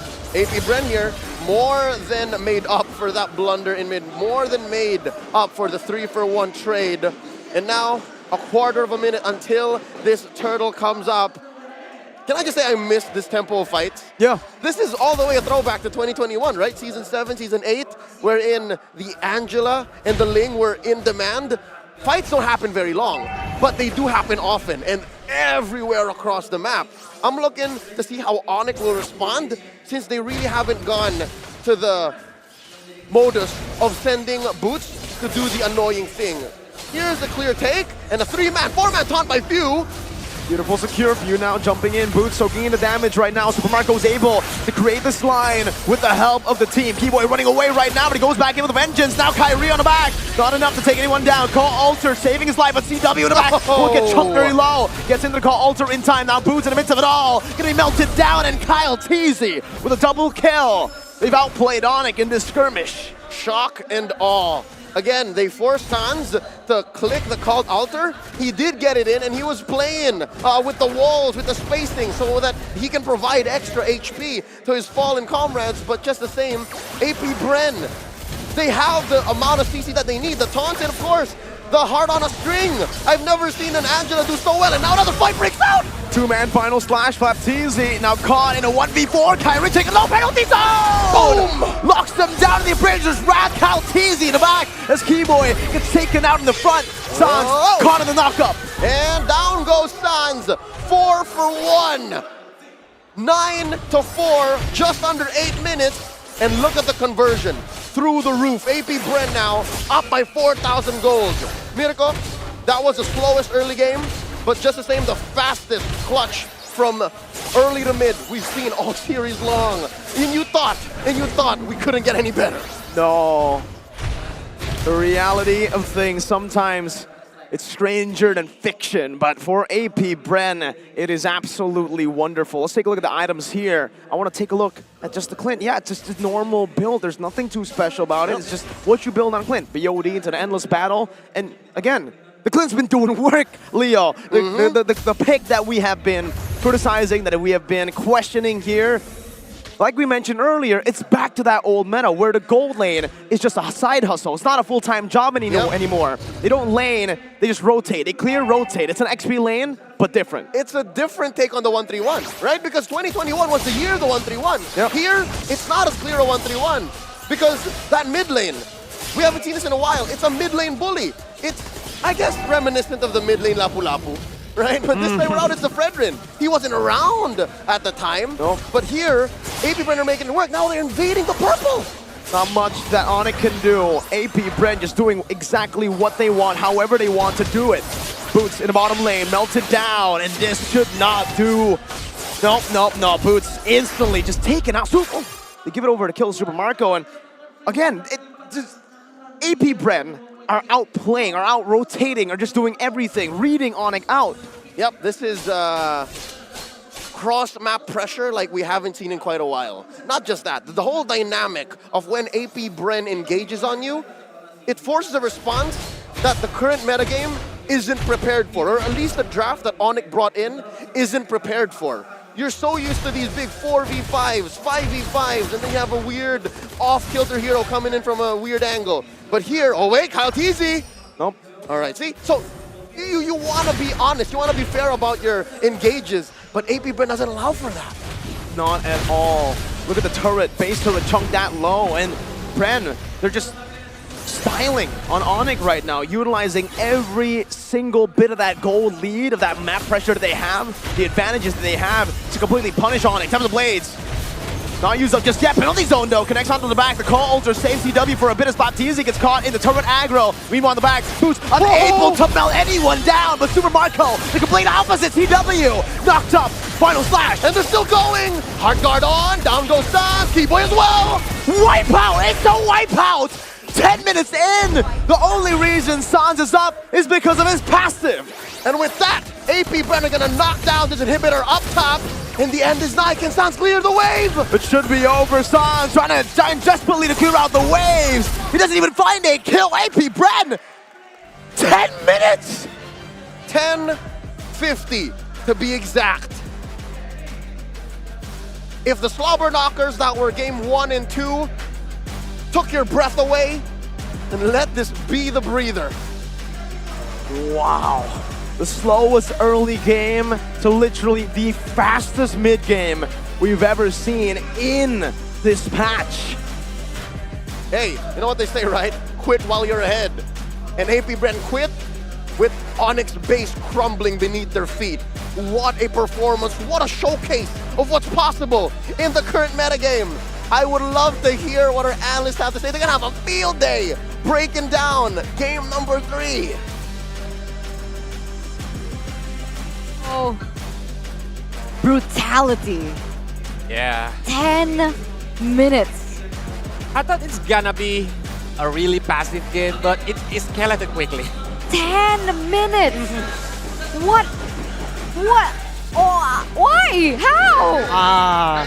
It's one of those questions you have to ask yourself. Is Clint back in the meta, or is Fredrin just that good of a hero? Truly a hero with everything in his kit. With Terizla and as well as Fredrin just making sure that they peel for the front line, that was the Onyx. They couldn't even find any kind of angle to get into the back. Even they can like playing their role for the bodyguard for the Super Marco, because like he can catch anybody. He can just initiate to the in front any people that can be catched by taunt or even the penalty zone using the flicker. This was so brilliant.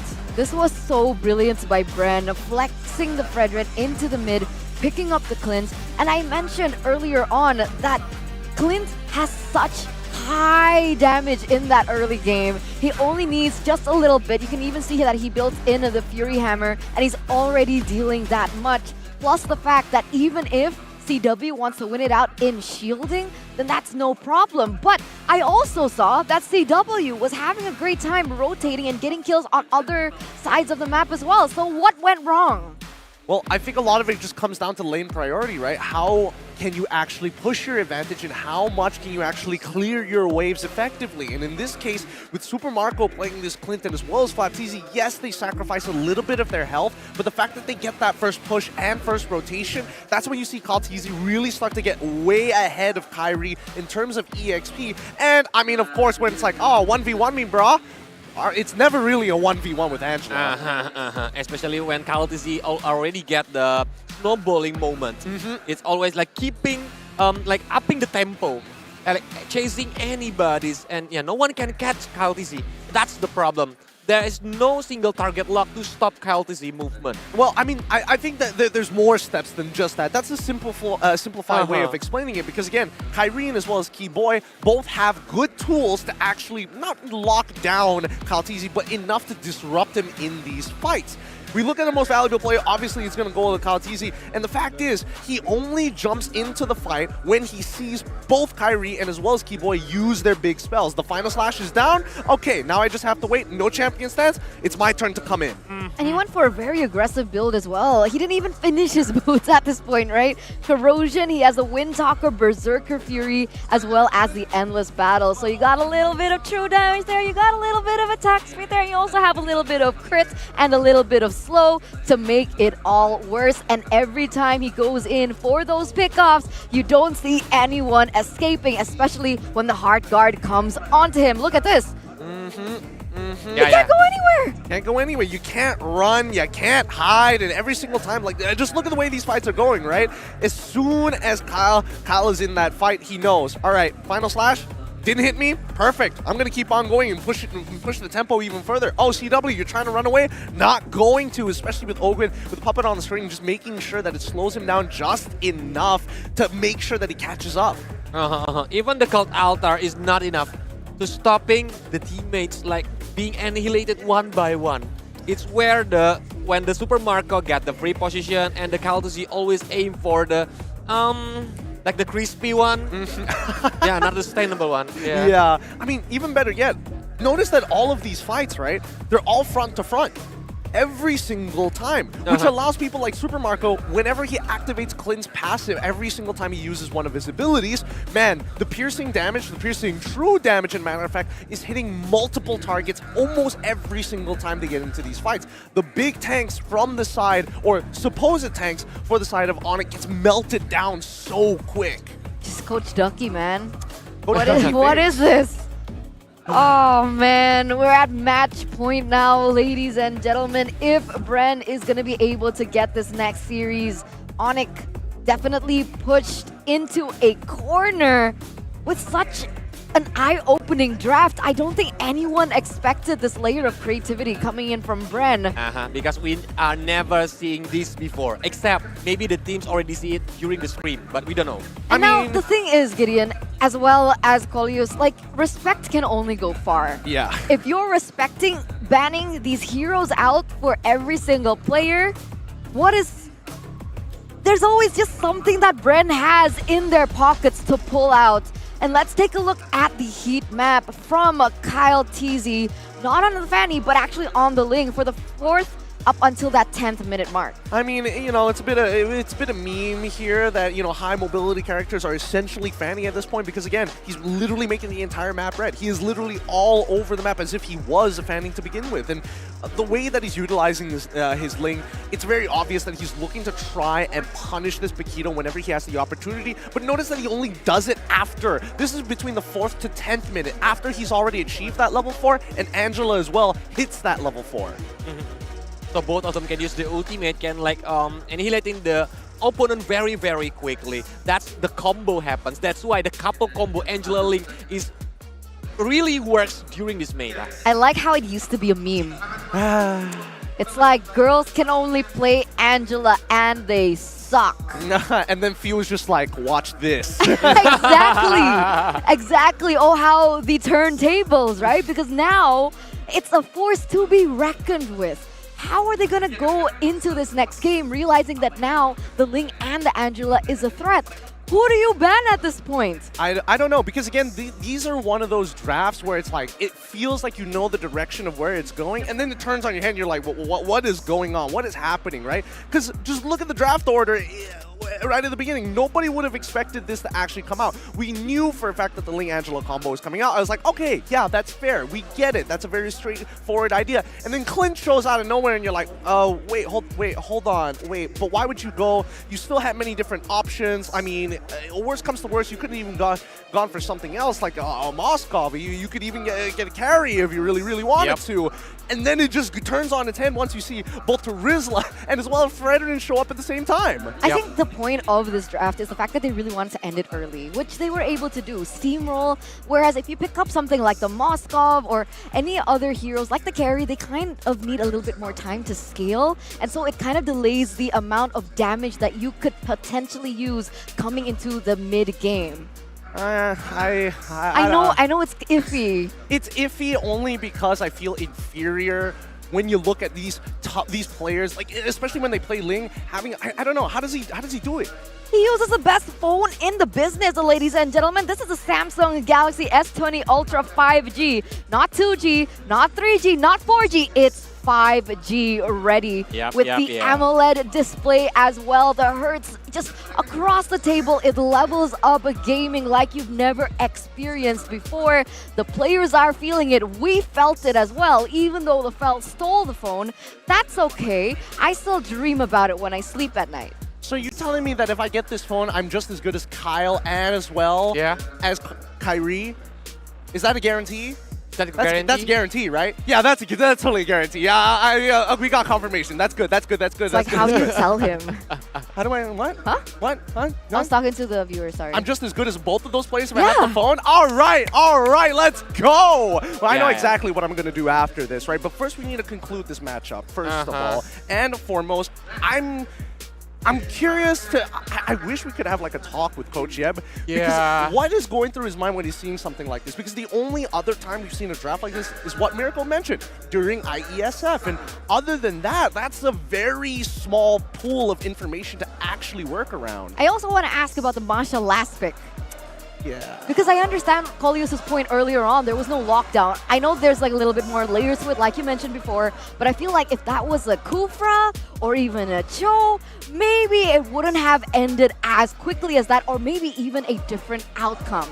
So with that, we're going to just talk about a little bit backstage. Let's try and find Coach Yeb as we are going to head to a break. So me, Eterna, Gideon, as well as Colius, will see you in 5. Stay tuned.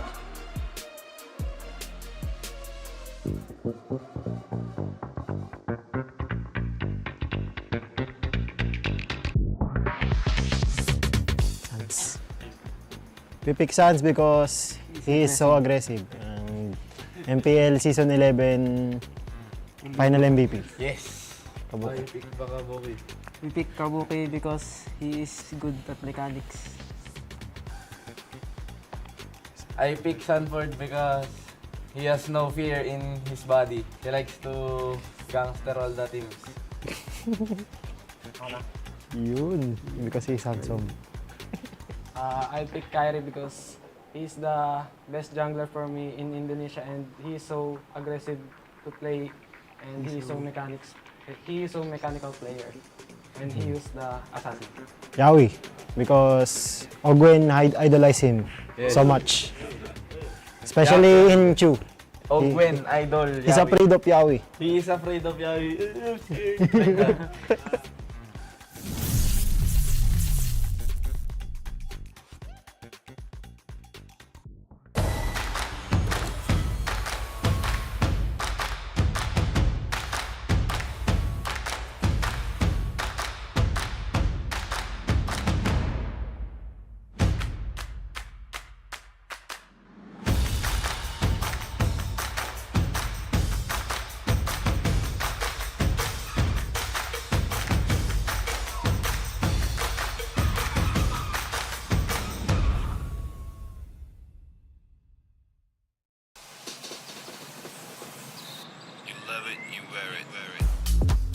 Wear your passion.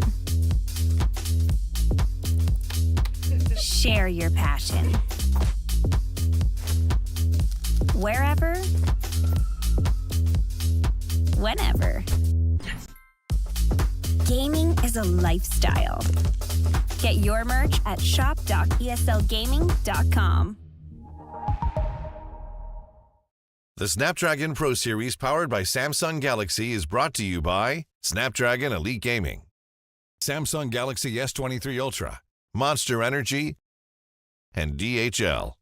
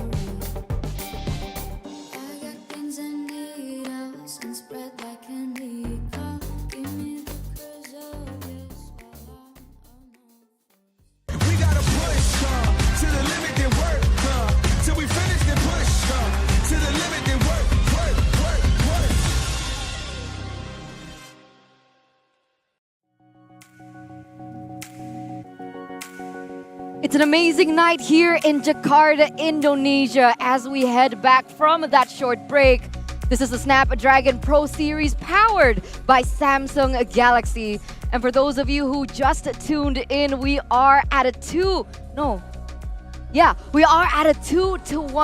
with Bren being able to lead this best of 5 series against Onyx.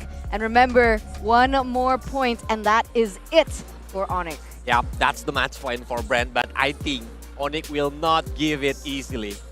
I don't know about that because somehow they need to kind of break this particular Yeah. draft coming in from AP Brand. There's no signals for it whatsoever. By the time you figure out what they're trying to do, it's way too late. I was even asking LaFell earlier, like, how do you call this draft? Sorry, I was just jamming to the music that we've been hearing, man. Oh yeah. I heard there was a lot of like local music like circulating around that I was like vibing to with Renmar earlier.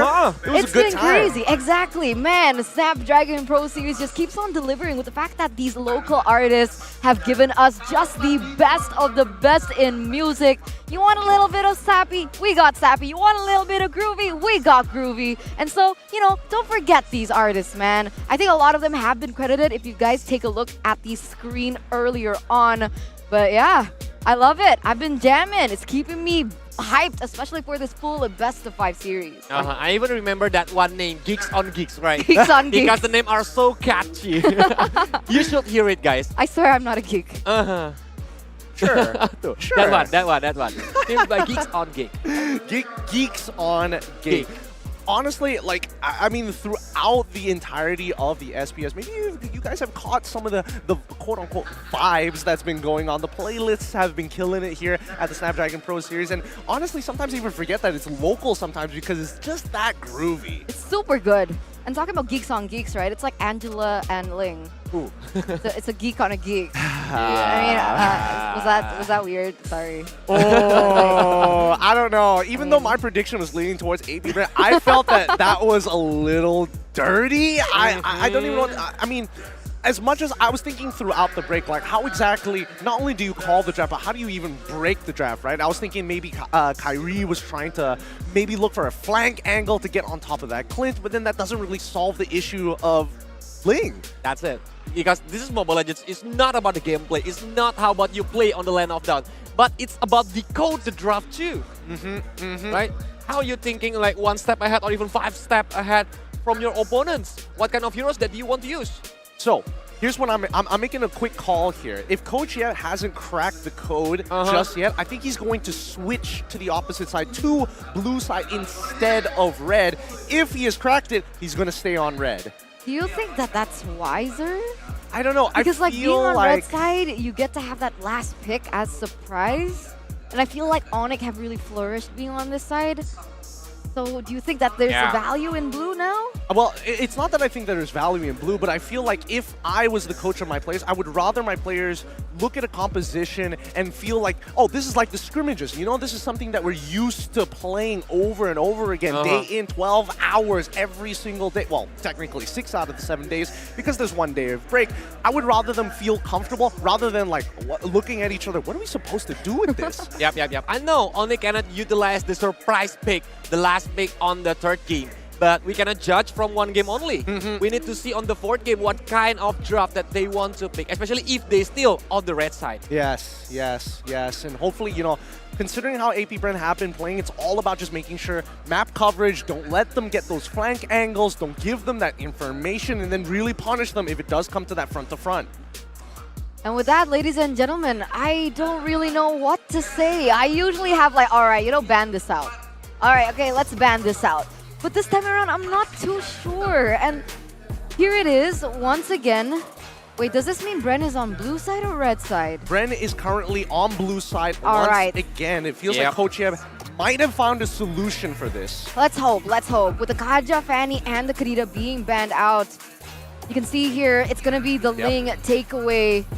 Bren, how are they going to go about this? Are they going to let the Fanny slip through their fingers, or are they going to prioritize it this time around, realizing that Yves is also available? So this is the first time that this has happened. It's also with Kadita and Valentina. Oh, that's true. I'm sorry, Valentina, I mean. Yeah. That's why they are picking the Valentina first, because it's so versatile hero that can easily stole some enemies' utility. And yeah, Yves and Cloud is a good combination though, because Cloud is like a deny pick for Yves. Yves counter or nemesis is Cloud itself. Exactly. And even if they do want to go for something like Esmeralda, it's like, oh yeah, Yves creates a giant shield when she uses the RWM. Well, guess what? There's still the Uranus open at the same time. So with this being said, let's see how AP Brand actually wants to respond to this nice little synergy that they got going here for Onyx. So, do they let it go? I mean... Fanny, Angela, Uranus, Arlet, Fanny's banning. Paquito. Okay, Fanny's banned, but Paquito as well?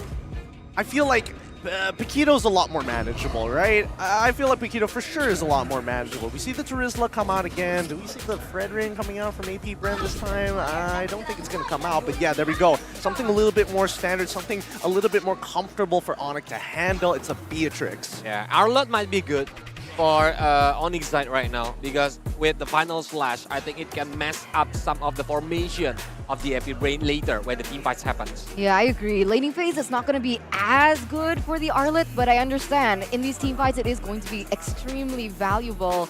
But with the Paquito left open, that's definitely an option that they can utilize, unless at this point they just want to go for the Fanny. I think the Fanny can disrupt the Beatrix in the backline, and they don't necessarily have lockdown just yet from their picks, aside from, of course, the zone coming in from Terizla, but that in itself is still a little bit harder for them to catch the Fanny. Totally agree with you here. I mean, Franco is still open, and once again, the Masha is going to get picked very early on, just to make sure that they can at least punish this Beatrix. And it's not like you're up against a Clint who has that true damage and can, like, you know, not necessarily kite you down, but can buy just enough time for the rest of the team to collapse on you, something that Beatrix doesn't actually have in her kit. Especially when they already have the AOECC effect from the reward manipulation. That's why Masha might be a good hero to dive into the backline to aim for the Beatrix, so the Beatrix cannot join the team fights. But if you look at the second ban right now, Grub is a good option since the Wild Charge will disturbing Cloud during his Blessing Duet phase. Yeah, there's definitely some, I would just say, highlights to allow CW to do his thing on the Claude. But this opens up still a lot of options for Bren to pick up. For the side of Bren, I think going Fanny ban is still a thing. I don't know why. I'm just still sticking to the Fanny here. What does Kyrie want to use? Joy's taken away. Ling? Oh wait, Fanny's banned. Yep, Fanny's banned, so that means the Paquito is probably the next best bet, unless we see the Lancelot. Hayabusa, Lancelot as well. Agreed. I feel like Lancelot and as well as Paquito are kind of in the same position where they can still get punished by the Kufra. Unless Onyx bans it out or picks it up for themselves, it's a little tough to tell. But if they are banning the Kufra right now, I think it's obvious they want to use Lancelot. That's why maybe AP Brain gonna ban the Lancelot. But if they want to use the Viter jungler, I think it still have Bane. Bane is a good one though when it's against the Terizla. Yeah, you look for that penalty zone. Next thing you know, the Deadly Catch comes out, and Onyx, they decide to go ban out the Hayabusa on top of everything else. So it looks like they're positioning themselves for it. Let's not forget that the Melissa still hasn't been touched just yet, so AP Brain can actually look to respond if we do see Paquito.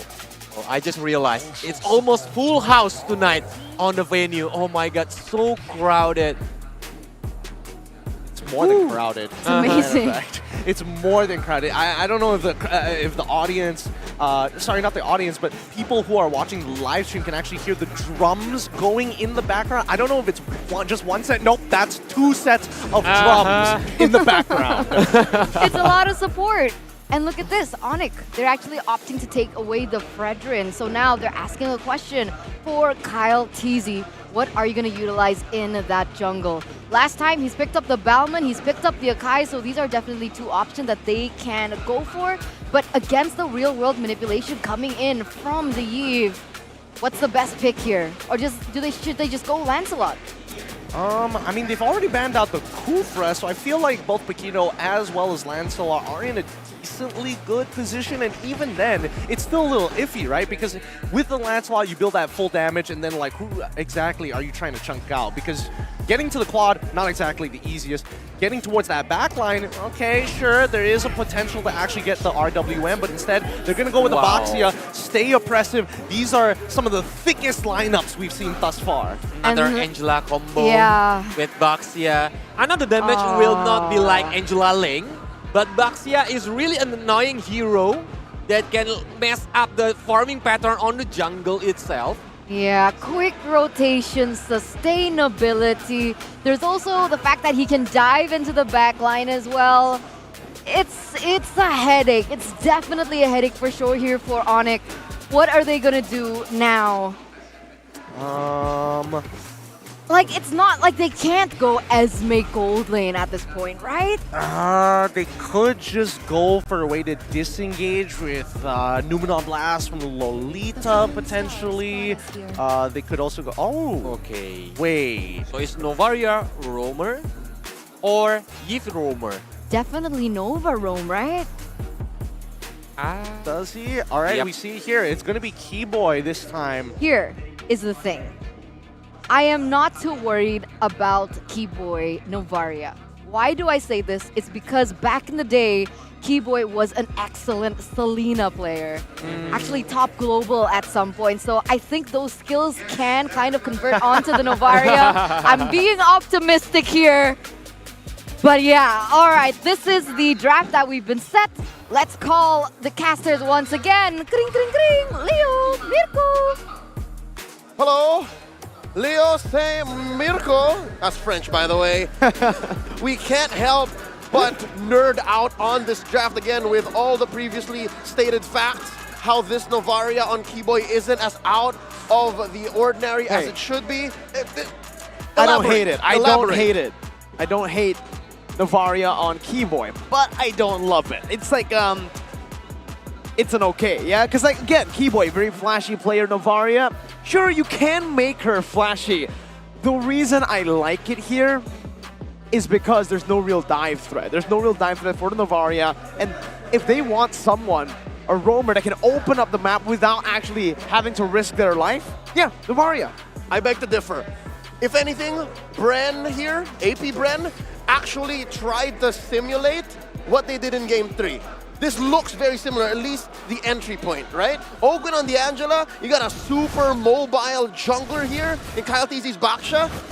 And then, yeah, it's not a lane bully Valentina in mid, but there's a lot of burst, so it might even go faster. It has a propensity to go faster. Let's see how Game 4 goes. Again, AP Bren at match point, while Onyx, they're putting their eggs in this one basket. Keyboy, you gotta unlock it. You know what the haters said about you not playing setter tanks, man.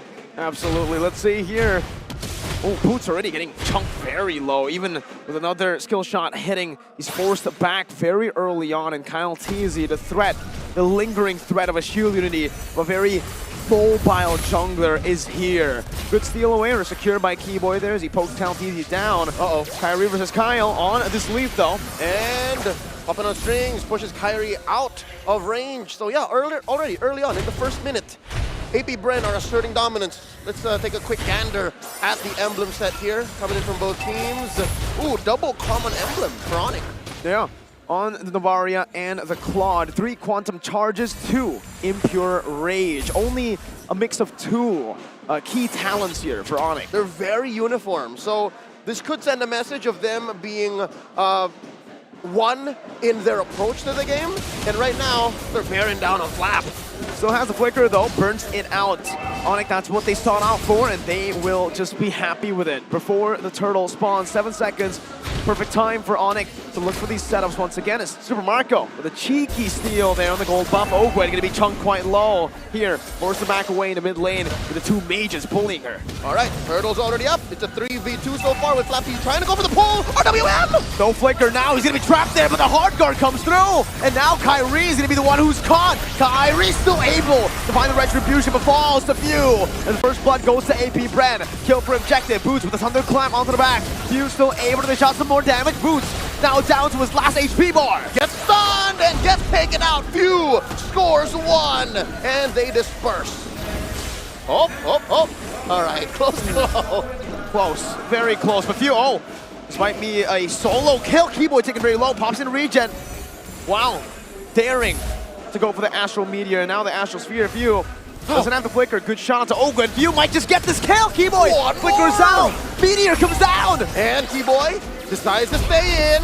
What's taken out by the buff? He gets taken out by the buff. The purple buff is on AP Brent's side. Now Kyrie with the Appraiser's Rat finds the shutdown onto Few. Calteezy with the help of the penalty zone from Flap takes them out. Well, I'll be damned.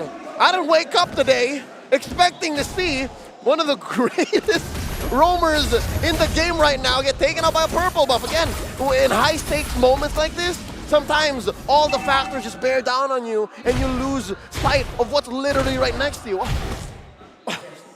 It happens. No one expected the purple buff to be wearing the AP Brent jersey. Now, real-world manipulation into the mid lane. Ogwen taken very low, but can still sustain back up. There's no Dominance Eyes, no Necklace of Durance just yet, and Ogwen is chill. All right, if there's anything we can say about AP Brent's lineup that's to their detriment, again, despite them being barreling on forward, 2,000 gold almost ahead here, just under 4 minutes, is the fact that their mid lane, when it's not a fight, when it's not time to engage, is relatively weak. Especially since Ogwen has to be super honest about his next moves. It's telegraphed. That's what you have. That's a problem with an Angela. You're relatively stationary. But that aside, AP Brent are leaving the laning phase here way ahead. This is their game. It's black and yellow, much like that purple buff. Yeah. Flap's easy now, though. Again, with the Brave Smite and even the help of the Hard Guard, that lingering threat, it's always kind of impossible. An impossible task to go for him. Flapteezy looking for an engage. Keyboy gonna be dove on right now, but the Q leading locking him down. Kyrie in the midst of it all, now caught in the penalty zone. 2 for 0. AP Brent, it's domination, Leo. 4 minutes and 40 seconds in, they go straight for the turtle, converting off of Keyboy and Kyrie's deaths. And off camera, we just missed it. We just panned away, right? At least CW is winning on a 1v1 status against Super Marco. So why is that, folks? Why is that exactly? CW is behind Super Marco by about 100, 200 gold, but he built a pair of pants. So if it comes down to just plumping yourself down and picking fights, CW knows what's up, and he's also more mobile with the BMI. Yep, not just the BMI, remember the stacks as well, giving him more mobility. He just used the sprint, so that's a resource that is no longer going to be there for Onyx for the next 80 seconds. Now it's all about how Onyx can come back from this, because AP Brent, we've seen this from time to time, even in the group stages, where Onyx unfortunately had to take a big L to Brent. When AP Brent gets the early game, when they have a gold lead, it is almost impossible to turn it around. And that's the last time we saw them in the group stages of the Challenge Finals. It ended in a 2-1. So we've already broken the barrier. This is, again, a best of 5, folks, with AP Brent on match point. 3,000 gold ahead here as we approach this final turtle spawning in just under a minute. What I'm wondering here, Mirko, is why have we not seen a turret go down yet? I might be caster cursing this, but yeah, just now, Super Marco was able to take the turret. Is AP Brent taking their time here? Are they taking it rather slow? Because again, we mentioned how high ahead they are. Are they just managing their expectations? Are they tempering their steel? Well, you know, for now, they are using their resources a bit more efficiently, I would say, right? They're not really trying to force things out. They'd much rather just utilize this gold lead, force Onyx to make these mistakes. Meanwhile, Kyle, you just walk around through the Poissons, Flapteezy with the penalty zone flicker to the back. Keyboy going to be able to escape from that one right now. As the real world manipulation gets popped down by Sans. Appraiser's Wrath, but it's not going to be enough to escape. Kyle Teasy has that Poissons, the passive, to take that sustain away from Kyrie. And they're looking to punish Flap, but he walks away just like that with a flicker intact as well. Oh, close call. Ogwen very low. Doesn't get burned down. Oh, not a single G-dubs. No glowing wands yet for Onyx here as AP Brent converts straight into the last turtle. Oh, wait, in mid! Oh, not enough damage from CW. Barely gets out. Almost Super Marco with the Renner's Apathy. The confidence of Super Marco even to flicker into that. He smelt it. He wanted it. It was so close. But CW, again, you mentioned, stacks on Quantum Charge, stacks on Art of Thievery, able to make him lighter on his feet than usual, which allowed for him to dodge Marco's bullet. So with that being said, Onyx are doing their best to keep their heads above water, to survive the mid-game, the ramp-up into the late game. And that's to be expected, because even Keyboy, even Boots here, is a scaling hero. He's only built his first Guardian Helmet, assuming that he's going to build more, right? He has a Guardian Helmet here, has a Molten Essence, and then from there he just gets stronger and stronger. But right now, yeah, Onyx shouldn't be taking any fights. Unless it's under a turret, or unless it's as free as it gets, like a 3v1. And this is another thing right now. Wait, Chill Unity in the back onto Sans, maybe forcing him out in real world manipulation with the Renders after he connects. And Flat TZ jumps in with a penalty zone. Kyle picks him up with the DPS, or the DOT rather, for the Tortoises Poissons. And his tier 2 is most probably gonna fall. Oh, and they find one in the back, stunning Kyrie, but just long enough for him to actually dash out. CW making up for lost time, pushing that tier 1 up top. I'd like to retract my statement, ladies and gentlemen. It's never really as clean as a 3v1 against Bren right now, especially since they have the Angela. He can just hard guard in, and now Boots is in trouble! He's not even using his friend, he knows his fate here. There's no way he gets down, and he gets just sprayed down by Super Marco, who now has a Malefic Roar. That's more than enough damage here in the mid game. Malefic Roar, Blade of Despair, Casual Fury Hammer, and then Swift Boots. That's as clean as it gets for Beatrix, farming up only with 1 kill, but that farm has built up. He is currently 1,500 gold ahead of CW, Super Marco. And now with another turret, that should only build up. AP Bren, 5.9k gold lead. It should be a free Lord as well. Oh, unless Onyx has something to say about it. They send 3 to check in. Kyle catches Kyrie. Wow, Kyle's the one who actually stones them away now. Render's happening, gonna be connecting with the help of the hitbox ×2. Now Kyrie caught you with a flicker. And underneath, tier 2 in bot. Kyle TZ looking for more, very low on mana. They disengage. My goodness. Stone cold, calm and collected, AP Bren. They take their time when they have the gold lead, and that's what makes it so hard for any team to take it off of them. And because of how far ahead AP Bren is, because of how fast they can pick fights, the recovery time for Onyx isn't going to be as smooth. Yeah, you can say we're going to stay inside our base, we're not going to cross the river, we're going to protect CW as best we can. He hasn't died yet, at least they have that going for them. But when AP Bren says we were fighting now, very little can be said by Onyx. There you go, a desperate real-world manipulation placed down here to clear out the Lord. It's still okay for Onyx, they're still going to be able to micromanage these waves. They have proper wave clear. Remember, Novaria and Yves. Pretty good. Again, you're playing with 2 mages, clearing waves here. Gonna be relatively easy. Make quick work from him. Wait. Oh no. Oh, Kyle falls on their turret, shut down by Boots.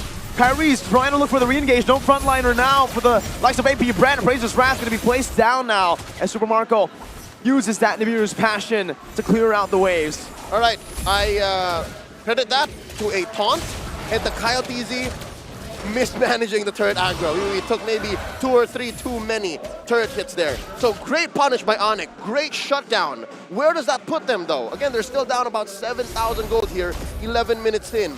What kind of gear are we playing with here? Of course, this is to be expected. All roles, player per player, across the team here. AP Bren is barreling on forward, way ahead. Now we're approaching 2,000 on Super Marco. The gains he has over CW. These are big gold leads here held by almost every single member except for the mid lane here. Few is the only lane with Sans, where Sans is able to kind of equalize that gold. Keep it close. Keep it close, but again, even in the roamers, the difference, 1.65? All the more it's clear that AP Bren want to go for the throat here. They decided to greed out. They gave the green light to Ogwin. All right, Ogwin, don't build any roamer items.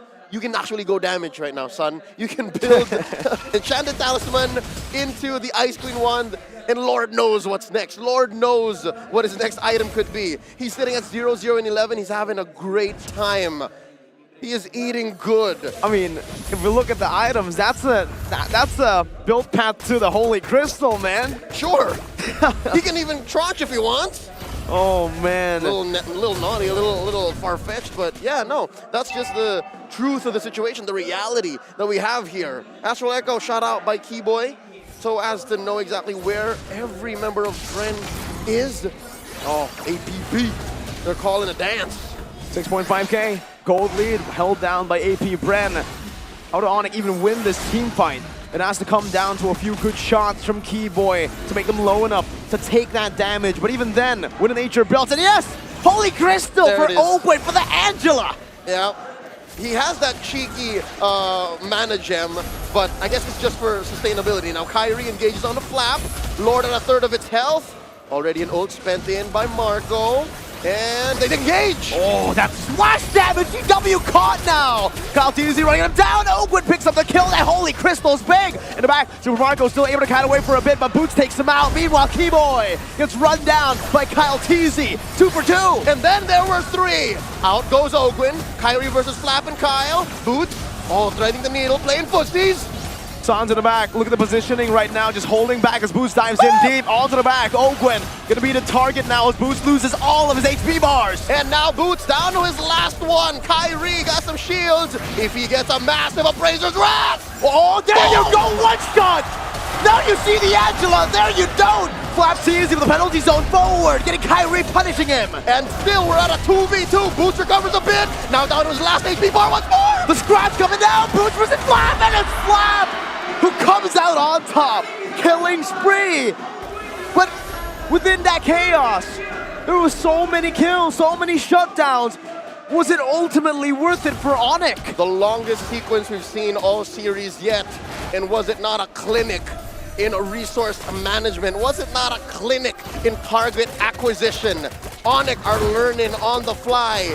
And if I may, in my opinion, that was the benefit Onyx. The fact that they got some kills back against Shutdowns. AP Bren and they bought time on the map, yes, exactly, allows for them to, yeah, delay the inevitable, but just the same, it's a non-0% chance that Onyx actually claps back. So yeah, again, as mentioned prior, they're gonna make quick work of this Luminous Lord. It's gonna be cleared relatively easy, and they can send Boots to clear the waves. Even CW get some farm on this young man, this Claude, who's sitting at 4 core items right now.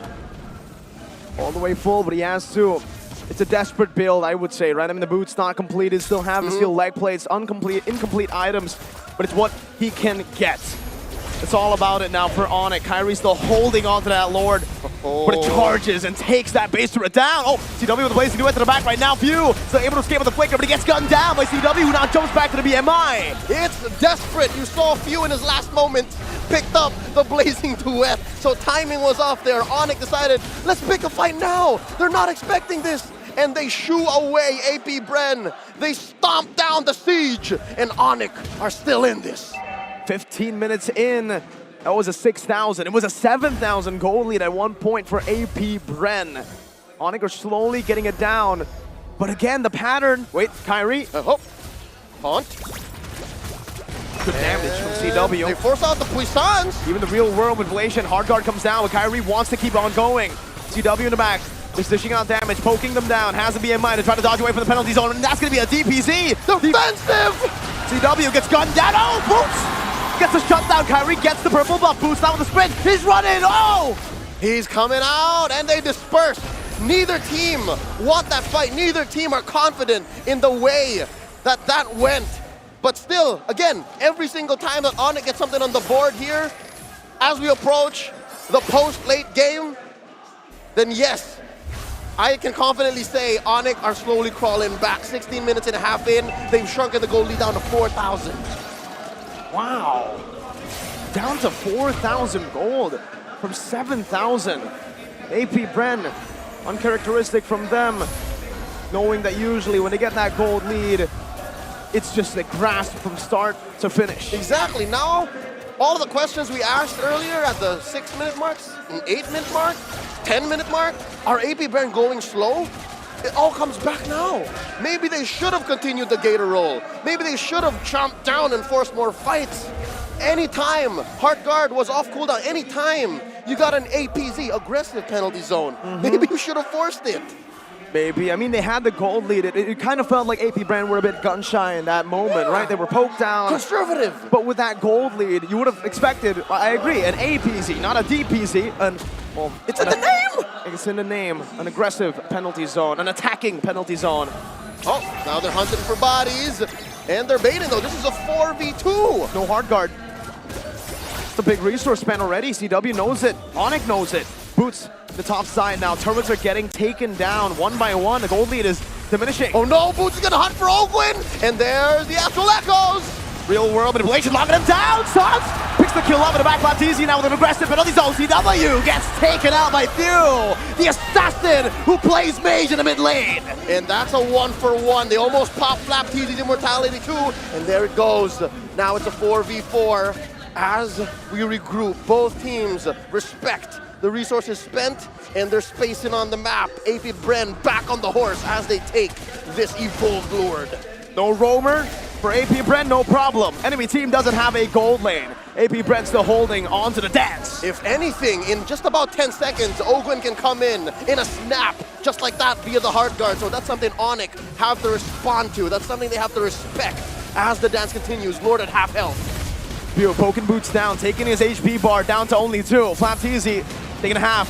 Good poke down from Keyboy. Kyle Teasy still running around the shield unity, coming down with a taunt. Kyrie now looking for a re-engage. CW and Ogwen have both spawned back up. And Ogwen is given a task to clear up the top lane. And you can almost hear it. They make the call. Let's let it go, let's let it go, let's reset. But wait, Onyx answers back.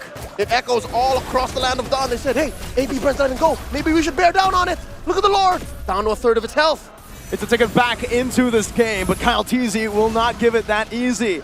Onyx still holding down Boots, pressuring that back. Meanwhile, CW in the mid lane, clearing it out. Making these forced errors happen, making Bren think. Oh, ho, ho. Lord's looking like it belongs to the Porcupines. Kyle Teasy goes for the rollout, and he finds the angle in the back. Coming down, 50-50. Kyle!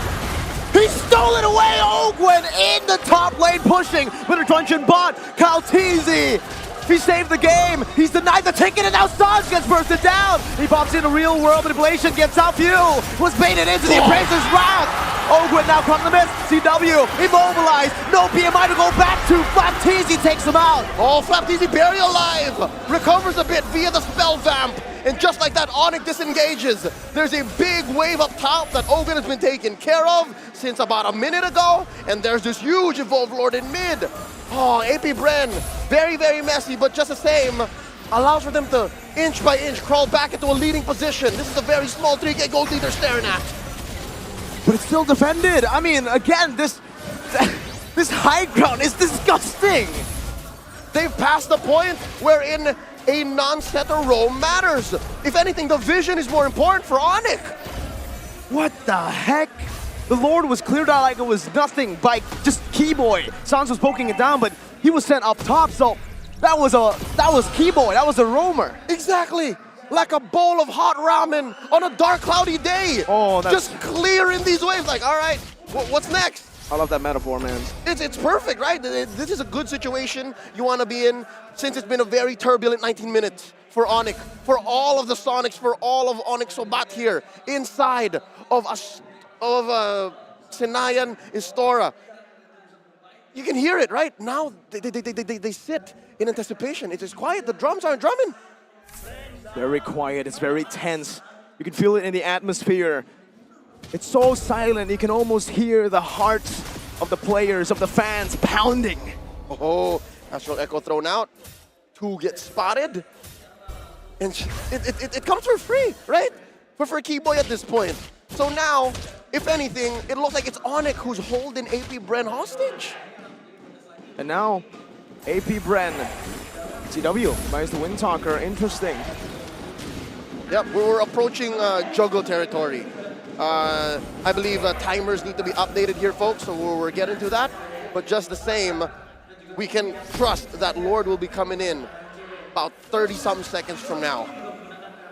They're still holding on to the gold lead, but even the timer couldn't believe it, right? Yep. I mean, it was there. 22 minutes now in the game. Oh no! Thunderclap from Boots. Kyrie with a good sandwich maneuver. Real world manipulation on the flicker. Renders apathy shot by Super Marco, but it does not connect onto anyone. Oh, that's definitely a fumble. AP Bren lost big on that one. They needed few. He got caught in a weird angle, and Kyle Deasy couldn't come to the rescue.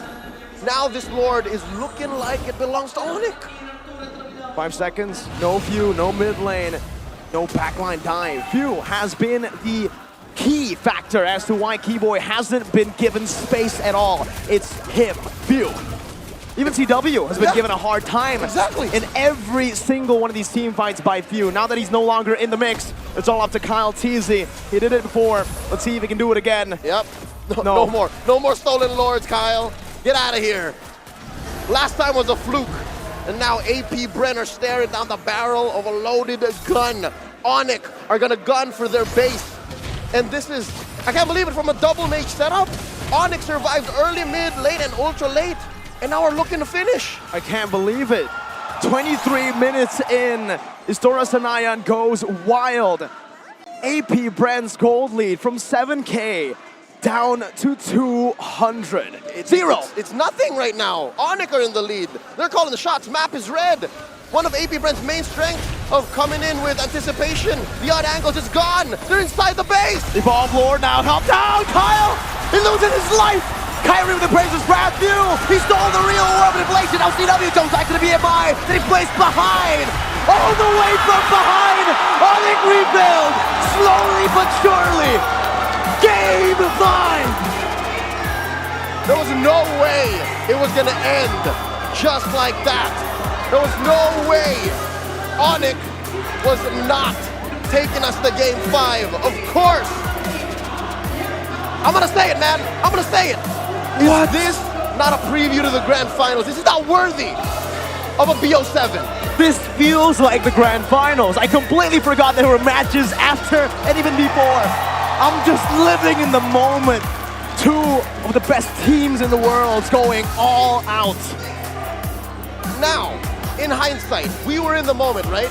We were calling the action as it happened. All 23 minutes and 51 seconds of it. We're gonna have the opportunity to our lovely and talented analysts to break it down because I'm pretty sure they saw exactly what led to this comeback by Onyx. Thank you, Leo. Thank you, Miracle, for casting that 23-minute game. It all came down to the wire.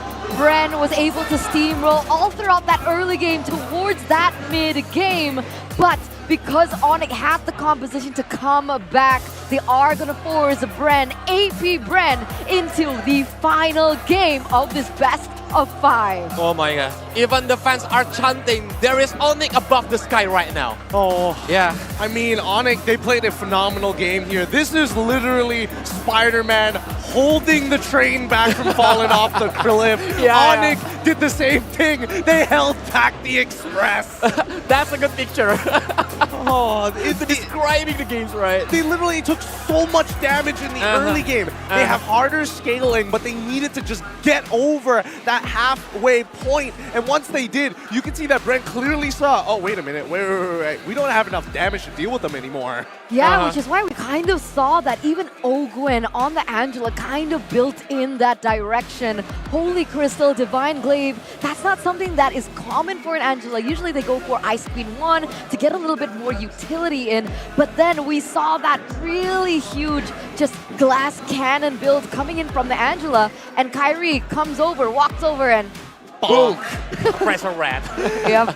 Time and Not time just again. Kyrie, I mean, Keyboy is aiming at Angela too. He's Exactly. always looking for where Angela is. Exactly, and I think, you know, this is one of those clear examples where you have to play front to back each and every time. And Onyx, even though they don't have a lot of dive, CW still was able to save a couple of those situations by taking out Few isolated by himself. And Ogwen, he did not want to use that hard guard super early just before the turtle. They picked up on the habits. So let's take a look at the MVP. Happy birthday, Sans. 516 KDA on the eve. Aggressive build, but also kind of utility in a sense, right? We don't see the, I would say, holy crystals and so on and so forth, but there is the Divine Glaive as well as a little bit more DOT damage coming in from that glowing wand. And you kind of saw it, right? With the way that AP Bren drafted, they really wanted to hedge on their mobility, their dive, especially with Kyle TZ and the Ogwen, Angela, Baxia combo. But every time Onyx opens up, every time Sans opens up that real-world manipulation, it kind of catches them a little bit and slows things down for Onyx to readjust in these team fights. Yeah, it's like Sans is like standing in the shadow, right? Because our eyes are on CW or even the Keyboy or the boots itself.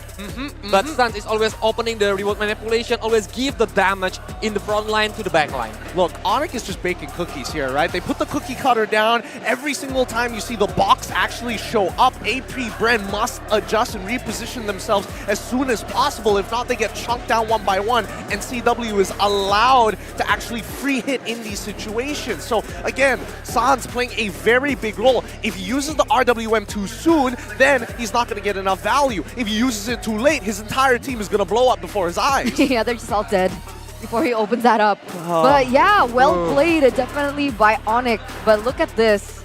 Ladies and gentlemen, the prize that you see on screen, the Snapdragon Pro Series Season 3 trophy that all these players, all these teams want to get for themselves. Remember, it's down to a best of one between both AP Bren as well as Onyx.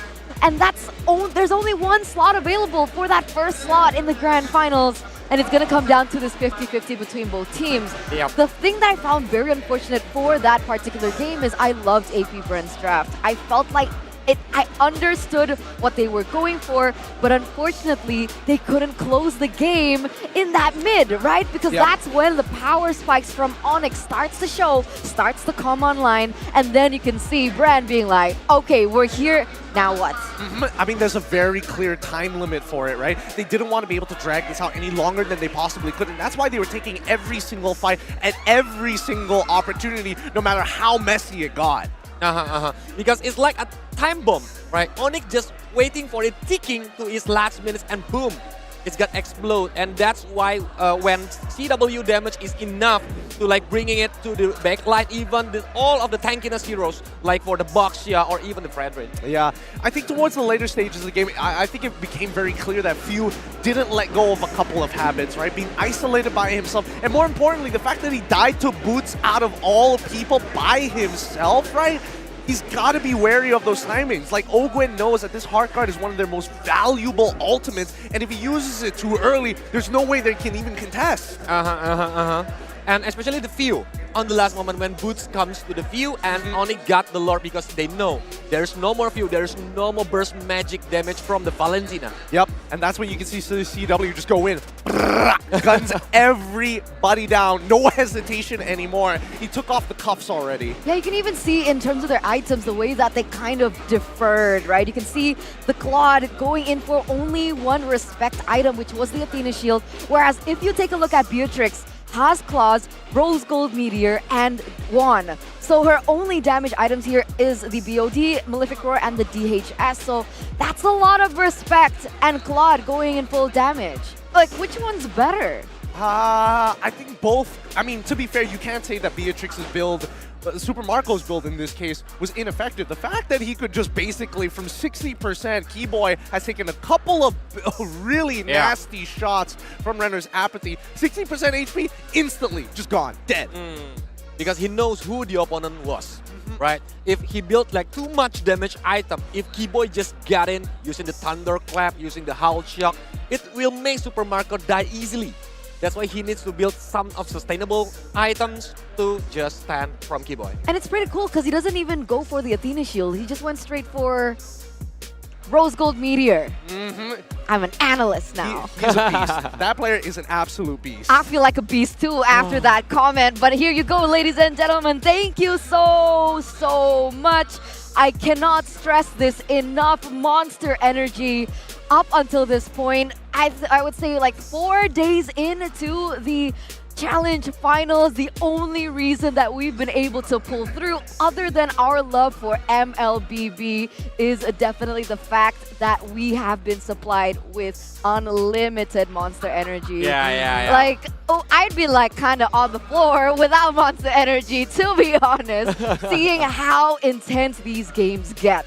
Yep. Looking at both of the team unleashing their beast, I'm like, wants the Monster Energy right now. Yeah. Freaking like watching the game itself. Yep, passion takes you far, but Monster Energy keeps you going, man. That's how you stay on top of your game, staying as that Apex Predator, as the ultimate beast of the jungle. And even in this case, it feels strange to see that Kyrie, who's been playing throughout the tournament, he's had a 0% win rate on that Fredrin, now actually taking a couple of wins for himself. He's taking a step down. He understands the rest of his team is going to carry him. All he needs to do is just to hold on. And trust. So the egg just hatched, right? From 0 to how many? I don't know. Let's see what producer do later. I'm not a mathematician. Maybe 20%. I don't know. I thought you were the beast here. Yeah, I'm not a mathematics beast. All right. Fair enough. But this upcoming adaptation here, I think, you know, Coach Yep made the right call, banning out this Ling. Instead of just switching aside and completely changing the plan, it's just small alterations. I was thinking 2, 3, maybe 5 steps ahead, but really complex problems sometimes only need simple solutions. Just get rid of the Ling.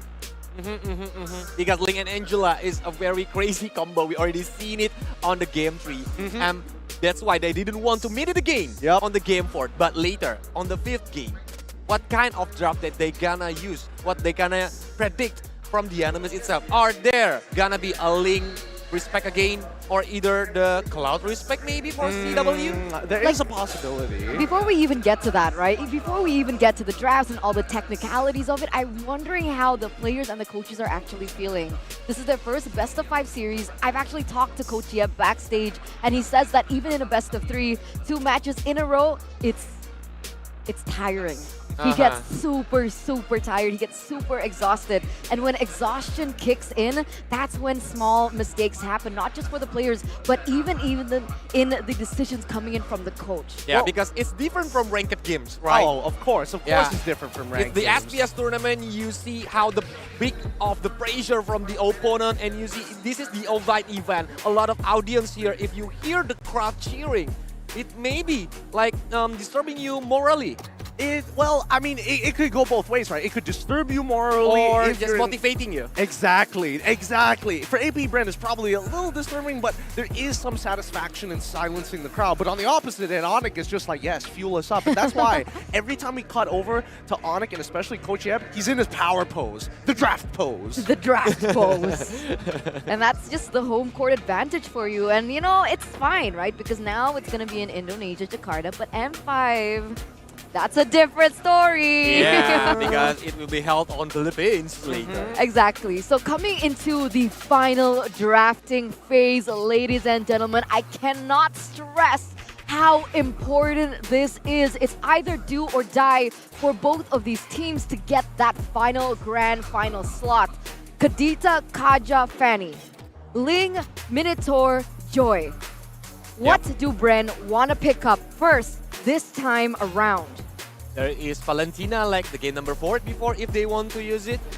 Because Valentina is still good, especially during the early until middle game, if I'm not wrong. But after few just got out, targeted by the Keyboy, it's just changing the game. I mean, it's not even one of those things where it's like, oh, that was a draft mistake. No. That was just a literal mistake. There's no going around that. And I think even for Coach Ducky, he's like, Few, you better not let that happen again. This is going to be tournament, well, not tournament lives, but our slot for the grand finals here as Onyx. Again, this is a very similar draft on both sides. Nothing has really changed just yet until maybe right here. If it ain't broke, don't fix it. For Onyx in particular. But if Bren want to still go in for that early game dominant draft, things are going to change here. Like you mentioned, last time around, they picked up the Beatrix and the Terizla. What can they go for differently? If they want to play like dive into the enemy's jungle, maybe Baxia can be used by now. Again. I don't think Baxia is a bad idea. I mean, they were winning out in the early game. The question is, how exactly were they supposed to finish it off? But this time, they're going to get the Uranus. So, again, they realized that Terizla, yes, he was good at catching, but when you're up against the Claude, it can be a little frustrating to actually get on top of him. And worst comes to worst, at least the Claude has options of battle spells. Because it have to absorb ability now from Uranus and Angela. Is it a good option to use Esmeralda as the XP laner? That's definitely something they can explore. If they want to go for a 1v1, try just eliminate the fact that Uranus can steamroll over you, Esmeralda. If you want to go a different direction and try to win it, Dairoth. Dairoth Paquito is a combination that we've seen at MPL ID. It's worked so well, and there you go, Dairoth in that EXP lane. Oh, thank God it wasn't Esmeralda. Thank God. Why? Oof. I just really don't. The fact is, I don't like Uranus. The one thing that I hate worse than Uranus is an Esmeralda-Uranus matchup. It is just a pillow fight that goes nowhere, and nobody truly wins that battle. Yep. Because both of them are sustainable. The mana regeneration is the same, I think, from both of them.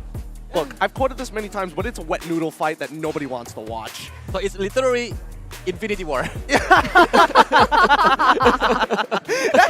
I like that. Yeah. That's a good way of putting it. That's a very good way of putting it. But let's look at the second phase, right? Because now the fact that we are seeing the Wanwan, it does mean that Onyx wants to put AP Bren in a position where Super Marco doesn't have a lot of mobility to actually work with, or iframes, in a matter of fact. Bren also make sure that they get rid of the Paquito leading into it. The Paquito Dairoth is disgusting, man. Yep. Because it can just burst Dairoth and make Dairoth cannot move. Even just stand there and then just poof, the health is gone. It could disappear faster than what we can expect, as a matter of fact. But let's see here. The second final ban coming in from Onyx side. Do they still want to just focus down on the marksmen?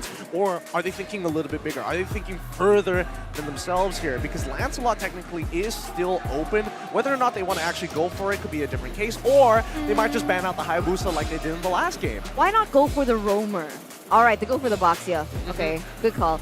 Because I was thinking that, with the Angela being picked up here, Angela's going to be roam because Valentina mid. Is that enough wave clear for them?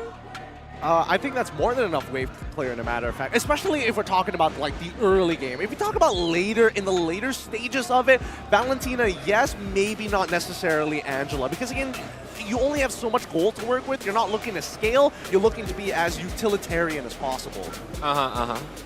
And in terms of the sandbag, Uranus can do the job. That's why maybe if they want to pick the Assassin's jungler to aim for the cloud, especially during the early game, I think it's a good idea. Guys, for AP Bren. I just want to put something out there. This Dairoth still can be jungle. Yep. That is a possibility. Yeah, so just watch out for that. Okay. All right.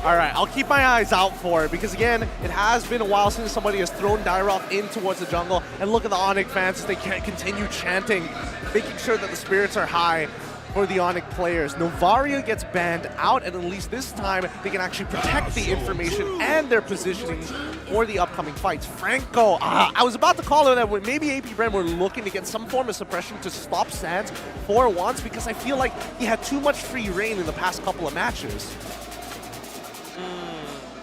That Franco is like eliminating the heroes that can dive into the back line. Maybe because like Lancelot is just using the puncher to the aiming for the Yip, and the Franco here is using the Bloody Hunt to stop the Lancelot movement. I'm thinking. If they want to play with Lancelot. Martis. Martis? I think AP Bren can utilize if they want to go for the same kind of gameplay that they did earlier on, where they just steamroll through that early game, get those objectives. They can't really be punished in a sense. But no Hayabusa. And Clint again. Yep. So on this side, I don't want an oppressive early game to deal with. However, if we're talking about scaling, this time AP Bren actually has some very good scaling against Onyx. I want to see what the response is going to be like, right? Because I feel like now that you have the Dairoth, now that you have the Franco as well, we need something that actually helps us out in the early game. And finally, we see the Lancelot get locked in for Onyx. Because a lot of glass cannon hero right now, I think AP Bren just love to playing with the fire. Yeah, and there's no lockdown coming in from AP Bren either. So that's definitely a reason why Kyrie's like, all right, no Fredrin for me. Coach Yeb, give me Lancelot. And there you go. Finally a Lancelot game. And with that, ladies and gentlemen, I'm going to leave it to the casters to hype you up for the final game of the series. I don't think the folks at home need help because they already are hyped up. It's Leo and Mirko bringing you the finale to this Insta Classic between AP Bren and Onyx. This is Game 5. And much like Game 3, these two teams have left us flummoxed. I'd say more AP Bren, given those last two picks in the Clint and the Hayabusa? Clint and the Hayabusa, definitely a very unexpected end to the way that AP Bren were drafting. We did, however, predict exactly what Onyx were going to pick in the last two picks. It right? had to be. It had to be the Lancelot. And they, as seen in the first phase, want to crank down on whoever was going to get in the hard guard. Yeah, so they had to pick up the Franco. And again, they have the Franco and the Eve. So they don't have that odd interaction wherein the hook would interfere with whatever the mid laner was doing. Let's get into the game here. It's a Game 5, and you can see how deep Kiboy is already. Oh, gets a hook onto Kaltizi. A good chunk of damage there as Kaltizi is still able to make it back to his buff. But this does give Kyrie a bit more of an advantage when it comes to this clear game early on. Yep. He's what, ahead by 5-6 seconds? And for junglers, assassin junglers to be specific, that's basically forever in the early game, right? So he'll try to make up for it by going for 2 jungle creeps all at once, talking about Kaltizi, while Kyrie on the other hand is just taking his merry time. Down bottom though, ooh. Some damage placed down. Boots doesn't want his wave to be cleared out with no punishment like that, but he ends up getting punished instead. Still the sustain from these two, I think a bit too much for him to handle, a bit too much for him to burst alone. That's why Onyx picked up the Lancelot that we actually talked about a lot. I mean, hey, who doesn't remember what Kyrie was able to do at MSC 2023? And now with the killing spree, he's seeking out to do the same. Here's a quick look at what the emblem game is looking like for both these teams. Here in Game 5, you can see Uranus on Flap is actually rocking Brave Smite and Common Emblem. So yeah, he's looking to just out-sustain everybody. Yeah, even with Boots' Quantum Charge Power Dairoth, even with that damage output, besides that, Flap says, you know what, I'll consecrate in your face, I'll just stand here. See if it works out. Look at the emblems. Anything interesting aside from the fact that Kyrie's just been on the killing spree all 5 games? He's playing with flow. He's going with momentum. If that allows him to snowball, or in the case of Game 4, mount a comeback, he was on a Fredrin, mind you, then yeah, by all means, we all know exactly what they're going with here, and as expected, Turtle priority goes over to Onyx. Clean take, but now a fight. Oh, Bloody Hun coming down. That's a shred as well. Oh, the precision swipe flap. TZ dodges away. Few steals it away. And now it's a complete turnaround from AP Bren. Onyx takes the turtle, but AP Bren get 2 on the way out.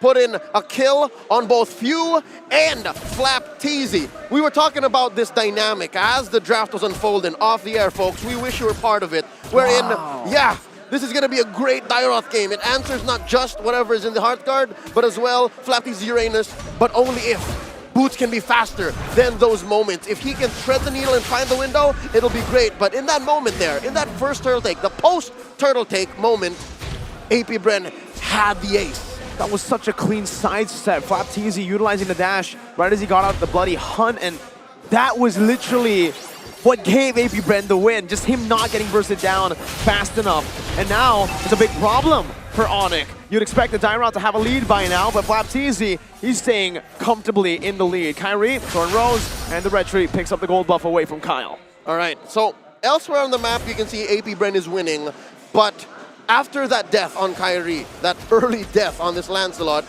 he's still keeping on his due diligence. He's doing the work that's needed for him to snowball out of here.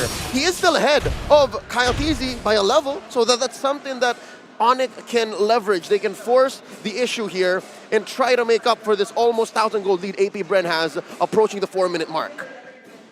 Let's take a look. It's only 800 gold lead held down by AP Bren. Kyrie on the Lancelot though. When it comes to gold, does he have an advantage? No, just 200, or 100 rather. It's more the level. Yeah, CW though, he's picked up the DHS very early on as well. With the second turtle of the game coming up.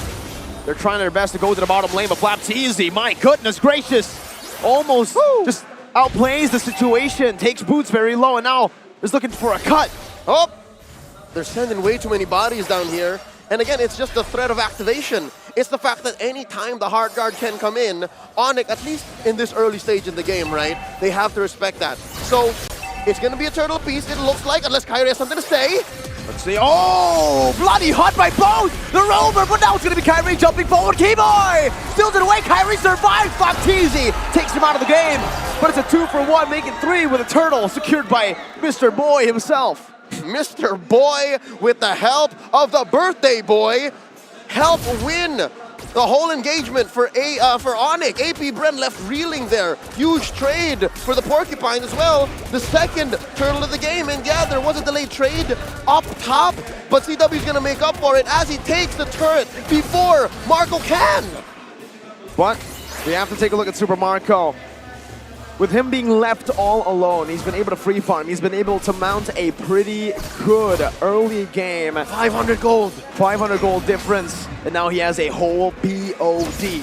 We saw what the BOD was able to do in game number 3. Instantly, when he got it, the impact was felt across the map. It was a shockwave. That and the game went so fast that we really didn't see what a prime-built Clint in that lineup would do. So now maybe AP Bren will be able to showcase that. We're looking at 6 minutes in, about a minute before the last turtle of the game spawns. Kyle Teasy securing his purple here, and there's a huge presence from both teams here in mid. I think they understand that the next engage is going to be coming here. It's very close. Ooh, Keyboy with a hook. Very close to hitting, but AP Bren know the distance. Taking a look at the items, seems like with the Fury Hammer, he has a lot of penetration helping him out. Endless battle though, he's looking for it next, I believe, and that's really going to cause problems to Onyx. Another big problem for Onyx is how Boots' lane has come through. As we approach the mid-game, post-laning phase, Flapteasy, give or take about 1,000 gold ahead. It's forced Boots to right now build fully defense. His first item, a dominance ice. So best case scenario, he stands there, maybe catches 1 or 2 rogue heroes from AP Bren with the Abysm Strike, and then just use that passive on the dominance ice. That aside, he really isn't dealing as much damage yet. And it's still AP Bren with a good, I would say, some more pressure. Keyboy though with the conceal now. Kyrie dashing forward. Oh, he misses the puncture. Bloody Hunt gonna place down, but Kyrie, oh, he's still able to escape the Thorn Rose. Shadow kill all to the back. Good Bloody Hunt over from Few. But it's a 2-for-1. And it looks like that advantage that Boots has just by standing there, using that passive on the dominance ice is enough. Although, this trade isn't as beneficial for Onyx. They read the room, they're saying, hey, it's not as clean, maybe we should go elsewhere, find wins there, but oh no. CW's just blitzing this turtle. Oh, look at how fast he's going. No red tree though. Kyrie now just joining the fight. Keyboy taking very low. Oh! 1 HP, Super Marco, oh, it's a flicker out. Retribution secures it. Oh, CW, he's able to find Few. Now Super Marco with the help of the hard guard. BMI coming back. CW caught in the midst of Flap Teasy and Kyle Teasy. And Keyboy falls as well. So the little girl. Woo-wee! A little girl and a cowboy with forward flicker from Super Marco there. Keyboy got away the first time around, but not the second time around. Look at how far ahead Super Marco is of the farm. Again, maintaining that 500 gold lead over CW. Now it's growing slowly but surely. 6-5 here, 8 minutes in, a minute and a half until the first Lord comes up. We've missed all turtles, and not a single went to AP Bren. But I think it's all still according to plan. AP Bren have been forcing this lineup, the whole Angela-centric lineup, for 3 games straight now, and I think they've learned a lesson from game 4. I think so too. I mean, we're seeing a more, I would say, aggressive AP Bren. The aggressive AP Bren that I think we should have seen a bit more out of in game number 4 from them. With a 7K gold lead, this is what I expected from them, going ham, and honestly, Clint pick, it's kind of growing on me. Yeah, and it's coming at a cost, right? It's not as clean. We're looking at a trade 50-50 every kill. There's a clap back from Onyx, and of course, again, the aforementioned turtles. But again, it's looking better, especially as we ramp up into the mid-game. So expect more significant fights, more significant trades. And the fact is the map reflects exactly just that, right? They're trading huge objectives, turret for turret, from the long lane down bottom to top. And Few, I think he learned a lesson from game 4 as well. But wait, he gets caught out! My goodness, that burst! Now Flapteasy caught in a Abysm Strike! with the Phantom execution. Kyrie jumping forward, takes Ogun very low. Kyrie in the back, still punished down with a shadow kill from Kyle Teasy, who now has the BOD. Bro's getting gunned down by the endless battle, and that's what AP Brenner forcing, an endless battle. Sheriff Marco's in town, and he's enforcing justice. I'm also liking it. It's amazing. With this level of peel, it's very similar to what we talked about, of how some marksmen just don't need the mobility anymore. They're just able to plop down and say, yep, this is damage, take it if you want to. Well now, Kyle Teasy definitely has the advantage. Keyboy with a flicker forward right now. TW helping him out with a blazing duet, but now he's gonna be terrified. Flap Teasy on him, no death so far, except for, oh, what? CW falls, what killed him? Oh, CW? Oh, what is off a Flap? Trying to see what or a rogue bullet. It could have been a rogue bullet. I think that might be it. A ricochet. A ricochet from the Lord, perhaps. We'll have to see a replay to see what exactly happened there. I didn't quite catch it. Oh, Cliff killed God. It was a ricochet. It was literally just a flicker and a gun down. Oh, AP Marco. Sheriff Marco to you. AP Brenner bringing the Wild West here in Jakarta, and Onyx are feeling all of its effects. Look at this. They're forced to defend. They're forced to clean up house. And AP Bren will be able to passively push down bottom. And they're taking their time. Oh, they got open! Oh, Open falling. Kyrie takes the purple buff now. Fuse holding on. Flat Teasy losing immortality. Keyboy looking for an angle to go for an iron hook. Kyle Teasy jumping in with the shadow kill. Now it's going to be dispersed amongst the Onyx members. 5 players trying to just soak in that damage. And AP Bren, they lose 2 members, but look at the map pressure still in their favor. We've seen AP Bren fall to this folly several times this series already. This might be another one of those moments where, yeah, they're way ahead, they got a good lead, but on an individual basis, they get sloppy. These 2 kills should not have happened. If AP Bren had their way, this would never have happened. But that's just testament to how Onyx know their outs, how Onyx are so quick to punish. And now, with just 2 turrets left, it's like Lord of the Rings up in this, man. It's like Tolkien wrote it, 2 turrets left out of their base. Onyx are looking to get their gold up. Again, it's about 2,000 between them right now, and this is huge. A majority of it is between CW and Marco. Atomization though, look at that, man. Another power spike for Super Marco. And this is a lethal one for Cowboy, for the Cowboy, for Sheriff Marco. Berserker's Fury. Who's gonna be able to withstand that damage, Leo? Nobody. No one from Onyx is built to take more than a couple of shots from Marco. So they have to make sure that when they engage, when they dive in and punish whoever the Heart Guard is sitting on, they're clear of Marco's sights. Now AP Bren, they're playing with a very small lead here, just approaching 2,000. Oh wow, kudos to Kyle there. Brought a huge fat wave. We're gonna be able to push that tier 2 up top. And now we posture up. We wait until this next Lord up in half a minute. 25 seconds to set up for the Lord. And this time it's AP Bren who holds the cards. They have the 2.6k gold lead, they have the map pressure, and they'll certainly use it. You can already see Kyle Teasy already pressuring up top. The birthday boy though, gotta give kudos to Gila Sands. He's been doing well to protect himself. The only deathless member of Onyx right now, and I believe he's a linchpin to whatever is coming up next, to possibly a coin flip towards a comeback. Onyx have to protect him. They have to listen to his calls. They understand that when he says it's go time, it's Onyx time. Meanwhile, for AP Bren, they gotta try to scatter that. They gotta try to make it chaotic so that Sans won't have what it takes to go for it. They're trying to burst it down even with the real world manipulation. Risky play, but they get it, they do it, but now Sheriff Marco's in town! At the cost of Kyrie, AP Bren are now forcing the issue. They're coming in, they're going in, and they get the bite down. Fucking he goes, but now Keyboy gets punished. 2 for 1! Shadow there goes Kyle! Sans! Oh, he's still able to survive. 1 more hit would have done it! Kyle Teasy had to jump back to the quad shadow. Did AP Bren win the skirmish? Did they get it? Or is it still worth it with the Lord taken by Onyx? I'd like to think it's worth it. They're a Lord apiece, and that enhances Onyx wave, but just enough to hit equilibrium. He almost punished CW2, that he gets out. Now, they focus on what's next. It's the post-Lord take. Oh, AP Bren have to clear this Lord. They have to clear the waves. They have to manage the map. If I may say so, AP Bren's wave clear is suboptimal. Yeah. It's sitting at what, 2.53 at best. I think with the Clint, you can bump it up to actually a 4. As long as this Clint doesn't get zoned. That's the thing though. It's very situational. It's a 4 when Sans isn't able to pop real world manipulation. Exactly. It's a 4 when you're not in a fight. But oh, the way Onyx is posturing, folks. There is a large amount of Onyx members here. And there's the real world manipulation that we mentioned in the back as well. Now coming down into back CW. Gets taken up by Calteezy. Kyrie able to dash away.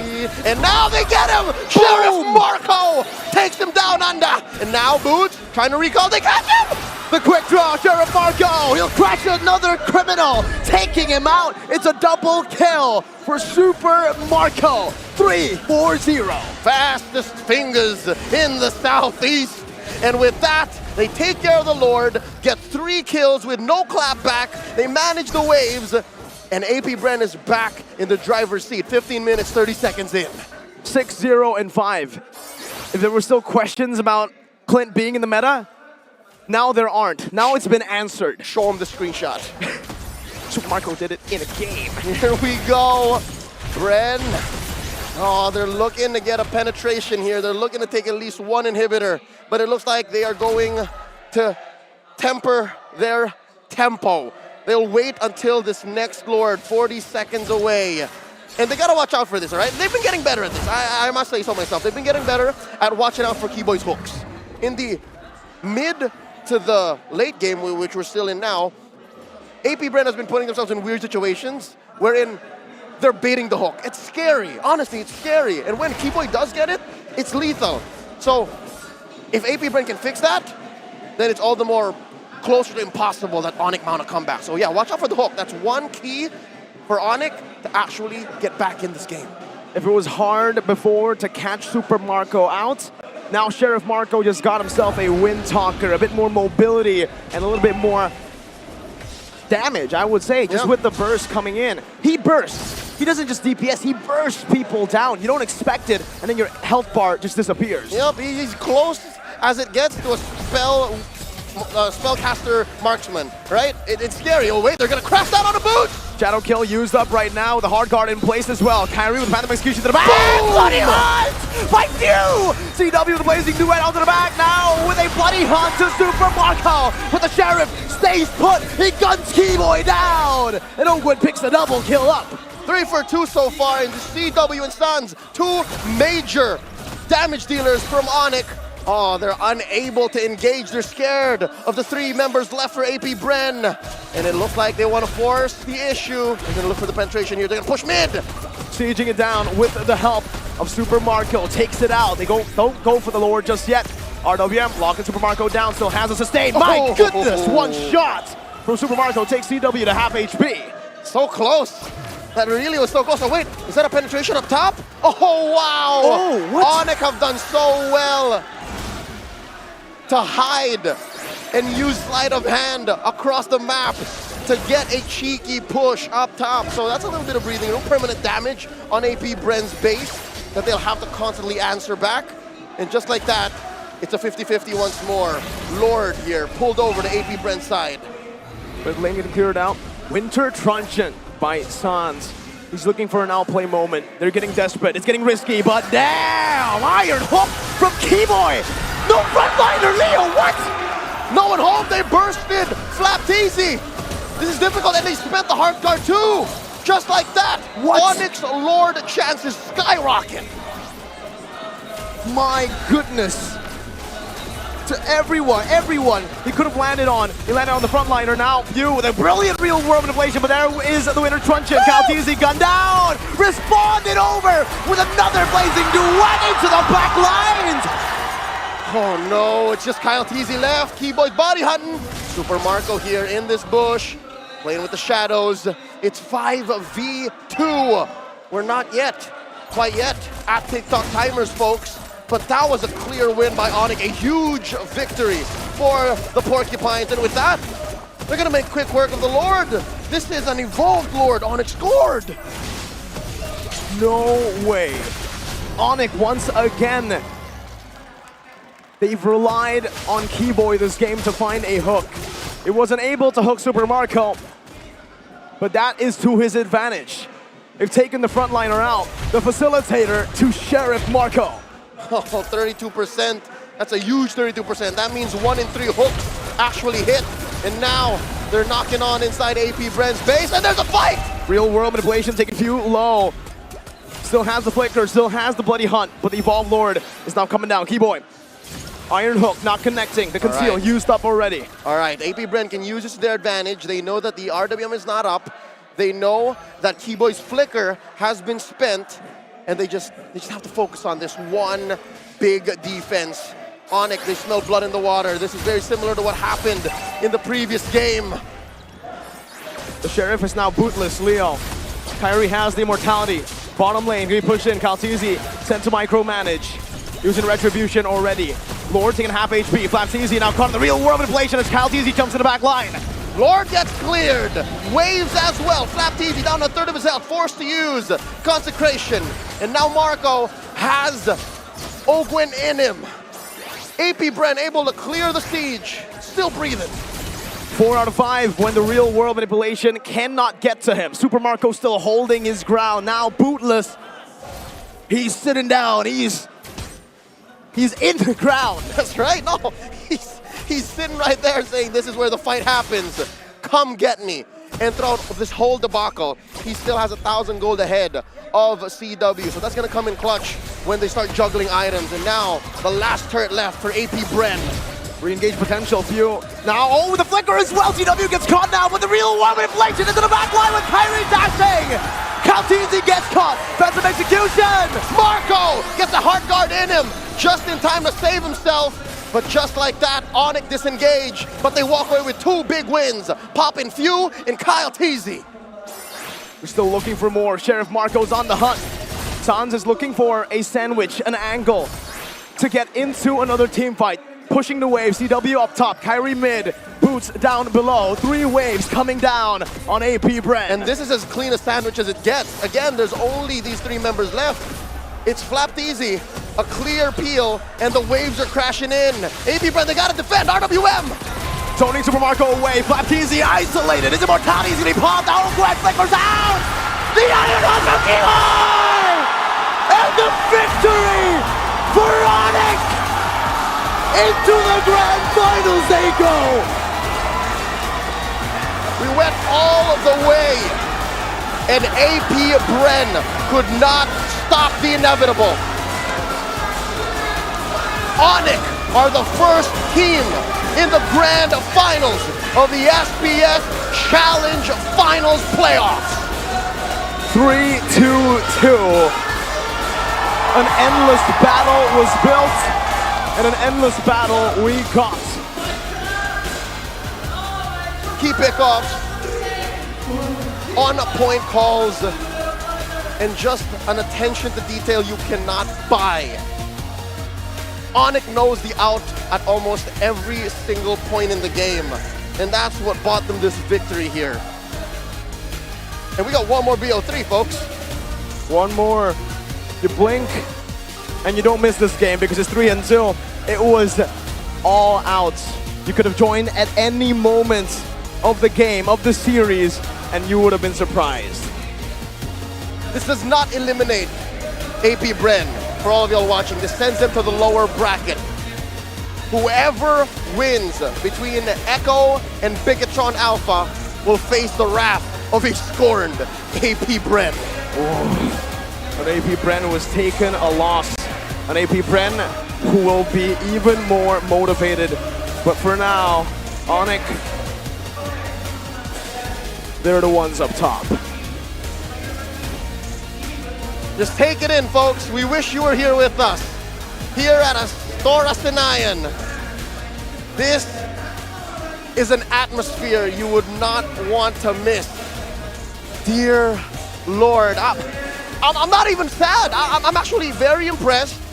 And I'm excited to see how else Onyx evolves and whoever ends up facing them, what they'll be bringing to the table.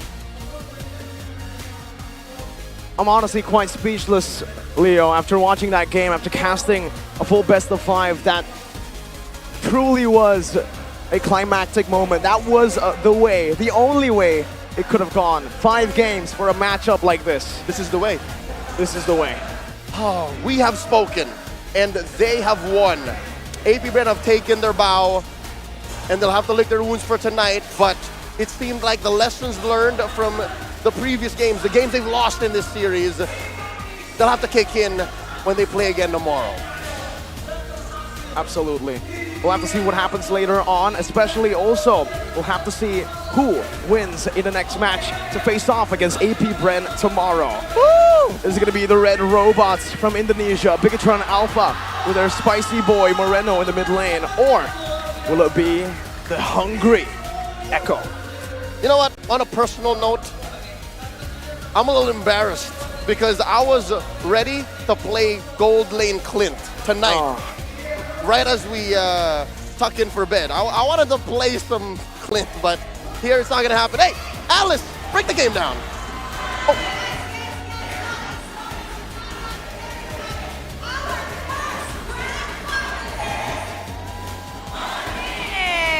Akhirnya slot sudah di-secure oleh tim Onyx. Satu Indonesia tim sudah mendapatkannya. Kita sudah berada bersama dengan Sans dan juga cewek.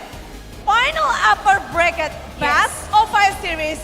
Kalian benar-benar menghabiskan semua game dengan luar biasa dan kalian membalaskan dendam kalian saat di group stage. Gimana rasanya bisa membalaskan dendam di babak playoff ini? Kalau dari aku ya senang banget lah. Tadi agak gemeteran dikit. Sengit banget gamenya tadi. Oh, he's shaky and it's so intense the battle. Now, because if you guys remembered, in the group stage, Onyx fell to the hands of AP Bren. And they mentioned that they will be getting their revenge, and that they did because they managed to secure their grand final slot. Iya, dan akhirnya satu grand final slot. But, di sini Budaya pengen tanya, semuanya pasti pada penasaran, apa yang kalian punya pada saat di babak playoff ini yang mungkin nggak dipunya oleh Bren? Karena kalian berhasil mengalahkan mereka dan kalian yang ngedapetin slot grand final. Cewek mungkin? Kalau dari gua mungkin Bren nggak punya Sans sih. Sans doang cukup nih. Apa? Sorry. Kata cewek, Bren nggak punya Sans. Enggak, dia kuat juga. Orang tadi gamenya juga sengit banget. Sengit ya? Yes, Jawabannya sama-sama sengit. I understand because Clara asked, what does Onyx have that AP Bren doesn't have? And Chewe said, they don't have a Sans. But Sans obviously said that that game just now was intense. Actually, we went to the backstage like twice because the game was so close, we didn't know when it was gonna end. That's right. That's why. Budaya penasaran juga, gimana sih kalian bisa memanage hati yang deg-degan, minus 1 jantung, dan tetap tenang di game keempat, di game kelima kalian berhasil ngedapetin gamenya. Gimana bisa tenang, apalagi cewek kayak mukanya, tenang aja. Okay, Yeah, let's go his face blasting was duet so piu piu piu piu. chill. Gimana we? Kalau kita ya, kita udah sering lah, maksudnya kayak match besar, kayak kemarin kita lawan Echo juga gamenya main lama, jadi ya kita udah mulai biasa. Kita terbiasa lah di playoff. Oh, they're used to it. Yes. I mean, they are our MSC champions, so they're used to the long games, intense game. They're used to exerting stamina. Okay, question. Now that you guys are in the grand finals, we have 4 more teams that we're gonna witness in 3, 4? 3. Three. There's only 3. Okay. In your opinion, let me ask you first. Which team do you want to face in the grand finals? Tiar. Oh. Bigatron. Sans? Nah, sama, pasti mau grand final sama Indo juga, grand final BTR. They want an Indo versus Indo grand finals. It's Gonna gonna be promise. Okay, I can imagine Istora Senayan if that were to happen. Iya, dan ini mungkin juga, apakah ada boostingan ulang tahun dari Sans hari ini? Cewek, ini Onyx kasih kado apa semalam buat Sans? Apa yang kalian lakukan untuk celebrating Sans birthday di babak playoff, we? Kita rencananya mau ini sih, mau anuin Sans. Apa ini? Anuin, cewek ngomong anuin, apa ini? Mau ngapain Sans? Kamu diapain semalam Sans? Gak diapa-apain, disurprisein doang tadi malam. Oh, they make surprise for Sun's birthday because today is Sun's got birthday. Yes, it's his birthday. So, Istora Sanayan, how about we sing happy birthday to Sans? Is that okay? Let's go. All right. Okay. 3, 2, 1. Happy birthday, Sun's.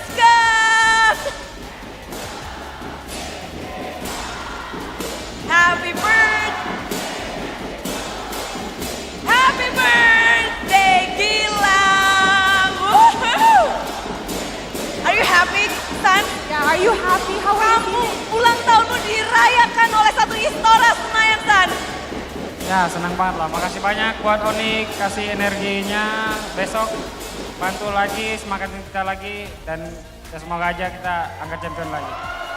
Oh, they want to lift that trophy because we can see the trophy, it's so close.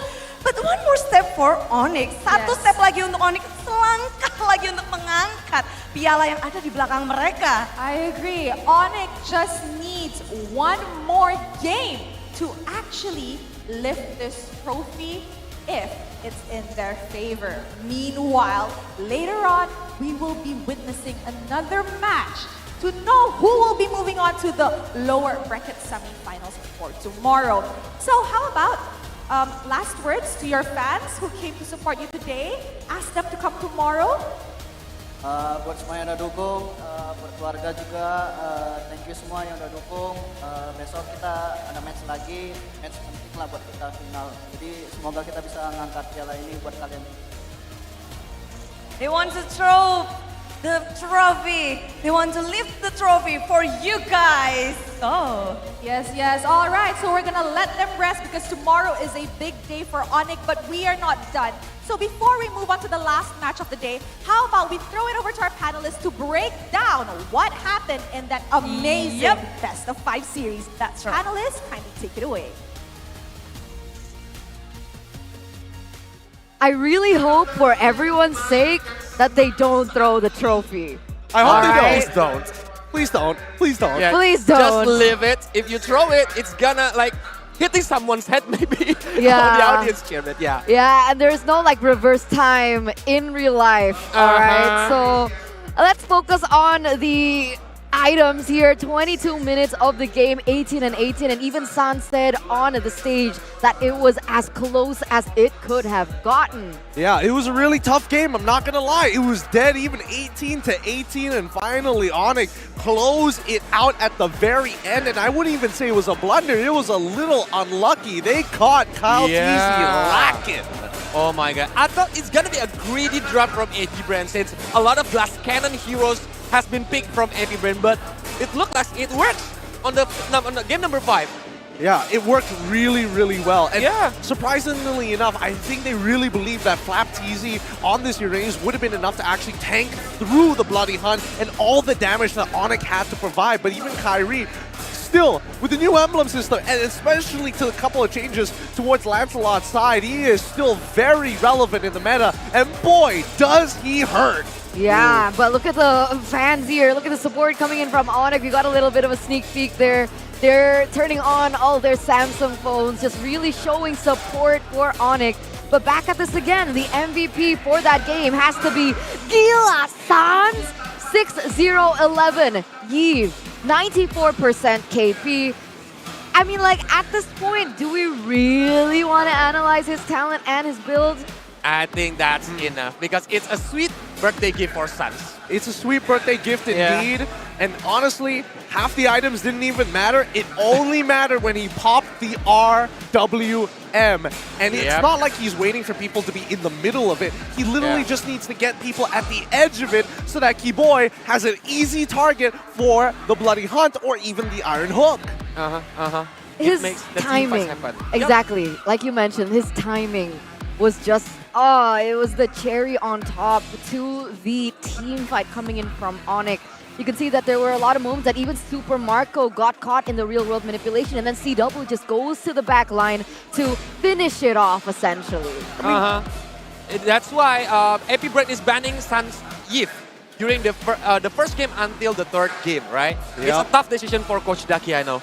It's an extremely tough decision. If it's not used to isolate Flapteasy from the rest of his team, it's always used. Just look at that. Ogren gets absolutely destroyed here with CW and Kyrie. If it's not just Keyboy, there's just so many other combo components because it's so deadly. And these final moments here is when they caught Kyle TZ lacking. Just the momentary stun was all they needed. But if I can say like the MVP of the losing team, I think is the Sheriff Super Marco. Oh yeah. Yeah. This man was a living sentry turret. He just plopped his feet down and he's like, who's ready to quick draw first? Yeah, just kill me if you can. Oh my god. A man did not break a sweat. Every single time, the only thing that really threatened him was either number one, the Bloody Hunt, or the RWM. And each and every time he's trying to position himself to make sure that if they do use one of those ultimates, they gotta go really far out of their way to make it happen. Another congratulations to Onyx once again, being able to rewrite the script a little. Remember the last time that they did met, it was 2-1 for Bren, and here it is, Onyx learning from their mistakes, reading the enemy's patterns, being able to push it to 3-0 with them, being able to come out on top, and securing that ticket to the grand finals. If we got a little flashback, I think, during the MLC Grand Final, the score is 4-2, right? Not even like the opponent is not getting 3 games, the Blacklist. But this time, the brand, it makes the games really tight. Look, I don't know about you guys, but at the very least, this is a double elimination format. So we still need to figure out in the next upcoming best of 3 who's actually going to win that one to face off against AP Brand. And if AP Brand wins that, then it's going to be a repeat. But this time, instead of a best of 5, that will be a best of 7. So they're going to play a total of potentially 12 games. 12 game by tomorrow. Yeah, 12. Sorry, I got a little sidetracked there. I mean, yeah, hi! Hi, everyone. Yeah, a total of 12 games. Can you imagine how tired they must feel after already going a full best of 5 against Onyx? Super close in that sense. No, I don't think they'll be tired. They will be motivated. They will be a little tired, but they will going to be fueled by rage and monster energy. All right, that's true. Can't deny that. Yeah, that's kind of an unfair advantage when you're playing this tournament with monster energy.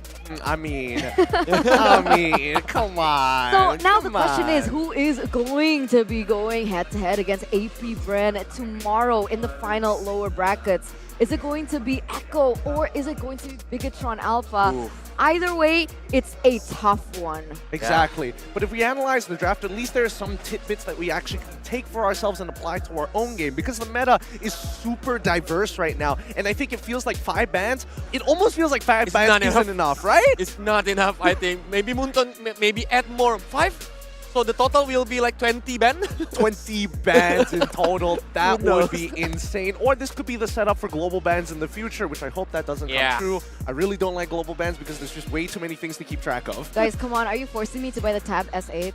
Oh. Because like, if it's 20 bands, I can't keep track. My notebook isn't enough. See, if you guys are curious how I memorize everything, it's a notebook, right? I don't have a good memory, so then I'd have to buy a Tab S8. Actually, that's not a bad idea. I mean, I'll think about it. Look, if you're not looking to get into a Tab, how about you just get the regular Galaxy? I mean, the Galaxy 20 have fans on it. Ultra it's good enough. It's good enough. Why not both? You know, honestly, get both because they are interfaceable. Exactly. Why choose one? Take both home. That's a lesson to everyone at home. Don't choose one. Choose more than 2. And more so, you got to drop that notebook at some point. No. Yeah. No. I'm loyal to a fault. But with that, ladies and gentlemen, that is going to come to the end of that best of 5. We do still have one more match remaining to see who is going to be the final boss against AP Brand here, if they still want to make it to the grand finals. With that, me, Eterna, Gideon, as well as Goliath, will see you after this short break. Short break. Stay tuned.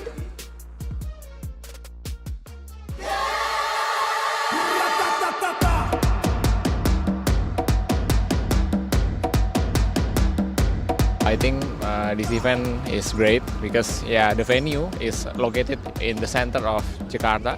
For the F&B booth, I think it's also quite delicious. Menurut saya ini event yang sangat besar ya. Kalau untuk saya sangat merasakan atmosfer hype banget ya gitu. Iya, lebih mewah dan kalian pertama kali datang ke sini tuh tidak akan tersesat gitu. Kayak rapi dan tertata banget lah pokoknya. Yang aku paling suka karena walaupun kita misalnya udah selesai nonton, kita masih bisa ke tempat-tempat lain kayak Glory Area. Ada barang-barang lain kan, kayak ada photo booth, terus ada main basket, lain-lain juga. Jadi seru banget semuanya. Aku lebih suka stage-nya, karena apa, dia full LED. Panggungnya bagus banget. Itu sih yang paling aku highlight ya dari event SPS ini. Terus dari lidah stage-nya untuk jalan itu full LED juga sih. I think the lighting is quite great. Design, I think is also great.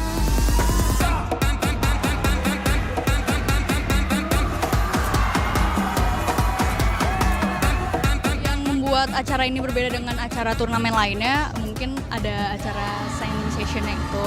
Kalau di event ini kan ada kayak bisa minta tanda tangan, kayak Marsha gitu-gitu, bisa foto bareng sama misalkan player Onyx gitu. Mempertemukan pro player dengan fans-fansnya, itu menurut aku suatu hal yang baru dan bagus banget yang bisa ditiru di turnamen lain.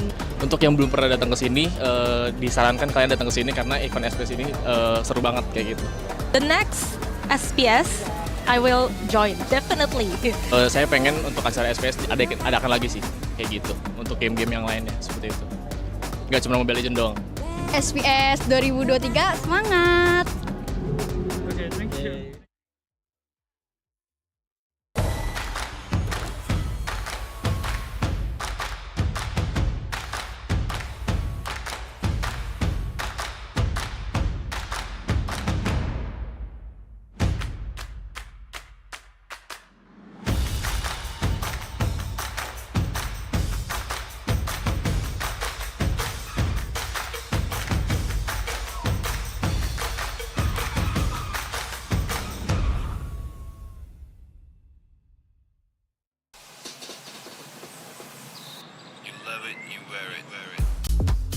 Wear your passion.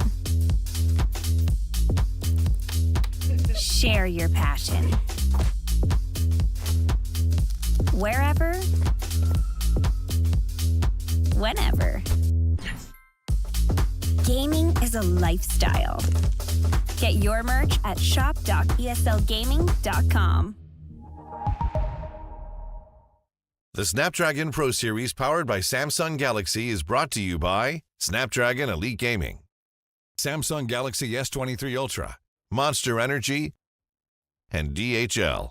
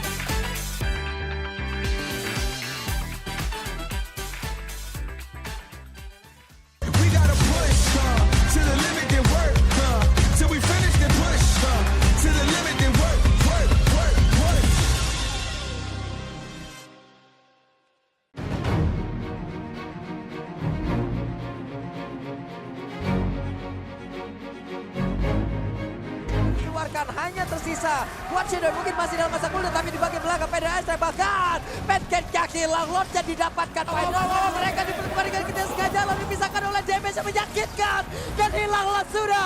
Satu orang. I feel really great and happy because I thought Red Giants is a really strong team. So I'm just really happy that we won. I think the same plan on how we prepare for one team because our preparation for all of the teams are just the same. So we will just prepare the same for them.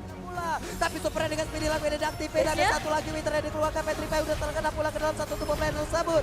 Lejaplah sudah. Super menjadi orang terakhir dan game. Perasaan gue jujur sangat senang karena emang gimana ya jelasinnya, karena kita masih bisa lanjut di turnamen inilah, kayak masih dikasih kesempatan. Jadi ya untuk kedepannya kita bakal tetap lakuin yang terbaik. Persiapan buat lawan mereka ya kita karena lebih pengen enjoy aja sih. Jadi kayak kita nggak mau mikirin lawan kita siapa, ya kita cuma mikirin tim kita dan gimana nanti cara kita main dan menang. Tapi Roduk yang berhasil didapatkan pula sakit.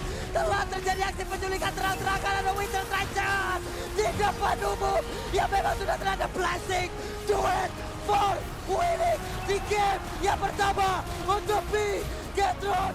I think BTR is strong ever since Vin came to the lineup. Menurut gue timnya bagus dalam pick off, jadi itu yang hal yang kita waspadai. I think we can win. I trust my teammates. Bisa sih kayaknya antar kita lawan Eko terus pas menang mungkin ntar lawan Zen pokoknya kita bangga semua PH.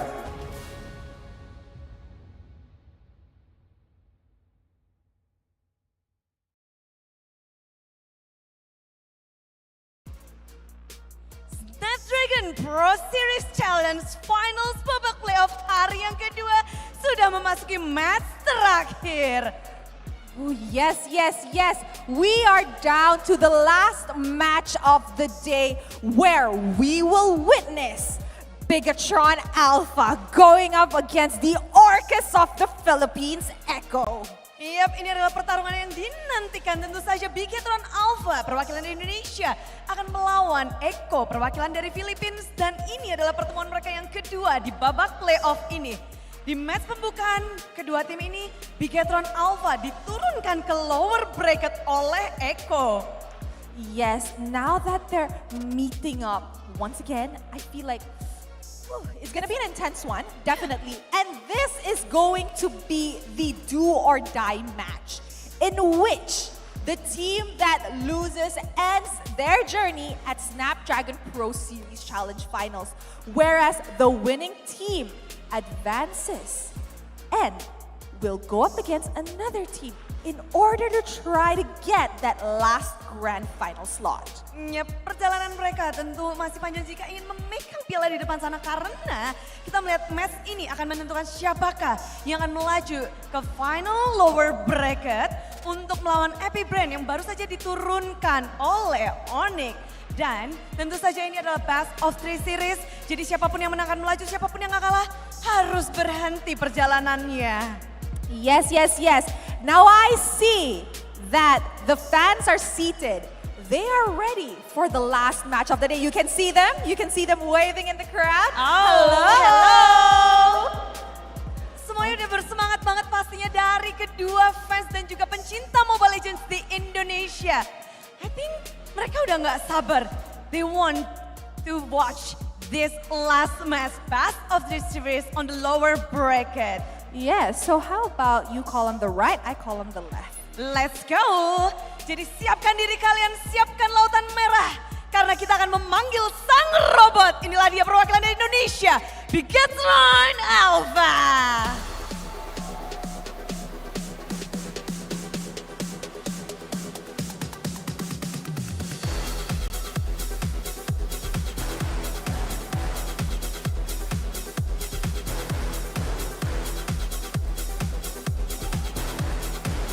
Bigetron, well, Bigetron win! Inilah dia Bigetron Alpha. And of course, we gotta bring in the Orcas. Calling up on stage, Echo!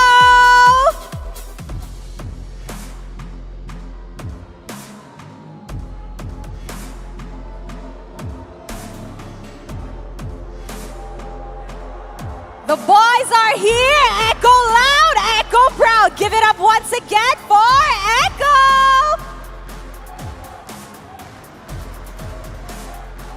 Semuanya pasti bertanya, bertanya-tanya akan seperti apa match hari ini, match penutupan. Akankah ada pembalasan dendam atau akan ada pembuktian?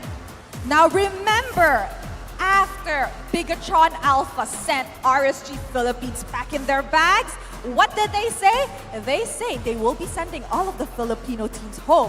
So, will the Orcas actually prove them wrong, or will they send Echo home? I think it's about time we find out who's sending who home. So, panelists, it is now time to shine. Panelists, take it away. Mari, mari, mari.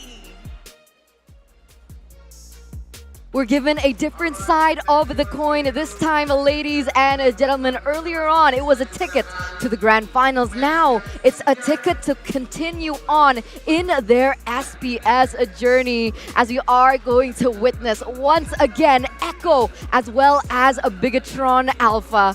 Here on the caster desk, it's me, Eterna, alongside Reptar, as well as I was gonna say Gideon, I'm sorry. Gani over there. Sorry, I was used to Gideon being here, but it is going to be you guys. Definitely, I couldn't ask for a better lineup here. Yeah, man. Missed Oh, you you mean us? Oh, Yeah. miss you too, Eterna. Of course. Slow. Anyways, yeah, I'm so excited for this series. It's gonna be a fun one. Hey, Eterna, don't worry, it's okay. Don't worry, you can get me back later. I'm kidding. We're just messing around. I'll get you back when Bigatron wins this. Oh, okay. We're already dropping the predictions. Gone. Oh wait, no, you're also Indonesian. I'm between Indonesians again. It's a 2v1 here, Reptar, and seeing the team here at SPS, you know what? Patterns don't lie. Bigatron sent RSG home. I think Echo is going to be next. Yeah, not just that. Let's talk about patterns even further, right? Because earlier on, we saw Onyx being able to beat Bren, where Bren was able to beat Onyx earlier on. So if Indonesians can learn from their mistakes, this is going to be a game for the Red Robots as we take their official team lineup here. Sorizo, Supercan, Moreno, Saken, as well as a Super Bin, aka Key, is missing. Yeah, it's gonna be Bigatron Alpha, and I love the performance of Super Vin. I know I'm a Filipino. I know the Filipinos are there looking for, hey, come on, man, where's that Filipino bride? But I gotta give the flowers here to Super Vin earlier. Yeah. Yaoi said it during the interview. He did. He is one of the reasons why Bigatron improved as a team. But man, his performance against RSG really facilitated the Super Bros duo, Super Ken and Super Vin, with Vin leading the charge. Echo's gonna have to watch out for this roamer. I mean, again, Super Vin here providing a lot of hero pools as well, providing a lot of macro plays, decision making, and combined with Moreno in that mid, it's gonna be very deadly as well. I mean, Moreno proven very lethal on the mages. I hope Echo has learned that don't let Valentina go if you're going up against a Moreno. Take a look, 71%. Yves also very positive. Perhaps they might want to force Moreno on the far side. Yeah, just give it. All right, let's ban Yves, let's ban Valentina. It's okay, pick up the Farsa, right? Because I guess that's what we can take from Moreno's playstyle, his gameplay. The fact that he's very aggressive. It's very difficult when he's given an artillery mage that has to keep his positioning proper, as well as being as vulnerable as the Farsa, who's a sitting duck practically. Yeah, that's true. Actually, the last time these two teams met, the heroes that Moreno got to play were only the Faramis and the Novaria. There has to be some changes into the draft as Echo fields their lineup. Same Echo that we saw earlier today. Sanford, Zaida, Sanji outplayed, and Yaoi stepping in. Big brother Yaoi. Yep. Lover boy Yaoi. Lord Taker Yaoi. You know, I guess the titles just keep on going for this man, because I think a lot of people have doubted earlier on the synergy that he has with the two MDL players, and that is why JP was actually subbed in. But now, with Yaoi back in there, there is just a taste of experience that he does bring as we take a look at the statistics. Well, looking at the statistic, right? If you're talking about Yaoi here, he really is banking on the pick-off hero. Let's talk about Kaja, Kufra as well. And it seems like it wasn't necessarily comfortable for the other two members of MDL, Zaida and as well as Outplay. But what do you think about this, Reptar? The synergy between Yaoi and those two. Oh, well, yeah, there's still a lot of lapses on there based on what we saw earlier up against Yoodo Red Giants.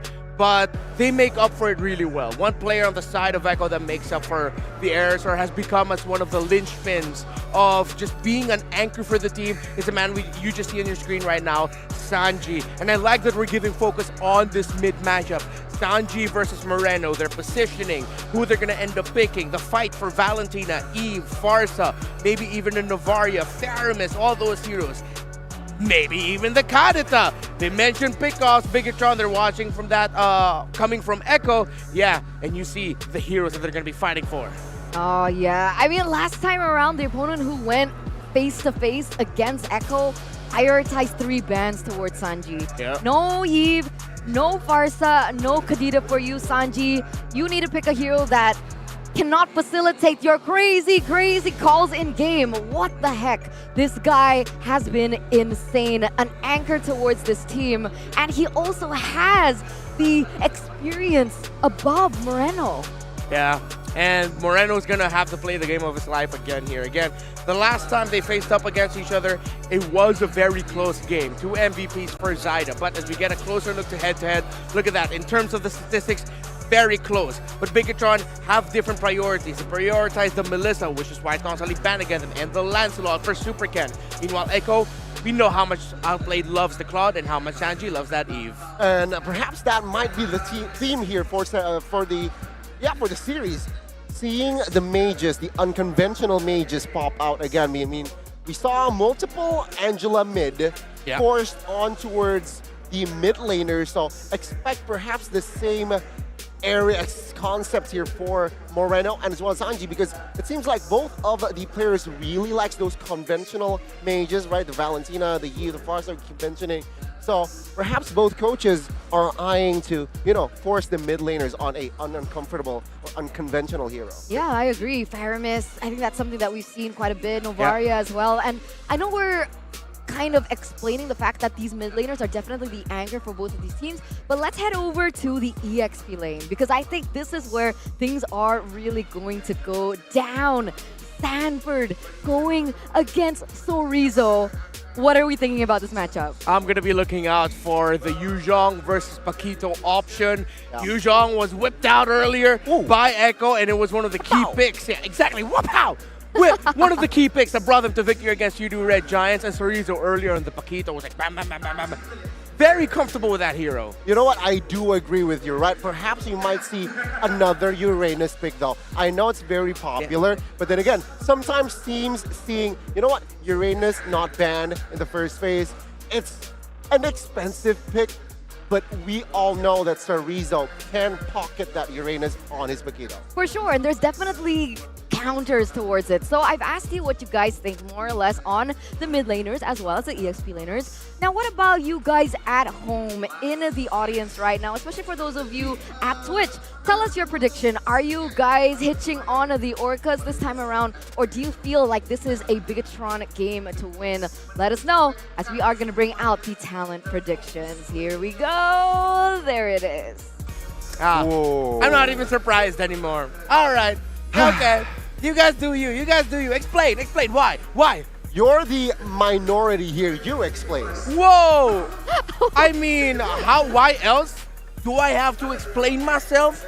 But I mean, yeah, 3 games I think we can all agree on. The winner, yeah, we can agree to disagree there. But yeah, it's going to be 3 games. Bigatron was so dominant earlier against RSG PH. I don't see Echo dominating in this game. If they do, it will be surprising. It will be a close one, but I still see Echo going through to the lower bracket finals. All right, and with that, ladies and gentlemen, let's welcome you to the drafting phase here of game number 1 in this best of 3. Looking at the bans already flooding through, Kadita, Kaja taken away from Yaoi as well as Sanji. And from the side of Echo, they're going to put respect onto Sorizo, Paquito, as well as the Fanny and the Franco. So already very unique bans here in the first phase. I mean, looking at the 3 heroes banned off from side of Echo, it's all respect, right? We saw how Super Ken was able to just deliver on that Fanny. Not as Kyrie level, but it's still so reliable. Again, as Super Vin, we touched on his Franco. Very annoying and a nuisance.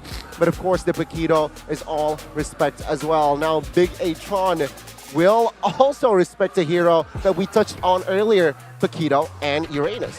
Yeah, okay, so Bigatron banning the Uranus here, I feel like it's a ban that as the series goes on, they might decide to let go of. But then again, I also remember that Echo does love the Angela pick lately, so maybe that's why we saw how strong the Angela and the Uranus combo is earlier in the AP Bren versus Onyx matchup. Now for the first pick, most likely either going to be a Valentina or a Fredrin. If it's going to be an Arlott, I feel like it's a little bit too anti-Cerezo focused for my taste. One of those two heroes, Valentina and the Fredrin, probably is going to be the first pick. I'm actually quite concerned about the Joy being left open here, right? Because both of these teams can utilize that. Oh. But instead, they actually prioritize the Yi for Sanji first. Now, Bigatron, they can actually pick up the Joy and they can use it as a flex in their draft. Yeah, I think Joy here, being Kaja and Franco already taken away by both teams, you know what? Joy seems a very juicy hero here to be picked up. So Joy and Valentina here, I suppose, can be the way. Or later. Pick the Valentina later, Oh, right? Because Yi already being picked up. Pick up an XP perhaps. Joy. Arlott. Or even Claude earlier on. I think that's a huge hero for Saken. Yeah, you're right. I agree with the Joy Claude first two picks here for BTR. If they're going to change one of those two, it might actually be the Joy, but the Joy just looks so good right now. Alongside the Claude, you take it out from the hands of Outplayed, but nope, it's going to be the Angela Claude actually that they're going to be going for. So if ever, they can actually slot a Ling here, and this might have forced out a reaction from Echo to pick up the Ling right now. Okay, very good read there, right? I mean, with the Claude and Angela picked up, it's going to be... It's good. It's kind of asking Echo a question, right? Yeah. Are you going to pick up the Ling? Are you going to commit another hero? There you go. Joy left open. They will pick it up. Asking back Bigatron a question. What are you going to control this Joy? With what hero are you going to use to control this Joy? Yeah, they definitely need lockdown at this point, right? And the options are going to get even slimmer coming into the second phase of the drafts. Echo, they're going to go an extra mile here, picking up the Baxia. Just really doubling down on the fact that they want to take this early game as fast as possible. They want Bigatron to be stuck on the Echo Express, but then there's no room for flex, right? Baxia jungle, Joy in the EXP lane, and now Coach Aldo, he has a chance to try win these lanes out. Yeah. I wonder if Bigatron are even going to consider stealing away a roamer now, or if they're going to lock in a high prio pick here. If they're going to be going up against a Baksha, a Joy, an Eve, I want to see them consider something else. Nope, they're going to go for power picks. They pick up the Valentina. Now I'm already looking towards what the jungle might be here for BTR. If ever Echo takes out the typical Super Ken picks such as the Lancelot, maybe even the Hayabusa, we might end up seeing BTR whip out Bane jungle. Alice. To make sure they'll have some control. And maybe even Alice. Alice jungle? Alice? Oh, yo, Alice with an Angela just sounds good. I don't like it. A bit too slow. Yeah. A bit too scaly, maybe? Yeah. Scaly is what I'm worried about, right? Yeah. Again, Alice jungle, small window of opportunity. You need to be able to rotate around the map, get as many creeps as possible to be able to stack it. Unfortunately, going against a Baxia who's going to definitely out-rotate you, I think it's a little bit too difficult for Bigatron to pull off here in this particular situation. Here, Bigatron in the second phase, they're going to prioritize taking away the Cho, and Echo go for the Ling ban. And I think that's a really good ban. That is right. I mean, considering that you said mobility is going to be key for the side of Baksha and a hero that can equalize in that department, mobility is that link. So a good ban from side of Echo. But it seems like Bigatron, they realize that they lack in that range department, being that Yves is on the opponent's side. So they ban another hero that has range, and that is the Leslie. The bans here from both teams and the picks. There's an Angela on the other side. The Baksha on the third pick turns off the idea of potentially BTR slotting in an Esme or anything that just relies on even more heal, unless BTR are gonna surprise us all with their roamer pickup. I mean, with the Kadata, Kaja, Franco gone, a lot of Super Vince main heroes are gone. Although that Angela, yeah, is gonna be going to the hands of Super Vince. So BTR needs way more tankiness here in the jungle. They might actually whip out a Martis with the Assassins getting taken away. I like the Martis as a potential pickup here for BTR. Okay here. So, again, asking a question here. If we're talking about assassins, I mean, Hellcat is still on the board here. I feel like it can be pulled off considering later on Hellcat will build DHS, potentially see a Halberd, but that early game here, Bigatron really needs to secure a hero to Hellcat just stay farm if they really want to commit an assassin. Yeah. Yeah, I hear you. Bigatron now, I honestly would pick up the Esmeralda. Yeah. I would utilize that jungle as a flex at this point. Leave it to the last surprise pick. Yeah. Esmeralda? Fredrin. No, Fredrin. All right, so a lot safer. Flexibility still can go to the EXP or even in the jungle. Yeah, I'm thinking Echo if they're going to consider picking up a Harith here. Ooh. So they're just going to have a Harith, a Joy, and an Eve. Going to be very... It's a greedy lineup, but it's something that can scale extremely fast if BTR don't handle their transition into the mid-game well. I'm leaning towards a Harith, but it might still be a marksman for Outblade. Yeah, I mean, Beatrix is still open. Conventional marksman perhaps might be the pickup here. Yeah, if it's going to be a Harith, then they're going to pick up a Kufa for Yawi also. Oh. Beatrix? But what are we thinking here? Beatrix, Brody, Melissa. Yeah, a lot of conventional marksmen still open. Melissa would be great. Beatrix has the wave clear, so they bring it up. And it's a Minotaur. Right. So good. So good here from side of Echo. I really like the Minotaur pick here. It just adds more stability. Again, they need someone that can soak in the damage alongside with Baksha. And let's not forget, Minotaur can heal, so sustainability is also there. Asking a big question here. What are you going to do? Because it seems like they lack burst from the side of Bigatron. Yeah, they need another anchor here. I think Martis. Yeah, Martis. Martis and Fredrin as the last two picks would be great. Get them tanky boys, but nope, that's a Khalid! That's a Khalid! Fredrin jungle. Fredrin jungle and a Khalid in the XP lane. Interesting. Very, very interesting. I mean, it's cool that you don't see that Echo's putting all their eggs in one basket, meaning that they're not going so much in the early game. Like, just in case this goes mid to late, they do still have the Beatrix and the Minotaur in these team fights if Bigatron want to get overly aggressive. And with that, ladies and gentlemen, let's throw it over to the casters to bring you and walk you through game number 1. Loving that Khalid pick coming in from Bigatron Alpha. And my compatriot here, Amirko, is just doing his best to keep it under wraps. He's been dancing when the Khalid came in. Oh, Sorizo! That's literally what I was doing. Sorizo's signature pick. Yeah. Back when, before he was this good, he had to rely on his comfort picks, his pocket picks, and Khalid was one of his comfort and pocket picks that he was able to pull off a couple of times against Joy, against very mobile heroes. We have a very different view of how this game is gonna go. So it's like that, huh? It is like that. It's like that. You gonna call for a sweep? I'm gonna call for a sweep. Especially with the Khalid back in Sorizo's hands? Yeah, especially after Moreno said what he said. He said what he said. We need more of these players, confident Chads. All right, I'm excited to see how well this plays out for both of our teams. And yeah, I respect what Bigatron Alpha did earlier today as they knocked out the MSC 2022 champions in RSG PH. So it's not impossible, all right? So that's why Moreno was on a hot streak and said what he said, but it all comes down to the game. It all comes down to this best of 3. And with that said, we'll have to talk about it. Exactly what Echo is fielding up against this lineup.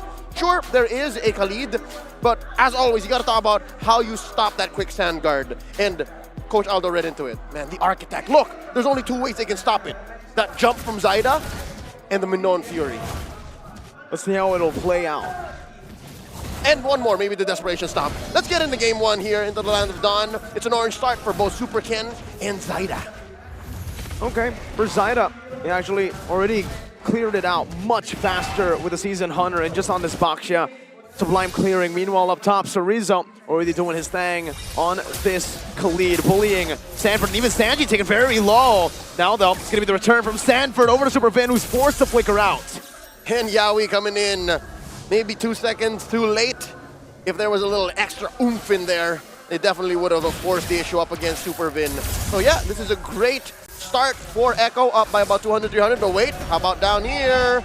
Oh, Zaida hits level 4 first. Yeah, that was a win for the clearing speed. This is what the Baksha is picked for, right? Just that clear speed, man, and that rotation speed. He can dictate what happens on the map. Meanwhile, Yawi here, already punishing Vin. No flicker. This should be first blood as Sanford jumps forward. Echo strikes first. Sorizo here just doesn't quite have his ult just yet, so these big engagements, best believe, folks, it will hit a power spike when he does. Looking at the emblems, yeah, this is as usual and as basic as it gets. Nothing quite out of the ordinary. Again, the fact that we're looking at a Khalid here in 2023, rocking Lethal Ignition, means Sorizo will be building damage. Feels like a Diablo game, right? I mean, with the Khalid, we're just missing a Badang, maybe in game number 2. But right now, Sorizo's doing a good job at zoning side away, taking him to half HP. Good rhythm coming down. Sorizo might be in a bit of trouble here. Supercan resets the turtle. Doesn't want to take this risk just now. No mid control. Huge presence from Echo here. It's a 4-man pursuit. They're trying to get this. Sanford dives in the back. Oh, Raging Storm on the back line. Moreno following through. Supercan finds the retribution on the turtle. And just like that, Yawi is now caught. 3 members of Bigatron Alpha takes him out. They've deserted Yawi. It was a good engage. It looked good. They could have gone with the trampoline. Zaida's in trouble. Double kill for Sorizo. The real world manipulation stops them now. Rhythm coming down. Supercan still able to find the purple buff. And he finds Supervin, but Sorizo once more. He can't be stopped. He goes for a triple. Sorizo on the Khalid. Mirgo's dancing, man, and it's not Takaldag, not quite yet.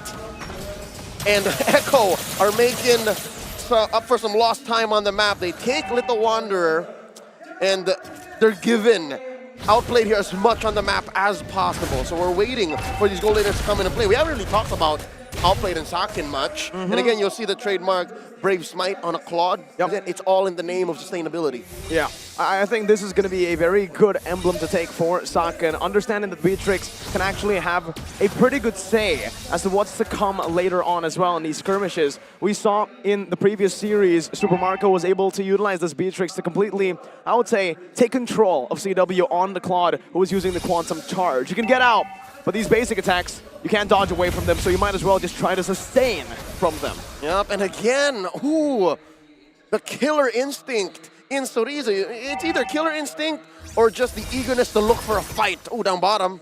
Sakin spends a big to help clear. Now Zaida meets up with Supercan and Sorizo. Raging Storm, the taunt comes down. Now the hard guard as well. Zaida, sort of the Poisons, but he's going to be slain by Super Ken. The 2 blades from the Khalid and the Fredrin. And not to mention, Supervin was in there. It's so difficult playing an Angela. This definitely is the Angela meta. RWM from Moreno. Stolen away, now Sanji's zoned out. And now the gold lead, the XP lead for Supercan it has increased. Now, honestly, free turtle. It's huge.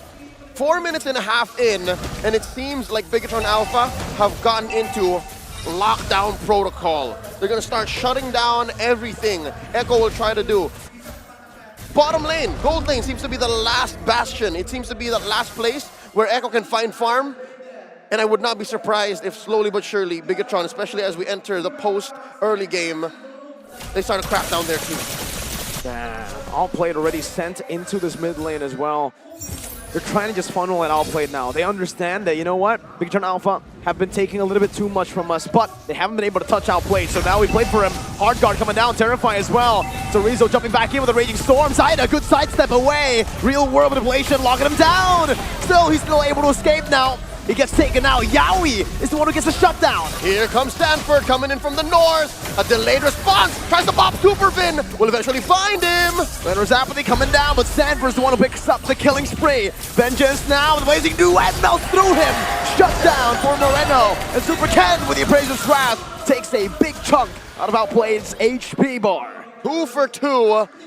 And Bigatron are happy to take these trades. Again, despite the early game having been all for Bigatron Alpha, and when a team that wants to scale up gets trades and delay the game, that's usually for the losing team. But here, Bigatron Alpha, again, they're coming in to shut down protocol. They want to take everything away, and Yeah, that engage was so good. And here, even with Stanford coming in from the north, yeah, they get a kill, but it's so difficult. The fact that even Outplayed can't get the farm he wants. Yeah, they go for even more here in the back. Outplayed still able to kite away. Produce Passion not quite landing now. So Rizzo jumps back in.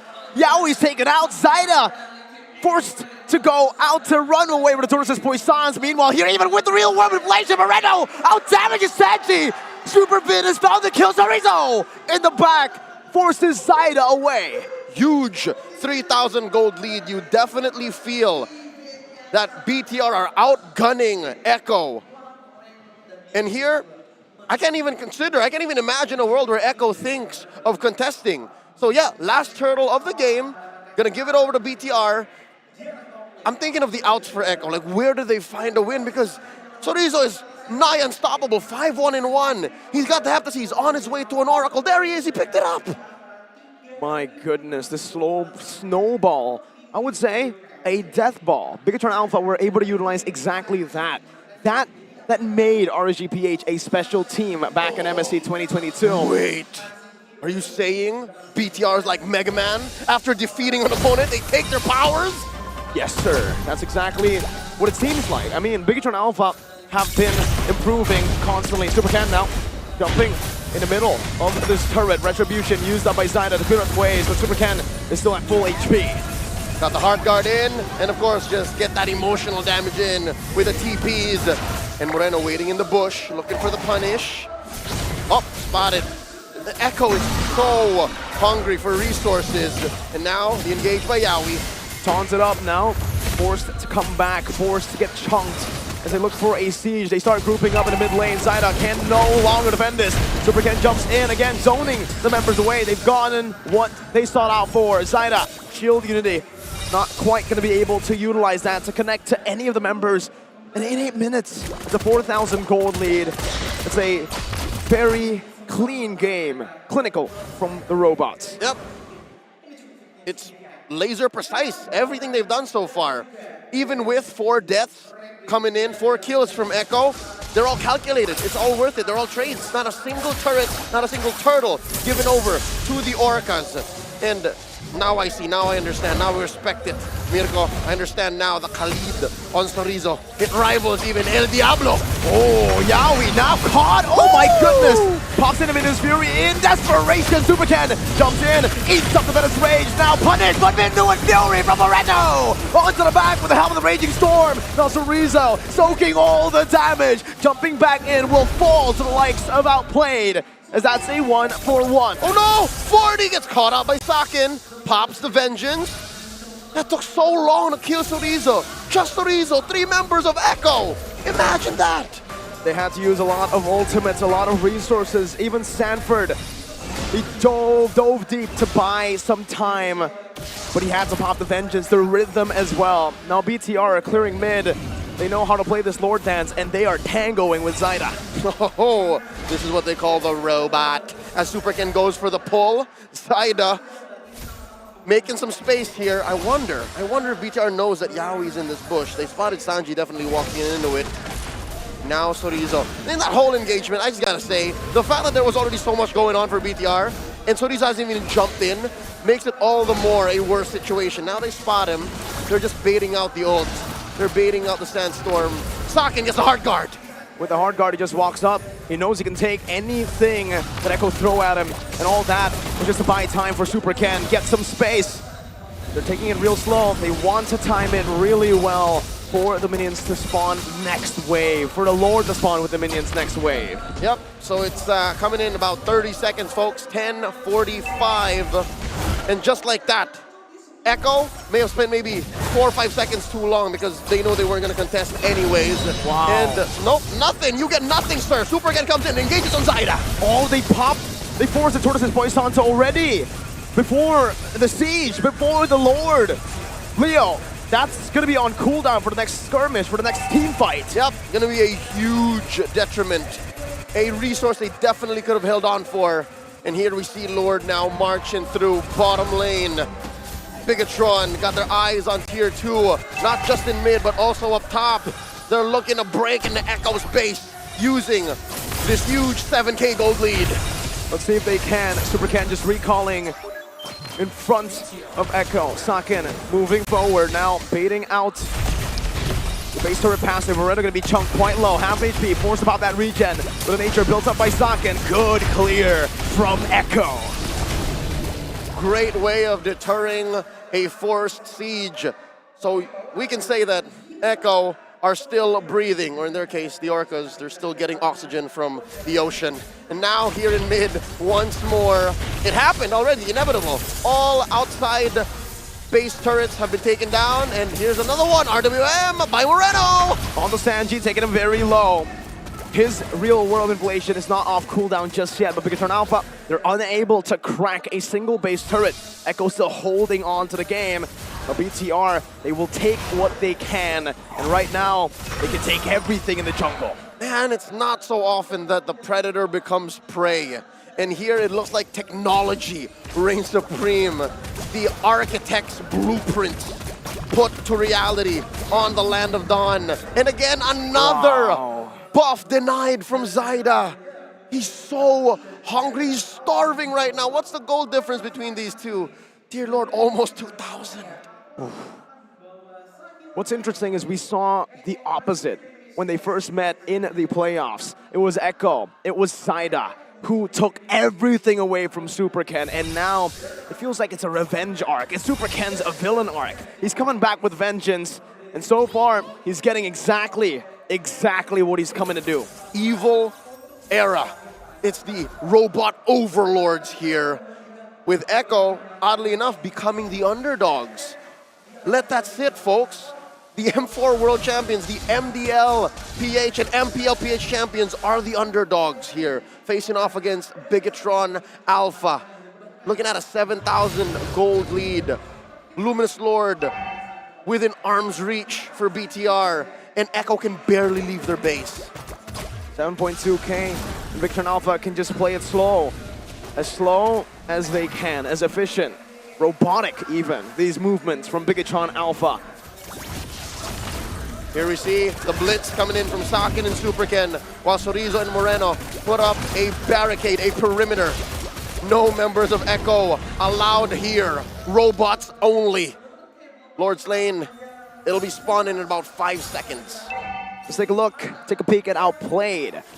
What does he have in his inventory? Still 1,000 gold behind, but he has reached his power spike. That's respectable. Respectable, yeah. Given what Echo has been through, the fact that he's just 1,000 behind and not a single death quite yet. So maybe that's what they're holding on for in this rainy day. That little bit of sunshine in their pockets as all lanes are synced in. BTR marching in. And has Lord down below, gonna be charging, gonna be taking a base turret down for free. Bigatron Alpha, they put their resources into the mid lane now, trying to get two. But Echo have dispersed, haven't able to micromanage. A good steal for the real world manipulation. Well used. Now Moreno can just hold the RWM, wait for this big fat wave in mid, and Sanji pops his own. Athena shield popped down, now Moreno with a real world manipulation. Chorizo, wow, outplay with a good flicker out. Now Chorizo's caught between the base turrets. He jumps in, but Fury knocks him up, takes them down. And Echo are showing signs of life. 2 for none. Punished underneath this mid lane inhibitor. Echo are on the board for the first time in what seemed like a long time. I'd say the better part of the past 10 minutes. Echo couldn't do anything to BTR, and now they punish BTR for overstaying their welcome. This is the first time we've actually seen Echo cross the river. And look at that, Zyda now giving SuperCan a taste of his own medicine, taking the purple buff away.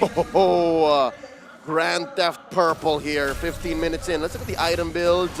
Hey, Sanford closed the gap. He did. 9k now, and this is the concern for the Khalid pick. Early game, I don't think there are any doubters to the way he can be a bully in lane. Oppressive, aggressive, but towards a later stage, he does fall off. He becomes sort of just a utility XP laner. He sustains and he stuns, but that damage falls off, and that's what we're seeing from Bigatron Alpha now. They're in deep waters. Echo have weathered the storm. And now I'd like to build on that point, right? Chorizo, he's at a crossroads. Do I build more damage, or do I put an immortality on me right now? Because that's what that last item slot is going to be for. For the rest of BTR, it's great. It's a walk in the park up until it's not. And that's when they march into the base. So you're still looking at a very healthy gold lead here. No doubt Bigatron Alpha still in control. 6,000 gold ahead. But this next Lord, I can't help but think that maybe this Lord, especially if this fat wave up top eventually does find a way to break through that tier 1. It's a long lane. I'm wondering if maybe this is the one that Echo contests. I think they have to at this point, right? They can technically turtle in their base, but why not put additional pressure to Bigatron Alpha? If they're somehow able to win a team fight, trade a few kills over for the Lord, or even better, just get the Lord, then they have a chance to completely take control. They're looking for the turn. And boy, oh boy, what a miraculous turn it might be. So these are here. Down to half health. Whoa, whoa, whoa, a lot of damage coming down. So Rizzo not going to be stunned up, but he's going to be picked up, but no! He flickers out to safety. Moreno buys the winner truncheon. And he goes and spends this time in the bush to recall home. Look at Super Vin, just pushing top lane, forcing a response for Sanford. Heart guard into Sakin. Zaida still with a shield unity. He's trying to look for an opening right now. He goes in. Moreno flickers out of the real world manipulation. Big resources spent already. Bigatron Alpha, do they take this fight? All right, Heart Guard just expired. Lord down to a 5th of its health. They're looking for engage. RWM from Moreno. Yowie Mini Fury out to 3. So Rizzo jumps in, but Sakin gets gunned down. Now it's Supercan versus Zaida. And it's Zaida who wins it. Now Moreno forced to use the winner truncheon as Echo collapsed on the robots. Remember his name, Zaida, formerly known as Mama Coco, the punish on Sanford. Bigatron Alpha 7K down to 2. Echo are going to utilize it to completely equalize. 2 for 2, but Outplayed is still alive. They've left that Lord up top to push that long lane. And RWM here. Oh no, it's hit critical masters. Way too much firepower coming in from Echo. They're going to penetrate. Base turret down in the mid lane. From nothing to everything. Echo, 3.7K Lord advantage. Oh, not to mention that bottom lane too again. The enhanced waves for Echo. And it's scaled up too. I'm wondering if it hit at the evolved state. If it's at 18 minutes, oh Lord, just crashes in. Brazer's Wrath going to be used up. So Rizzo hasn't been able to find any raging sandstorms. And that's why Echo... Whoa, whoa, whoa, whoa, whoa! Renner's apathy even used up. Oh, immortality pop! Super Ken forced back. Echo are going in. Sakin now. Oh, he's in the midst of it all. Pops into Purify. Gets down. Now Sanford in the back. Dealing a lot of damage, but gets forced back. Moreno pops into real world manipulation as Super Ken jumps forward. But now the base turret down below is at threat. Oh, they're walking on thin ice. Many a team in the SPS Challenge Finals have fallen to this folly, overstaying their welcome. But it looks like Echo, they know how to dance this dance. They know how to temper their expectations. They couldn't push that top lane inhibitor quite yet. But I believe this is to their advantage. This is the first time in a while in this 19-minute game that they're actually the ones in the driver's seat. So they're trying to protect that lead as best they could. It's a big W, a big fat W for Echo right now. I mean, look at the gold lead, completely gone. And speaking of the late game, Bigatron Alpha, what are they going to use Sorizo for? Now his damage has fallen off. Now his dashes, his stun can be dodged. It's very easy to dodge. We've seen it many times from Echo. Yep, he's a sitting duck after that engagement and after he's tried to output the damage he can up until he needs to sit in a corner and think about what he's done with a quick sand guard. Can confirm, folks, he built an immortality. So yeah, this does send the message that, yeah, I just want to be annoying as hell. Super Vin gets jumped on. Oh, Renner's apathy even used up now. Vin is going to fall. Super Ken tried his best to help his roamer. But with that, Echo have just taken control. Once again, they've taken the roamer. No more global presence. All right, so good news for Echo is he's not rock and pull yourself together. He's actually gonna count up all the death timers here. And we're past TikTok timers. That should have been a life that Bigatron protected all the more because again, Evolved Lord scaled up to 20 minutes, up for taken. 20 seconds on Super Vin. Bigatron Alpha, they can try their best to look for a cancel, to force Echo to reset. But at this point, Echo, they're committing. They do not want to let it go. They want a 50-50. more than just a 50-50. Look at the control that Yawi has asserted. He really wants this. He gets knocked up, gets the heal. Ooh. Oh, Super Ken comes in, but Zaida scores. Big damage coming in, but now again, it's gonna be Super Ken who falls in the front, even in the back. Sanford, beautifully done, distracting and zoning the back line. Moreno and Saken were a non-factor in the team fight. I can only imagine there must have been a gap in the communication. Super Ken was a little in too deep, and I'm guessing he was making the call to Supervin. Hearthguard now! Hearthguard now! It was a bit too late at that point. Saken dealing some damage, but now with the Evolved Lord, Echo are just marching down. They want to play with the damage reduction. Saken gonna be chunked. They're coming in. Lord, just a breath away from their base. Hearthguard on Saken. Whoa, outplayed! Dodges away, flickers out. The blazing duet comes out from Saken right now. Is able to gun down the members. But now the real world manipulation popped in. That's gonna be the Lord chunking the base quite low. So Rizzo coming back, looking for some more damage. Made waves as well for Echo. 40 very low. The base at a third of his health. They pop some immortalities. Yawi goes. With an nature popped in now for Saken. He's gonna be engaged on Minion Fury. Not with the flicker this time. Super Ken respawning with a taunt. Yawi gonna be brought back to the team as Saken picks up the kill. Sanji in outplayed, not given the space to go for the base. And Bigatron Alpha have defended. Oh, outplayed! He gets caught! Whoa. Immortality popped! No immortality, knocked up, shut down! Moreno has taken outplayed down, now going forward. Real world manipulation from Moreno. As Sanford dives in deep. Now looking for the damage. Winner Truncheon gonna be bought in time. Gonna be selling it to the immortality. Moreno was baited, Sanford! It's a bait on a bait! And with that, patience wins! Bigatron Alpha with the wipeout! What a game! Again, it will always begin like this. It happened for Onyx versus AP Bren, and Bigatron Alpha have coin flipped back to a victory. 1-0! BTR takes the opening game. What is Moreno? If Onyx have Gila Sans, I'm trying to make a nickname for Moreno, but it'll come. What the hell? Winner, immortality swap, base Sanford in, takes Sanford out, the game-winning play, Leo. There's gotta have been massive calculations in the split seconds that they were making those calls, and yeah, it could have been as beautiful and as clean for Echo, but just the same. They were closer to BDR's base. The respawns, time was on their side, space was on their side. And that's what bought them this victory. That's what earned them this win. Oh, the momentum that Onyx has bought for their national, the countrymen here in BTR. I love it. It's not every day that you get to see a mid laner outclassing Sanji. Doesn't happen as often. Analysts, break the game down for us. I have a nickname for Moreno. What is it? More, yes. More like yes.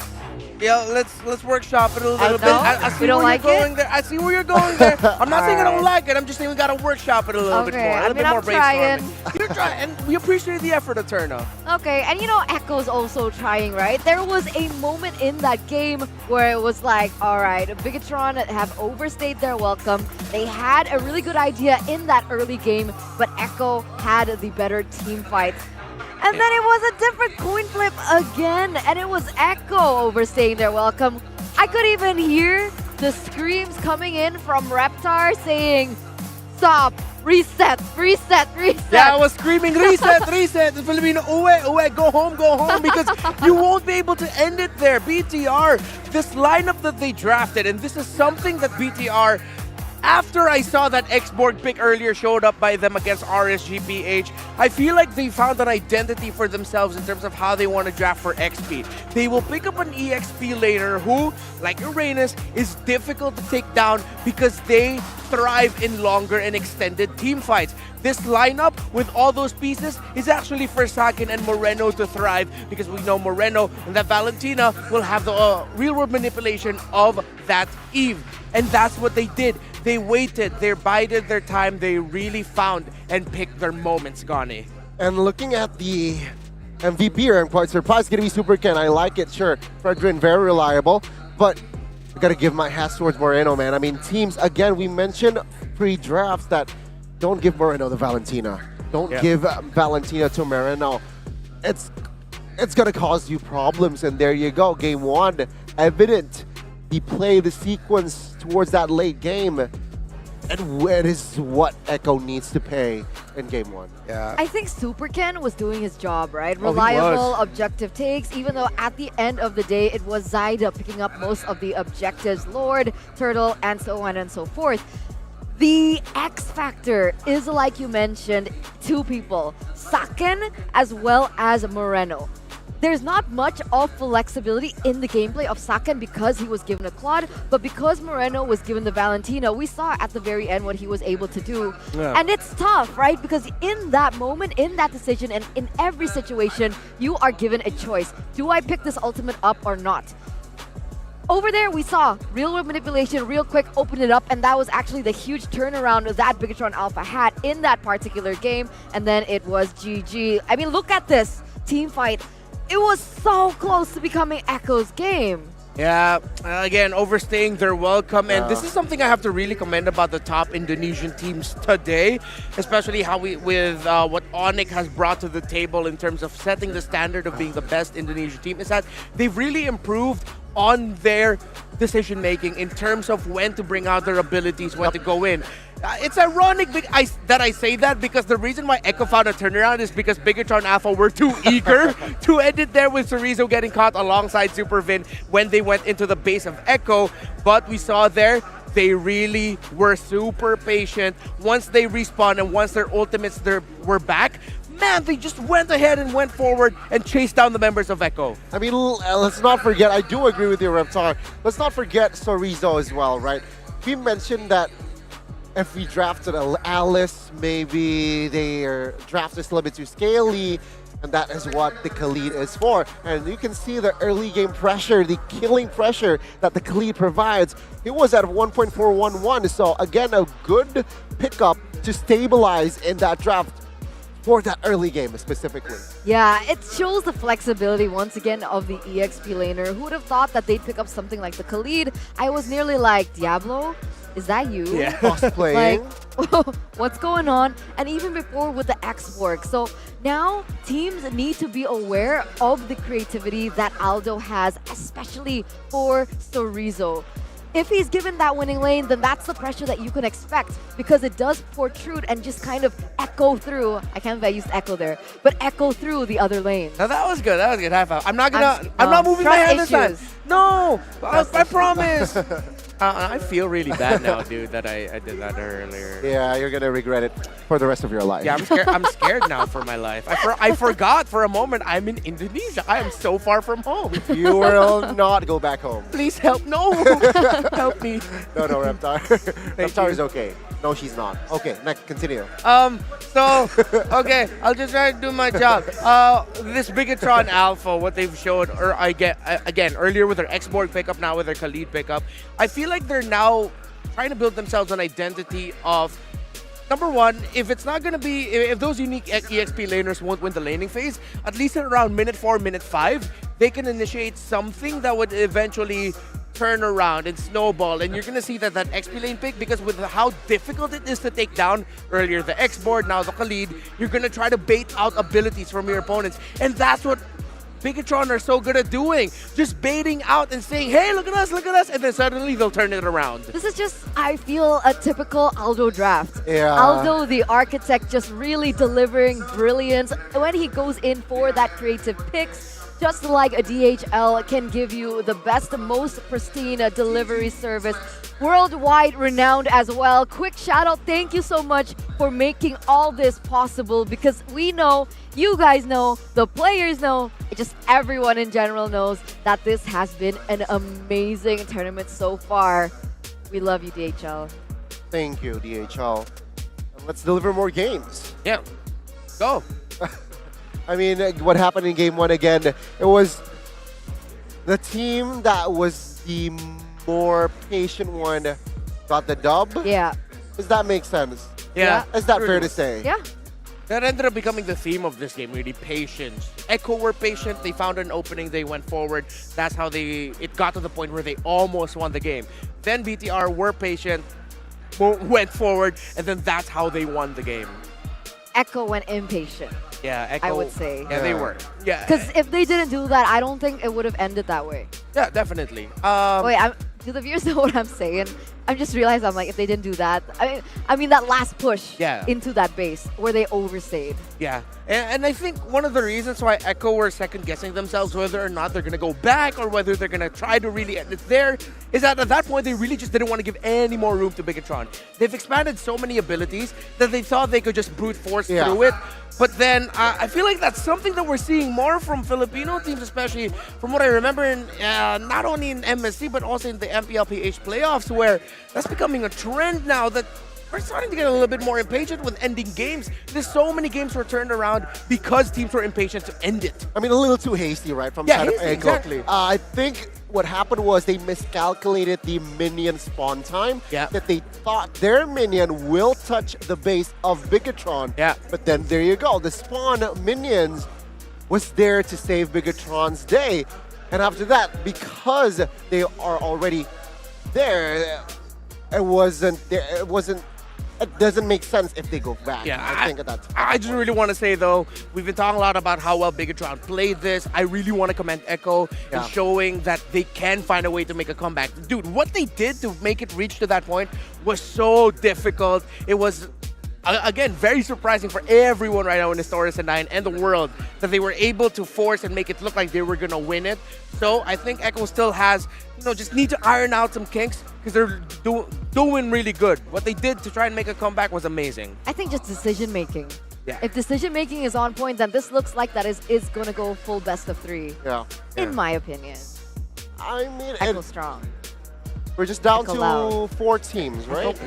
We're down to 4. We're down to 4. So, Onyx, Bren, Echo, Bigatron. 2 PH to Indo, basically. And it's going to be another interesting game here. What do we expect from game 2 is the question. You know what? I expect Echo to limit the hero of Moreno here. Don't give him the Valentina again.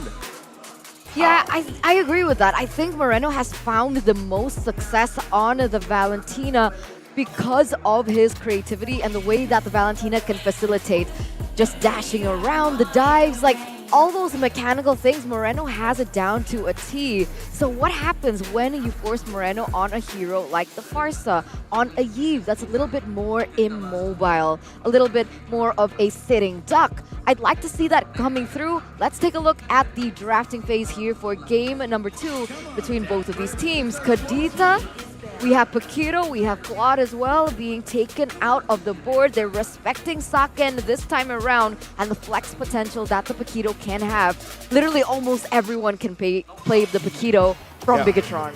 Yeah, now I'm going to be looking at what else. Honestly, as much as I am scared for it, I am excited to see what Coach Aldo is cooking up for their EXP lane, if they're going to show any other surprise pickups here. Maybe they're going to hold on to those cards. Potentially they have, the lower bracket finals, maybe even the grand finals. Maybe they'll hold on to some aces up their sleeves. But yeah, Bigatron have really made an identity for themselves as a team that come up with really crafty EXP lane pickups.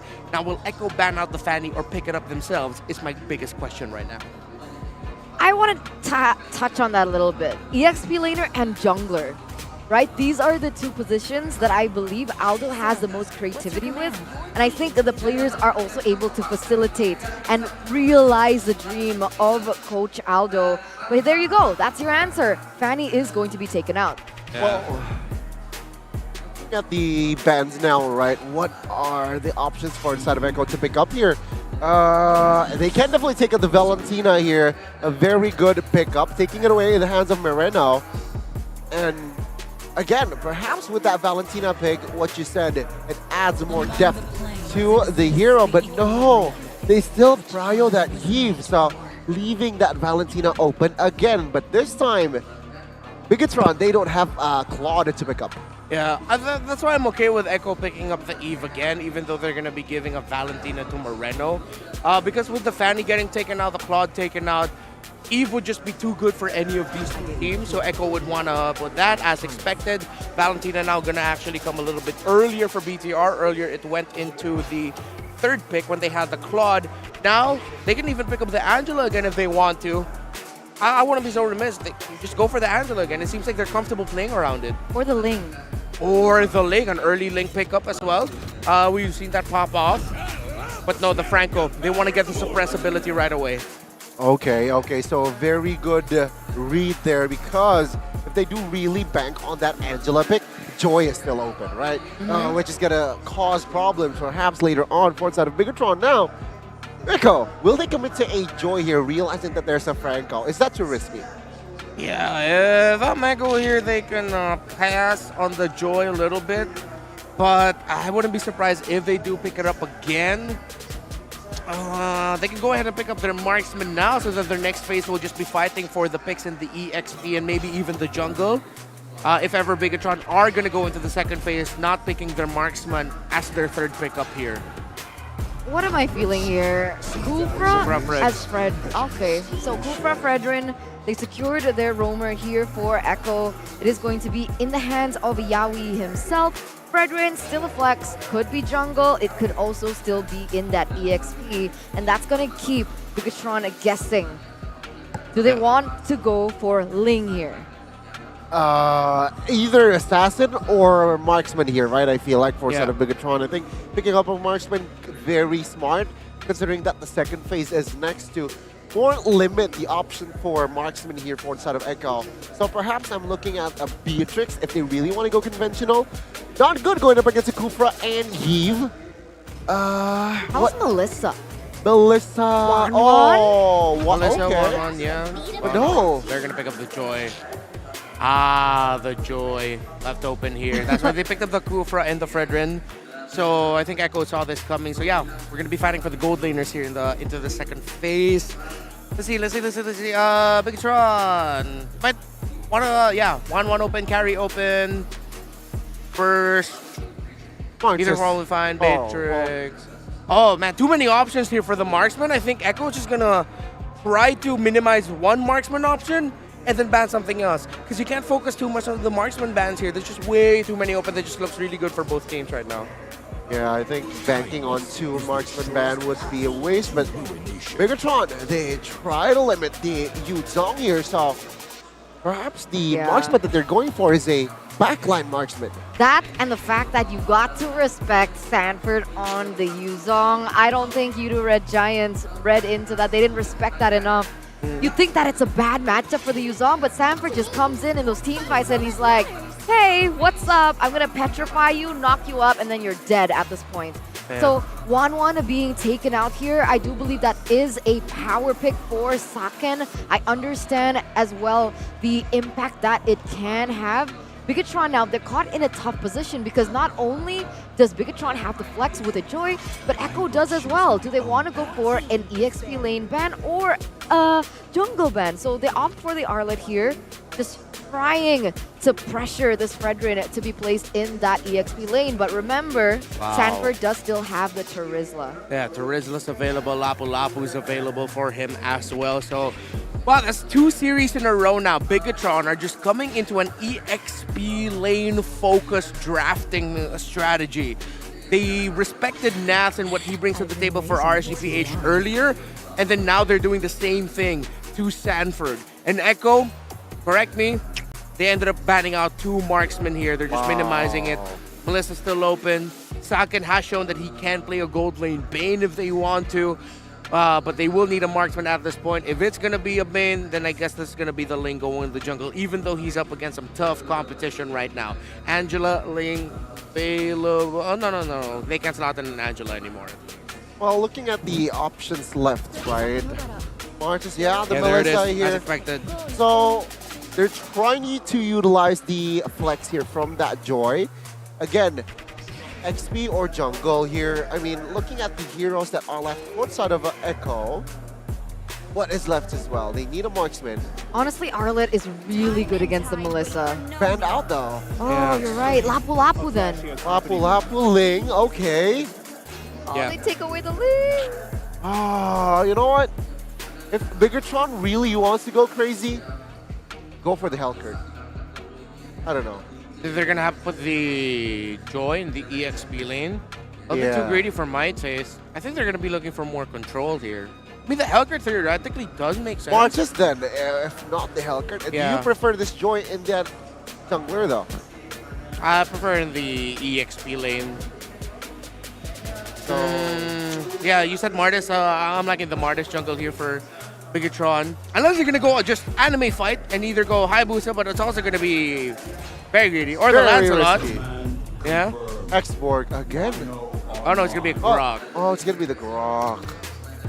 So, Joy Jungle, EXP Grok. Yeah. Is the answer here for the side of Sorizo. Billing damage, I suppose. Yeah, I forgot about the existence of an XP lane Grok. So now, yeah, I like the Joy jungle. All right, let's see if the casters like the Joy Jungle. Ring, ring, ring. Leo, Mirko. Hello, what's up?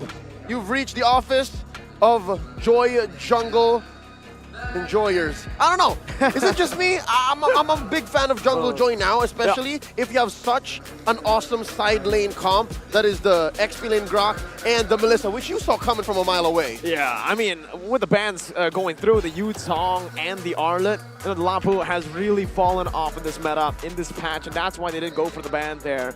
With those two banned out, especially the Arlet, that really gave it away for me. I was really surprised to see Echo ban out the carry instead of the Melissa. So they have it planned out as well. There's no way that they will oversee it. They know that the Melissa was coming, and they want to try to counter it instead of banning it. How about 40 on a hero that's not as easy to cut right through the lineup? He's so honest. It's very rare that we see Sanford on a Fredrin, which they invested in later on. But just as well, it's possible that maybe somewhere in the draft, they flip the switch. Coach Treb says, hey, Zyda, you feeling the Ling? To be completely honest with you, I'm a fan of Zyda's Ling. Not a fan of Sanford being placed down on these heroes. Fredrin, oh, I hate Fredrin in the XP lane so much. I have a personal vendetta against this Fredrin XP. It was good until it wasn't, because we've seen a lot of XP lane Fredrin do well in the groups of SPS challenge season, especially post-patch. But here we'll see if it's worth it, right? Especially putting it on a player like Sanford. It's an orange start for Zyda. Superken goes for the purple. And yeah, here's where I like that Jungle Joy. You reach level 4 reliably, and you're able to output so much damage, especially in those first few fights. Let's see now Zyda onto the purple buff. Let's take a look at the emblems here. Sakan with the Quantum Charge. Sorizo also with the Quantum Charge, despite going on the Grok here. We've seen a lot of different emblems before on the Grok. I think Wolf is a big hater on the Lethal Ignition. Big no-no for him, for Grok. Yeah. So here, it having Quantum Charge allows for him to, stay on targets a little better with those auto attacks, keeping him up, topped up and ready, just to, get more Power of Natures on. Something to note as well, Vince Franco actually is rocking the common emblem. Yeah. So he really wants to stay in. He wants that mana filled all the time, so he's ready to bite down when the rest of BTR calls for it. He wants to go for the hooks. He wants to constantly just be throwing hooks. Or, well, yeah, I mean, most of the time that. And also just sustaining back up with Adaptive Regen. Yaoi. Damage Revenge over to Super Vin. Good damage on the gold buff from Sakan, but he will not commit onto it. Joy coming back down, 3v3. I mean, now that we're talking about it, right? Super Vin here. Oh, wait. Walks into a bush. 3 in there. Bouncing ball, and that should be first blood over to Zyda in the first minute of the game. Let's take a look at the emblems first here. So, Rupture, Season Hunter, could be expected from a Ling. Miscalculated what Super Vin did there. I was about to say, man, this is Vin. He won an MPL championship while he was playing with RRQ with this Franco. Onyx refused then at that time to ban it. That's what gave him the nickname, at least for me, Franco Man. Sanford and Sorizo here looking for the pull.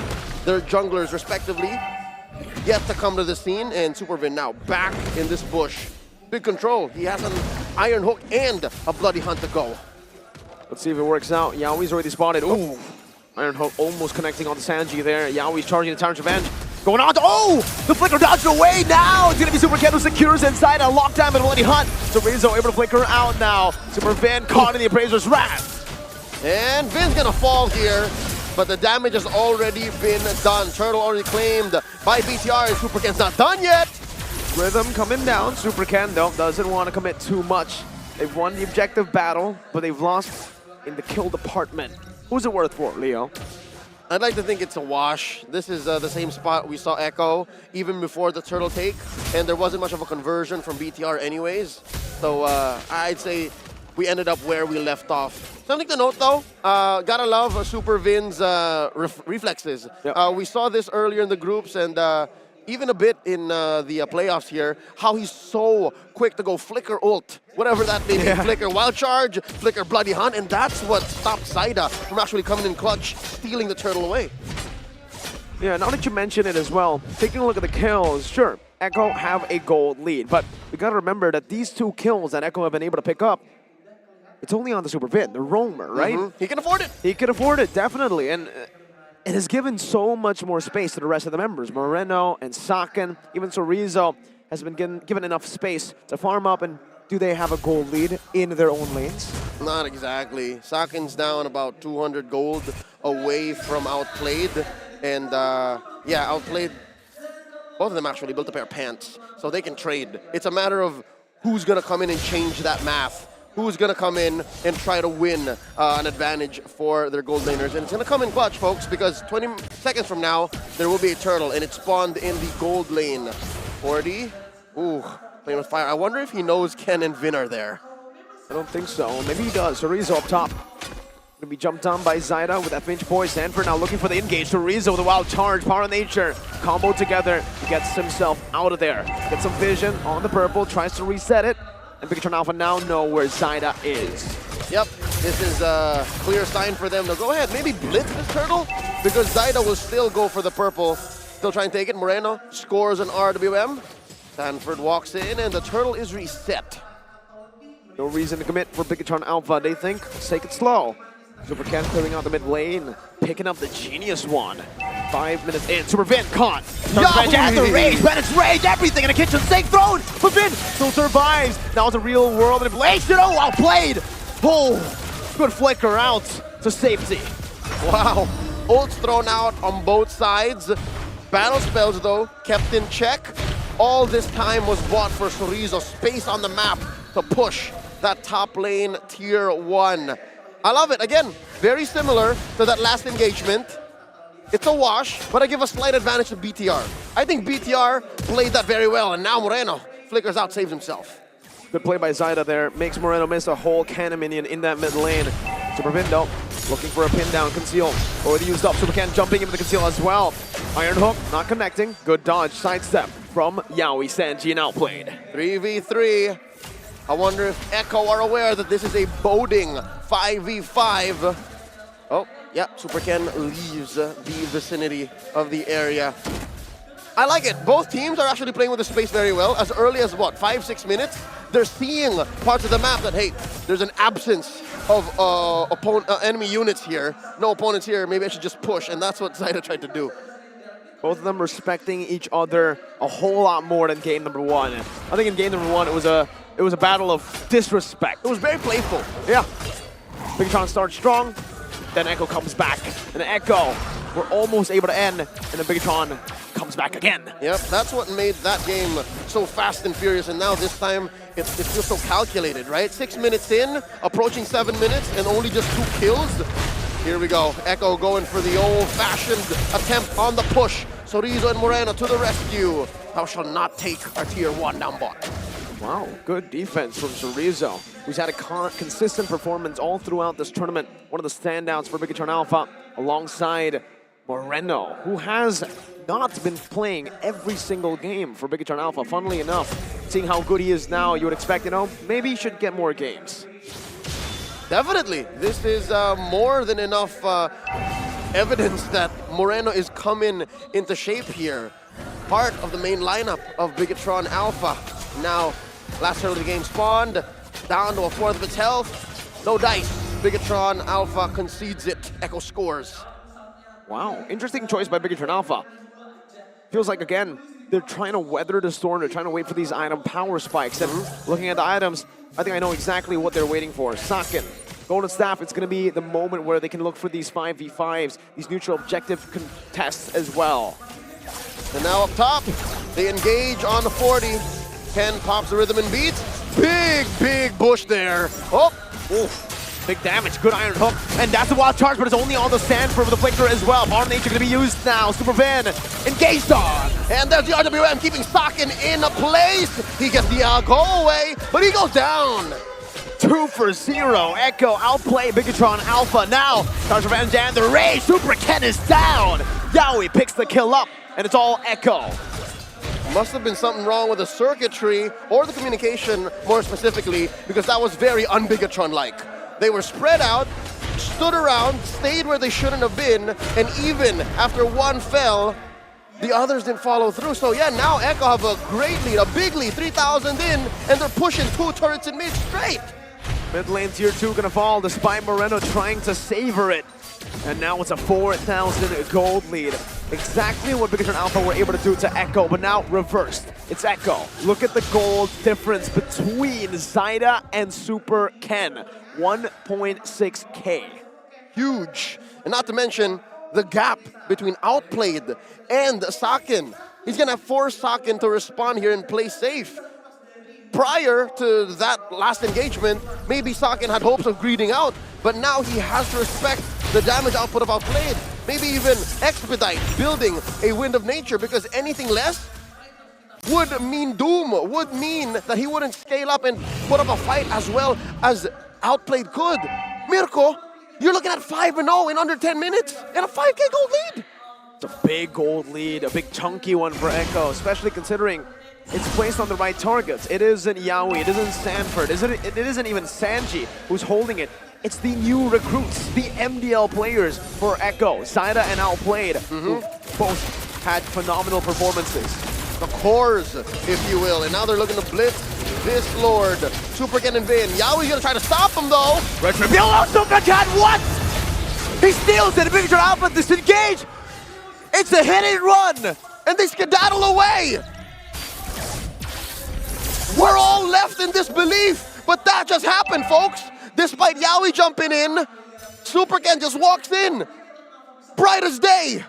Highway robbery. Thank you very much. There were setups placed by Echo. They had everything right. Yaoi was waiting. Everybody was waiting for a charge. They were waiting for Bigatron Alpha to just bite on the bait. But they didn't just bite the bait. They took the rod away. It wasn't even punished. Bigatron Alpha paid nothing there. What? This is worse than just being caught on CCTV red-handed. They did it right in front of them, and now it breaks out up top. Wow, Superfin's still able to escape. Real world manipulation committed in. 3 ultimates though used up. Zyda now jumping forward. What? Defiant Blade already used up as well. Time of the blades coming down. Moreno looking for the damage. Sakin with the muddle. Placement on point. Mid lane gonna be cleared out. Super Ken's waiting in that bush. Sanford finds it. Super Ken doing some damage onto the back, onto Sanford and Yaoi. Zyda going into Predator's Wrath with a wild card by Chorizo! A stolen RWM from Moreno, swiping away, go away by Sakin. Oh, they're just holding on for dear life. Down goes Chorizo. Inspired Sanji saves his gold later, and Outplayed is able to out-sustain. Moreno now caught in the 1v2. 4 for 1, Echo. Huge gains here for Echo, despite the stumble, despite the roadblock that was Super Ken's steal on the Lord. And the good news is, BTR is on the map, they're on the board here, 1 kill, but Echo punished so hard, delayed gratification, that's what the Orcas were looking for. Oh, look at Superfin. Calm, collected. Stone cold. Stone cold. But for the chat, there's only one thing that Superfin is doing, AFK. He's still there, can confirm. Yeah. He's just buying time. He's protecting the buffs, and he's making sure that he remains scarce.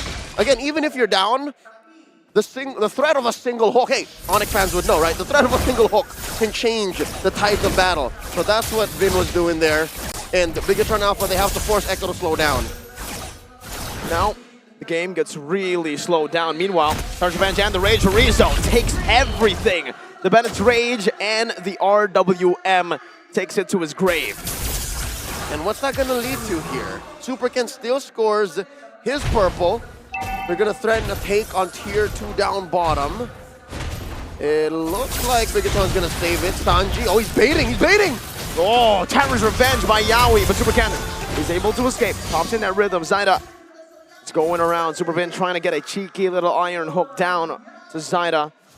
But no, Echo denies it away from Bigatron. They say, no, we're not going to fight. We want the Lord. Here comes the Luminous Lord, and in the long lane, Echo was able to leave a big fat wave there, taking down that tier 2. So yeah, that's more of the map that Echo have control of. Less for Bigatron Alpha to get space and gold from, to give to Sakin, to give to Moreno, and now they gotta be careful, man. Super Ken, he can just steal from anywhere. Yowie, revenge at the rage, and even the introduced passions for Rizzo flickers, but it's not to connect to anyone. Outplay with a mega kill. Sakin dealing damage, but it's not enough to take anyone down. Sanford with a taunt, blocking Sakin down, surviving for a bit.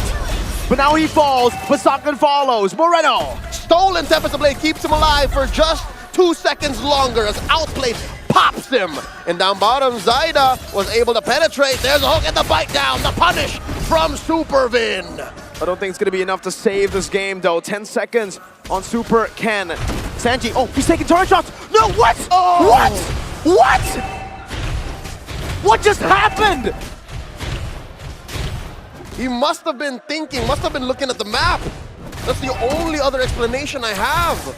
Wasn't under any slow, wasn't under any CC. If this happened in the early game, oh no, forgivable. But now, at a clutch moment like this, especially with Lord spawning, that's a tough pill to swallow. Bigatron Alpha, they capitalize. Oh my goodness gracious. Bigatron Alpha have just taken back control through that blunder, through that massive blunder. They shrank the gold lead. Almost near them, cut it in half. We're looking at a Luminous Lord marching through bottom lane. What? And Echo have to regroup. Echo have to find it within themselves to communicate and say, hey man, we're going this direction. We're winning. We gotta respect what Bigatron Alpha does, especially inside their base. There was a big disconnect as well from the members of Echo. Do they want to end? Do they want to go for the Lord? Seems like Sanji wanted to make the call, but was forced back. And then it happened. And he backed off too late. Oh, now they're in deep waters, man. Now, remember, these power spikes have suddenly hit for Bigatron Alpha with a sudden gold that they've been able to get with a Lord. 2,000 Lord advantage. All right, all 5 members of Bigatron Alpha here. Contemplating on a recall. Maybe we should send someone back to the friend from Zyda. Now Lord threatening to take. RWM coming in. Yowie, no one home. Too the big answer from Moreno. 2 big resources, Leo. The Lord not able to take the turret down. Now Supervin going to be engaged on Venice Ridge. Coming down. Supervin still able to flicker. Yowie, no flicker on his side. Good iron hook to bring it down the ring. Oh! 3-man wild charge as Super Ken decimates the back line. And Sanford gets popped as well in a BTR sandwich. 3 for none. The current body count for BTR as they penetrate in mid. 4 members, make it 5. Super Ken coming in a frame. They can threaten a finish here. It's 20 seconds until the next member of Echo spawns. Now only the 2 new players, and Outplay gets bursted down by Moreno. Now the backside goes all the way. BTR clean sweep. Knockout protocol engaged. The robots send the Orcas home. Moreno talked the talk, and now he walks the walk.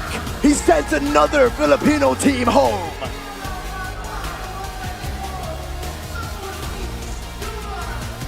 There definitely seems to be something in the air. And BTR are living for it. They have eliminated Echo, definitely still one of the powerhouses in the realm of international MLBB Esports. But now it's all about the red robots. Bigot Troopers here in Istora, Sinaya, and Bigot Troopers all around the world rejoice. The thrill and the agony, though, experience for these new players on Echo. Defeat in the international stage, their first ever elimination from the international stage, but there is no doubt that Echo have these young prodigies full of potential. The future's bright, definitely. I can say so still for Zyda and Outplayed.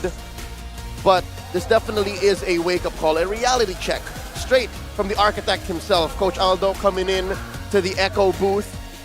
Congratulating them for a great run. Echo here finishes in the top 4.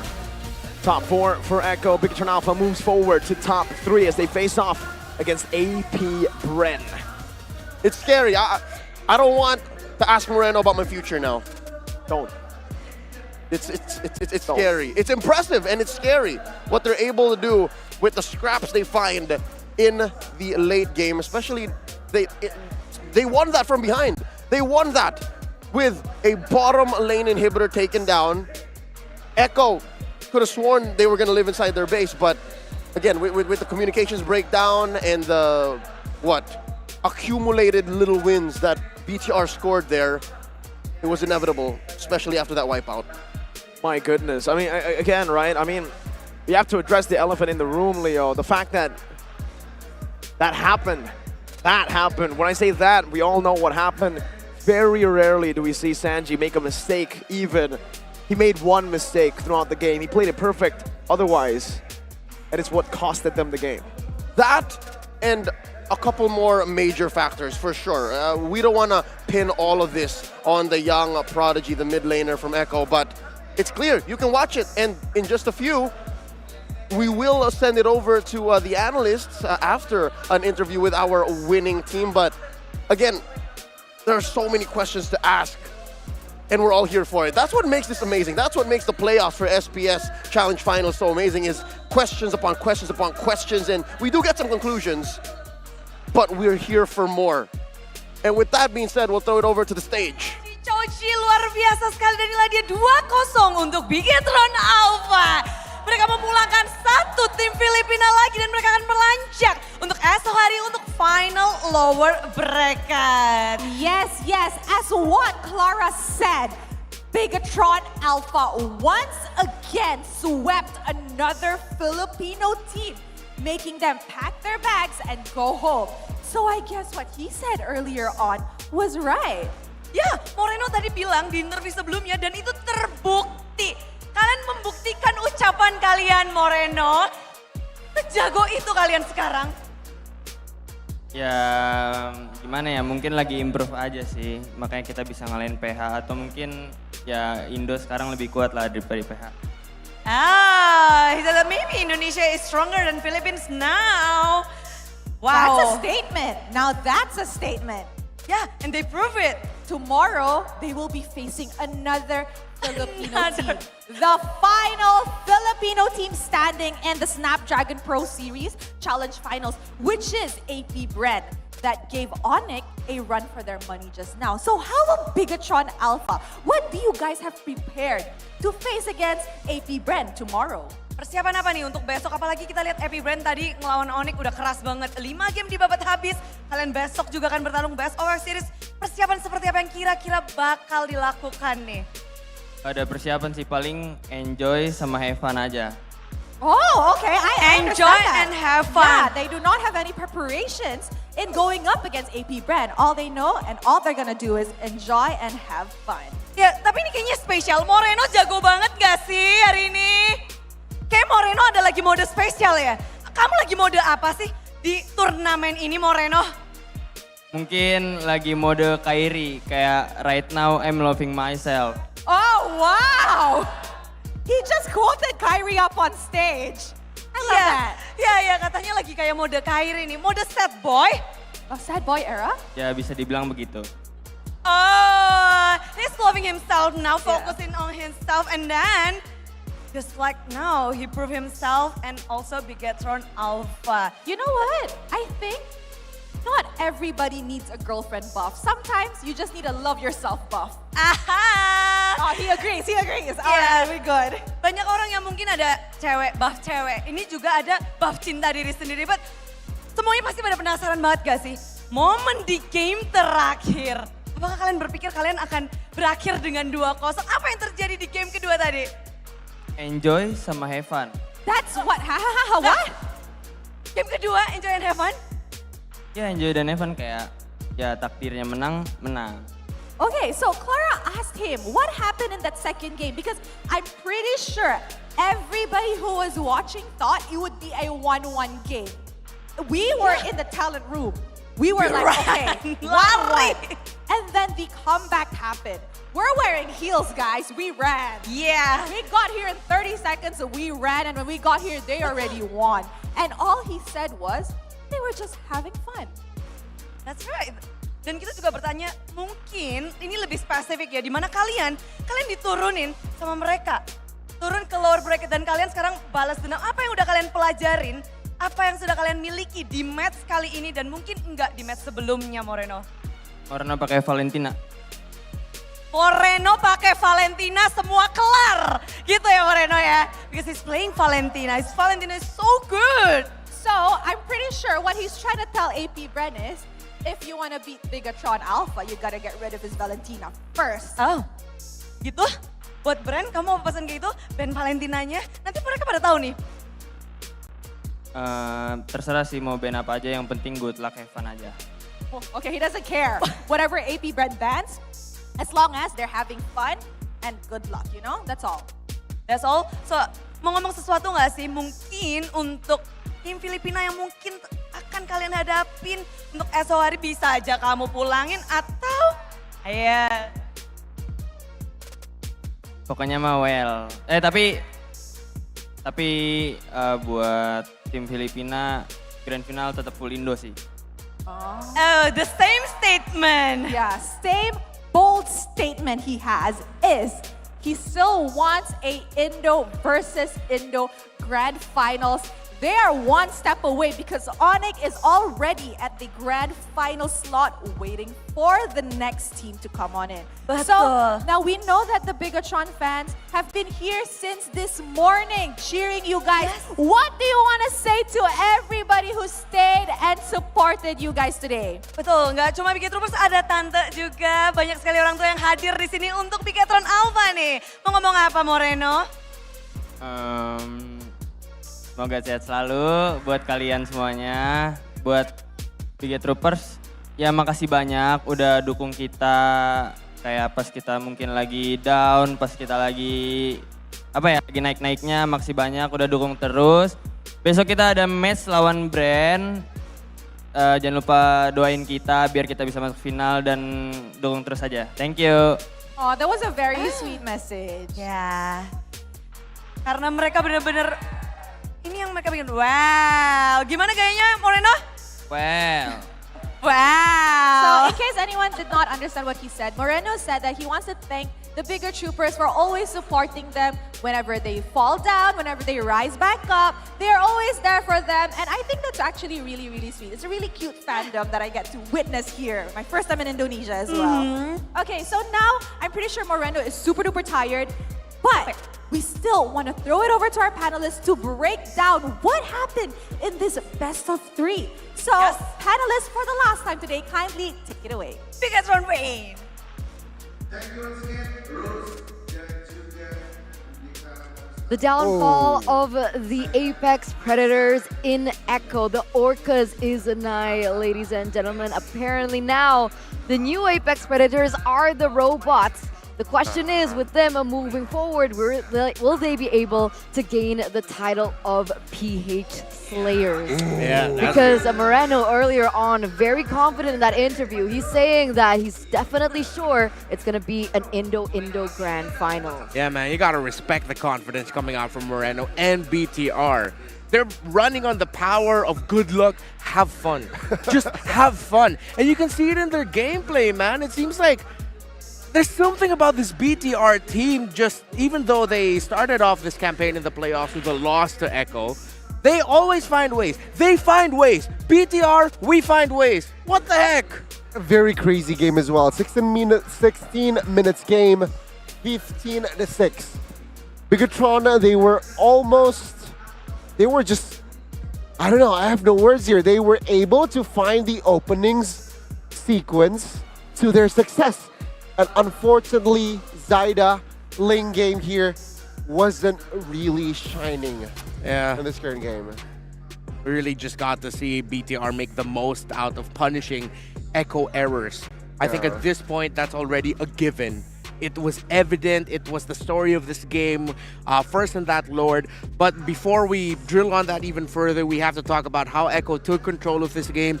Sanji, Yawi just on point with their rotation. Sanford on this EXP lane, Fredrin showing how to still make this work.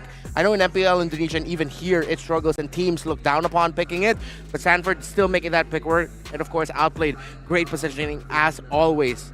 I mean, going up against Grok, that's a tough matchup as well. I feel like Sorizo here is the right element. Again, that was utilized the last pick, that Grok, and it worked out very well for Aldo and his team. And you know what, MVP, I still gotta give it towards Superken here.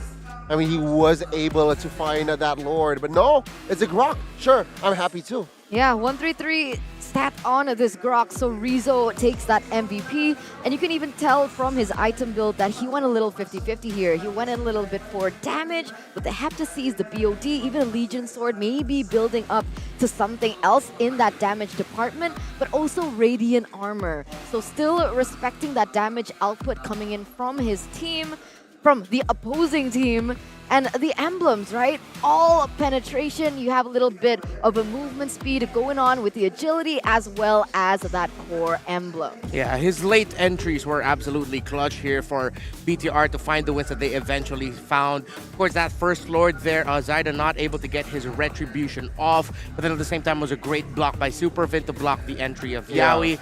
Then of course, we all know what happened here. It's difficult to assume what exactly happened. All we can see is it was a massive mistake and a costly error for the side of Echo. And you saw there, Sorizo, his late entry, wild charge, again, just punishing Echo's desire to fight outside of their base. I mean, he facilitated that play very, very well. With that wild charge, it just breaks the momentum that was perhaps from the side of Echo they were trying to establish. And with that massive crowd control with that wild charge, they weren't able to find the right openings. Bigatron Alpha wiping out their opponent in that game, and it's a 2-0 victory. Wow. Yeah, I don't think anyone expected this, right? 2-0 in this matchup. Like at maximum, even if Bigatron Alpha take the series, 2-1, because how competitive everything has just become. But it's so crazy that we're already this deep into the brackets and 2-0 from Bigatron. It's insane. I am at a loss for words. Yeah, man. I bet Mirko's dancing like a madman right now. I think he's the only one who expected it. He changed his prediction last minute right before the casters came on in our group chat. Yeah, he was like, yo, I'm going to change my prediction. 2-0, BTR is going to win this. And then even our producers asked, yo, how confident are you? 100%? 100%. And yeah, Mirko, I'm sure he's dancing back in the talent room right now. All right, so was it 2-1 earlier? Yeah, I think he voted 2-1, but now he was just like, oh no, there's 2-0. Confidence even from the Bigot Troopers. Mirko himself, yeah, you're right, he must be ecstatic. But this does mean that this is the end of the journey for Echo here in the Snapdragon Pro Series. They were able to claim a top 4 with 2 MDL players. So that in itself definitely shows potential from the younger generation stepping up. Yeah, and I'm sure now, I think we're starting to see something, a new age in terms of like what to expect from Indonesian teams. Don't count them out. They will find ways. They will find and make the most out of the errors that you make, the holes you have in your defense or your offense. They're always looking to punish the mistakes that you will make. You know what? I love the Indo teams / players. I feel like they have matured, but hopefully there's more to come here because I know they're such a hungry team, hungry individuals as well. And you know, the target is that M series coming in your hometown. Hopefully an Indo team will, you know, take the chance. Slow your roll. Slow your roll, brother. Slow your roll. Yeah, I think like at this point, it's a little bit too premature to say that Indonesia is the better country at MLBB. Looking at the accolades and the accomplishments that the Philippines have brought up. Don't y'all forget. But, right, I think one of the things that I've noticed coming into SPS is the fact that, actually I'm not an analyst, I don't want to say it. Go. I'll do it. Really? You've already no, set it's not a yourself mean up. thing. You've It's already like, set yourself up. Like, Indonesians, we love chaos. We love Yeah. team fights. We love setting the tempo. And if the Philippines fall into the trap of the tempo and they don't use that macro capacity that they are so known for, Yep. then this is kind of the output that you can expect. As we take a look here at the brackets, and it's been a long Wow. day. We had 4 matches, 3 best of 3s, 1 a best of 5. Echo, unfortunately, falling down to the lower bracket, being able to send Yoodo Red Giants home earlier on 2-1, but they in turn were sent home by Bigatron 2-0. Yeah, watch out for Bigatron Alpha. This is a team that you gotta really respect. Creative in their drafting, ruthless in their error punishments. This BTR team just won a fan in me. With that in mind, it's going to be, there you go, the 4th team concluded. Echo will grab that spot. Meanwhile, 1st, 2nd, and 3rd is still up in the air. You know, I love only if Bigatron wins going up against Bren. It's then Aldo going up against his former team again. Bittersweet indeed. But no matter the outcome for Onyx in particular, they're either going to walk away with 32K USD or 65K, which is double. Yeah, Ooh. true. A lot of money.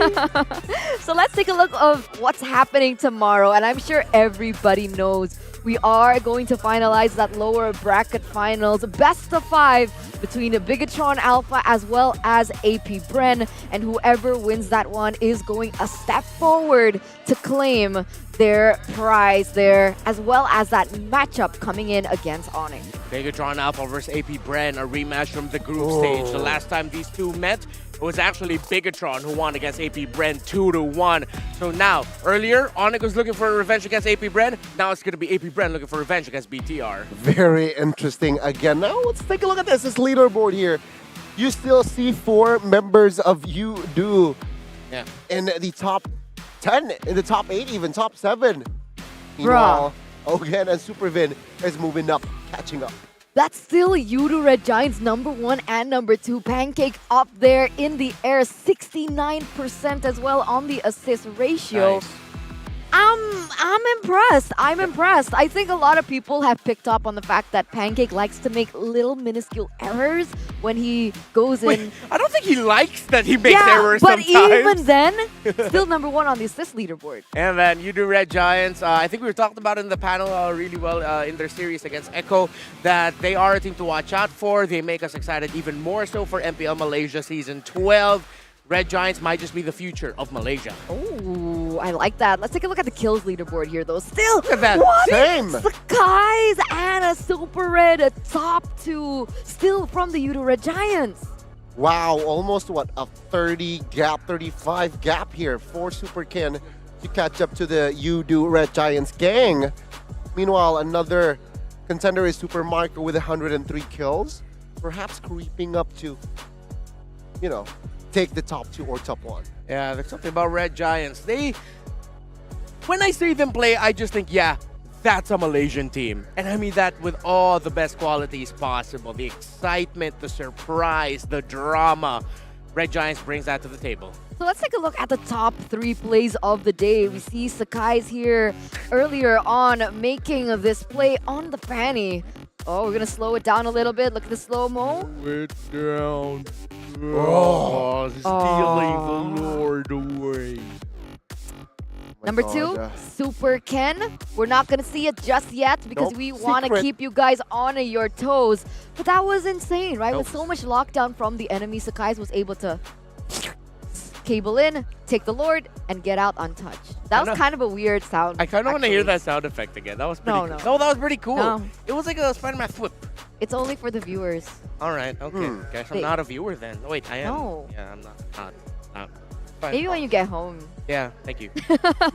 So let's take a look at that again. Super Ken does take one of the top plays of the day here when he was on the Paquito. Yeah, the lockdown on towards Eman here.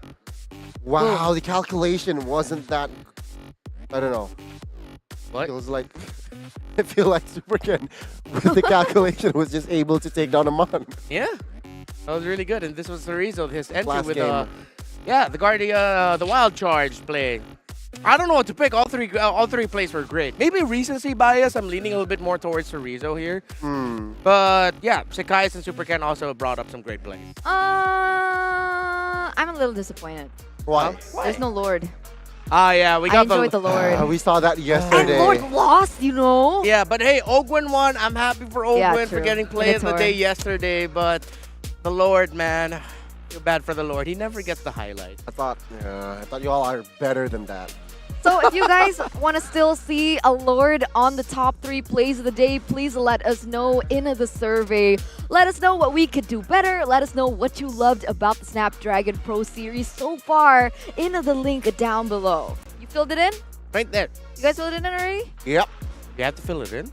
Well, like we can. All right, I'll Like, join why in. I'll join not, in. I'll join right? in. Yeah. You know. Check it out. one. Check it out. Day 2, though. Tomorrow is the last day. Oh, I'm so sad. Can't believe it. It's been such a journey, guys. It's been wild. 12 days. 12 days. From Malaysia to Oh, here. yeah. Aw. You're right. It's more than 12 days, rather. It feels like we're a bunch of old people reminiscing about their past now. Yeah. Yeah. No, I don't. No, I'm not in that boat with you. Okay. All I guess right. it's just me then. But with that, ladies and gentlemen, despite this being the second last day of the Snapdragon Pro Series, if you guys don't want to miss out on important information, and if you guys want to be the first to know, don't worry, we got you covered. Register for the newsletter in that link down below for updates on memes, brackets, information, a player history, relationships of the players, relationships of Renmar or Ooh. Reptar, depending on who you want to call him by, or maybe if we want to know the faces of the production at home, because they've done such an amazing job so far. And of course, we do want to shout out YouTube here. If you guys want to follow the action, don't forget to follow us on our YouTube channel, our official YouTube channel. It's youtube.com, that one, at ESL Mobile. Yep. Dash. Check it out. Dash. Or was it slash? Slash. There's a lot of content we have. You've been seeing it all throughout. And if you want to see it, follow the links that we all just showed you. For sure. You'll even see some Renmar content there. Ooh. There really isn't. I love some Renmar He's content. overselling it. Why am I always the butt of the joke with you two guys? I'm out of here. I still see you. It's because you didn't do the high five earlier on. Yeah, okay, I deserve it, I guess, for what I did to you. It's fine. Okay, you want to shake on it? Yeah. Okay. I got you. Alright. Oh, you were too slow. No, Yeah, I no. wasn't going to. I wasn't going to dodge. No. I wasn't going to. All right. We gotta settle this off screen. But there you go, ladies and gentlemen. This is the Snapdragon Pro Series powered by Samsung Galaxy. We do still have the 2 matches tomorrow, so don't forget to stay tuned. And of course, if you guys can, please come to the venue so you can watch all the action live. I promise you, the whole atmosphere is going to blow your mind away. And with that, we're going to sign out. Me, Eterna. We do have a Reptar as well as Goni. We'll see you tomorrow. Have a nice day. Have a nice rest for another day of epic Mobile Legends. Bye.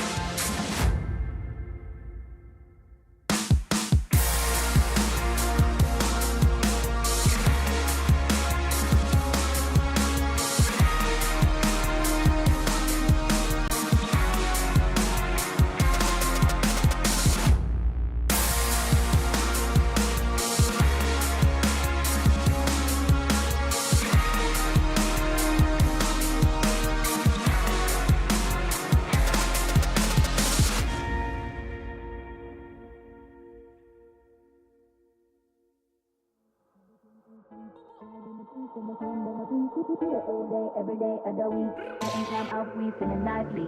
On the dance floor, where you gonna find me? Here comes the drop, it's time to party. Here comes the drop, it's time to party.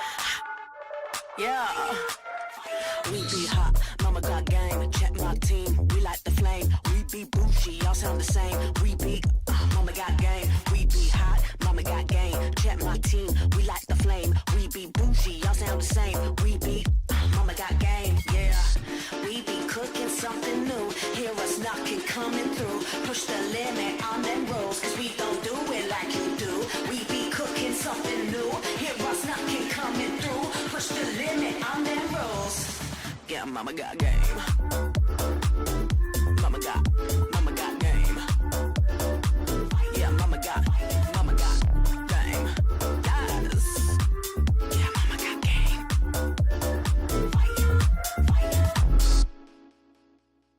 Rockin' be rockin' the game. Hear them screaming, they screaming my name. We be up on the fame. We be all of the power, we reign. Rockin' be rockin' the game. Hear them screaming, they screaming my name. We be up on the fame. We be all of the power, we reign. We be cooking something new. Hear us knocking, coming through. Push the limit on them rules, cause they don't do it like we do. We be cooking something new. Hear us knocking, coming through. Push the limit on them rules. Yeah, mama got game. Mama got game. Yeah, mama got game. Yes. Yeah, mama got game.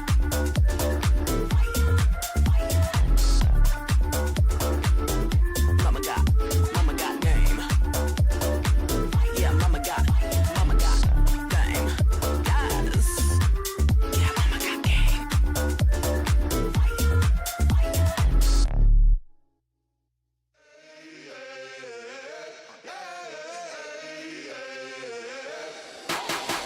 Babble out, call the priest. Back to life, I'm under siege. Breaking the chain, unleashed. My true power released. Reached my hand into the sky and made the stars align. Cause when I left it down to fate, it was taking up too much time. It's a miracle, it's a curse. I will not be deterred. If you predicted the worst, bon appetit, eat your worst. Keep my score, fire the gun. Watch me how I overcome what they said could not be done. I did it, now sing it.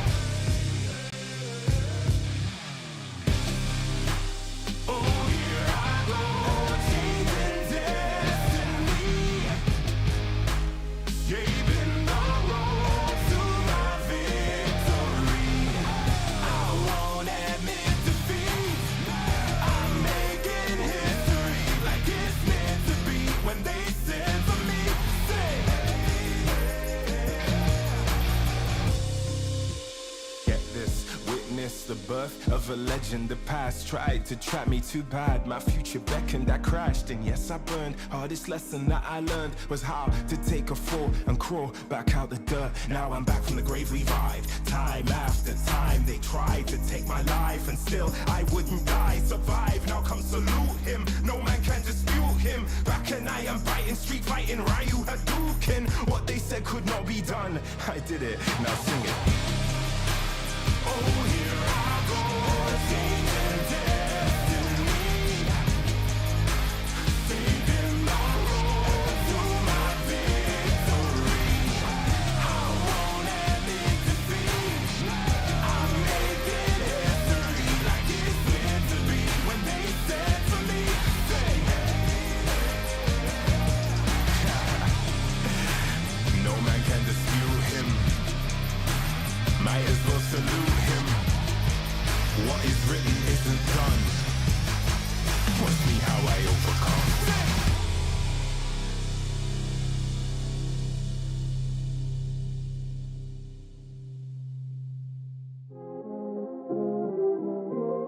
You already know what time it is, right?